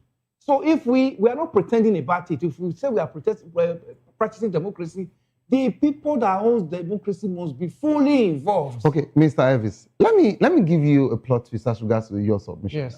Now. You talked about democracy and of course how you're asking people to lend their voice and all of that. Yeah. They've been doing that. And one thing I've realized about this country, if you try to lend your voice, they single you out.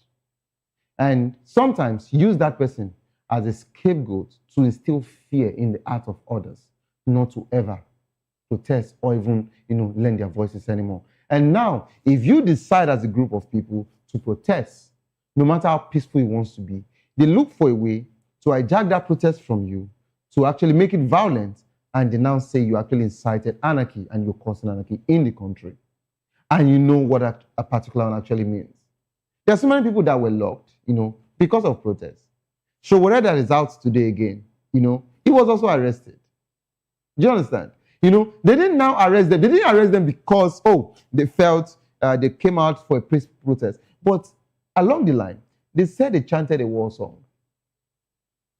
It was there, you know, as regards to the Mazi Nnamdi Kanu situation. You know, we have the NSAS situation. Till today, Lai Mohammed is still making some assertions. It came out, you know, just this week. So, how can you actually get a proper protest in Nigeria for it to be peaceful, and you would go back home sleeping with your two eyes, knowing fully well that you have only done what democracy demands, and guess what? You will not be arrested or picked for that. Or one day we're chanted and picked for you to serve for whatsoever. And that's what would now make me ask you that how effective do you think that this particular, you know, NLC protest, you know, would actually be as regards to their demands? No. Forget about this. There's nothing here. It's just a mere jamboree. They just want to, you know, lend their voices to what the international community has been doing. Yes, that's not even a Ajero-led NLC. Nothing is coming out of this. They say, oh, let us also make noise so that the Nigerians will also see, oh, we have also lent our voices to the America and the Western. No, but Mr. Davis, you said something. You said not even the Ajero-led NLC. Yes. Do you have any issues with Ajero? I don't have any issue with him, but this is the only protest that he has come out, and at the last minute, he did not tell Nigerians that, oh, the protests have been suspended. Nigerians were still waiting, even till 11 a.m. last night, 12. I was still waiting because I saw a video when they came out from the meeting with the president. Yeah. Last night, I saw a video with some governors, yes. Some governors, yes. And Uzodinma and the Minister for Labor. Yeah. I saw that video. So I saw Ajero saying, we're going to get back to our people before we know the decision. I was like, oh, maybe before 6 a.m., we hear that NLC has suspended the strike. So this morning, I have to start tuning to channels to hear. So Ajero-led NLC have come up with that at the last minute, when Nigerians were so much believing in him, you know, waiting to actually see that, oh, he has led it, they will come out and say they suspended the strike, and dialogue and deliberation continues. So that's why this one is just, forget about it. This is just... So I think... The area you made mention of, you made mention of, oh, the people and, you know, I mean, being hijacked and all that. There is no country in the world that you want to do protest, whether it's going to be peaceful or whatever, that the government will not want to hijack it or to take it from you. There's no country in the world. There is none. We saw what had just happened in what they call this country. It just happened this last week here. Sofia is the capital of that country now, where the government has completely... Bulgaria. Okay, Bulgaria, okay. Yes, you saw what just happened in Bulgaria. The government, the people, the students started it. First day, second day, within 1 week, it became like everybody was on the streets. Then the government said no. That means we have disappointed and failed the people. They have to resign. There is no... Do you think the government, within that 1 week, the government did not make the effort to stop that protest? The government would have made frantic effort. I don't even want to start talking of all the ones that happen in some of these Middle East, where you have the ones that happen in some of these Middle East that the president have to take off. There is no way. We saw that the government would have resisted. If the people believe that it is our own government and that we need to protect it, we own democracy, the people will have to resist it. There is no government that will just want you to come and pull off the rug on from their feet. It's not done. It's not done. When they made attempt to hijack it, the people will have to defend it. The only area that we have problem here is that the people are divided along the ethnic line and religious line. By the time we now believe that we're actually fighting one cause, then we'll be able to overcome this religious belief. Oh, it's because the president is a Muslim. That's why the Christian want to take over the government from him. Oh, it's because it's from the east or it's from the north. It's from the south. We have to downplay on that. We have to take that one off. That everybody that is coming out, make sure that, one, the economy does not know whether you are a Christian or a Muslim. It doesn't know whether you are from the east, north, or from the west. The economy knows that by the time you get to the market, this is how it is. So that's how you are going to buy. You get into the filling station, nobody will tell you, are you a Muslim or a Christian, or you are from the east or whatever. Are you from the president's state? You buy as it is. The terrorists that are picking people on the way, you are in the bus is hijacked and taken into the bush. Do they ask, okay, those that come from the president's kinsmen, go home? Then they don't do this. So when you now look at the parameter that both the insecurity, the economy affects everybody, not minding whether you're a Christian, you are a religion, you are from the east or from the south.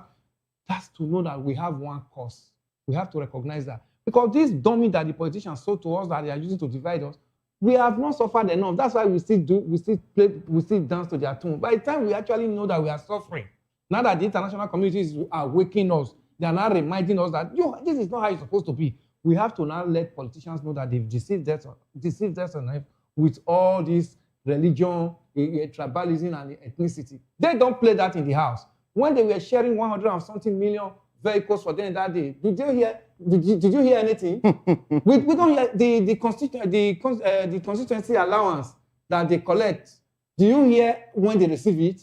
Do they come to start stabbing themselves? Oh, no, don't give it to this man, it's from the south, it's from the east, from the west. They don't do it among themselves in the National Assembly, but they come out and use it to divide us. So we have to also let them know it's enough of all this. This is not the time any longer, because the best friend of the president, the French government that is like the best friend of the president, protest is almost like a course in the higher institution in France. You see every little thing there on the street. The president goes there to rest from time to time. The government of the French government don't bully their citizens. They make sure that they protect them and begin to listen to what is the result, what is the cause of this protest, and let's find a way to meet as so it is their demand.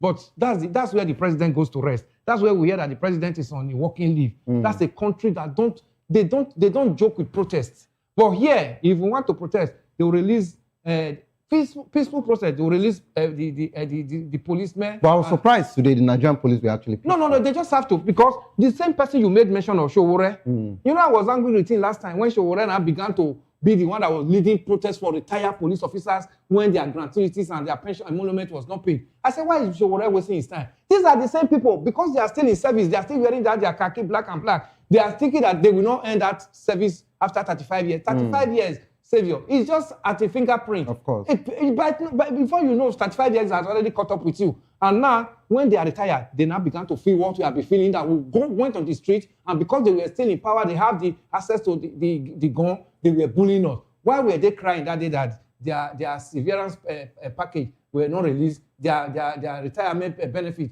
were not getting it? So whatever was leading them. I want them to be retiring and be joining us and be seeing what we have been facing over the years. To know that this one that we say we want to protest, we are talking of protest, not just for today. We are talking of future, to give this country a better future. My children will benefit from it. My grandchildren will benefit from it. Today, we paid school fees. We fought the military at our time to get to this democracy, but we never got job. We never got employment. The people who are now enjoying Nigeria now are the people who never knew how, because their father they have jacked the politics now. They are now bringing in their children all over the world to come and take over the juicy positions. In 1993, 1994, when some of us were in final year in the higher institution, schools were locked down 6 months, 8 months, because we were saying the military must go, June 12 must stay.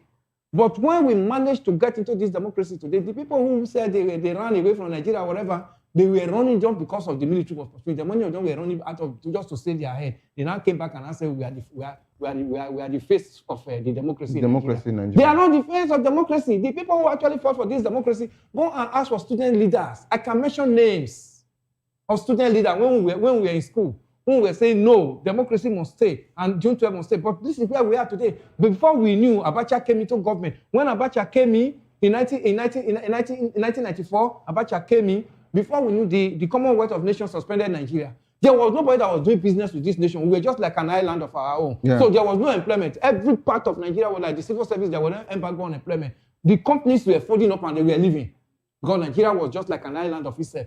So to get a job become an issue to some of us. We'll be struggling since that 1990s. But we are now saying that trend must reverse. Let us now build a future so that what we suffer, that our children will not suffer it. Yet the politicians are still bringing divide and rule among us and say, oh, don't mind them. It's because it's an opposition. They are throwing the wheels on the spanners of the ruling government. Who is that ruling party that cannot give what the people need for the people and is coming to not say opposition? The opposition have the power to destabilize the ruling party. Okay. Do they have the power? Okay, Mr. Elvis, I love the fact that I allowed you to dissect all of this conversation. And yes, you've actually touched so many areas. And where I want to pick up my response from is the fact that you talked about the Muslim situation, or Muslim Christian situation. And I don't know if you actually saw that particular situation being play out in the just concluded appointment of the defense minister, because these were the service chiefs. You retired them immediately, almost like sacking. Yeah. You understand? So what did Musa, do right? Or what changed that warranted the president to reappoint Musa again, to come back to become the defense, minister? But that was not the catch. The catch was that when it was approved by the Senate, the day the president was swearing him in, he held the Bible this way. It was so glaring to the world that, oh, he's holding the Bible. Yeah. And some speculations have, have been, making rounds on social media as regards to, oh, we removed a Muslim, defense minister, and we've actually, brought in a Christian, defense minister. So I do not know if that was the projection.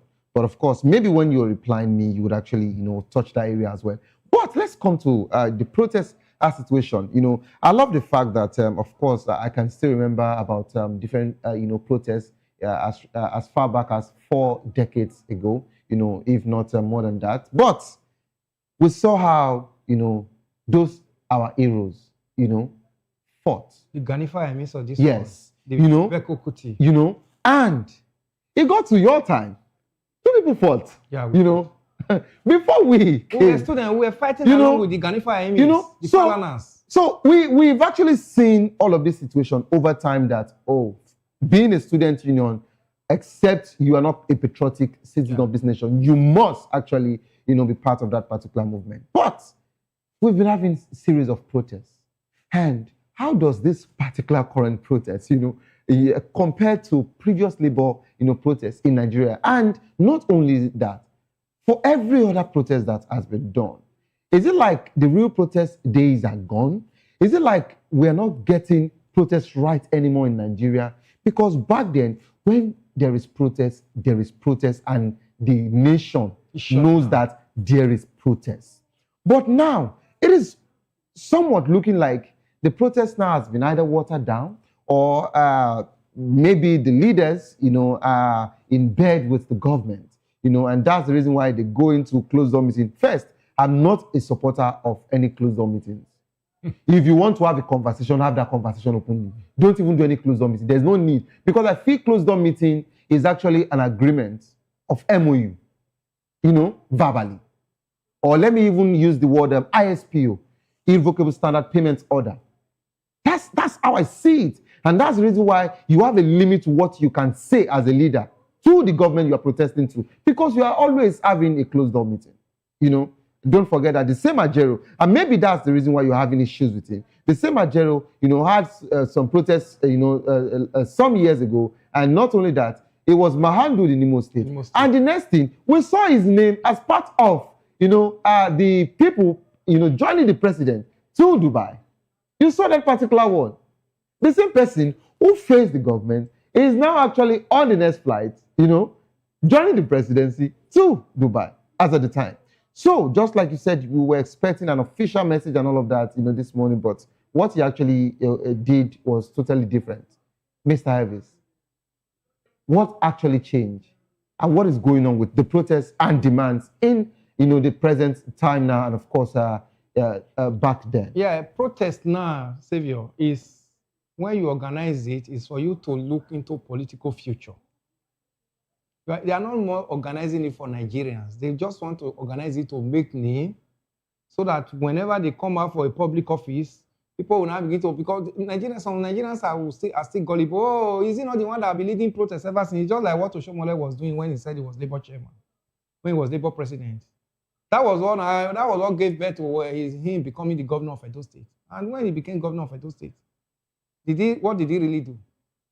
He went there and the same politics he got from the national level as Labour president, he took it down to his state and started using the same politics to divide the state. But that's a story for another day. The issue here, Savior, is that by the time you go into that meeting, for instance, I'm a Labour president or a trade union president, and I'm invited into a meeting to come and sit side by side with the president. Do you think I will see all my toga, all my statements that led to that protest I was wanting to organize, that by the time I come out for that meeting, I will still be having that same mind to say, let it go on?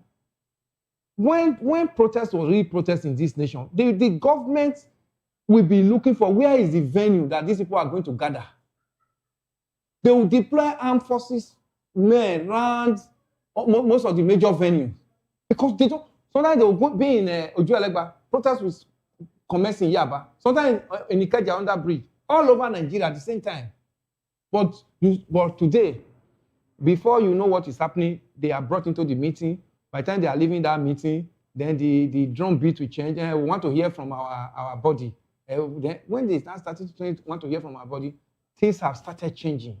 So much has gone, water has gone under the bridge. So it's no longer as it used to be. These students that used to like, oh, it must happen. Today, politicians are the ones that are now, appointing NANS executives, National Association of Nigeria Students.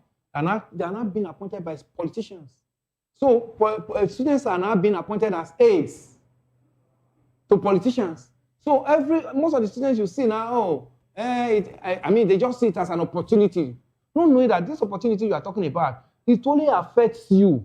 But the generality, if they are not well off, no matter how big you are in the society, if the surrounding people around you are not well off, your life is threatened. Is it not what is going on now? No matter how rich you are now, if you cannot afford the flight ticket, as it is now, 500,000, 400,000, 300,000 to fly within Nigeria one way, that means you are going to be doing prayer and fasting. So don't look at it that, oh, it's my own opportunity. Let me grab it. If you grab it, the others around you are hungry. Your life is threatened. If you cannot fly by air now, that means you have to go to your pastor now and be doing prayer and fasting because you want to travel in this time. The roads are not good. But it was not like this. The international community, the civilized world they fly to, they go and rest. Nobody is talking of, I want to secure myself. They want to secure the generality of the people. That's why cameras are everywhere. A prime minister can walk on the street, can go to mall. Get things by himself. Buy things by himself. Today, you would even see former governor, former president, former vice president. They are still having this serious convoy in Nigeria. When they leave power, they go to schools to deliver lectures. Yes. They go back to their normal businesses. But in Nigeria, by the time you win the Senate, you want to remediate the debt. In Nigeria, by the time you are a governor, when you finish your 8 years as governor, you want to get into the Senate or to go and be doing your retirement in the Senate. It's not done in that. That's not how it's supposed to be. This international, the civilized world, by the time you finish your service, you go back to your normal profession that you were doing before. Yeah. Because this community protects you. You don't have that fear. But when you are not talking of individual protection, because you can hire the Nigeria police and line up a convoy to protect yourself, you are only protecting yourself. You are not protecting other persons. And as a result, your life is threatened because you are easily marked out in the society. Oh, he has come. Oh, he's coming. Oh, we heard that he's coming. But if you are well off and I'm well off, I won't know whether another person is coming. If you are protected and I'm protected, nobody is talking about this man is coming. So we are talking of protect Nigeria generally, not individuals. Everybody can now walk on the streets freely. Let these things that are supposed to be. Nigeria is the only place where you travel 50, 60, 70, 80, 100 kilometers, no street lights. No street light anywhere, no camera. But they go abroad, they see all these things. That's why they are leaders. Even when they are retired from office, they can go over their normal businesses and flow freely with the society. But they can't do that. Even when they are retired, they are still looking for how to get themselves secured with the convoy because of the grudges they've already placed on ground. They are the only one that is good in that society. They are the only one that can feed. They are the only one that can send their children abroad. Then what do you think will happen to the others who don't have this opportunity? They will always be looking for a way to look for a way to plan crimes and criminalities towards them. That's why we are saying let it be a general issue, flow round. So the protest we saw today, I just see it as an RNG. Let us just make our own input. Let us also have a voice into what is going on because America is talking, the Western Allies is talking, and why that's why Labour just suddenly woke up and that doesn't look as if Labour didn't say 17th anything. of December, we are going to protest. Is it today the economist insecurity situation started biting Nigeria? Is it today the insecurity in this station is 16 years now? The economy since 2023, when the president removed fuel subsidy on May 29, 2 years and 2.5 years now, the economy has become very stringent to Nigerians. The CNG buses that the Labour, when they said they went into a meeting with the president that they're going to release CNG buses, how many of them have you entered, Savior? CNG buses. How many CNG filling stations do you even have as cosmopolitan as Lagos? How many CNG stations do you, even if you have a CNG car that you can fuel? These were things that Labour were supposed to say, okay, come on, President, we are not saying you should not remove fuel subsidy, but we are giving you the next 1 year.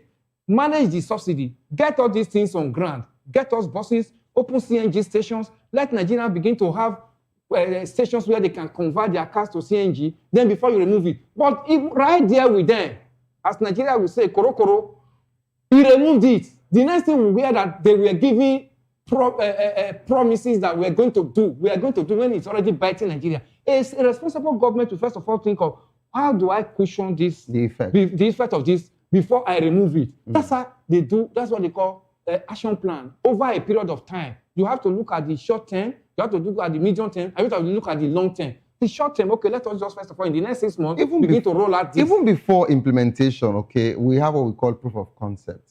But of course, in Nigeria, those things are not put into it is just a free flow. But I love the fact that you touched different areas as regards to our politicians now making politics, become their birthright. That is the only thing they can actually do. If you ask somebody, what do you do? They say, I'm a politician. I'm a politician. Come on, that's what they say when they're on the national television. I'm a politician. I'm a politician. How would you even say you are a politician? Politics, that particular word is just another word for service, representation.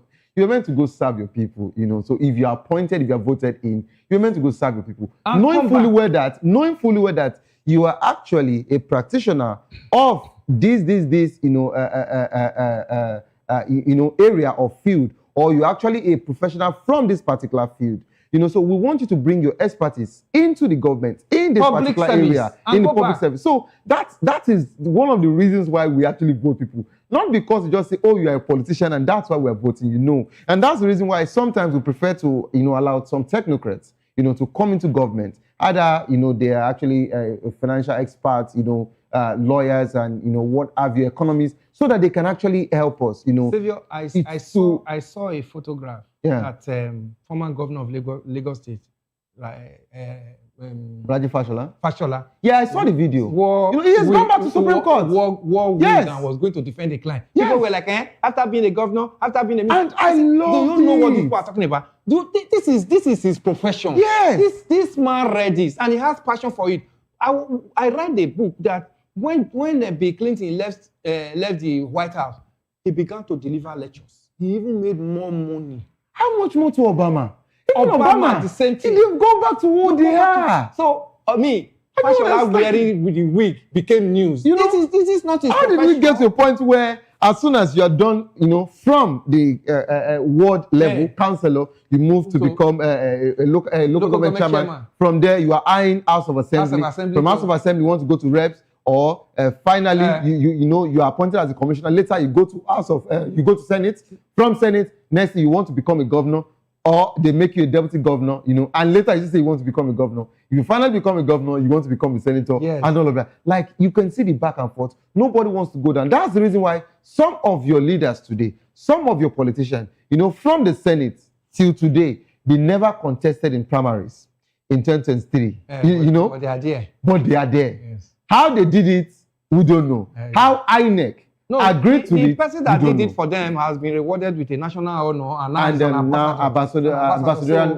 He made it was a clean thing for them, so he has to be rewarded. So, but Mr. Elvis, and because we are also pressed for time, so how can the government address this rising cost of living, as demanded by the NLC? But of course, this is not just about NLC; it's about us now. We have been demanding all of this situation. How can the government, because no matter how we want to, talk about different issues and, areas in the government or where the government is actually, failing or not meeting up, but of course, we should be able to prefer solutions as well. Yes.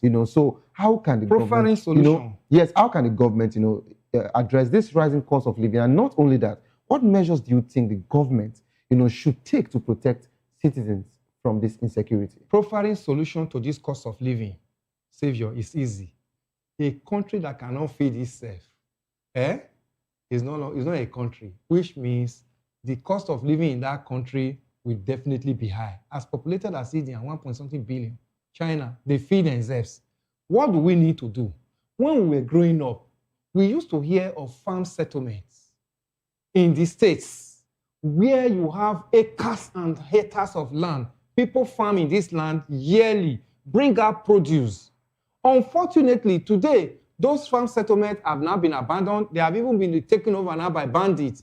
If those farm settlement works, by now one would have been talking of, okay, why is we have 774 local governments in Nigeria? Why are we not having storage silo in each of these local governments where these farm settlements are located, that at the end of the year, the government will take over, will buy off all this from the farmers and say, no, let us store this. Let us not have this glut because it's harvest season. No, yam has come down. By the time there's no more harvest season, you and I can't eat yam again. The government have the responsibility.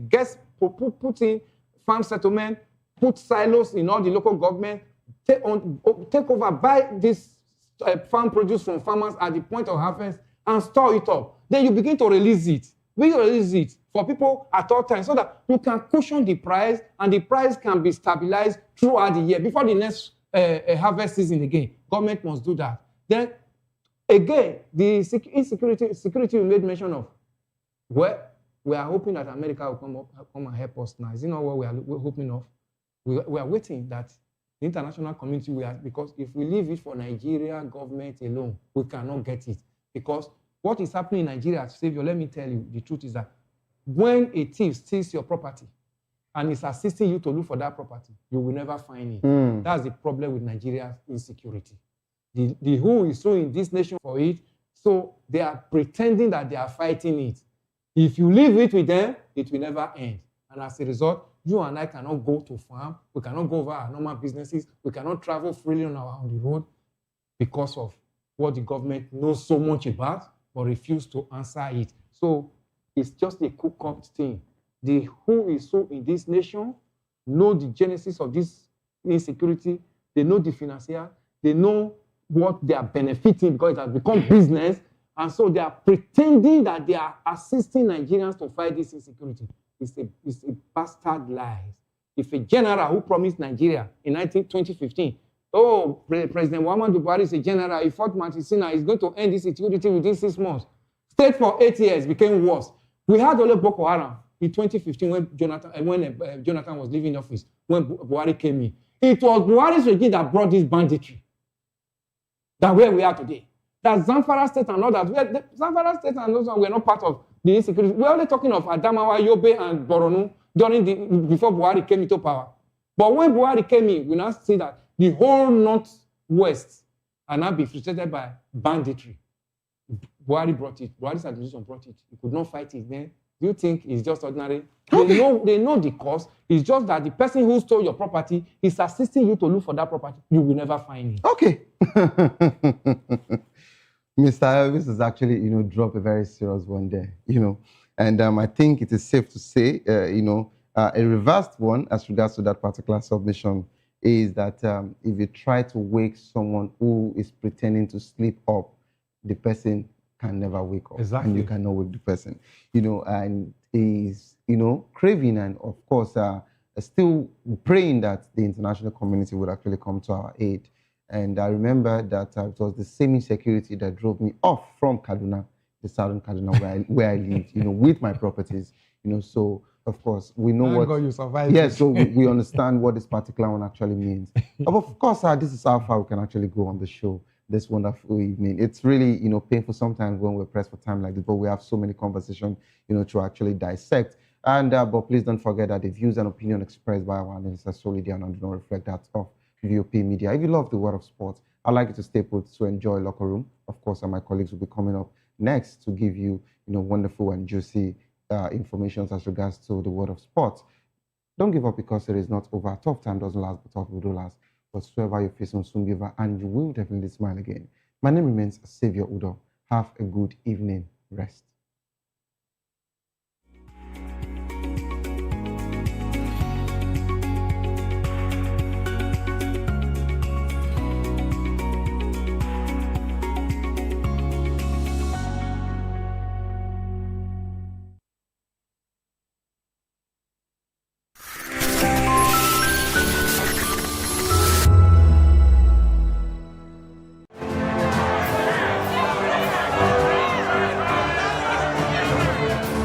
Do you want your voice to be heard?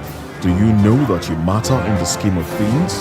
The People's Voice, the show where ordinary citizens take center stage as we discuss the biggest stories that affect you and I. With you in mind, we facilitate lively discussions, debates, and interviews on the topics that matter most to you and I. From social justice to economic empowerment, education to healthcare, governance, and more. Tackling tough topics and amplifying your voice.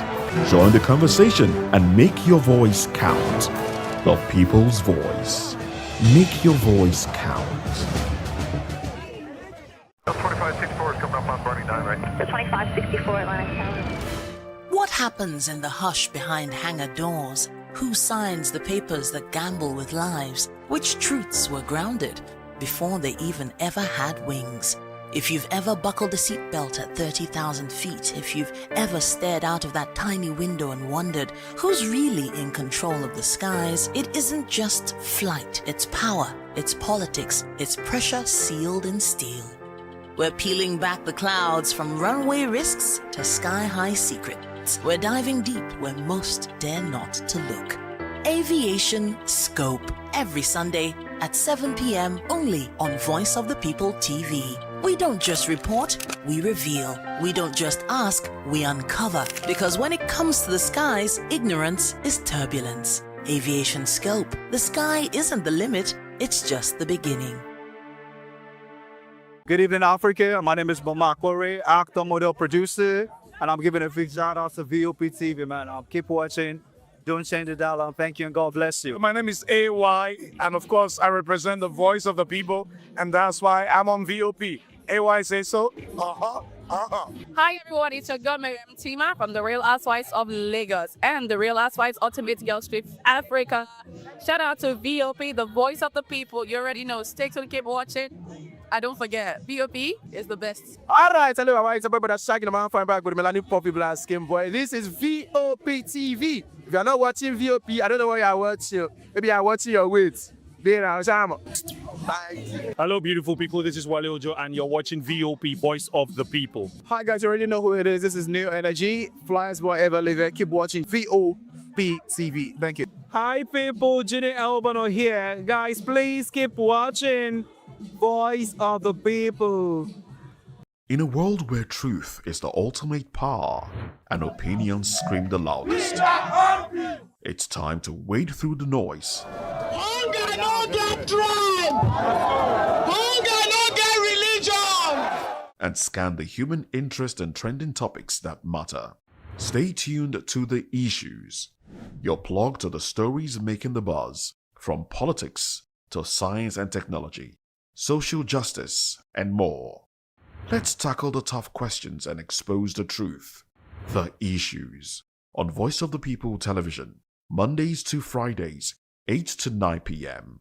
The Issues. Don't just react, understand. Behind every broken desk lies a broken promise. Education shapes the nations. But who is asking the right questions? Introducing Edu Dialogue, the show that goes beyond the surface, exposes the cracks, the corruption, and the silence in Nigeria's education system. Edu Dialogue, Saturdays, 3 p.m., only on VOP TV. We break the biggest stories, from missing funds to policy failures. We ask the tough questions and demand real answers. Edu Dialogue, this Saturday, 3 p.m. on Voice of the People Television.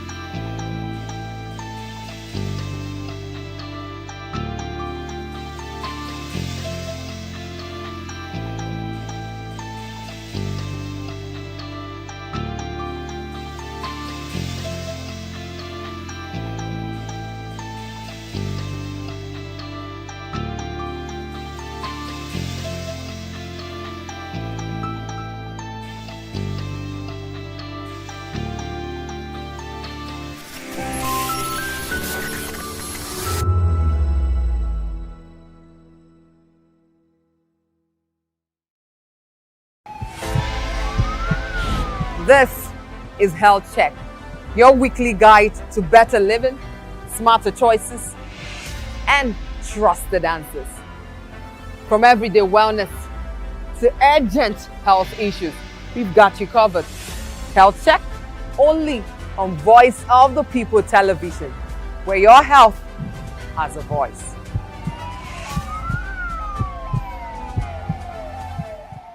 To know the happenings in the maritime sector, join us on the program Maritime Frontiers on VOP TV as we discuss key areas in the maritime sector from aquaculture, maritime transportation, maritime labor regulation, oil and gas exploration, ferry and passenger insurance, marine pollution and prevention, port operations, and lots more. Maritime Frontiers, exploring Nigeria's blue economy. The red carpets, awards, the razzmatazz, music, fashion, interviews, and more. Spotlight on Voice of the People television. Let's feed you with all the juicy stories in the global entertainment space, bringing you the glitz and glamour as it dey hot. Stay tuned to Spotlight, 1 p.m. Monday to Friday. Spotlight on VOP TV. Entertainment like never before.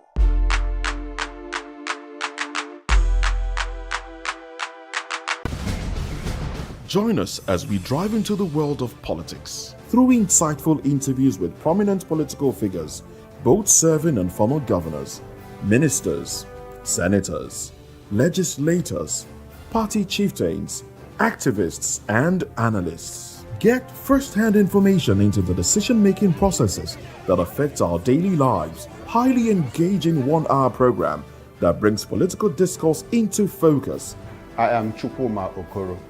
Political Lens, Monday through Friday, 6 to 7 p.m. Join us.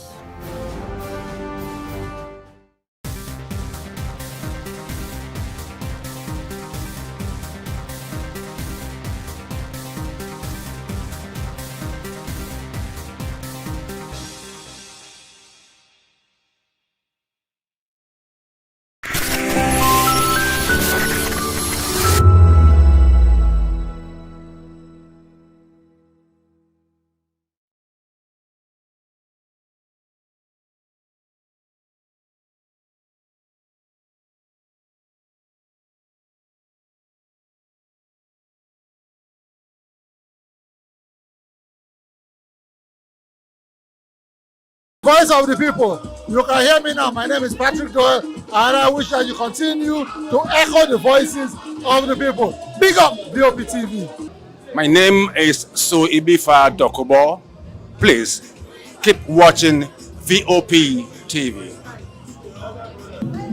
Hi, my name is Kwekumali Ikenda Onyekwena, and I am with the Voice of the People TV. Now, if you're looking for the veritable channel for information,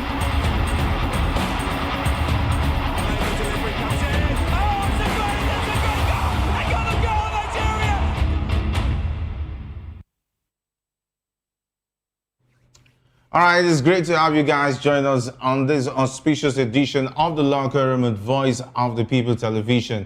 I am Jerry Arpelio-High, reporting for football duties. So much to talk about in the exciting world of football as it's now countdown to the African Cup of Nations, which starts in Morocco on the 21st day of December 2025. The Super Eagles will be taking on the Tanzania side, who are called the Taifa Stars, on the 23rd of December.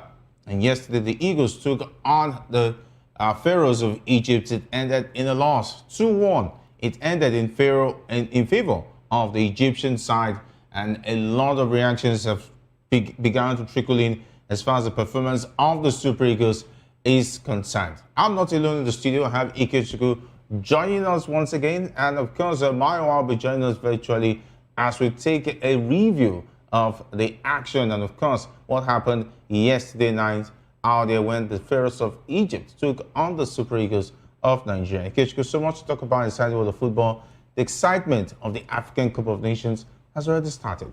Absolutely. Good evening, Jerry, and of course good evening to our viewers. It's so good to be here to talk football, and even though not on a very good note because Super Eagles ended up not actually winning that one. But there are lots of talking points, lots to actually take out from that particular game. It's not the first time, Super Eagles going to major championship like this, and then we end up actually losing, some of our test matches, and this is one of it. And of course, these are worthy opponents when it comes to African football. Egypt is definitely number one in terms of pedigree. So yes, they deserve to actually win that particular one, considering the fact that we actually still, are just beating the team. So yeah, a lot to talk about. Some of the players actually didn't actually live up to expectations, but then it's more than individual performances. It's more of what the coaches actually have cooking in terms of technicality and tactical output of the players. How much they are actually able to actually interpret the coach's demands on the pitch. So it's a lot to actually grind here in locker room this evening. A lot to grind here on the exciting edition of the Locker Room as we take a look at reactions as far as that game is concerned. The Super Eagles lost by 2-1 to the Egyptian side. And of course, even the goal of the Eagles, a lot of people are saying it was a scrappy goal. Taking a look at the starting lineup of that game, a lot of Nigerians were excited that they were going to see Akin Samiro, who started instead of Alex Iwobi. And so far, so good. It seems like the pundits and, of course, those who have looked at the stats and said that King Samiro didn't really show promises. But I think it's quite too early to judge a player just by a game that's a friendly. This is his first game at that age. Definitely he needs more time to blend in. And, of course, he had just 2 training sessions with this team. Yeah, absolutely. It's a new team. And this is why we talk about cohesion and synergy.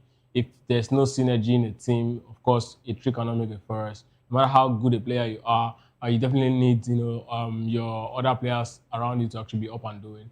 Akin Samiro, this is not a good way to actually assess him. Yes, it's a game that comes with a lot when it comes to publicity of the young man. A lot of talks about him. He's been doing a lot of good right there in this area. So we're expecting him to actually replicate that form. But sadly, in a side where the crux of the team, the Super Eagles first team players are actually not on the field, it's expected that he's really going to struggle. If you play him alongside top players and players who have been playing week in week out, they will really help in the shortcoming. I mean, he's still very much 21, so a lot to actually learn. I don't think this is the time to actually bring in the stick for him. I think we really need to observe. If you recall the last AFCON that we actually went to, I'm talking about the one in Cote d'Ivoire in 2024. Of course, the 2023 championship, but it was played in 2024. That particular championship, you recall that the Super Eagles also didn't really do well in our test matches. But of course, we ended up, in the finals in that particular one. So it's just one of those things. The most important thing is the fact that the coach should be able to now see that he's really got players who can actually step up when he needs them. When the other players who actually start the game are actually not doing so well. So Akin Samiro is a player in the spotlight already. That's exactly why a lot of persons have actually been calling on him and saying he's actually not live up to the expectation. But hey, we've seen a lot of players, their very first game, may not really be as turn out as expected. But not everybody is going to turn out like Alexander Isak, who they've been given in a lot of opportunities here to actually show that he's a player that I can rely on. But Akin Samiro, I think it's a lot. He's definitely going to do a lot. Like Casemiro in the first game, Manchester United, it's not what we actually saw in Madrid. But then he stepped up later and became a household name for fans favorite for Manchester United in the first season. So yeah, I'm hoping that Akin Samiro will definitely live up to that. All right, let's take a look at the starting 11. And there were talks about Stanley Wabeli prior to this friendly, that he's not fit, he's injured. But we saw his shift in that game. He gave a good account of himself. He didn't really show major signs of being injured. It shows that maybe he's looking primed and ready to start the game. And Uzon was not even giving a look in. Amasu Basoge was the man who was giving the look in, and he was guilty for causing the second goal that the Egyptians scored. And of course, taking a look at our fullbacks, it was not a good day at the office for them. Our backline really suffered because the Egyptians, there's this certain players, the Zoo, fantastic winger. He was on the flesh of the team. And of course, there was some bit of talk about the Ejuke. I think Rachel really liked what he was seeing from Ejuke. He brought a bit of those Sevilla dribbles for his club side to the team yesterday. That means we might be seeing him starting for the Eagles, maybe against Tanzania. But let's talk about Stanley Wabali and Masu Banshugi, who was Master Basuke was a total failure as far as I'm concerned. Below average. His performance was below average. He was guilty for the second goal that was considered that made the Egyptians win. So it looks like Stanley Nwabali all the way. Well, Stanley Nwabali still Super Eagles number one choice, and this is why we are saying that Madiko Okoye should actually step in. We need someone that can really battle Nwabali for that number one spot. And if Nwabali is gets too comfortable, if you look at the game yesterday, of course, like you said, Nwabali was actually pretty well yesterday.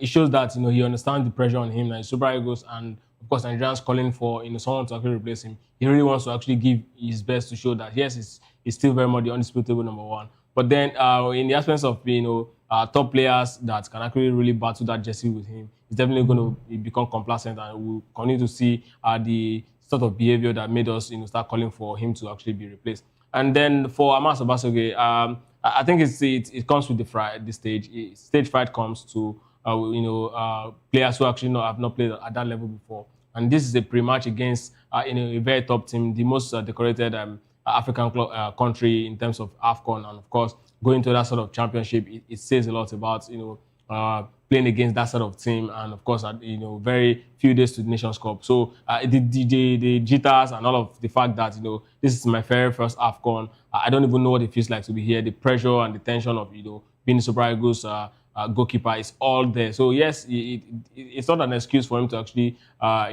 behave the way he did, but of course that's an explanation for people who really understand how these things can actually get to players. I think he should be more relaxed. I think he really got a lot to actually prove. And for our backline, come on, Igogbu and of course Chidozie Awazim, appearing in the heart of defense, it's actually not an easy one for the Super Eagles. These guys have not played together before, so you expect that that sort of struggle will definitely happen to them. The Egyptian side are known to be very highly tactical. They've got this pace, and of course they can actually they've got antics, and they can actually decide a game in a split second. And exactly what we actually saw in that particular game. So it explains why for a team that's not known to play together regularly, they will definitely suffer against a side that have that high level of cohesion. Many of the players play in the Egyptian league, so it's easy for them to actually come together and still replicate the same form. Come into that sort of game with the Super Eagles. So yes, I think that's much to what actually happened with our defenders and of course our goalkeepers. All right, of course. So we understand that Maiwa is now with us. Maiwa, it's great to have you join us on the locker room. It's great talking about the Super Eagles game yesterday. The Super Eagles, Osimhen FC lost 2-1. It was obvious, no Osimhen, no spark. But somehow, there've been assessment of the players. Redessus was found wanting. Akin Samiro was talked about that he didn't really show good promise. Taking a look at the review so far of the game, what can you say? Well, I mean, it's always amazing to be here. It's always good to be here. The thing is I watched the game today again, and there are a whole lot of lapses. However, some of the guys that feature, apart from it's Redessus that's a part of the team. A couple of the new guys that played today, that played in that particular game, did not live up to expectation. And sometimes it comes with the terrain. Remember when the particular Gabriel show for his club in the championship came to play for Nigeria, the performance was a bit terrible, and that was the reason why he's no longer part of the team. Not everybody would have a fantastic debut like Benjamin Fredericks did when he played in the Unity Cup. So I think we should not be too hard on the boys. Yes, you would expect them to have raised their game. You would expect them to show us that they have a whole lot to prove. You should expect them to lay a claim to the shirt. You expect them to give the regular a run for their money, but that did not happen. However, some of these guys, this is their first time playing for Nigeria. Sometimes, it comes with tenure. Also, remember, they are playing with an Egyptian side that has a whole lot of coordination. The coordination was lacking for us in that particular game yesterday, and that was the reason why, we finally lost. So, I mean, it's a step for us to be able to see what we can do going forward. However, I would not want to, beat the guys too much. The only person I would throw a huge stone at is Diesel. He has been given multiple chances, and you would expect him to step up and to show that if Osimhen is not available, he can, come on and do the magic. But his performance yesterday, was, left me to nothing to desire. And, that in itself, I think has sealed his fate in the tournament. I will not be surprised if we hardly see him, play throughout the Nations Cup. All right, and of course, with what we also saw of Max Obasuge when he came on board, not really a good sight to see. That means we have two below average goalkeepers who will deputize if anything happens to Stanley Nwabali. I think we'll have to start keeping our candles aside and start preparing to start saying our prayers when anything happens to Stanley Nwabali, because Max Obasuge, for a goalkeeper, because he's not a top goalkeeper as far as I'm concerned, he should know better.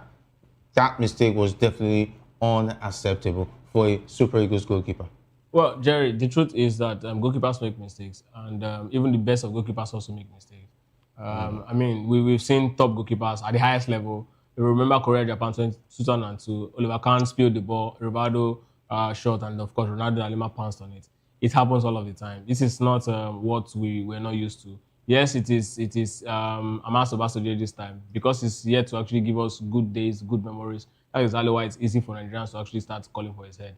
But the truth is, like I said before, this sort of reactions from goalkeepers come with this stage. This stage is actually very big for him. Stage fright will come, and it's definitely going to affect you. But I think going forward, it is now the job of the coach and of course technical crew, the psychologists in the team to help these boys settle. It's not, it is not the end of the road yet, because of course, trust me, these guys definitely have the potential. That's why they are part of the Super Eagles. Again, another thing we also need to look at is that football is a team sport, and these guys have not played together before. So that communication is also part of a problem, for them. And there's something about you putting on that jersey, even if you've not played with all of the team before, you're definitely going to have certain level of stability. That's why the likes of Onyedika find themselves a little comfortable in that particular team, because they've actually played, they understand what the moment is like, and that's exactly what we are seeing. So I don't want to dwell on the Max Obasuge's thing for too long, because I understand that it is those who don't understand what stepping up to another level can actually do to you. It definitely happens to the best of us, and not everyone have that shock absorber to actually deal with the biggest moment, like for Benjamin Frederick at 21, like Messi at 18. These guys are actually special people. Mikel Obi at 18. These ones can actually hold their own at that age. But some persons grow into the moment. The likes of Zidane actually became big players when they got to about 25 years. They were not, top players as teenagers, even in their late 20s. So sometimes it happens, and we just have to, take our spotlight away from Max Obasuge. It's just one of those things that happens in life. And of course, our fullbacks were found wanting. This certain young man, Ahmed Said Zizou, he was a terror on the flesh of our fullback. The likes of Oshayi Samuel could not really meet up with his, talking about his theatrics and, of course, his tricks. And that means the Eagles will have to be worried when they meet very, very interesting dribblers coming from the wings against the defense. Maybe by then, Basi and Ajayi will be available for the games against Tanzania and co, as the case may be. Maiwa, taking a look at the goals from the Egyptians, Mustafa Mohamed, who was captain of the team. There's no Mamouche, no Salah. Imagine those two players were on the pitch. Would that be a different kettle of fish entirely? Well, I mean, if those players were playing yesterday, the scores would have been much more far worse than what we got. To be honest with you, I was scratching my head looking at those playing fullback, and they left a lot of space, and you'd expect an Osai Samuel, who has been an integral part of the team, to do much more better. He did not. His performance was below par yesterday, and he had a very poor outing. We were talking about the goalkeeper earlier, Max Obasuge and the rest of that. However, the big question is, yes, I understand what KHP is saying. Sometimes it takes a bit of time before you step into it and you begin to, redeem yourself and be one of the and grow into that particular role. However, there has been a lot of controversy concerning the selection of goalkeeper. The big question again is, why is Okoye out of the team? Stanley Nwabali is not at his best. Uzoro is being The last time he played for the Super Eagles is about 2-3 years ago, if I'm not mistaken. Amaso Basuke plays in Tanzania, and we saw that the big stage G3 got to him yesterday, and he made a whole lot of mistakes. Why is Okoye out of the team? These are the questions we need to ask. However, the team played poorly. I just want to pick out some of the players that have been playing for that have already played for Super Eagles, that are integral part of the Super Eagles, and Osai Samuel is part of them. I would have expected him to have a bit of coordination. However, we did not see that. The person also playing, our left full back was also found wanting the second goal. Same thing in the second goal, leaving a whole lot of space. There was no coordination at all, and that is what we lack in that particular game. Going forward, definitely we all know that when the competition starts proper, we definitely need the likes of Calvin Bassey and Shemi Ajayi. These are people that can control the defense, that can man the defense, that can marshal the defense to tell them how to move and how to position themselves. If you look at the disarray in our defense yesterday, it was because there was no real leader there to call the shot, to tell them exactly what to do. This takes me back to the likes of when John Terry was playing. You have a John Terry playing. He is the marshal of the defense. Everybody looks to him for direction. The same thing goes for Van Dijk too. Everybody looks to him for direction. Yesterday, that was not there, and that's the reason why our defense was in shambles. Yeah, defense in shambles, and of course, definitely we know that this is not going to be the pairing against Tanzania on the 23rd when we take on the Taifa Stars, because definitely we expect Calvin Bassey and Shemi Ajayi to come in. So it means that, does it mean that we at least will have a decent deputy in terms of the defense lineup as far as the 5 and 6 is concerned in Igbo and Chidozie Awase, who scored the goal? Well, I don't really think we have bad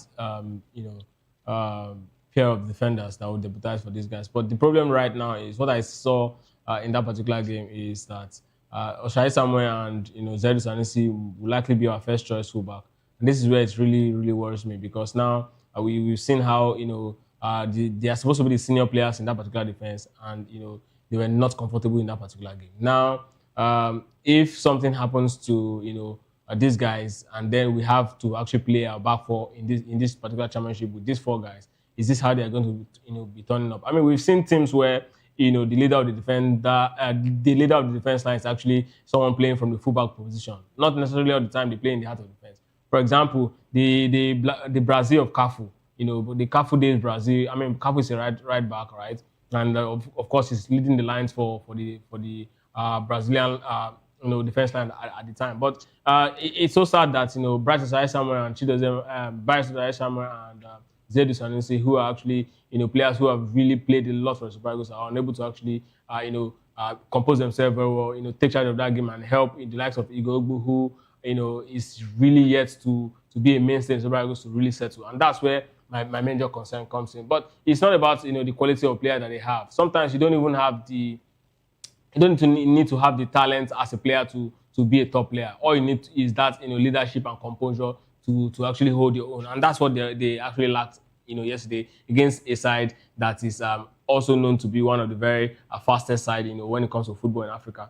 And it's so sad. But then Shemi Ajayi is old now. I don't know what Eritrea will be thinking about, but I think from what I've seen in recent times, I think it's going to be best for the Super Eagles to go for a three-man back line, and then of course play two fullback. That's going to really help us, because I really don't have confidence in the way the Super Eagles back line is. I mean, Bright Osai Samuel and of course Zaidu Sanusi didn't really convince me in that particular game. All right, and of course the attackers also failed to deliver. Onachu, your guys started yesterday. Maiwa, I'm still waiting to see what we saw. What we've been seeing in Turkey. I know you've been calling that he should be invited. Now he has been given another chance without the cement on the bench, and he failed to deliver once again.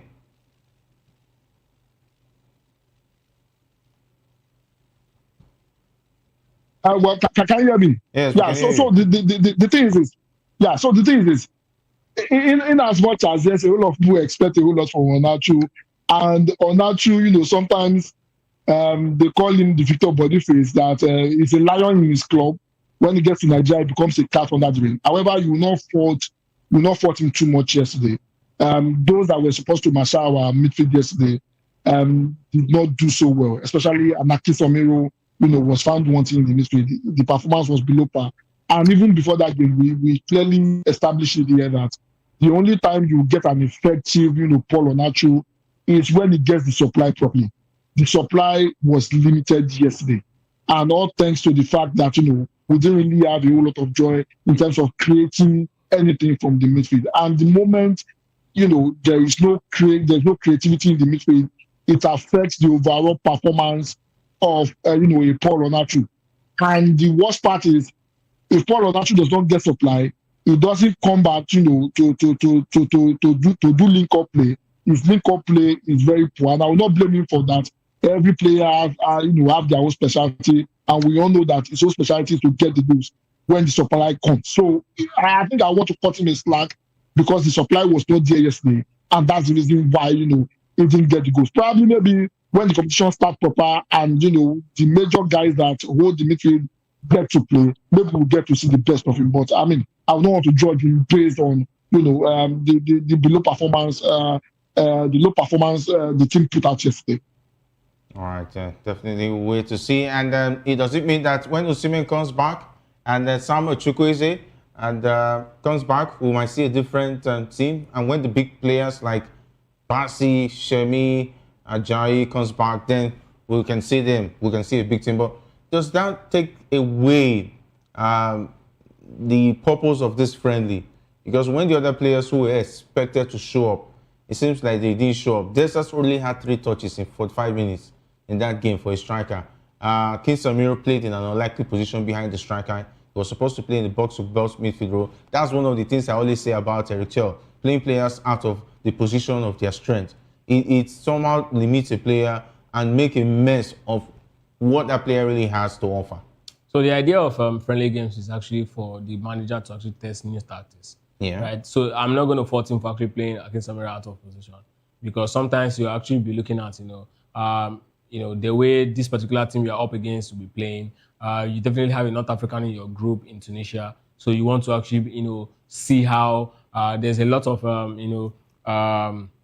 similarity between North African sides when they play. So perhaps he's actually looking at a certain playbook and say, okay, this is exactly how I'm going to approach it. Let's see what's going to happen if I play this guy here. It might not even be Akin Samiri has in mind to actually play in that particular position. Maybe someone like Chukwueze, but because it's not available, you just want to play someone who is naturally a midfielder. Let's get to see how is that actually going to play from that particular role. So it's more of the tactics and how the coach wants to actually set up his team. That's why I really don't most times look at the result of friendly games. I just want to see how players are actually able to actually interpret the role they're given. And from my assessment, were they actually able to interpret their roles? Absolutely, they did a good job interpreting their roles. That's exactly why we were able to call out the manager saying what you did is actually out of order. For the case of Paul Onuachu, I doubt if Victor Osimhen was in that particular game, it's going to make any difference. It's definitely not going to make any difference. It's just about people who actually played with, and that's exactly why he struggled. You cannot, as an attacker, be isolated. There's no direct, supply from the midfield to the attack. That link was actually... Ejike was busy showing us some JJ Okocha skills like we saw against Denmark. I hope that's not what he's going to be doing at the AFCON. So these are the things, right? Ejike, you will know that he's a player... selling himself to a new club. He's a player that likes, the moment. He's a player who likes to actually, he's an entertainer, and, when you have this sort of jokers in teams, many times the coach will have to sit you down and have a conversation with you and say, hey, this is not what we actually need at this point. Even if you must do that, there are positions where the players will be kept to actually ensure that you maximize, the best out of him. He's actually a good player, but he needs to actually understand, the situation and the urgency that the Super Eagles are in at the point. So, but again, in all right, the issue here is that the players that we have at this point and how Eric Chell is actually able to actually put them to use is where the big problem is. And really, I'm not a big fan of what he's doing. But then I really understand the place of tactics when it comes to friendly games. So that's why I'm going to actually allow this. Like if you look at the games that one of the friendly matches that we actually lost, en route to our Nations Cup finals in Cote d'Ivoire. I recall that the players that were actually part of it. We came out after that game. I've forgotten the particular game. I think we ended that particular game 2-1 as well. And a lot of talks about the Super Eagles not good enough to actually go to the championship. I think that was a game the likes of Umar Sadiq and co actually played, and before he was deemed to be injured, and he left camp to go back to his club. But in all of it, right, I don't want to dwell on Onuachu. I think he's a very good player. I just want Eric Chell to actually create a system that will work for him. Victor Osimhen would not have been different in that game yesterday. No different. I mean, if he wouldn't have been. That's Osimhen FC. Who's Osimhen FC? Who's Osimhen FC? That's Osimhen. The only thing that would have happened, perhaps, would have just forced himself and get injured, because when the ball, which goal? Did Onuachu miss any chance?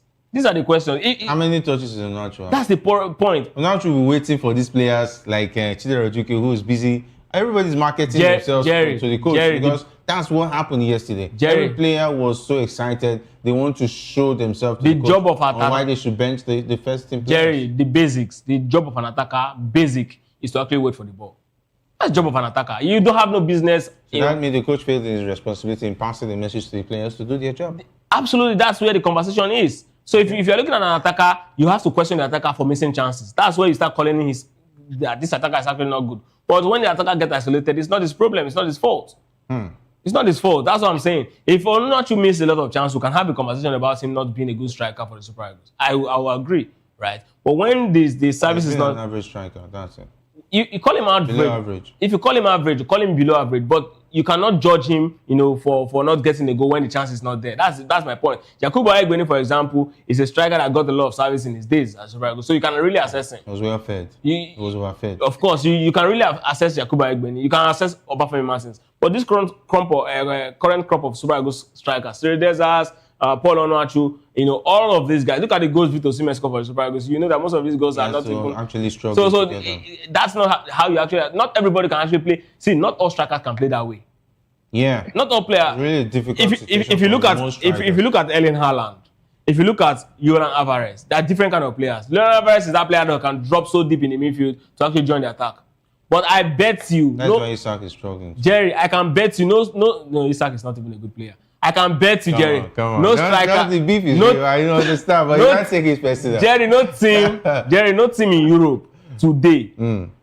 Erling Haaland cannot, be part of it, build-up player as much as Julian Alvarez. They are both good finishers, but no team in Europe today will pick Julian Alvarez ahead of Haaland, because if you provide them the same number of chance, you will ensure that you definitely be certain that Haaland will get more goals. This is just the basis.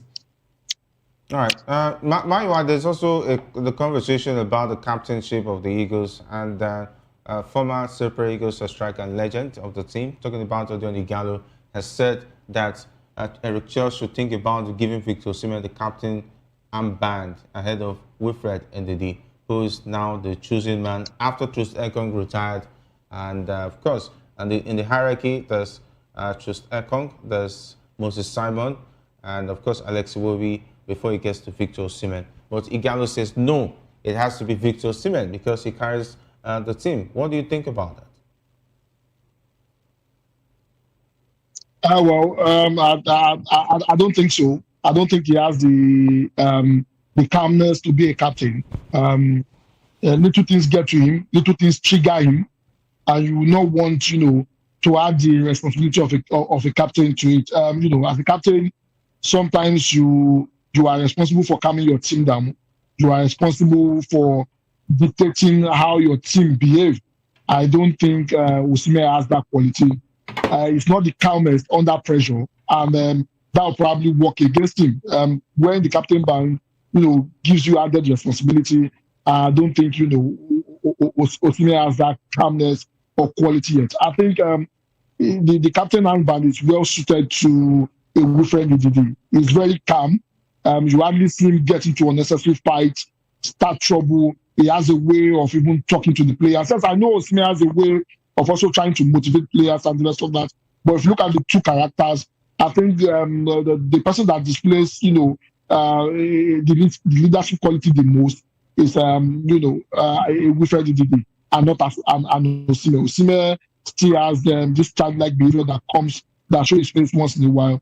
While in the case of Ndidi, you get this mature calmness of somebody that has seen it all, that can probably, calm the nerves of the team and, provide a direction for the team. So I want to disagree with Ighalo. Osimhen will not do as a captain. I think we should not add, another pressure to the job he has to do. The job he has to do is very difficult. Remember, we're talking about service, and sometimes Osimhen will have to come back and fight for balls. Now add the captaincy to it. He will want to ginger the team, and that might even cause a whole lot of fights. We have seen Osimhen want to get into fight with his teammate before that, and they have to step in to calm the situation down. So for me, Osimhen will not be the ideal captain for the national team at the moment. All right, Mario. Ikechukwu, Gallo says, I will pick Osimhen as the captain. So I think for every football incident or every story, there's always a very perfect example you can point to. Osimhen is like Kylian Mbappe in attitude. We saw France, how France actually had how Kylian Mbappe almost unsettled the French national team dressing room as a captain before he was actually left out of the team for a couple of games, and of course now definitely is back to the team. This sort of attitude is actually not what you want to actually see in a leader. Arsenal actually lost the league in 2007 because a certain William Gallas was unable to actually compose himself when he was actually needed the most. Sometimes captains just need to actually the players just need to look up to the captain, and then they will definitely get the best out of their team. These things happen all of the time, and when the team is actually down, all eyes will definitely be on the captain, because the captain seems to be like a rallying point. Victor Osimhen is not hasn't shown that he's that player you want to actually look up to at this point. Now again, another thing you also need to look at is that Manchester United at some point, Scholes was actually next in line to be captain. He's a very shy person. He's not the type that really talks. So outside the pitch, he's one man who a lot of persons will rally around. They'll definitely come to him, and definitely he's going to give his input. But it's not that man who can actually lead a team. Not everyone can actually lead a team. Outside the pitch, he's definitely had a lot of says. In the dressing room, he might be the one that will be talking, but on the pitch, he doesn't have that maturity and that mentality to actually lead when the emotion is high, and of course when intensity becomes the defining factor that can actually win a game. So I don't think Victor Osimhen is that player he wants to actually hand over captain band to, because whatever it is that you're giving, whoever it is that you're giving the captain reflects the team. If Osimhen gets uncomfortable emotionally, that means the team will become very unstable. And if you look at this team, we have a good number of young players coming into this team.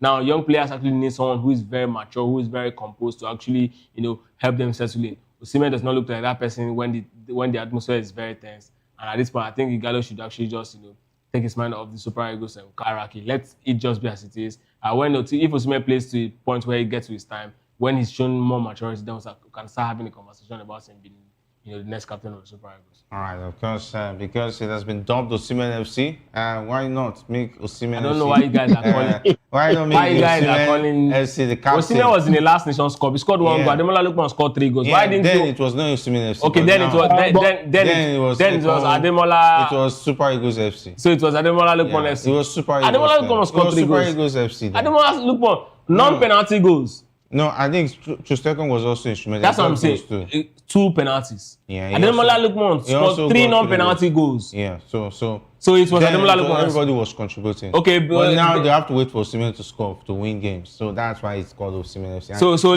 if he's the one carrying the team, no Osimhen, no victory. So Jerry, I ask you now. I'm asking you now. Let's move. So all the games now, he takes the ball from midfield to score. It's up to you to decide. We saw you guys are just over pedestalizing Osimhen. He's a good player, but these people to stop calling Osimhen. Osimhen does not even have a cloud JJ had in Super Eagles, and there was no point to call the Super Eagles JJFC. Come on, the time of JJ, they had a lot of options. With or without JJ, the team was without JJ, so the team was dead. No, it was at the later part. Jerry. When JJ was JJ, that team had a lot of players who could come in. We had this guy that was not even invited at a point in time.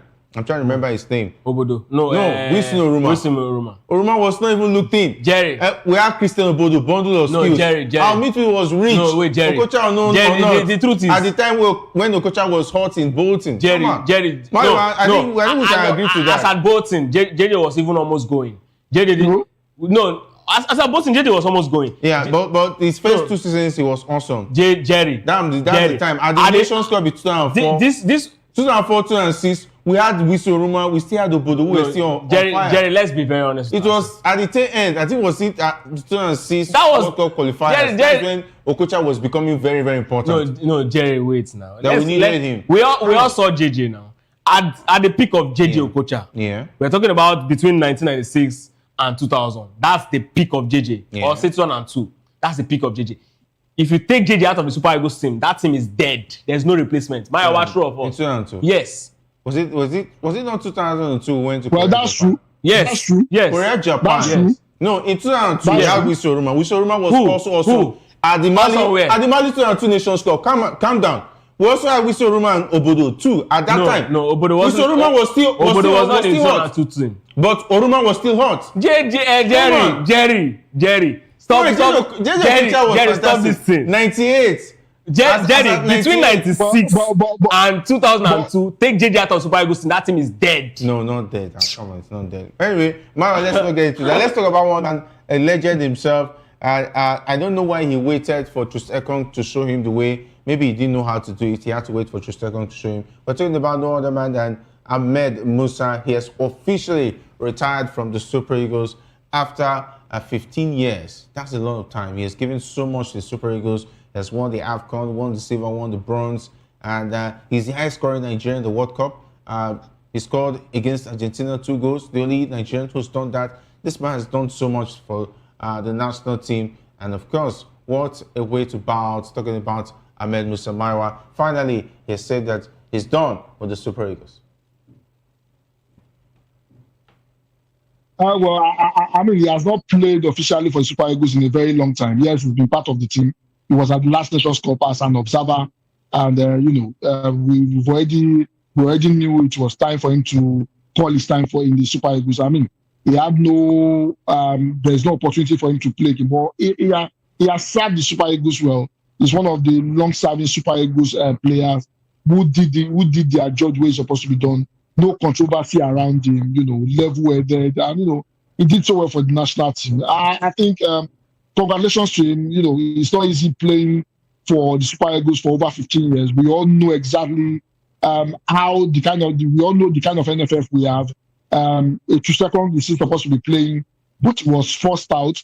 The same thing happened to Victor Moses. The same thing happened to Leon Balogun and the rest of that. So it's not the first time. But for him to have played for that long without, getting into without getting into a face-off with the NFF, we have to congratulate him.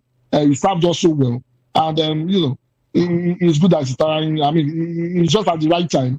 There is no point waiting any longer because he's not being invited to the Super Eagles anymore. The big question is this: when is going to be his testimonial match? When is the NFF going to organize that for him? I mean, he deserves that because he has been a faithful servant to the national team. All right, and of course, take a look at Ahmed Musa's trophy cabinet, and of course, the goals he has scored for the Eagles: 111 games, 18 goals. He has won a gold medal at the 2013 AFCON, and of course, he also won the bronze in 2019 and the silver medal in 2023. Quite an illustrious career for Ahmed Musa. What an example of a legend he was playing for the Super Eagles. Yeah, absolutely. I mean, you just look at his senior national team career. I mean, Ahmed Musa was one of the best young talents we actually, raised from, for the Super Eagles from the under-8 team. Recall that he was part of the under-20 side, and one of the players that actually showed that, he really got something to actually offer. And yes, we actually monitor his progress as a player. I think he was part of the under-20 team. Maybe I really cannot remember the exact year, perhaps 2011 or thereabout. That was when he was part of the under-20 World Cup, and he did so well. Also, not forget that he actually was one time, top scorer in Nigerian Professional Football League. So yes, he's a player you want to actually reckon with and say yes, he's a player who has really shown that there's a lot of talent in Nigeria, and of course we don't have to actually look at homegrown. A foreign-based player to actually be part of the Super Eagles setup. So yes, that's Ahmed Musa for you. And yes, it's just what it is. He actually waited for a last dance. He was hoping that he was going to be part of this, but unfortunately, those who can actually pull my slot string are actually not at the end anymore. And there are a lot of players who can actually step up for him in terms of federal character and that's exactly why we're not having him, being part of this particular team. But yeah, he's a player who's giving a lot to the Super Eagles. It's time for him to really bow out, and I will really be waiting for that testimonial to get to see the players that were part of it. It's a good one. And maybe if the Super Eagles eventually through the back door get to the World Cup, he might be reconsidered. He might reconsider his retirement and go for that particular one. But until then, let's get to see that Ahmed Musa is gone already. And congratulations to him once again. And thank you for your service. What do you mean back door? I think if the Eagles is going to the World Cup, it's because those who failed to do their job failed, not the fault of the Eagles. And of course, let's wait and see. We'll be seeing. It is still back door now. What's back door? What's mean of back door? I've never heard. I think you come up with some very interesting words. But anyway, but it's correct. It's back door. Which one is back door? Who made it back door? You didn't make it through the normal process. You didn't make it through. You lost in 90 minutes. You are the proponent of saying that if you do the crime, do the time. Jerry, so what is the difference there? You are beginning to sound like. Why did you qualify from your group? You are beginning to sound like the Nigerian. Where you didn't use fair play. You are sound like that means the Super Eagles were cheated. You are sounding like players were not eligible. They were used to persecute that game. That means these guys performed illegality. Had they legally selected the players who were eligible, the Eagles should have had the bigger. This is why NPFL will not grow, because people like you are the ones running the league. You understand it. You understand the this is clear for you. It's clear now. See, Maiwa, for Jerry, what is most important is this not clear? For Maiwa, jokes apart, this is a clear. These are clear facts. Maiwa, for Jerry, what is most important is boardroom points, not what happens on the field. So it's all about, okay, let's look at the boardroom point. How are we going to actually get 3 points off the boardroom? They say, okay, you spotted this thing. Don't worry, let them do it first. In case we don't win, then we can now bring out this card. That's what Jerry is all about. You can. The thing is that when you're going to the battlefield, in my wife, in love and war, all is fair. It's all about boardroom points. In love and war, all is fair. That's it. So you have to be ready for whatever comes. And you take it as it is. Don't worry. We'll be in the USA. By the time we're in the USA, we'll be speaking American English then. This one will not be... I told you now. It's not be all this that time. Okay. Well, for Jerry, is done. I mean now. Gbagbe is done. It's done. Next NFL president, he should contest. There are two positions I will never attempt. Two. Okay, I think I will add the NFL president to it. There's coach of the Super Eagles. Because no matter what you do, people will always find one thing that you didn't do. One fault will always be there. Then the president of Nigeria, I'm saying it on TV, and then NFL president. Those three positions, even if they offer the whole... But you can be head of their PR, so that you... No, I'll be behind the scene. That's why you'll be running PR for NFF. Anyway, let's talk about... Let's talk about the Carabao Cup. It went down last night. And of course, we saw Chelsea beating Cardiff City by 3-1. It was a scary one for the Chelsea side. But eventually they came out and they are now in the semi-finals of the Carabao Cup. And Maresca has been talking. And he made some bit of substitutions. We hear that Esteval is going to be out injured for a while. I feel for Chelsea, right now, this is not the time they should be picking up injuries. But generally around the corner, they're money spenders. And I've heard John Terry say they should get Thiago Silva back because he's coming back to London. His family says he needs him. He had to say his goodbyes at his Brazilian club side. And you're having defense problems. Sign Thiago Silva once again and your defense will be strong again. Well, Thiago Silva, I don't know if he's got the pace to cope with the intensity of the Premier League at this age now. Maybe in the Brazilian league, just maybe. But yes, I can also understand the place of stability, experience, and of course helping the players to be well composed. I mean, this Chelsea side is actually very new side. They are quite young, so yes, they need that sort of experience in person of Thiago Silva to actually help them feel more comfortable. But for Esteval, that's a very sad, nasty, sad injury for Chelsea at this moment. But then the good side is that he's leaving the pitch when their golden boy is already up and doing again, person of Kupama. So definitely it's going to be a miss, but Kupama is definitely going to do a good job because of course Esteval actually stepped up when Kupama actually went on that injury leave. So maybe it's his own time to actually hold forth until he returns. But this is December. A lot of games will definitely be coming up. players will be picking up knock. And this is where, coaches will be required to actually, do one thing and do it very well, which is, squad rotation. If you don't know how to do it, then definitely you'll be lagging behind. And that's exactly why, some other teams will definitely struggle this season. If you don't have the squad in depth, it's going to really come in handy right here in December. But it's so sad for Estabel. But yeah, congratulations to Chelsea. I mean, a lot of us saw it coming. Cardiff should not be, a team that will stop Chelsea from getting to the semi-finals. No matter the sort of players they line up, even if, Chelsea starts to set up with their, third team, I don't think that, Cardiff City have, the quality to actually, dispatch them in this particular one. So it's expected 3-1. Enzo Maresca has just showed just why, the board keep having faith in him. World champion, now they're in the finals of this particular championship. Who knows? They might eventually make it to the top 4 at the end of the season and perhaps, go very... Sure, top 4.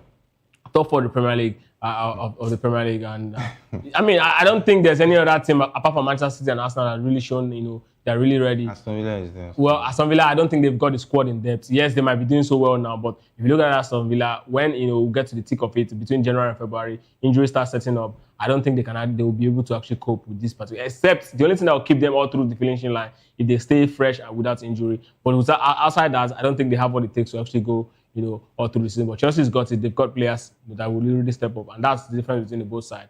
And I think these are the only teams that we can really point at. I mean, of course, Manchester United is on that team in the mix, but Liverpool, no, that's exactly a dead rubber. And while you're speaking for Chelsea, I think Chelsea will need a new PR man because that team is struggling as far as I'm seeing that. Struggling to beat Cardiff City 3-1? No, I'm not talking about Cardiff. Talking about making it tough for the Premier League would be a very. But higher than Liverpool. If you're talking about struggling, who is struggling? Leave Liverpool, so let's talk about the team. No, a team is higher than Liverpool. Are you saying the team is struggling? Okay. Anyway. Jerry, I don't understand. No. Okay, the measure of a team that is doing well is when you're above Liverpool. Yes, now. But you're not struggling.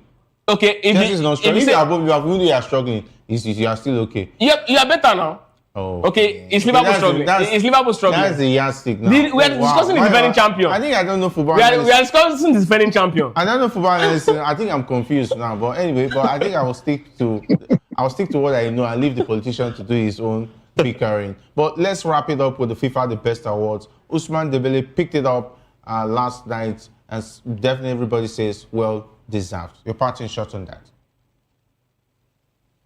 Well, I mean, Ousmane Dembele did deserve the award. He did so well last season, and definitely it was a well-deserved award. So, congratulations to Ousmane Dembele. And for my party shot for the Chelsea and Liverpool argument, Liverpool is the current defending champions, and they are below Chelsea. So, automatically, Chelsea is better than Liverpool, and that's just it. Congratulations. You don't even need to struggle. Just say the truth, and that's what it is. Van Dijk made the FIFA The Best 11. Maybe we'll talk about that tomorrow when we come. How did he make it on the show? Well, maybe tomorrow we'll talk about it. He made it alongside Cole Palmer, who I feel doesn't also deserve to be there ahead of Mohamed Salah. But it is what it is. It's FIFA The Best Awards, and that's where the cookies crumble on the show. Big thanks, Myra. Big thanks, KHQ, for being awesome on the show, though rather you would have done better on the political platform. Anyway, we'll provide an avenue for you to express your political views. Anyway, that is where we leave it to talking about Chukwuma Okoro. We'll be up next with Political Lens, and of course, a big thanks to the guys behind the scene talking about that. So Victor, Alex, as well as Jeremiah, not leaving out Hassan. My name is Jerry Apello. Stay tuned. Up next is Political Lens with Chukwuma Okoro.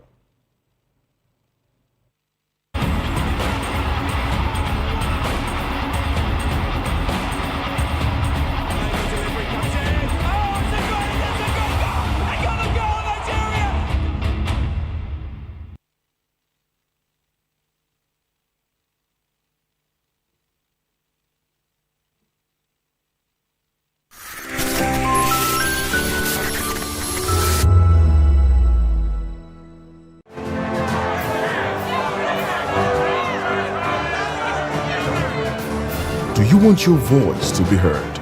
Do you know that you matter in the scheme of things? The People's Voice, the show where ordinary citizens take center stage as we discuss the biggest stories that affect you and I, with you in mind We facilitate lively discussions, debates, and interviews on the topics that matter most to you and I, from social justice to economic empowerment, education to healthcare, governance, and more, tackling tough topics and amplifying your voice. Join the conversation and make your voice count. The people's voice. Make your voice count. 2564 is coming up on Bernie 9 right. 2564 Atlantic Tower. What happens in the hush behind hangar doors? Who signs the papers that gamble with lives? Which truths were grounded before they even ever had wings? If you've ever buckled a seatbelt at 30,000 feet, if you've ever stared out of that tiny window and wondered who's really in control of the skies, it isn't just flight, it's power, it's politics, it's pressure sealed in steel. We're peeling back the clouds from runway risks to sky-high secrets. We're diving deep where most dare not to look. Aviation Scope, every Sunday at 7 p.m. only on Voice of the People TV. We don't just report, we reveal. We don't just ask, we uncover. Because when it comes to the skies, ignorance is turbulence. Aviation Scope, the sky isn't the limit, it's just the beginning. Good evening, Africa. My name is Corey, actor, model, producer, and I'm giving a big shout out to VOP TV, man. Keep watching. Don't change the dial. Thank you and God bless you. My name is AY, and of course, I represent the voice of the people, and that's why I'm on VOP. AY say so. Hi everyone, it's your girl Miriam Tima from the Real Housewives of Lagos and the Real Housewives Ultimate Girls Trip Africa. Shout out to VOP, the voice of the people. You already know. Stay tuned, keep watching. And don't forget, VOP is the best. All right, hello, how are you? But that's shagging the man fine back with the Melanie Poppy Black Skin Boy. This is VOP TV. If you're not watching VOP, I don't know what you're watching. Maybe you're watching your weight.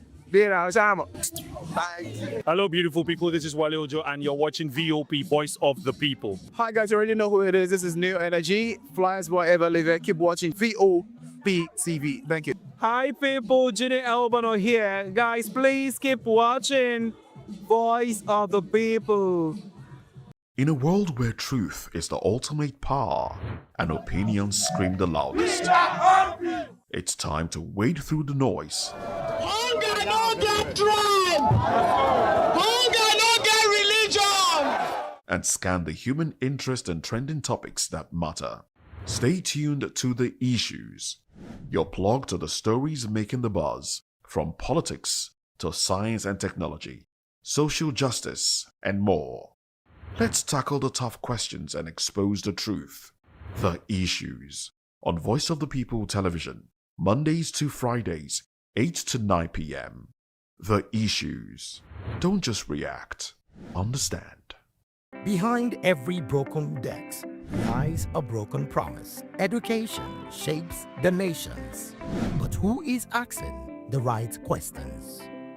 Introducing Edu Dialogue, the show that goes beyond the surface, exposes the cracks, the corruption, and the silence in Nigeria's education system.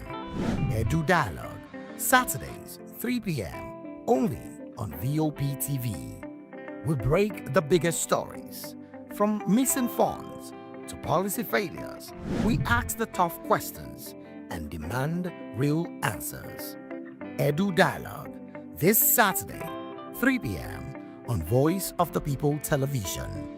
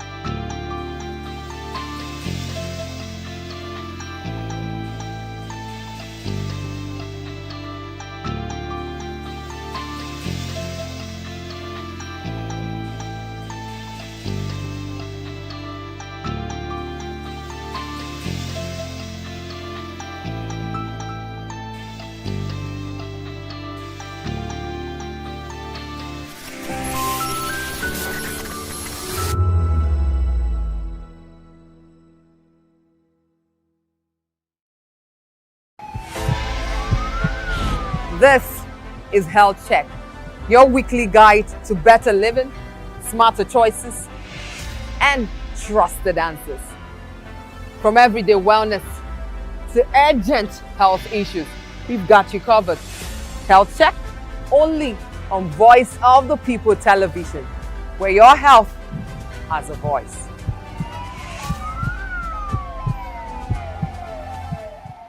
To know the happenings in the maritime sector, join us on the program Maritime Frontiers on VOP TV as we discuss key areas in the maritime sector from aquaculture, maritime transportation, maritime labor regulation, oil and gas exploration, ferry and passenger insurance, marine pollution and prevention, port operations, and lots more. Maritime Frontiers, exploring Nigeria's blue economy. The red carpets, awards, the razzmatazz, music, fashion, interviews, and more. Spotlight on Voice of the People television. Let's feed you with all the juicy stories in the global entertainment space, bringing you the glitz and glamour as it is hot. Stay tuned to Spotlight, 1 p.m. Monday to Friday. Spotlight on VOP TV. Entertainment like never before.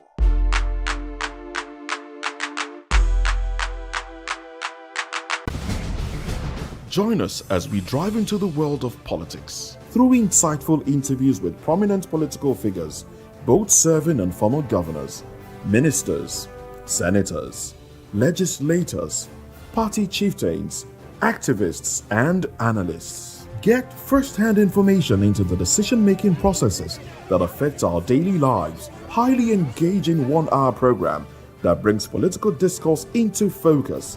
I am Chukwuma Okoro. Political Lens, Monday through Friday, 6 to 7 p.m.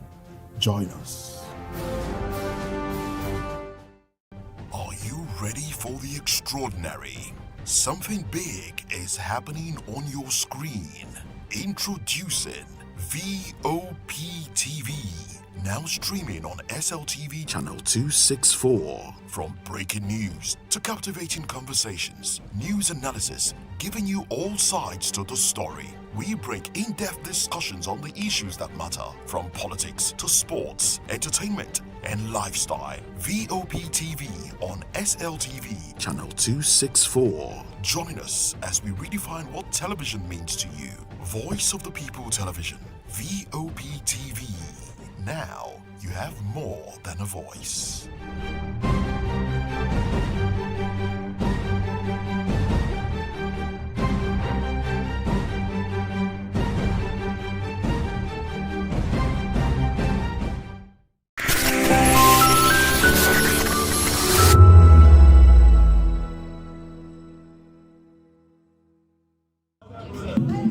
Hi, my name is Kwekumali Ikenna Onyekwena, and I am with the Voice of the People TV.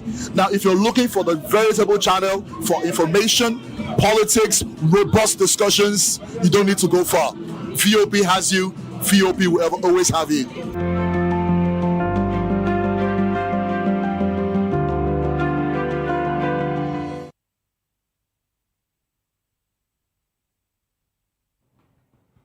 Hello there, good evening, and welcome to Political Lens. This is Voice of the People Television, and I am Chukwuma Okoro. In case you don't know, we are broadcasting on Metro SLTV channel 264, on YouTube and other social media platforms. You are at VOP TV Live. You can also be a part of this conversation by calling in or sending WhatsApp messages to the number showing on your screen. We want your voice to be heard. Well, on the show today, I've been joined by Barrister Asim Adam. He is a constitutional lawyer and as well as a political affairs analyst. We tried to bring him on the show yesterday after the Supreme Court judgment, but he was unavailable. So he's available to walk us through the implications, the judgment that the Supreme Court gave on the powers of the president to declare a state of emergency in the first place, and also the power of the president to suspend democratic institutions under a state of emergency. Now, on the show today, U.S. Islamic visa restriction on Nigeria, Sudan, Chad, Syria, Niger, Burkina Faso, and other countries.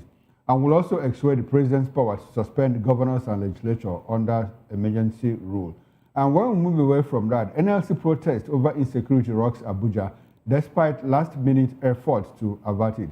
Good evening to you, Barrister Adams, and thanks for being part of Political Lens. We appreciate your presence as always. Yeah, good evening, Mr. Okoro, and good evening, Nigerians. Or good evening. Good to have you, Barrister. Compliments of the season. How is Port Harcourt? I understand you're already in Port Harcourt. Yes, I'm in Port Harcourt with my family already. Okay, so Port Harcourt. Yeah, go ahead. You wanted to tell me something about Port Harcourt. Great is my. Yes, Port Harcourt is my hometown. This is a place I love so much. Okay. And my family, we are all here in Port Harcourt. Okay. And I missed bole and fish while I was in Lagos. The bole and fish and stew. I missed it. Barrister, we also have bole So I've and fish returned here to in it. Lagos. No, it's not the time. It's not that time you have in Lagos. I tasted those ones.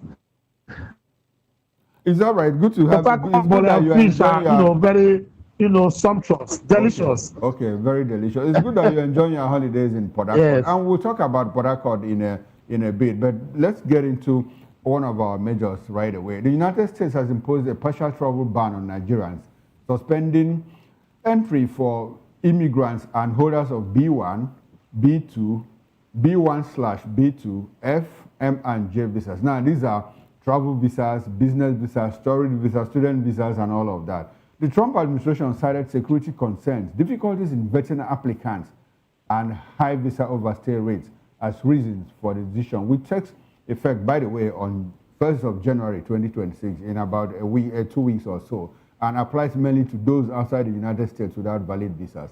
According to the White House, the presence of terrorist groups in Nigeria, such as Boko Haram and Islamic State, and Nigeria's ongoing security crisis make background checks difficult. The U.S. also reported overstay rates of 5.56% for B visas and 11.90% for students and exchange visas, prompting stricter controls and reduced validity for other non-immigrant visas issued to Nigerians.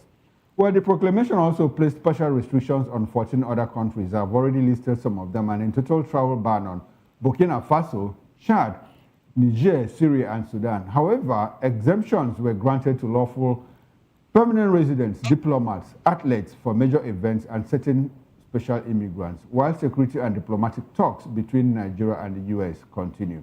You can understand when Nigeria has been nested with countries like Chad, Burkina Faso, Niger, Sudan, Syria. It's a lot concerning to many Nigerians. Now, Barrister Adams, direct to you, what do you see coming with this partial travel ban on Nigeria, especially coming in sequence after Trump designated Nigeria as a country of particular concern and the renewed war on terror? What are the major implications? What do you see coming in the coming months? This is going to take effect from the 1st of January 2026. Let's have your broad reaction to this particular issue. Yes, you see, my own take on this is that Nigeria is being branded as a terrorist state. Nigeria that I grew up was not a Nigeria like this before. But when you see Nigeria being classified alongside countries like Chad, Niger, Burkina Faso, Somalia, Sudan, Afghanistan, Yemen, then it calls for worry. That is what I feel. I feel so sad that Nigeria has been classified under the terrorist country cubicle and a country of particular concern to concern us and make us feel very sad for this country called Nigeria and how we have been able to get ourselves so backward as a nation. It's a sad one. And I am saying that I'm really not happy with that rating and the placement by America by denying visa to genuine Nigerians. People like us, we love America. We were looking at one day or sometime in the future, we will travel to the U.S. with our families, etc., as the case may be. But with this ban now, it's going to be very difficult and stringent for us to get visas to go to the country that we love so much, America. It's a sad one. It's a very sad one. Yeah, Barrister, it's a sad one, but it's a partial ban. I mean, it's not been foreclosed that Nigerians will stop going to the United States of America. I think the government is working desperately to ensure that, look, the travel visa, the ban is, and all of that, the restriction is lifted. And we are going to talk about that in a bit. But I want to ask you, what does it, if you look at the countries, you know, that we have been nested with, we talk about Sudan, a country that is in war. We talk about Syria, a country that is in war. And when you talk about Niger, Chad, and Mali, these are countries under military regime. And unfortunately, Nigeria finds itself under this categorization. What does it speak to when we talk about trying to stabilize our democracy? You see, that is the problem we are having. Nigeria has been classified, you know, and nested with, countries with military juntas. And not just countries with military juntas, but countries with, terrorism and banditry, issues. That bothers me. And unfortunately, we say we are practicing democracy in Nigeria. And I really cannot understand or explain to my children why Nigeria should be nested, with these kind of countries that are known for terrorism and banditry, and also, juntas regime in Africa. If Nigeria is to be classified, I believe that Nigeria ought to be classified along same countries like South Africa, Ghana, Egypt, etc., as the case may be.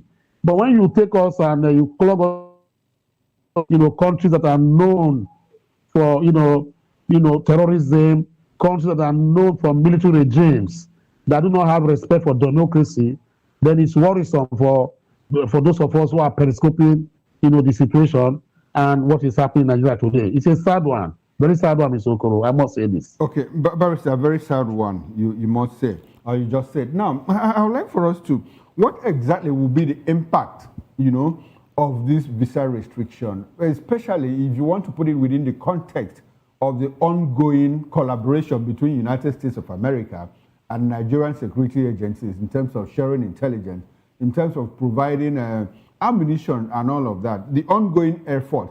America has been smoking fire on Nigeria. Look, we understand that there is Christian genocide here, and you have to do a lot to stop all of that. Not just about killing Christians, but about killing Nigerians in general. Now, and this effort is coming. Do you think that it will go a long way in pushing the government to do more?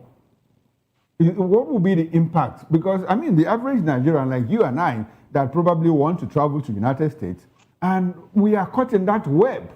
What does America want to achieve? I mean, if the people in government, if they don't go to US, they'll eventually go to Europe. As a matter of fact, they'll even prefer going to Asia now. Middle East. So what will be the effect of this in the ongoing war on terror?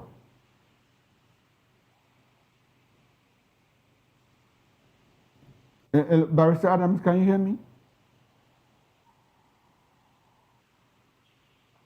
Barrister Adams, can you hear me? There seems to be a technical glitch there. And let's go for a short break, and when we fix it, we'll return. We'll be right back.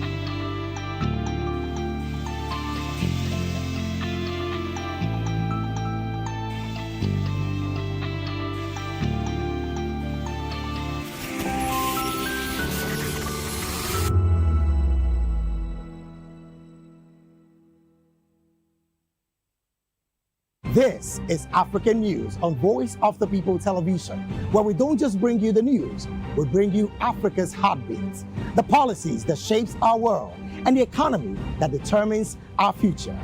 African news on Voice of the People television. Stay with us. Voice of the people, you can hear me now. My name is Patrick Doyle, and I wish that you continue to echo the voices of the people. Big up VOP TV. My name is Suibifa Dokobo. Please keep watching VOP TV. Hi, my name is Kwekumali Ikenda Onyekwena, and I am with the Voice of the People TV. Now, if you're looking for the veritable channel for information, politics, robust discussions, you don't need to go far. VOP has you. VOP will always have you. Thank you.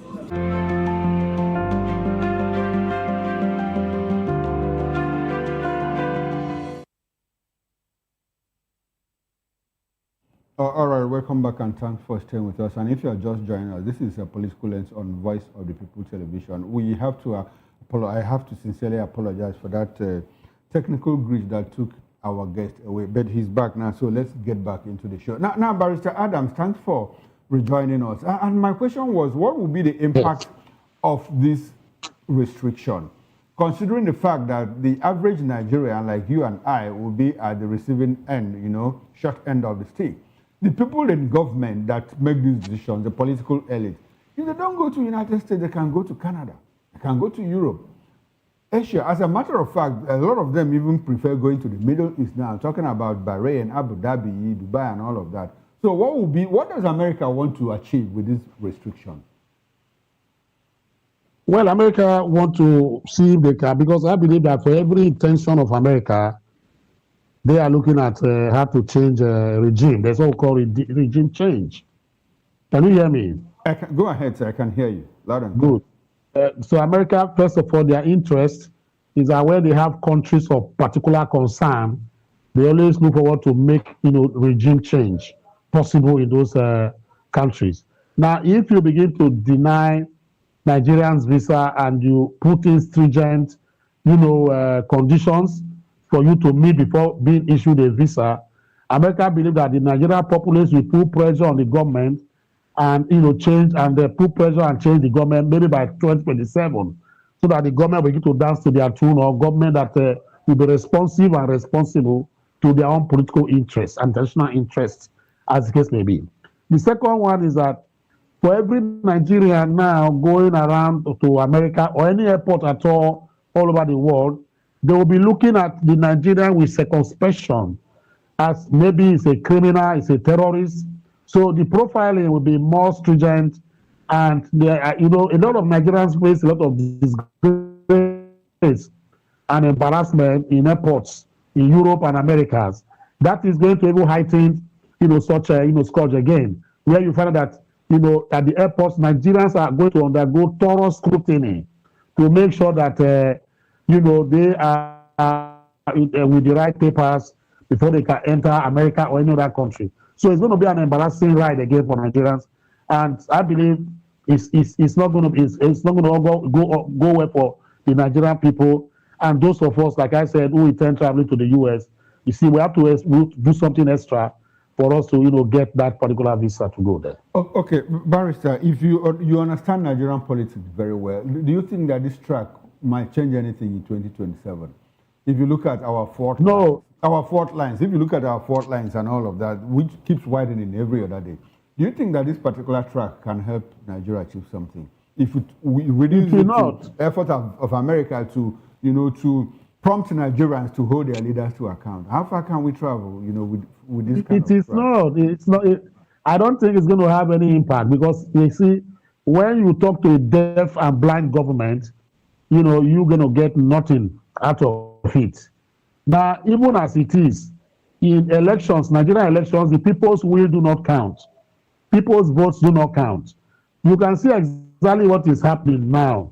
The president, has, I don't know, that magical wand that he has, all opposition party governors and even members of the opposition party are now aligning with him. If out of 36, state governors, 28 or 30 of them are for the governor, and they are now saying 2027 that the president is they are for the president. And 7, the president must get a second term and tenure. So they are not even talking to the electorates. They already rest assured.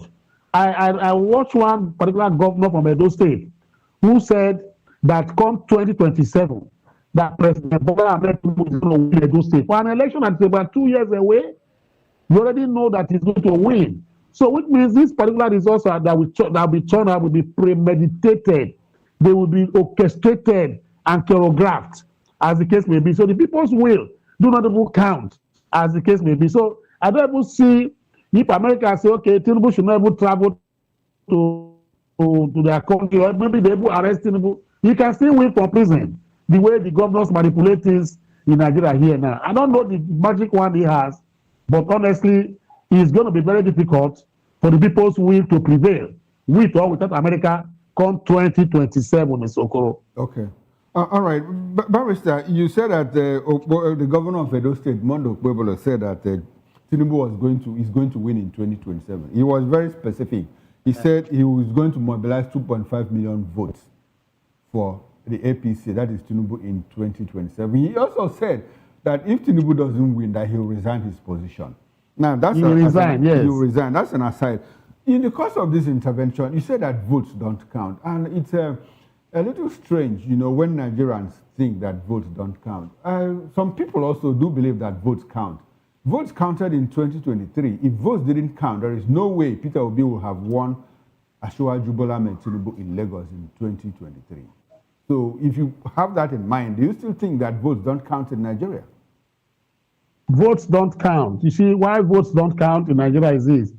P2B, by my own estimation, I participated in that election in Rivers State. P2B won that particular election by my own estimation. And we saw how it went. If P2B could go to Lagos, a place that is known as a conservative state, to defeat the contesting president and his armada of political supporters, if he can go there, that tells you that he did well. He won Edo State. So exactly my point. That tells me that votes counted in 2023. So votes do count in Nigeria. If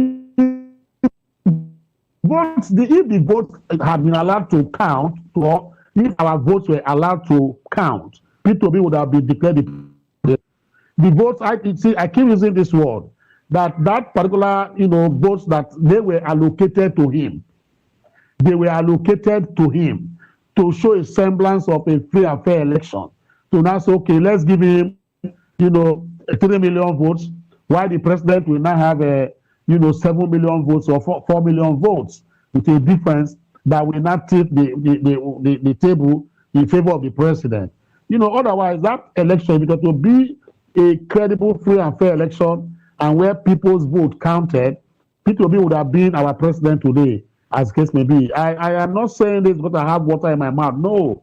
If you look at what happened, the abracadabra they did at the Supreme Court, etc., even in Abuja, P2B cleared everything there. As far as Kaduna, P2B had inroads in those northern states. So why are you telling me now that our votes counted or count if P2B was not allowed to be sworn in as president? You could see what happened. In spite of, INEC as at that time could not even follow their guidelines. If they had followed their guidelines on electronic transmission, I am saying with due respect that P2B won that particular election. Okay. I still stand by my postulation, and I still stand by my assertion that P2B won that particular election. If Nigerian votes counted or we are allowed to count, P2B would have been our president by now today. So by extension, by implication, what you are saying is that Lagos was an isolated case. Now, Barrister, I would like for us to go back to the issue in this course, which is the visa restriction. Now, don't you think that the U.S. is a little too hard on Nigeria, given that the government is already making desperate efforts, to push back terrorists? Within the week, I think earlier in the week, on Monday, to be very specific, we heard that terror kingpin Kachala was killed in Sokoto State. We also have information that the agencies are closing in on Torj Bello, who has been a terror, within the northwest part of Nigeria. And the changes within the security architecture. Hello? Can you hear me? Hello? Yeah, Barrister, can you hear me? Yes, I can hear you. Yes, okay. I don't know I how. hear you, yes. Okay, Yes. I don't know how far you heard me. But I'm just saying that, don't you think that the US is a little too hard on Nigeria? If you look at the government effort, now government is making desperate efforts, to push back terrorists. The other day, Kashala was killed in Sokoto. They are closing in on Torj Bello, who's been terrorizing the northwestern part of Nigeria. And the president recently had to rejig, the security agencies. Minister of Defense resigned. Chief of Defense Staff, was pushed aside and brought back as Minister of Defense and all of that. We also hear that, look, government has set aside 1.2 billion euro, to purchase fighter jets from Italy and all of that. In all of these, within this mix, don't you think that America is a little too hard on Nigeria by placing this restriction on us, all in the name of not doing enough, to fight terror? What's your reaction to this situation? Let me say, with due respect, it is not just America that says that Tinubu is not doing enough and his government. Yes, he has tried, but until and unless, terrorism and banditry is reduced to the barest minimum, we can never give him accolades. Yesterday, the virus again that kidnappers kidnapped two transport buses, passenger buses, traveling from Abuja to Delta State along Abuja axis, and they shot a soldier man. That is the story we get all over the country on a daily basis. So where lie this, work that Tinubu says he's doing, fighting terrorism and banditry? So I don't even think America is doing enough to push him. What I was even thinking is that American, government should have even come into Nigeria, take out, those terrorists that they know they are hideouts according to them, take them out of that permission from Nigeria, breach the sovereignty of Nigeria, take this people out and let the government of Nigeria react. I believe that is the only way. Now, a country that is saying is fighting terrorism, but the financiers of terrorism and terror, you have the list with you have not started prosecuting them. A country that is saying is fighting terrorism, the Tucano jets that were bought by Buhari, not quite up to 5 years ago, where are they? Millions of dollars were spent in purchasing the Tucano jets. Why is it that we wait for reactions, not a proactiveness? Why is it that today when they kidnap that we go and rescue, as the case may be? So I think he's trying, but his best is not good enough. And I believe that America is trying to tell him that, look, Oga, you are trying your best, but your best is not yet good enough, to clean the organ stable, as the case may be. Okay, now, Barrister, before we leave this topic and segue into the next one, how, if you are able to make projections, with the rate we are going, how soon do you think that Nigeria can win the war against terror? How soon? 1 year, 2 years, 3 years? In the life of this administration, if it stays up until 2021 or beyond, what do you think? What do you see? I don't think this particular administration will win the war of terror in the next 1 year or 2 years. The reasons are far-fetched. They are not tackling insecurity the way it should. Tackling it with political, zeal and zest. That is the politicizing issue of insecurity. They have not really, gone to the root problem of why we have these terrorists flooding Nigeria in the West African sub-region. Why are they not going to Ghana? Why are they not going to Togo? Why are they not going to Benin? Why is that they always flooding Nigeria to come and create and cause mayhem? It is because the government of the day, or they've been maybe complacent or complicit, in whatever they are doing. That is why this issue of kidnapping and terrorism is festering. General Abacha, before he died, once said, that if insurrection, banditry, lasts more than 3 days in Nigeria, then government hand is involved. That is Abacha in those days. And we are seeing it now that the people are complicit. If they were not, the army, are complicit. If they were not complicit, the president will not bring in the General Musa, to come and head the chief of defense, whatever, as the minister of defense, as the case will be, and retire the other man.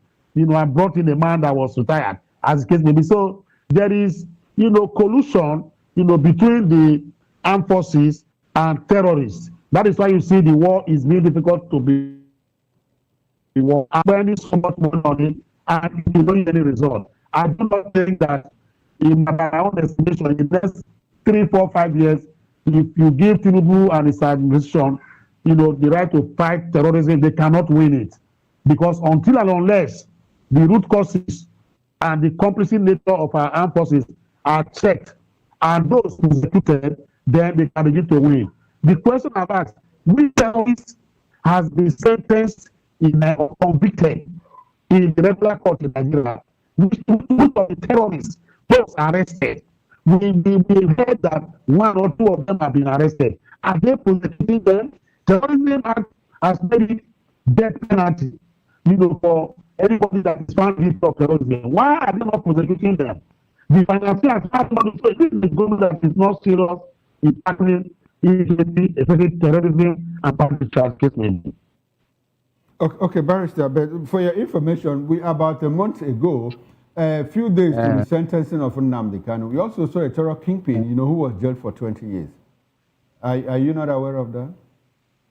I am aware. Okay, so you think that's not enough? It's not enough push. It is not enough. If you have been sentenced, means that the courts have convicted you. So, and the maximum, punishment for terrorism is death sentence, like the amended Terrorism Act is death sentence. So when you look at it now, as the case may be, why have they not sentenced and given him the maximum, punishment to serve as a deterrent, to others? Because the essence of law is to punish those offenders, so that people will not be lash in and come in next time to come on the floor. As the case may be, if you not give 20 years imprisonment, the man will only serve 10 years, and before you know, he goes out and buy more weapons. He become larger than life, as the case may be. So I don't think this government is ready to fight terrorism. Okay. With that, right. I was ashamed, as the case may be. Yes. All right then. Well, the life of this administration is still valid. So let's see how far they can travel in the war on terror by 2027 and maybe 2031. Now, Barrister, let's move into the next discussion, which is, your forte, by the way. Yes. Now, the Supreme Court dismissed the suit filed by PDP-governed states challenging President Bola Tinubu's declaration of a state of emergency in Rivers State, ruling that it lacked jurisdiction. But the court held that none of the plaintiff states was directly affected by the emergency proclamation, as Rivers State itself was not a party to the suit, making the case incompetent under the Constitution. Despite striking out the case, the Apex Court clarified the scope of presidential emergency powers under Section 305 of the 1999 Constitution. It ruled that while the president has the authority to declare a state of emergency, the Constitution does not expressly empower the president to suspend or replace elected state executives or legislatures, reaffirming Nigeria's commitment to federalism. However, emergency responses are flexible and depend on the severity of the crisis, as shown by past presidents. Now, this is coming from the Supreme Court. The court stressed that presidential discretion during emergencies is not absolute.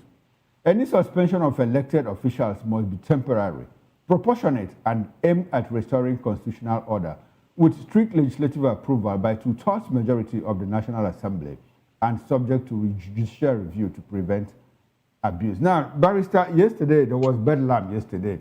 Different newspapers gave different interpretations. Some said, well, the president has the power to suspend governors, and others said, look, the president has the power to declare state of emergency, but he cannot suspend governors. And on the morning show here, it was a bit of a debate, and unfortunately, we're not available. So I'd like for you to give us your broad overview of the Supreme Court judgment on the powers of the president to declare a state of emergency and to suspend democratic institutions. If we go back to Rivers State, the president declared a state of emergency on March 18th, shoved aside Governor Sim Fubara and the Governor Ngozi Odu and the State House of Assembly. And in all of this, let's have your review of the judgment from the Supreme Court. For me, I believe the Supreme Court, its earlier judgment in the Joshua Bariye case during Obasanjo time. I have said this number of times that the suit that was filed by the 11 governors, PDP governors, that suit, was, a particular suit that was programmed to fail. I made that assertion, I think, in one of your programs, as the case may be, because Original jurisdiction is foisted on the Supreme Court by Section 232 and Section 233 of the 1999 Constitution. And that is that where the Supreme Court will be a court of first instance, it is when two states have issues between themselves pertaining to the Constitution, or a state and the federal government has issue of that pertains to the Constitution. That is why the matter was struck out. I give kudos also to the Supreme Court. Even though they lack jurisdiction according to them, and that matter was dismissed in its entirety, they still said in the interest of the public interest, they now delved into the issue of suspension under Section 305 of the 1999 Constitution. They said this because they said they don't want people to begin to flood the Supreme Court again with this kind of suit. So they have to decide it immediately. Let me tell you what the Supreme Court said. I have transcript and extra, not just extra, 14 pages, of the Supreme Court, judgment, as the case may be. And I was able to fashion out, one or two, as the case may be. I paid particular attention to page 6, 7, 9 of that judgment. It's 14 pages, but I paid particular attention to pages 6, 7, 8, 9. Now, what the Supreme Court said is that because they never said that the president has the right allowed there to even suspend or remove a governor from office. It is not stated there completely. That is ipso facto directly, as the case may be. Now, what the Supreme Court said is that Nigeria is a federal system. Separation of powers is also guaranteed by Section 4 to 7 of the 1999 Constitution. I am just trying to paraphrase and use my own, initiative to now, cocoon them and summarize. But this is what they said, that Nigeria is a system of governance that we practice as a nation. So there's what we call separation of powers. And this separation of powers is guaranteed by Section 4, 5, 6, and 7 of the 1999 Constitution. They went for that to say, no arm, whether judicature, executive, or the legislature is superior to the other, and none may lawfully usurp powers of the other. That the president cannot usurp the powers of the legislature and the judicature, as the case may be. And also the president cannot usurp the powers of a state governor and beyond an overdrive and be to remove and suspend, as the case may be. Now, the Supreme Court went for that to say that at the same time, the Constitution of the Federal Republic of Nigeria recognizes that there may be extraordinary situations. That is, yes, as a nation, even though we are practicing federalism and separation of powers, etc., and not to lord it over the other, as the case may be, there might be situations that need urgent and extraordinary measures to curtail. That is why Section 305 was now embedded in our Constitution. That is the Supreme Court talking, as the case may be. But he said that the president under Section 305 is not absolute, that it is subject to legal limitations and legislative oversight. So these are what the Supreme Court is saying, that the president cannot just wake up one morning and say he's suspending a governor, even though we know that Section 305 says extraordinary measures to be taken to quell or maybe arrest a particular situation. But the president cannot just do that suo motu. The president cannot just do that, acting as Gongon Medusa. He cannot just do that and say, look, I am the Lord and the Lord of the manor. Anything I say is what is going to happen. No. The Supreme Court said the president cannot do that. That the president, even though he has such powers to, declare state of emergency and deal with extraordinary situations in the country, but he must take the imprimatur authority from the legislature. And who are the legislators, National Assembly in this case? Okay. It is when they now get Barrister to court that they can begin to do that. Yes. Barrister Adam, before you get into the duties of the legislature to check the president in situations like this, I would like for you to talk about what the Supreme Court means when it says legal limitations, that the absolute powers of the president or the powers of the president, which is not absolute, should be subjected to legal limitations. What do they mean by legal limitations? The legal limitations they are talking about is the limitation of the National Assembly or the legislature. Okay.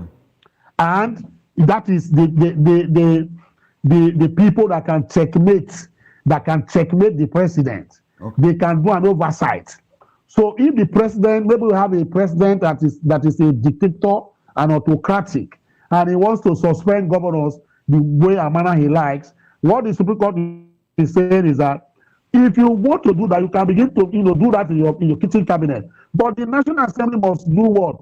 Give you ratification, because what that can be done. Okay. You cannot just sit down and begin to give such as the case may be. Yes. Yes. Now, when we talk about, let's look at the issue of jurisdiction. The Supreme Court more like excluded itself. They say we don't have jurisdiction to entertain this matter. First of all, because it's not between states. It's also not between the state and the central government. You people are non-actors in River State.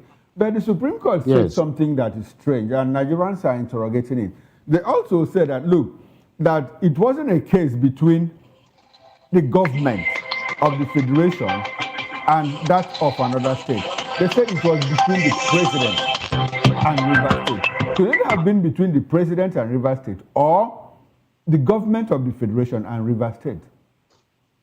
You see, when Joshua Dariye, Joshua Dariye was the first person that was suspended in 1990 during the era of the 1999 period, second democracy, or whatever as we call it. Joshua Dariye was suspended by Obasanjo. So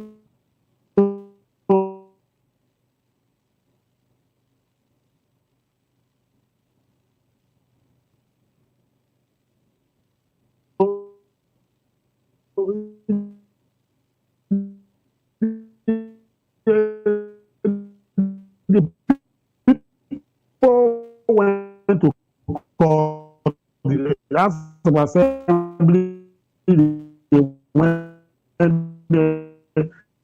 not there. Some people went to court,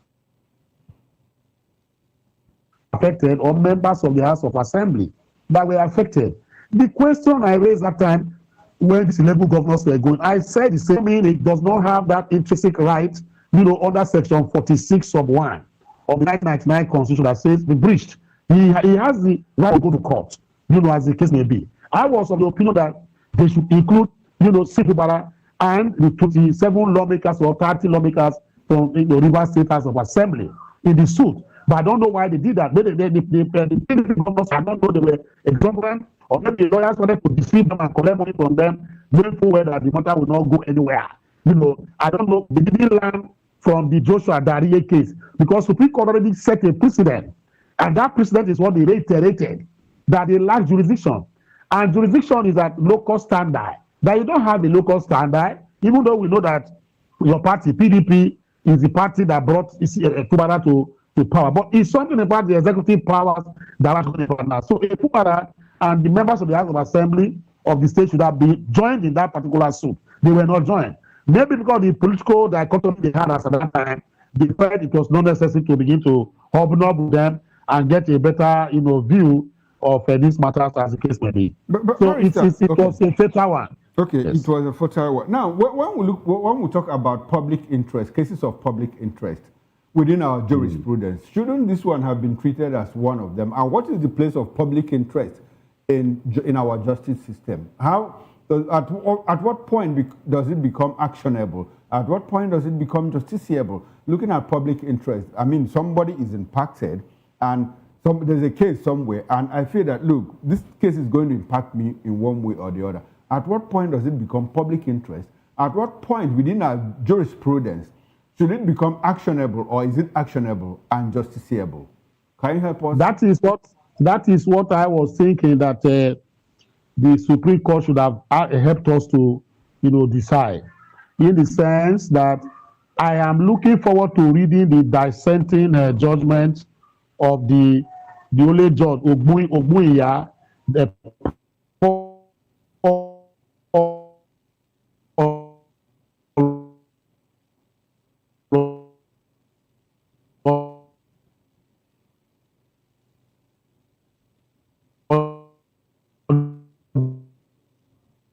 John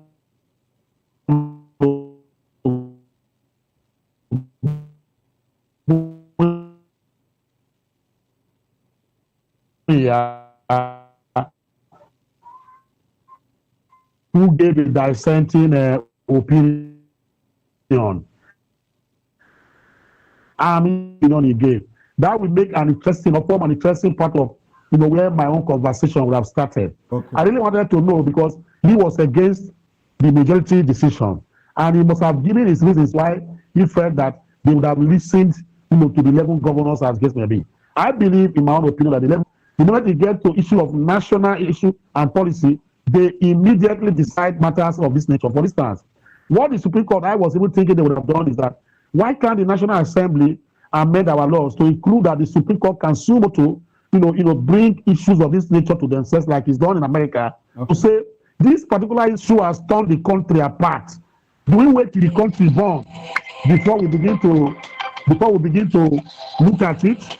No, what we would have done is for us to let it be that as it is, the Supreme Court will on their own decide the matter, assuming jurisdiction immediately. But the section 232 has to be amended, to accommodate the Supreme Court acting sumo to.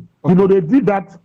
That was so we need a Supreme Court that is an activist court that can move further than this legal whatever. To reform our jurisprudence. Now, Barrister, before we leave, we are practically almost out of time. But before we leave now, I want us to talk briefly about the discretionary powers of the president to suspend democratic institutions. Now, if there's a total breakdown of law and order that leads to the declaration of a state of emergency via the right processes as stipulated by the Constitution and the judgment of the Supreme Court, which is having to pass through the National Assembly, to make it valid. Before we get to this point, at the total breakdown of law and order, it becomes very clear that the governor, the state governor, and the democratic institutions, talking about the State House of Assembly, have failed in their responsibility, to put a wedge, on the descent to anarchy, more like descent to total breakdown of law and order. If you now declare a state of emergency, of what use will it be to return the governor and the House of Assembly if ab initio they couldn't even stop the descent to anarchy? I'd like your view on that. Do you support the idea that when a state of emergency is declared, the governor should stay back and the House of Assembly? What's your view on that, briefly? My view is that once a state of emergency is declared under Section 305, the president should work hand in hand with the governor and stem the state of emergency and stem insecurity and violence in the state. They must work hand in hand. He mustn't suspend. He must not remove the governor because they are both elected by the people on the same electoral platform, electoral body as the case may be. So what would have happened is that in situations of this nature, the president will call on the governor and say, look, you are still going to be the governor. The House of Assembly will make laws, but we are going to militarize the state. We are going to draft in more soldiers and more police to quell and curtail insurrections and violence. But it's going to be under your control. Okay, if this is your position, I like the fact that you talk about militarize the state. If, as the Commander-in-Chief of the Armed Forces of the Federal Republic of Nigeria, does the president need a legislative approval to deploy troops to any part of Nigeria? You see, the point is that if the president wants to deploy troops to any part of Nigeria, he has to get that National Assembly. He cannot just, even though he's the Commander-in-Chief of the Armed Forces, he needs to get the consent and authority ratification from the National Assembly. To deploy troops within or outside Nigeria? Within Nigeria and outside Nigeria. Okay, so if the president says, look, Chief of Army Staff, If the president is moving, if he's calling on the chief of army staff, Barrister, if the president is instructing the chief of army staff to move troops to Maiduguri, does he need a clearance from the National Assembly?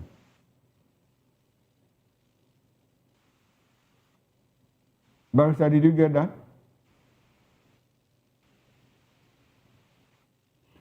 Well, unfortunately, network has been very bumpy, and I think we've lost connection again with Barrister Adams. We are out of time. I wanted us to talk about the ongoing NLC protest holding in Abuja because of insecurity. Now, the president held a late-night meeting with leaders of the Nigerian Labour Congress, NLC, at the presidential villa in Abuja, amid preparations for a nationwide protest over rising insecurity, which, by the way, held today. The talks took place on Tuesday, just a day before the union's planned mass action. The meeting was attended by several top government officials, including Governor Hope Uzodimma of Imo State, who happens to be the chairman of APC Governors Forum, and Governor Monday Ogbebolo of Edo State. KB Governor Nasir Idris was also there, as well as the Minister of State for Labour, Nkiru Onyejocha. The NLC delegation was led by Joe Ajero, the president. Although details of the closed-door discussions were not disclosed, the engagement is seen as an effort to prevent the planned protest and ease tensions. But unfortunately, the meeting didn't come up with any tangible result, and the protesters rolled into the streets of Abuja today. I wanted to get a barrister's opinion on the role of NLC in organizing protests, especially the barrister. Can you hear me? Okay, unfortunately, I'm unable to get reconnected with him, and the strike held, and I wanted to ask him, his view on the role of NLC in conducting protests in Nigeria and how far they have used that strike to achieve results. Unfortunately, you can't bring him back. Hello? Well, okay, Barrister, are you there? Hello? Barrister, can you hear me? The network has been very floppy, and we are out of time, unfortunately. I've been speaking with Barrister Asim Adam. He's a constitutional lawyer as well as a political affairs analyst. And this is where we have to draw the curtain this evening on Political Lens. I appreciate his presence. On behalf of the backroom staff, the technical director, the bus manager, sound engineer, and ingest manager, I am Chukwuma Okoro, and up next is Issues with Nena Ndimduto. Stay with us and don't go away. I'll see you tomorrow morning, 8 o'clock on the morning show. Bye for now and enjoy the rest of your evening.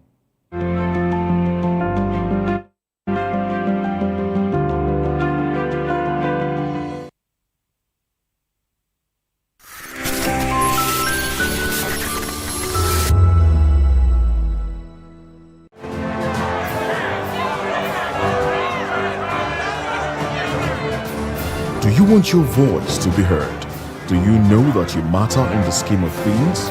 The People's Voice, the show where ordinary citizens take center stage as we discuss the biggest stories that affect you and I. With you in mind, we facilitate lively discussions, debates, and interviews on the topics that matter most to you and I. From social justice to economic empowerment, education to healthcare, governance, and more. Tackling tough topics and amplifying your voice. Join the conversation and make your voice count. The People's Voice. Make your voice count. 2564 is coming up on Barney 9, right? 2564 Atlantic Tower. What happens in the hush behind hangar doors? Who signs the papers that gamble with lives? Which truths were grounded before they even ever had wings? If you've ever buckled a seatbelt at 30,000 feet, if you've ever stared out of that tiny window and wondered who's really in control of the skies, it isn't just flight, it's power, it's politics, it's pressure sealed in steel. We're peeling back the clouds from runway risks to sky-high secrets. We're diving deep where most dare not to look. Aviation Scope, every Sunday at 7 p.m. only on Voice of the People TV. We don't just report, we reveal. We don't just ask, we uncover. Because when it comes to the skies, ignorance is turbulence. Aviation Scope, the sky isn't the limit, it's just the beginning.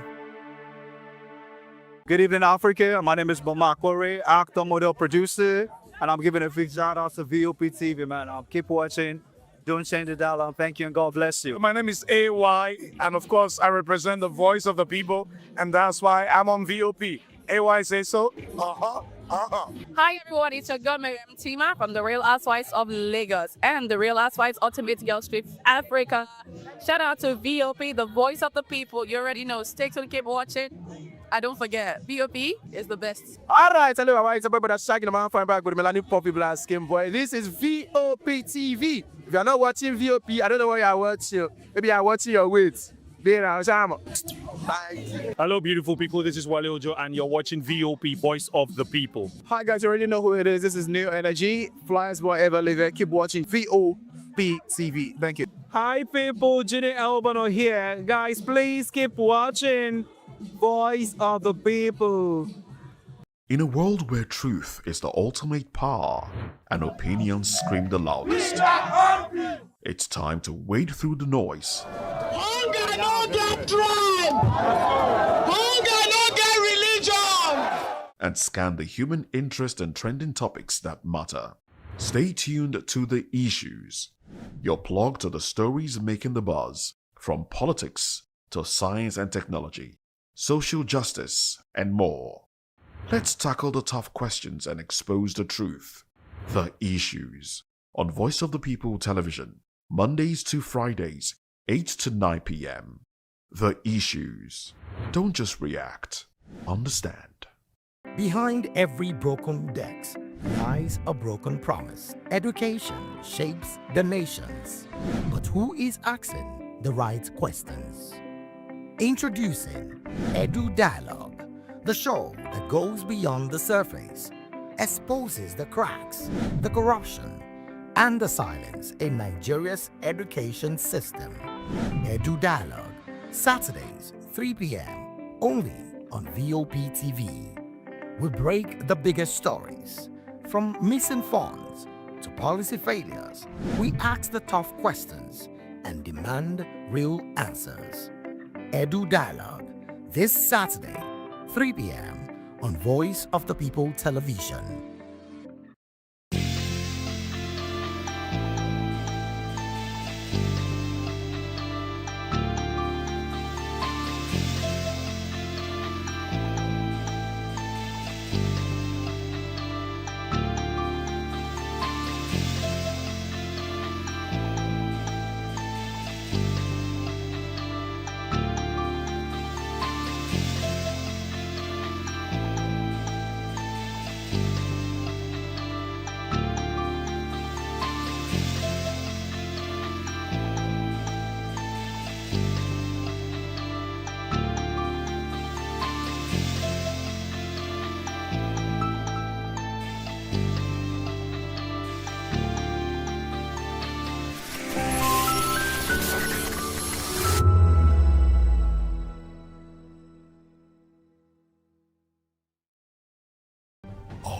Ready for the extraordinary? Something big is happening on your screen.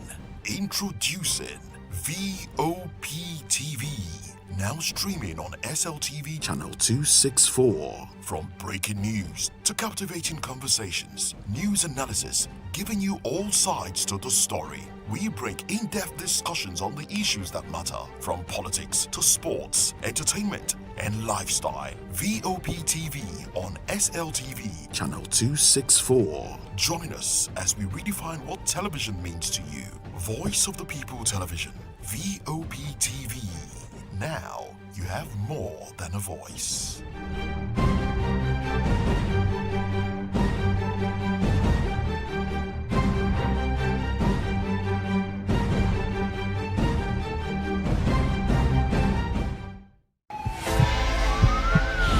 This is Health Check, your weekly guide to better living, smarter choices, and trusted answers. From everyday wellness to urgent health issues, we've got you covered. Health Check, only on Voice of the People Television, where your health has a voice.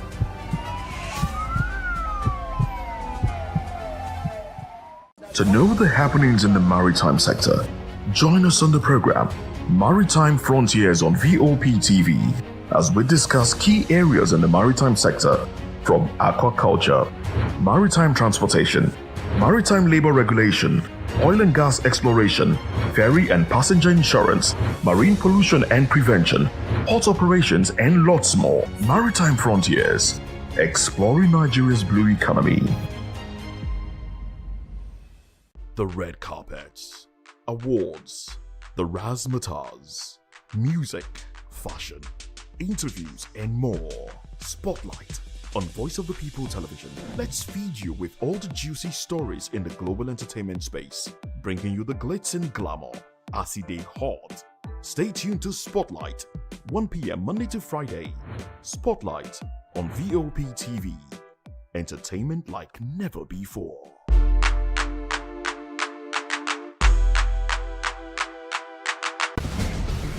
Join us as we drive into the world of politics through insightful interviews with prominent political figures, both serving and former governors, ministers, senators, legislators, party chieftains, activists, and analysts. Get first-hand information into the decision-making processes that affect our daily lives. Highly engaging one-hour program that brings political discourse into focus.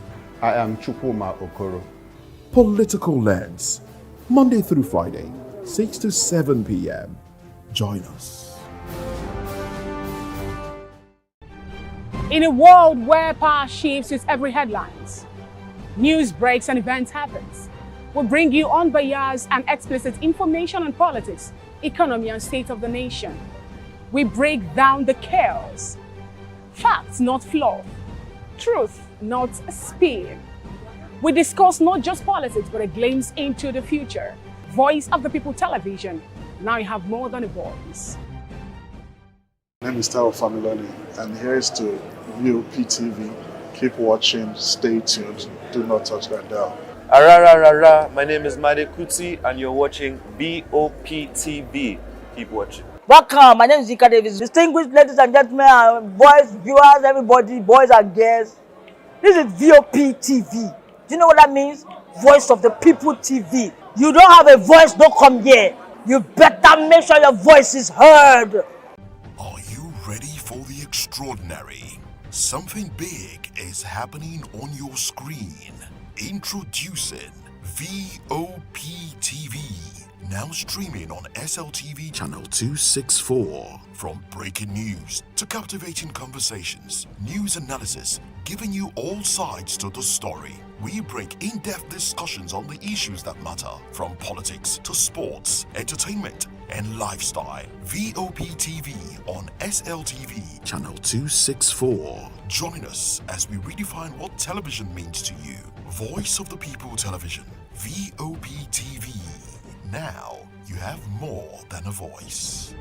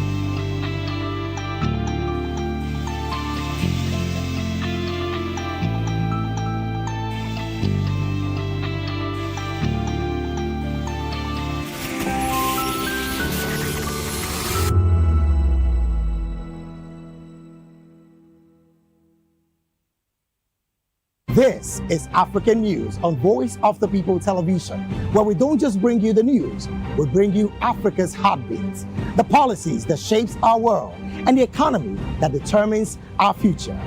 African News on Voice of the People Television. Stay with us. Voice of the people, you can hear me now. My name is Patrick Doyle, and I wish that you continue to echo the voices of the people. Big up VOP TV. My name is Suibifa Dokobo. Please keep watching VOP TV. Hi, my name is Kwekumali Ikenda Onyekwena, and I am with the Voice of the People TV. Now, if you're looking for the veritable channel for information, politics, robust discussions, you don't need to go far. VOP has you. VOP will always have you. Thank you.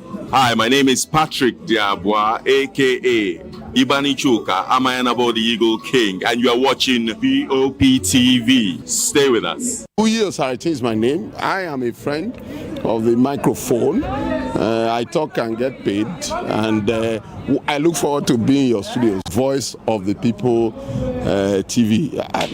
That name is unique, and the brand is very sweet. I like the packaging, picture qualities, camera qualities, and then of course the quality of human beings that I see sometimes on your channel.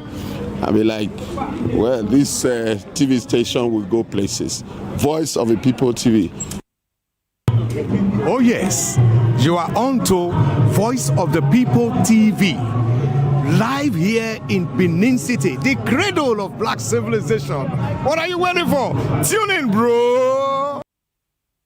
Hey guys, what's up? How you all doing? They call me Ovisha Nelson One, your #1 celebrity host, and you are watching Voice of the People Television, VOP. Stay tuned. Hey, my name is Tosin Mohammed. I'm a gospel artist. Keep watching VOP TV. Almighty Father, you are the mighty Redeemer. We've come to worship at your feet, oh Lord. This is Ayotunde Adejumo, chilling with you on the Voice of the People TV. Don't touch that remote. You are where God wants you to be. Listening to the Voice of the People TV. The Bible says we should give thanks in all circumstances. And all circumstances include the good times and the bad, the high times and the low, the times when everything look as if they are going well, and those times when Enugu, the ground is dry like the sand in the desert. Those times when you feel like giving up, you should give thanks still.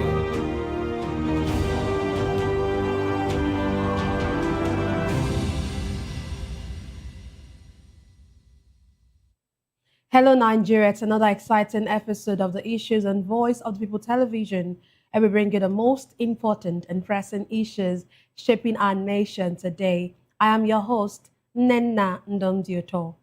Today on the issues, we're examining the complexities of Nigeria's polity and governance, from NLC, Showore, and others staging protests against rising insecurity, to Peter Obi decrying high rates of youth unemployment. Also, U.S. announces partial travel restrictions on Nigerians. Join us as we break down the fact and provide context to help you stay informed. We'll take a break, and when we return, we'll dig deeper into these topics. Don't go away.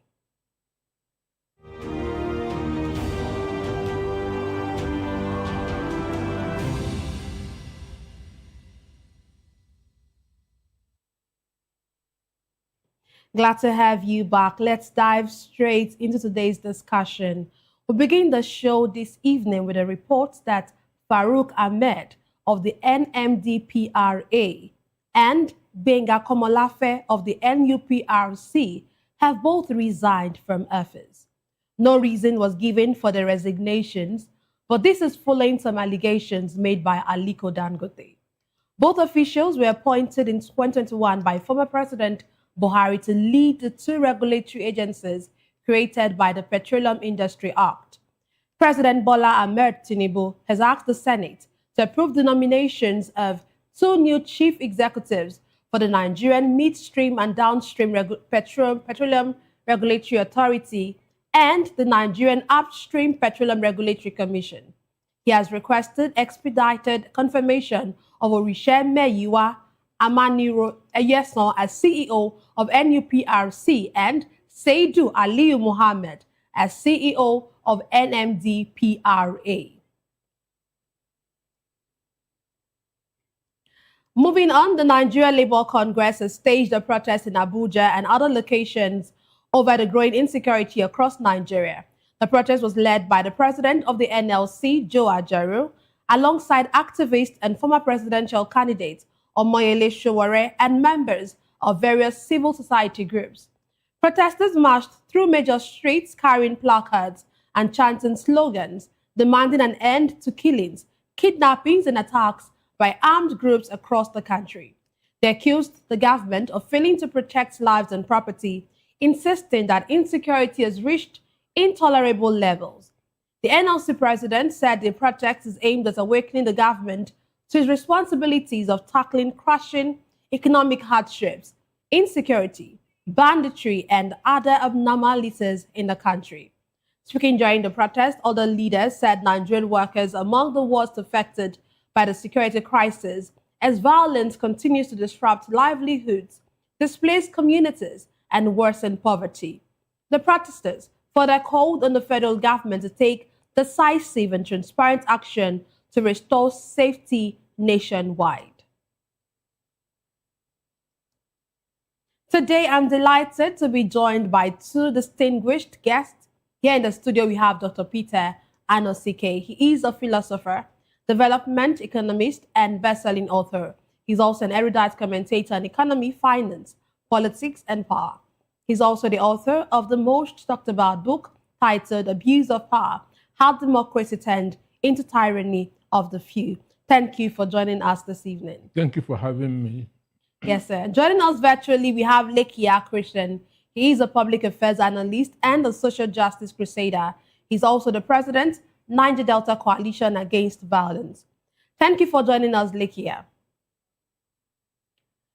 We'll get to him while the show is on. Let's come to Dr. Peter. Dr. Peter, can you quickly talk about the breaking news that Farouk Ahmed and, of course, Benga Komolafe of the upstream regulatory, as they've actually both resigned? Well, for me, what my mind is telling me is that they must have been forced to resign.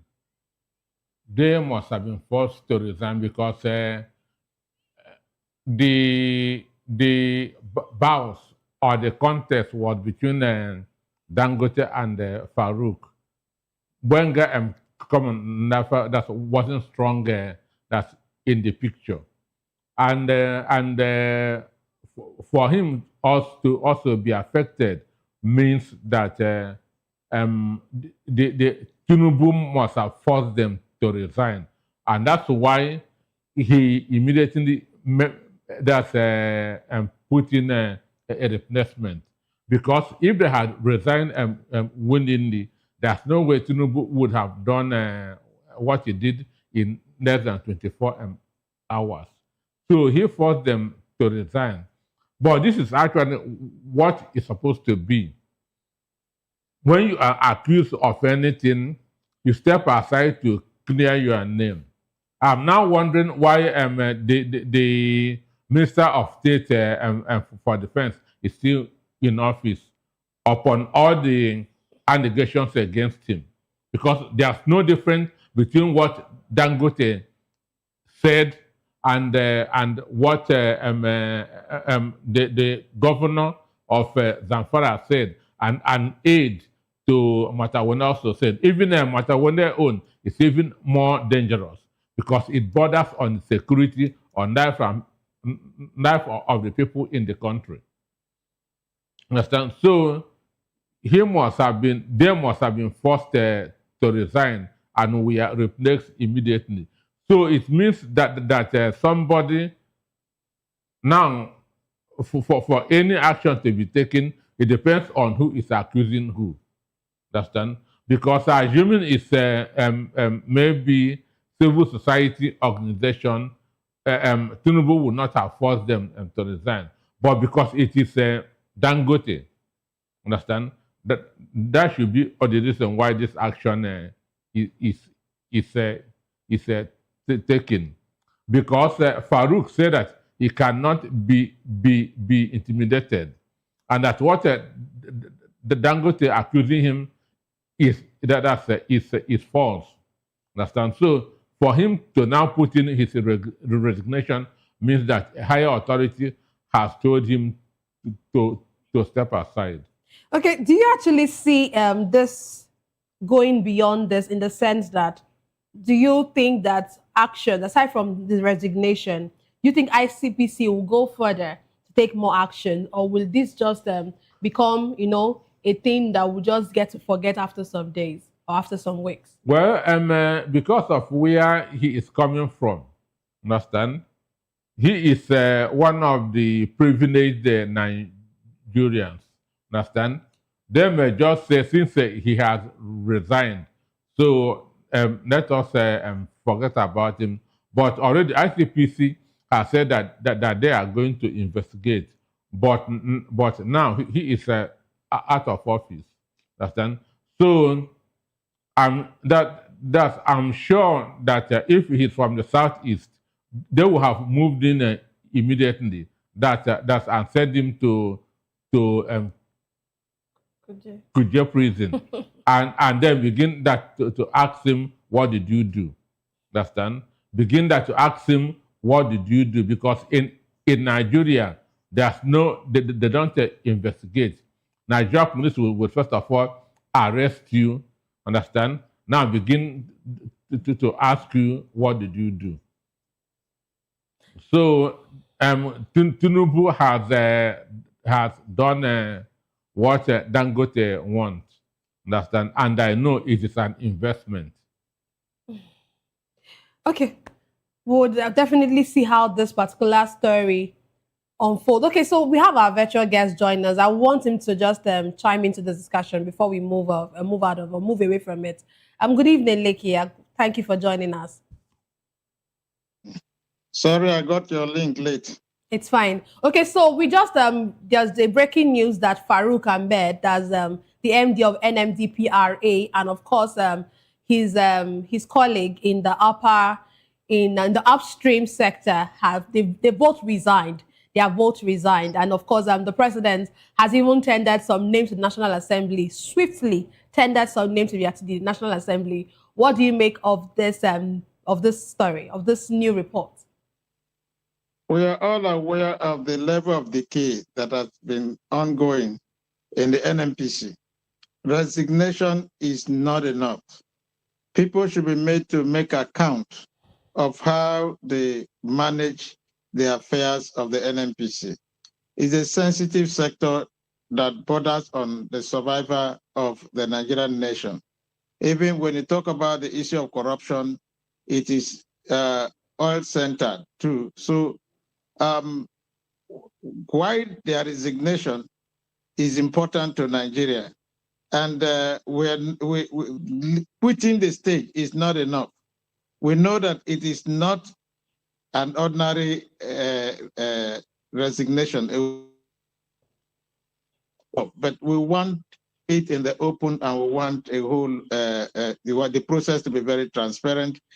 The NMPC should be investigated, and resignation is not enough. The president submitting names is not a bad idea, but I believe that Nigerians are more interested in what happens in the NNPC, unraveling the rot and making people take responsibility for corrupt practices, particularly within that sensitive sector. Okay, while you were talking, I'll come to you, Dr. Peter, but while you were talking, you said you feel like this is not an ordinary resignation. Can you just throw more light on that? Because really, I don't understand what you mean, and I'm sure Nigerians don't understand what you mean as well. Well, there are times where people in public offices are being advised to resign appointment and as a way of cover-up. And when new people are being appointed, they give the impression that they are dealing with the situation afresh. What happened to the details, that has to do with your years of being in the driver's seat, the period, the season under your watch? What happened? Nigerians are very much interested, and we want to, if there must be transparency in governance, this is one area where we are concerned, where we're interested. I am particularly interested in the NNPC because that's the root of corruption in Nigeria. Okay, thank you. Let Dr. Peter want to say something before we move on. Talking about accountability.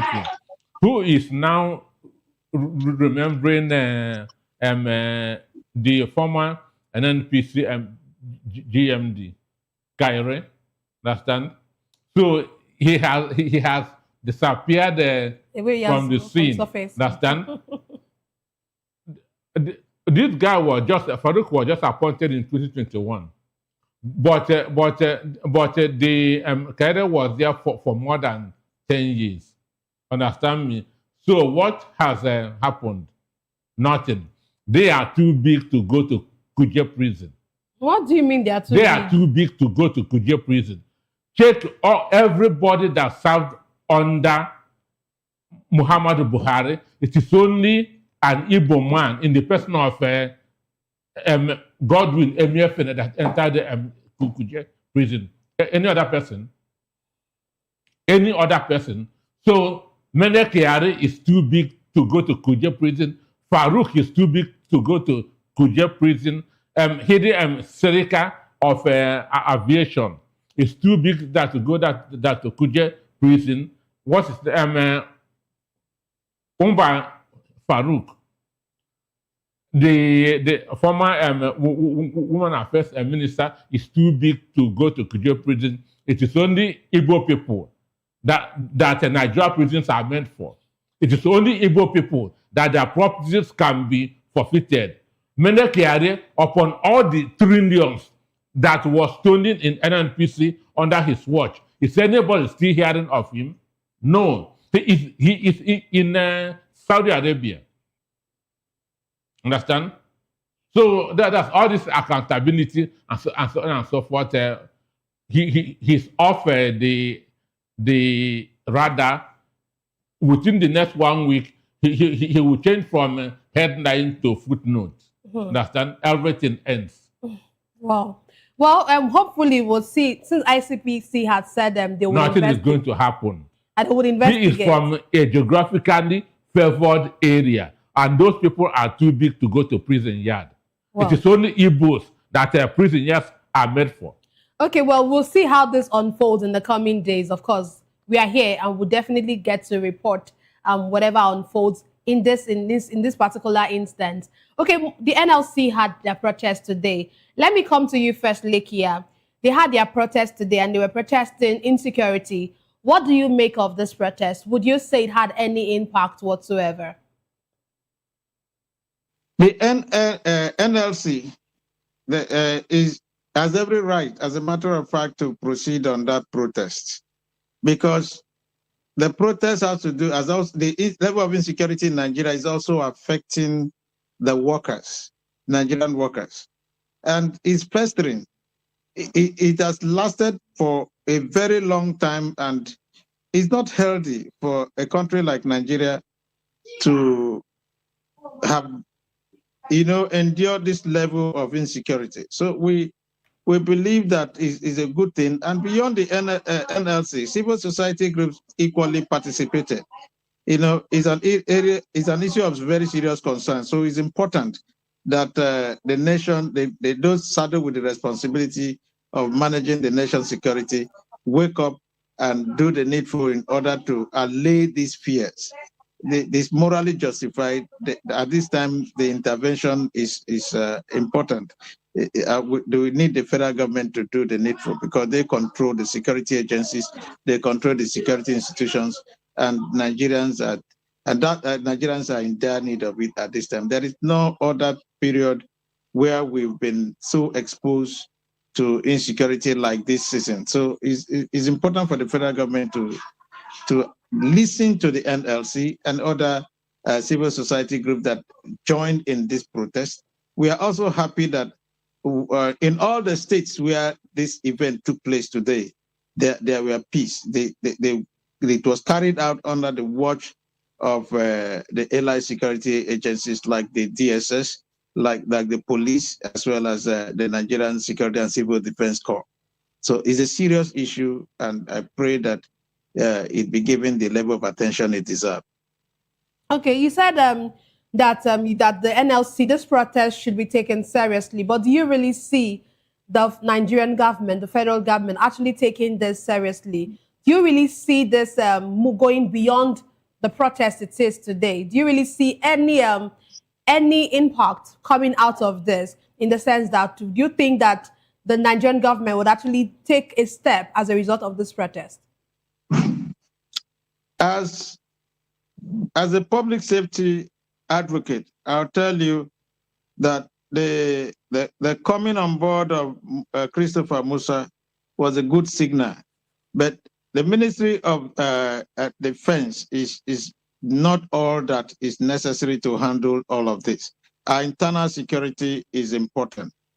Dealing with banditry, insurgency, and all of that, and the records we've gotten over the years, the outcome of the several government efforts, the claims and counterclaims, and seeing the level or the actions of these bandits, the way they carry on without fear, with so much impunity, as if they've got the world in their pocket.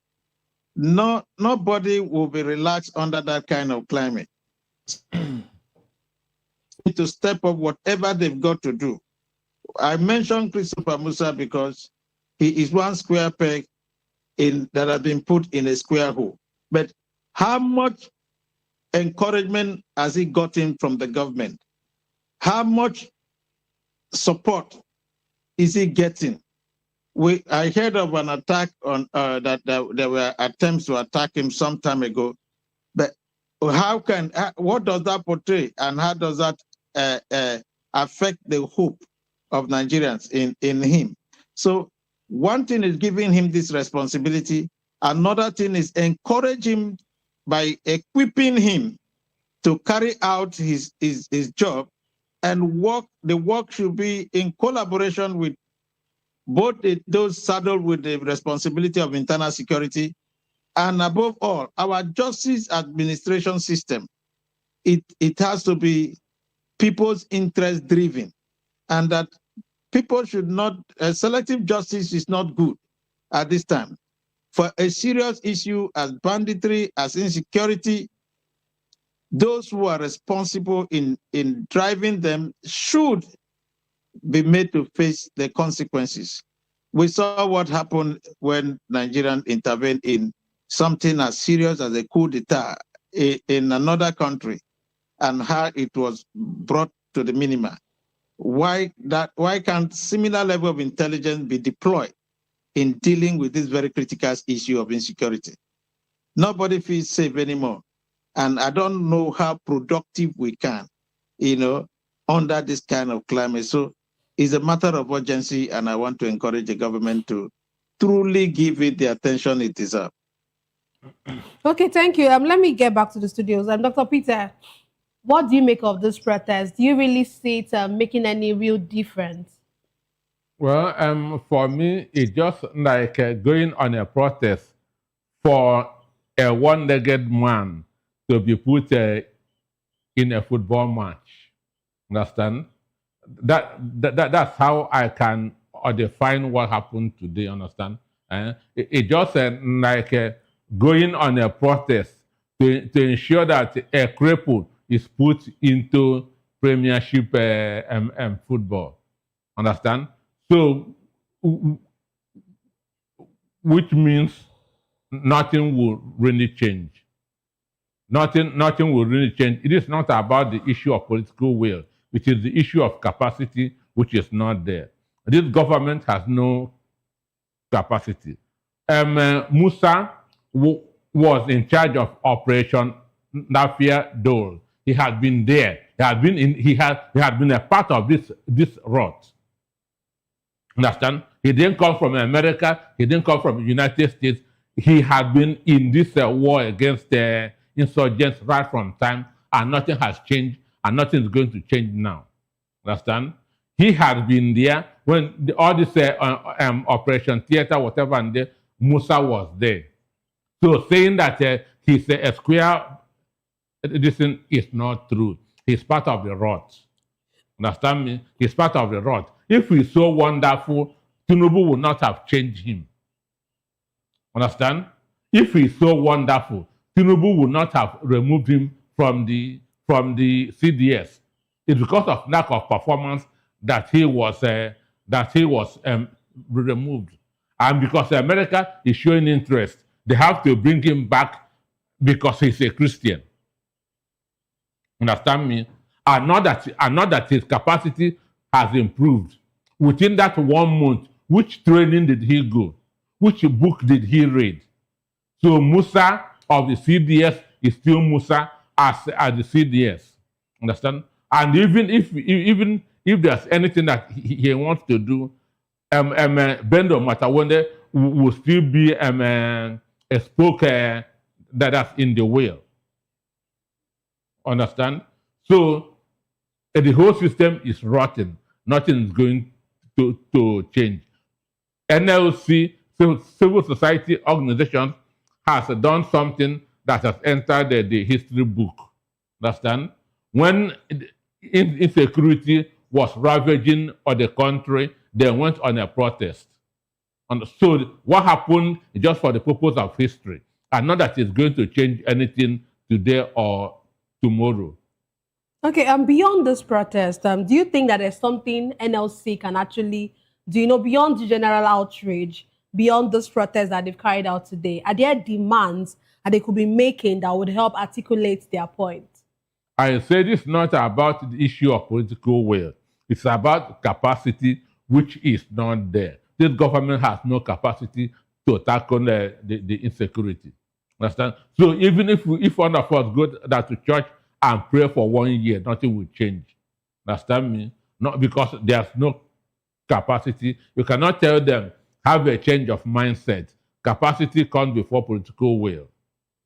So no matter any demand that they are making, capacity must be there first, which is lacking in this government. Okay, would you say that the scale? I heard you I heard that you're saying that there's no capacity. If capacity actually comes before political will, like you mentioned, but do you think that the scale of insecurity that we have, does it suggest a failure of strategy, or is it about a failure of coordination among our security agencies?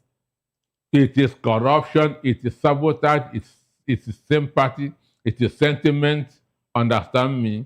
It is also being used as a political tool. So all these things comes together, understand? Mind you, once election is near, these people, when they open up their warehouses for all this, they used to store them, understand me? They did the same thing between 2014 and 2015. And that's exactly what is happening. So if you think that this thing will go down, it will not go down. So what you mean that it will not go down? Are you saying even with the fact that the US is coming into play and trying to ensure that this is tackled, are you feeling that nothing will change? I say if you think, unless if the election is postponed in around 2030, understand? But once this election, some people are profiting, some politicians are profiting from this insecurity. As they profited in 2015 by making Jonathan's government look bad and weak. It is the same process that is repeating itself. Understand? So the only thing that can reduce this insecurity is if there's no election in the near future. But as election is coming near, this thing will be on the increase. So you're saying even with the impact of the US government, nothing will change? As they have a mindset. They have a mindset. And these people are working on those mindsets. Understand? Can you expatiate on that? Because I'm sure that there's more to this statement than meets the eye. These people have a mandate. Understand? And they are working on that mandate. You heard that the bandits that were arrested in Kwara State said that their rifles were supplied to them by the government, isn't it? And you have heard confessions from different states in the country. So there's a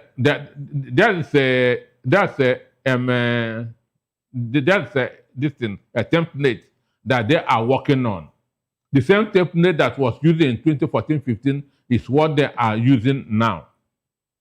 Okay, let me come to you, Lekia. Do you think that the Tinubu administration is at risk of normalizing insecurity as a background reality, especially with the way everything is going and how it looks like there is really no, according to Dr. Peter, no political will and capacity to tackle this insecurity?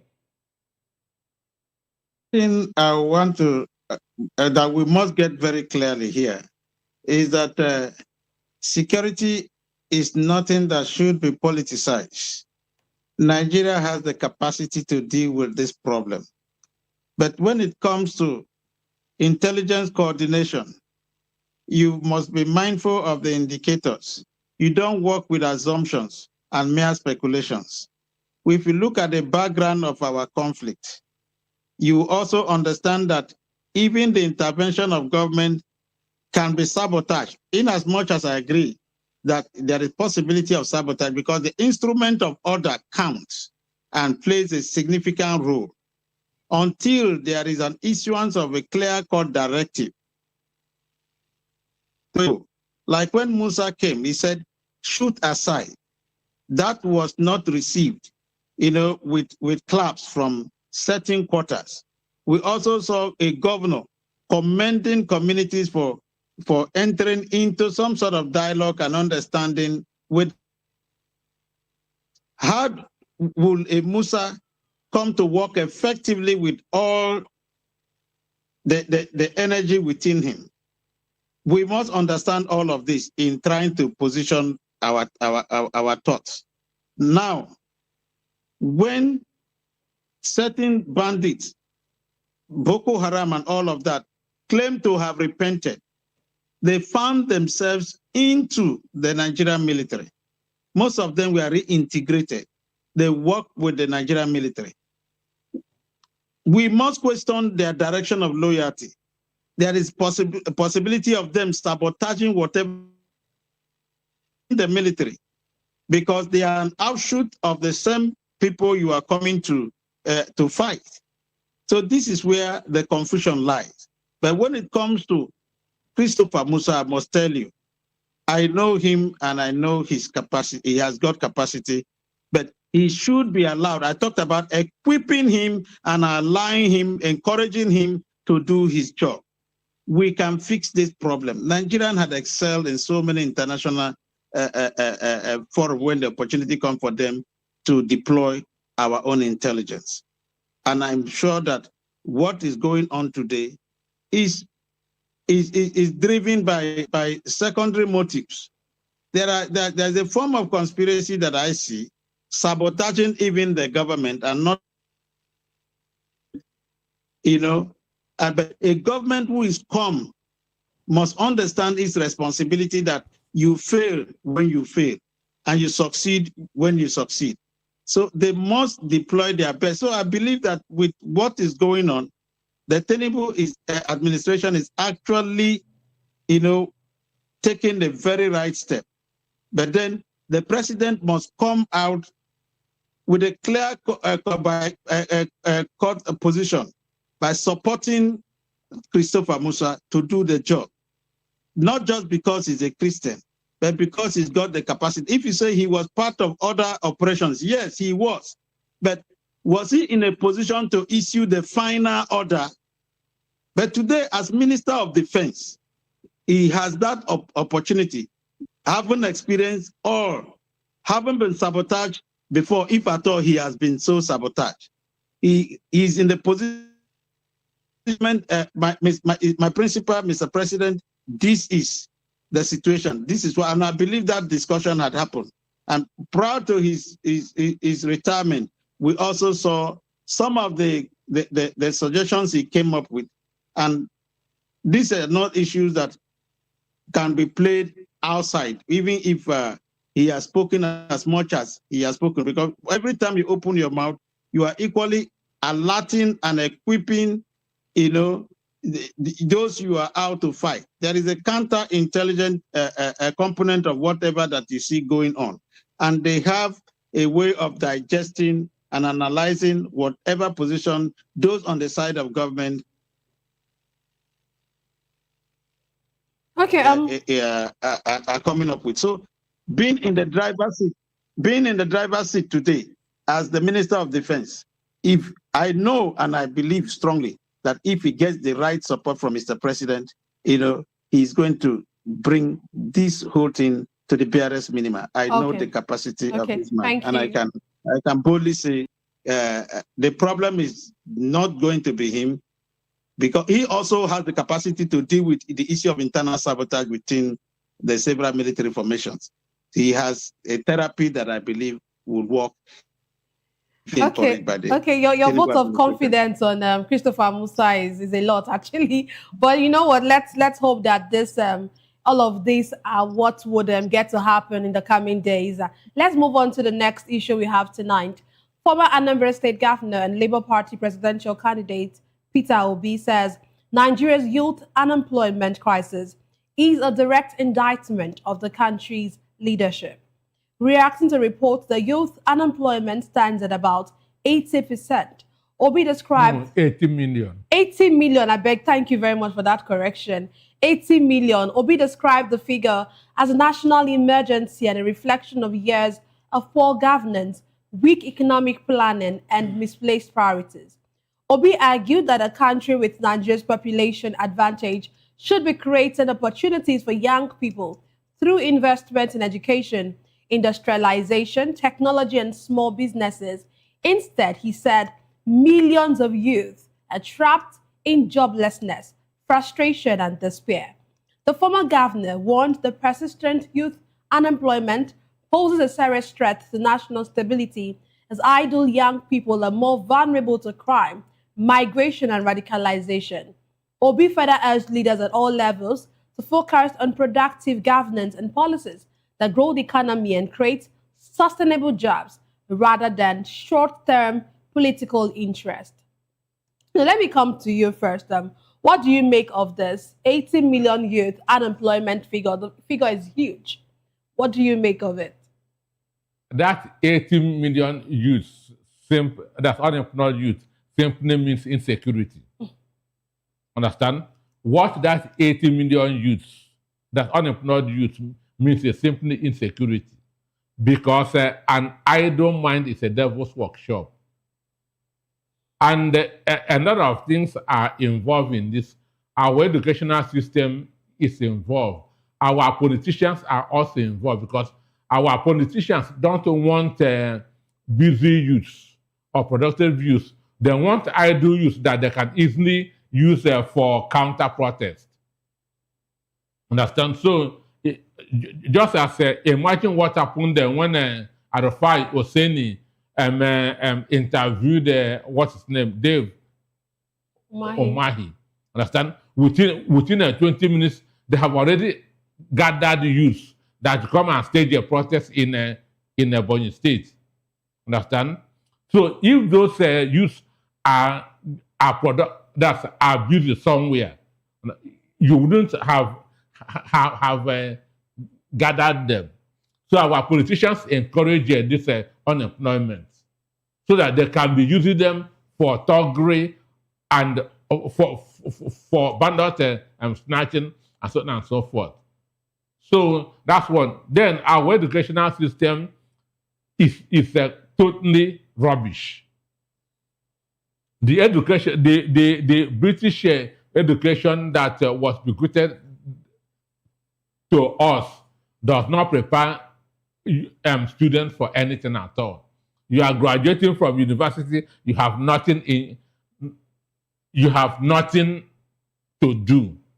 Understand me? In today's world, we are no more talking about book knowledge. What we're talking about is practical knowledge. We're not talking about what do you know. It is what skill do you have. So our educational system started this wrong foundation that we are having now. Understand? Because people who are coming out of school, you are coming out empty. And the school that you went to has no bearing with the outside world that you are going to face. That's why at times I tell people, I have PhD, but I still believe that our school system is a scam. I still believe that our school system is a scam. Some people will say, Anosike, you've earned a PhD and you want to discourage others from going to school. Understand? The issue is this: if they should hear from me, get all that their curriculum and put it inside their can, put matches on it, let it burn. It's nonsense.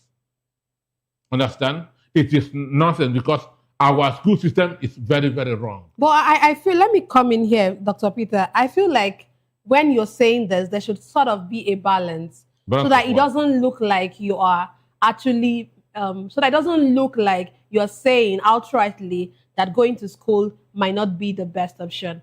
I think what you say the British type of curriculum that education we're using. that is. So, but at the moment, it doesn't equip you to be anything after school. But at the moment, what we're using is this. So what I'd rather tell Nigerians or youth is, as much as you're going to school, you should also have the requisite knowledge that would actually, empower you to, there are skills out there that can actually empower you to do more, even as a graduate. On many fora, I have said one, that 6334 was meant to raise a skilled country. Understand? But it was abused. Again, I have also spoken on that our NYSC, that 1 year is a waste. It should be turned to skill acquisition. 1 year of skill acquisition. Understand? Whatever course you read, if you come there, you learn one skill. That is how this Silicon Valley started. Understand? Silicon Valley started that's in California. Understand? Because the Dean of Business Studies in the 50s in Stanford University told the student then that every student must have a business. That every student must have a business. So as you are schooling, you are doing something. Then as they are graduating, people who are doing one related thing will come together and open a business on graduation. So if our NYSC can be turned to skill acquisition, even if there are 500 people that learn carpentry, they will come up, join their morning and start a carpentry business. Understand? And because they are learning a skill, they will not be eating all their allowance. They will be thinking, I need money to open a business after. Now, savings comes in. But now, they are not saving because there's no future. There's nothing in their brain. So what we will be talking about is right. Our school system is number one. Then politicians who want counter and protesters is also among. But anywhere in the world, population is an asset. It's not a liability. China became what they are today by turning their huge population into productivity. And we can do like them, assuming we have the right people that's at the top. Turn our population into productivity, Nigeria will change. But we have wrong people there, and that's why this thing will continue to happen. Okay, let's move to Lekia. Lekia, what do you think? Do you also agree with Dr. Peter? Do you think that youth employment is primarily a failure of economic policy, political leadership, or education planning? Well, Obi raised some sensitive issue. Why I agree with him that those indicators are threatening, and it calls for an urgency on the part of government to rise up to the need of the moment by addressing those issues. I don't also believe that education, no matter how my brother sees it from the studio, is a scam. It is unfortunate that when you think that the entire purpose of education is to grow capacity to just feed, clothe, and get yourself accommodated, if you do that, there is no purpose. You will defeat the essence of being educated. If we understand education within the context of empowerment, that after learning, we should grow beyond the point of knowledge acquisition and think of how to apply this knowledge to solving very fundamental problems that will help relieve us, from the level of subsistence. And we begin to think of a broader society, how this knowledge gain can equally help develop the society by coming up with practical solutions that will work, in the face of challenges. One of the things that brought us this far is because we've not been able to evolve as a society to the point where the problems that are peculiar to our nation and our society can be addressed by the kind of knowledge we acquire from the educational sector.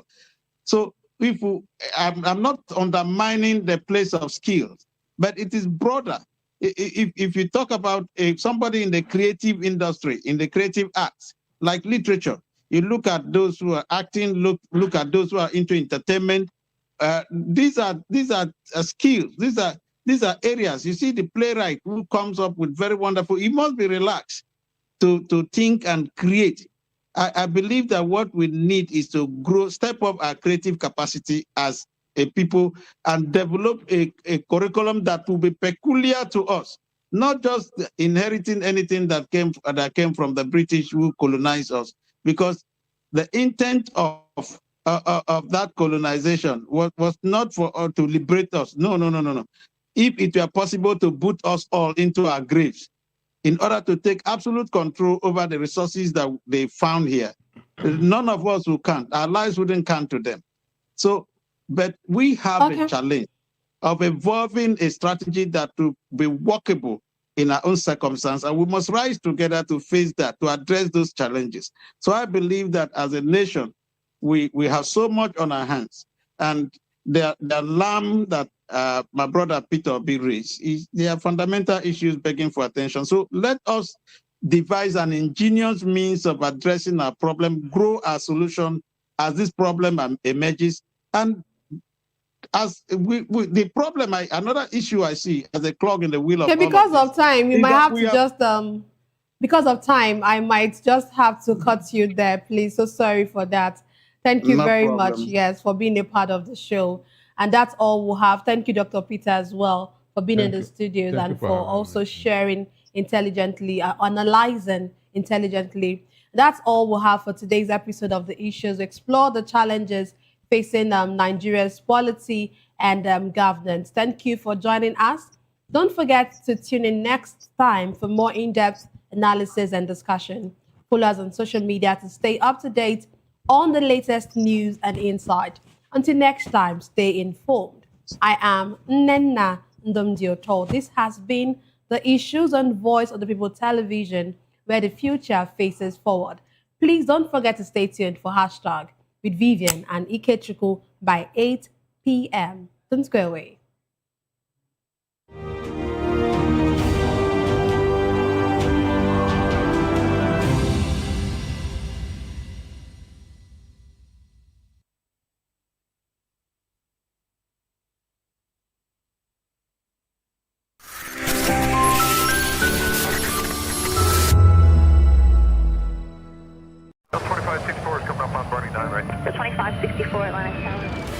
What happens in the hush behind hangar doors? Who signs the papers that gamble with lives? Which truths were grounded before they even ever had wings?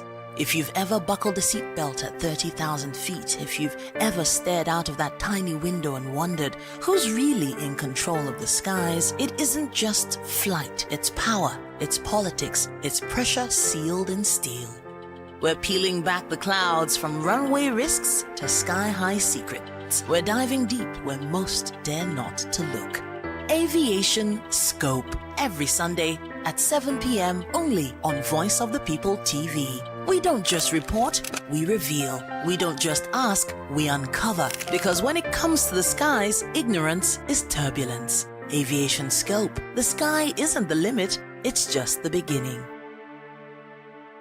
Good evening, Africa. My name is Mama Kore, actor, model, producer, and I'm giving a big shout out to VOP TV, man. Keep watching.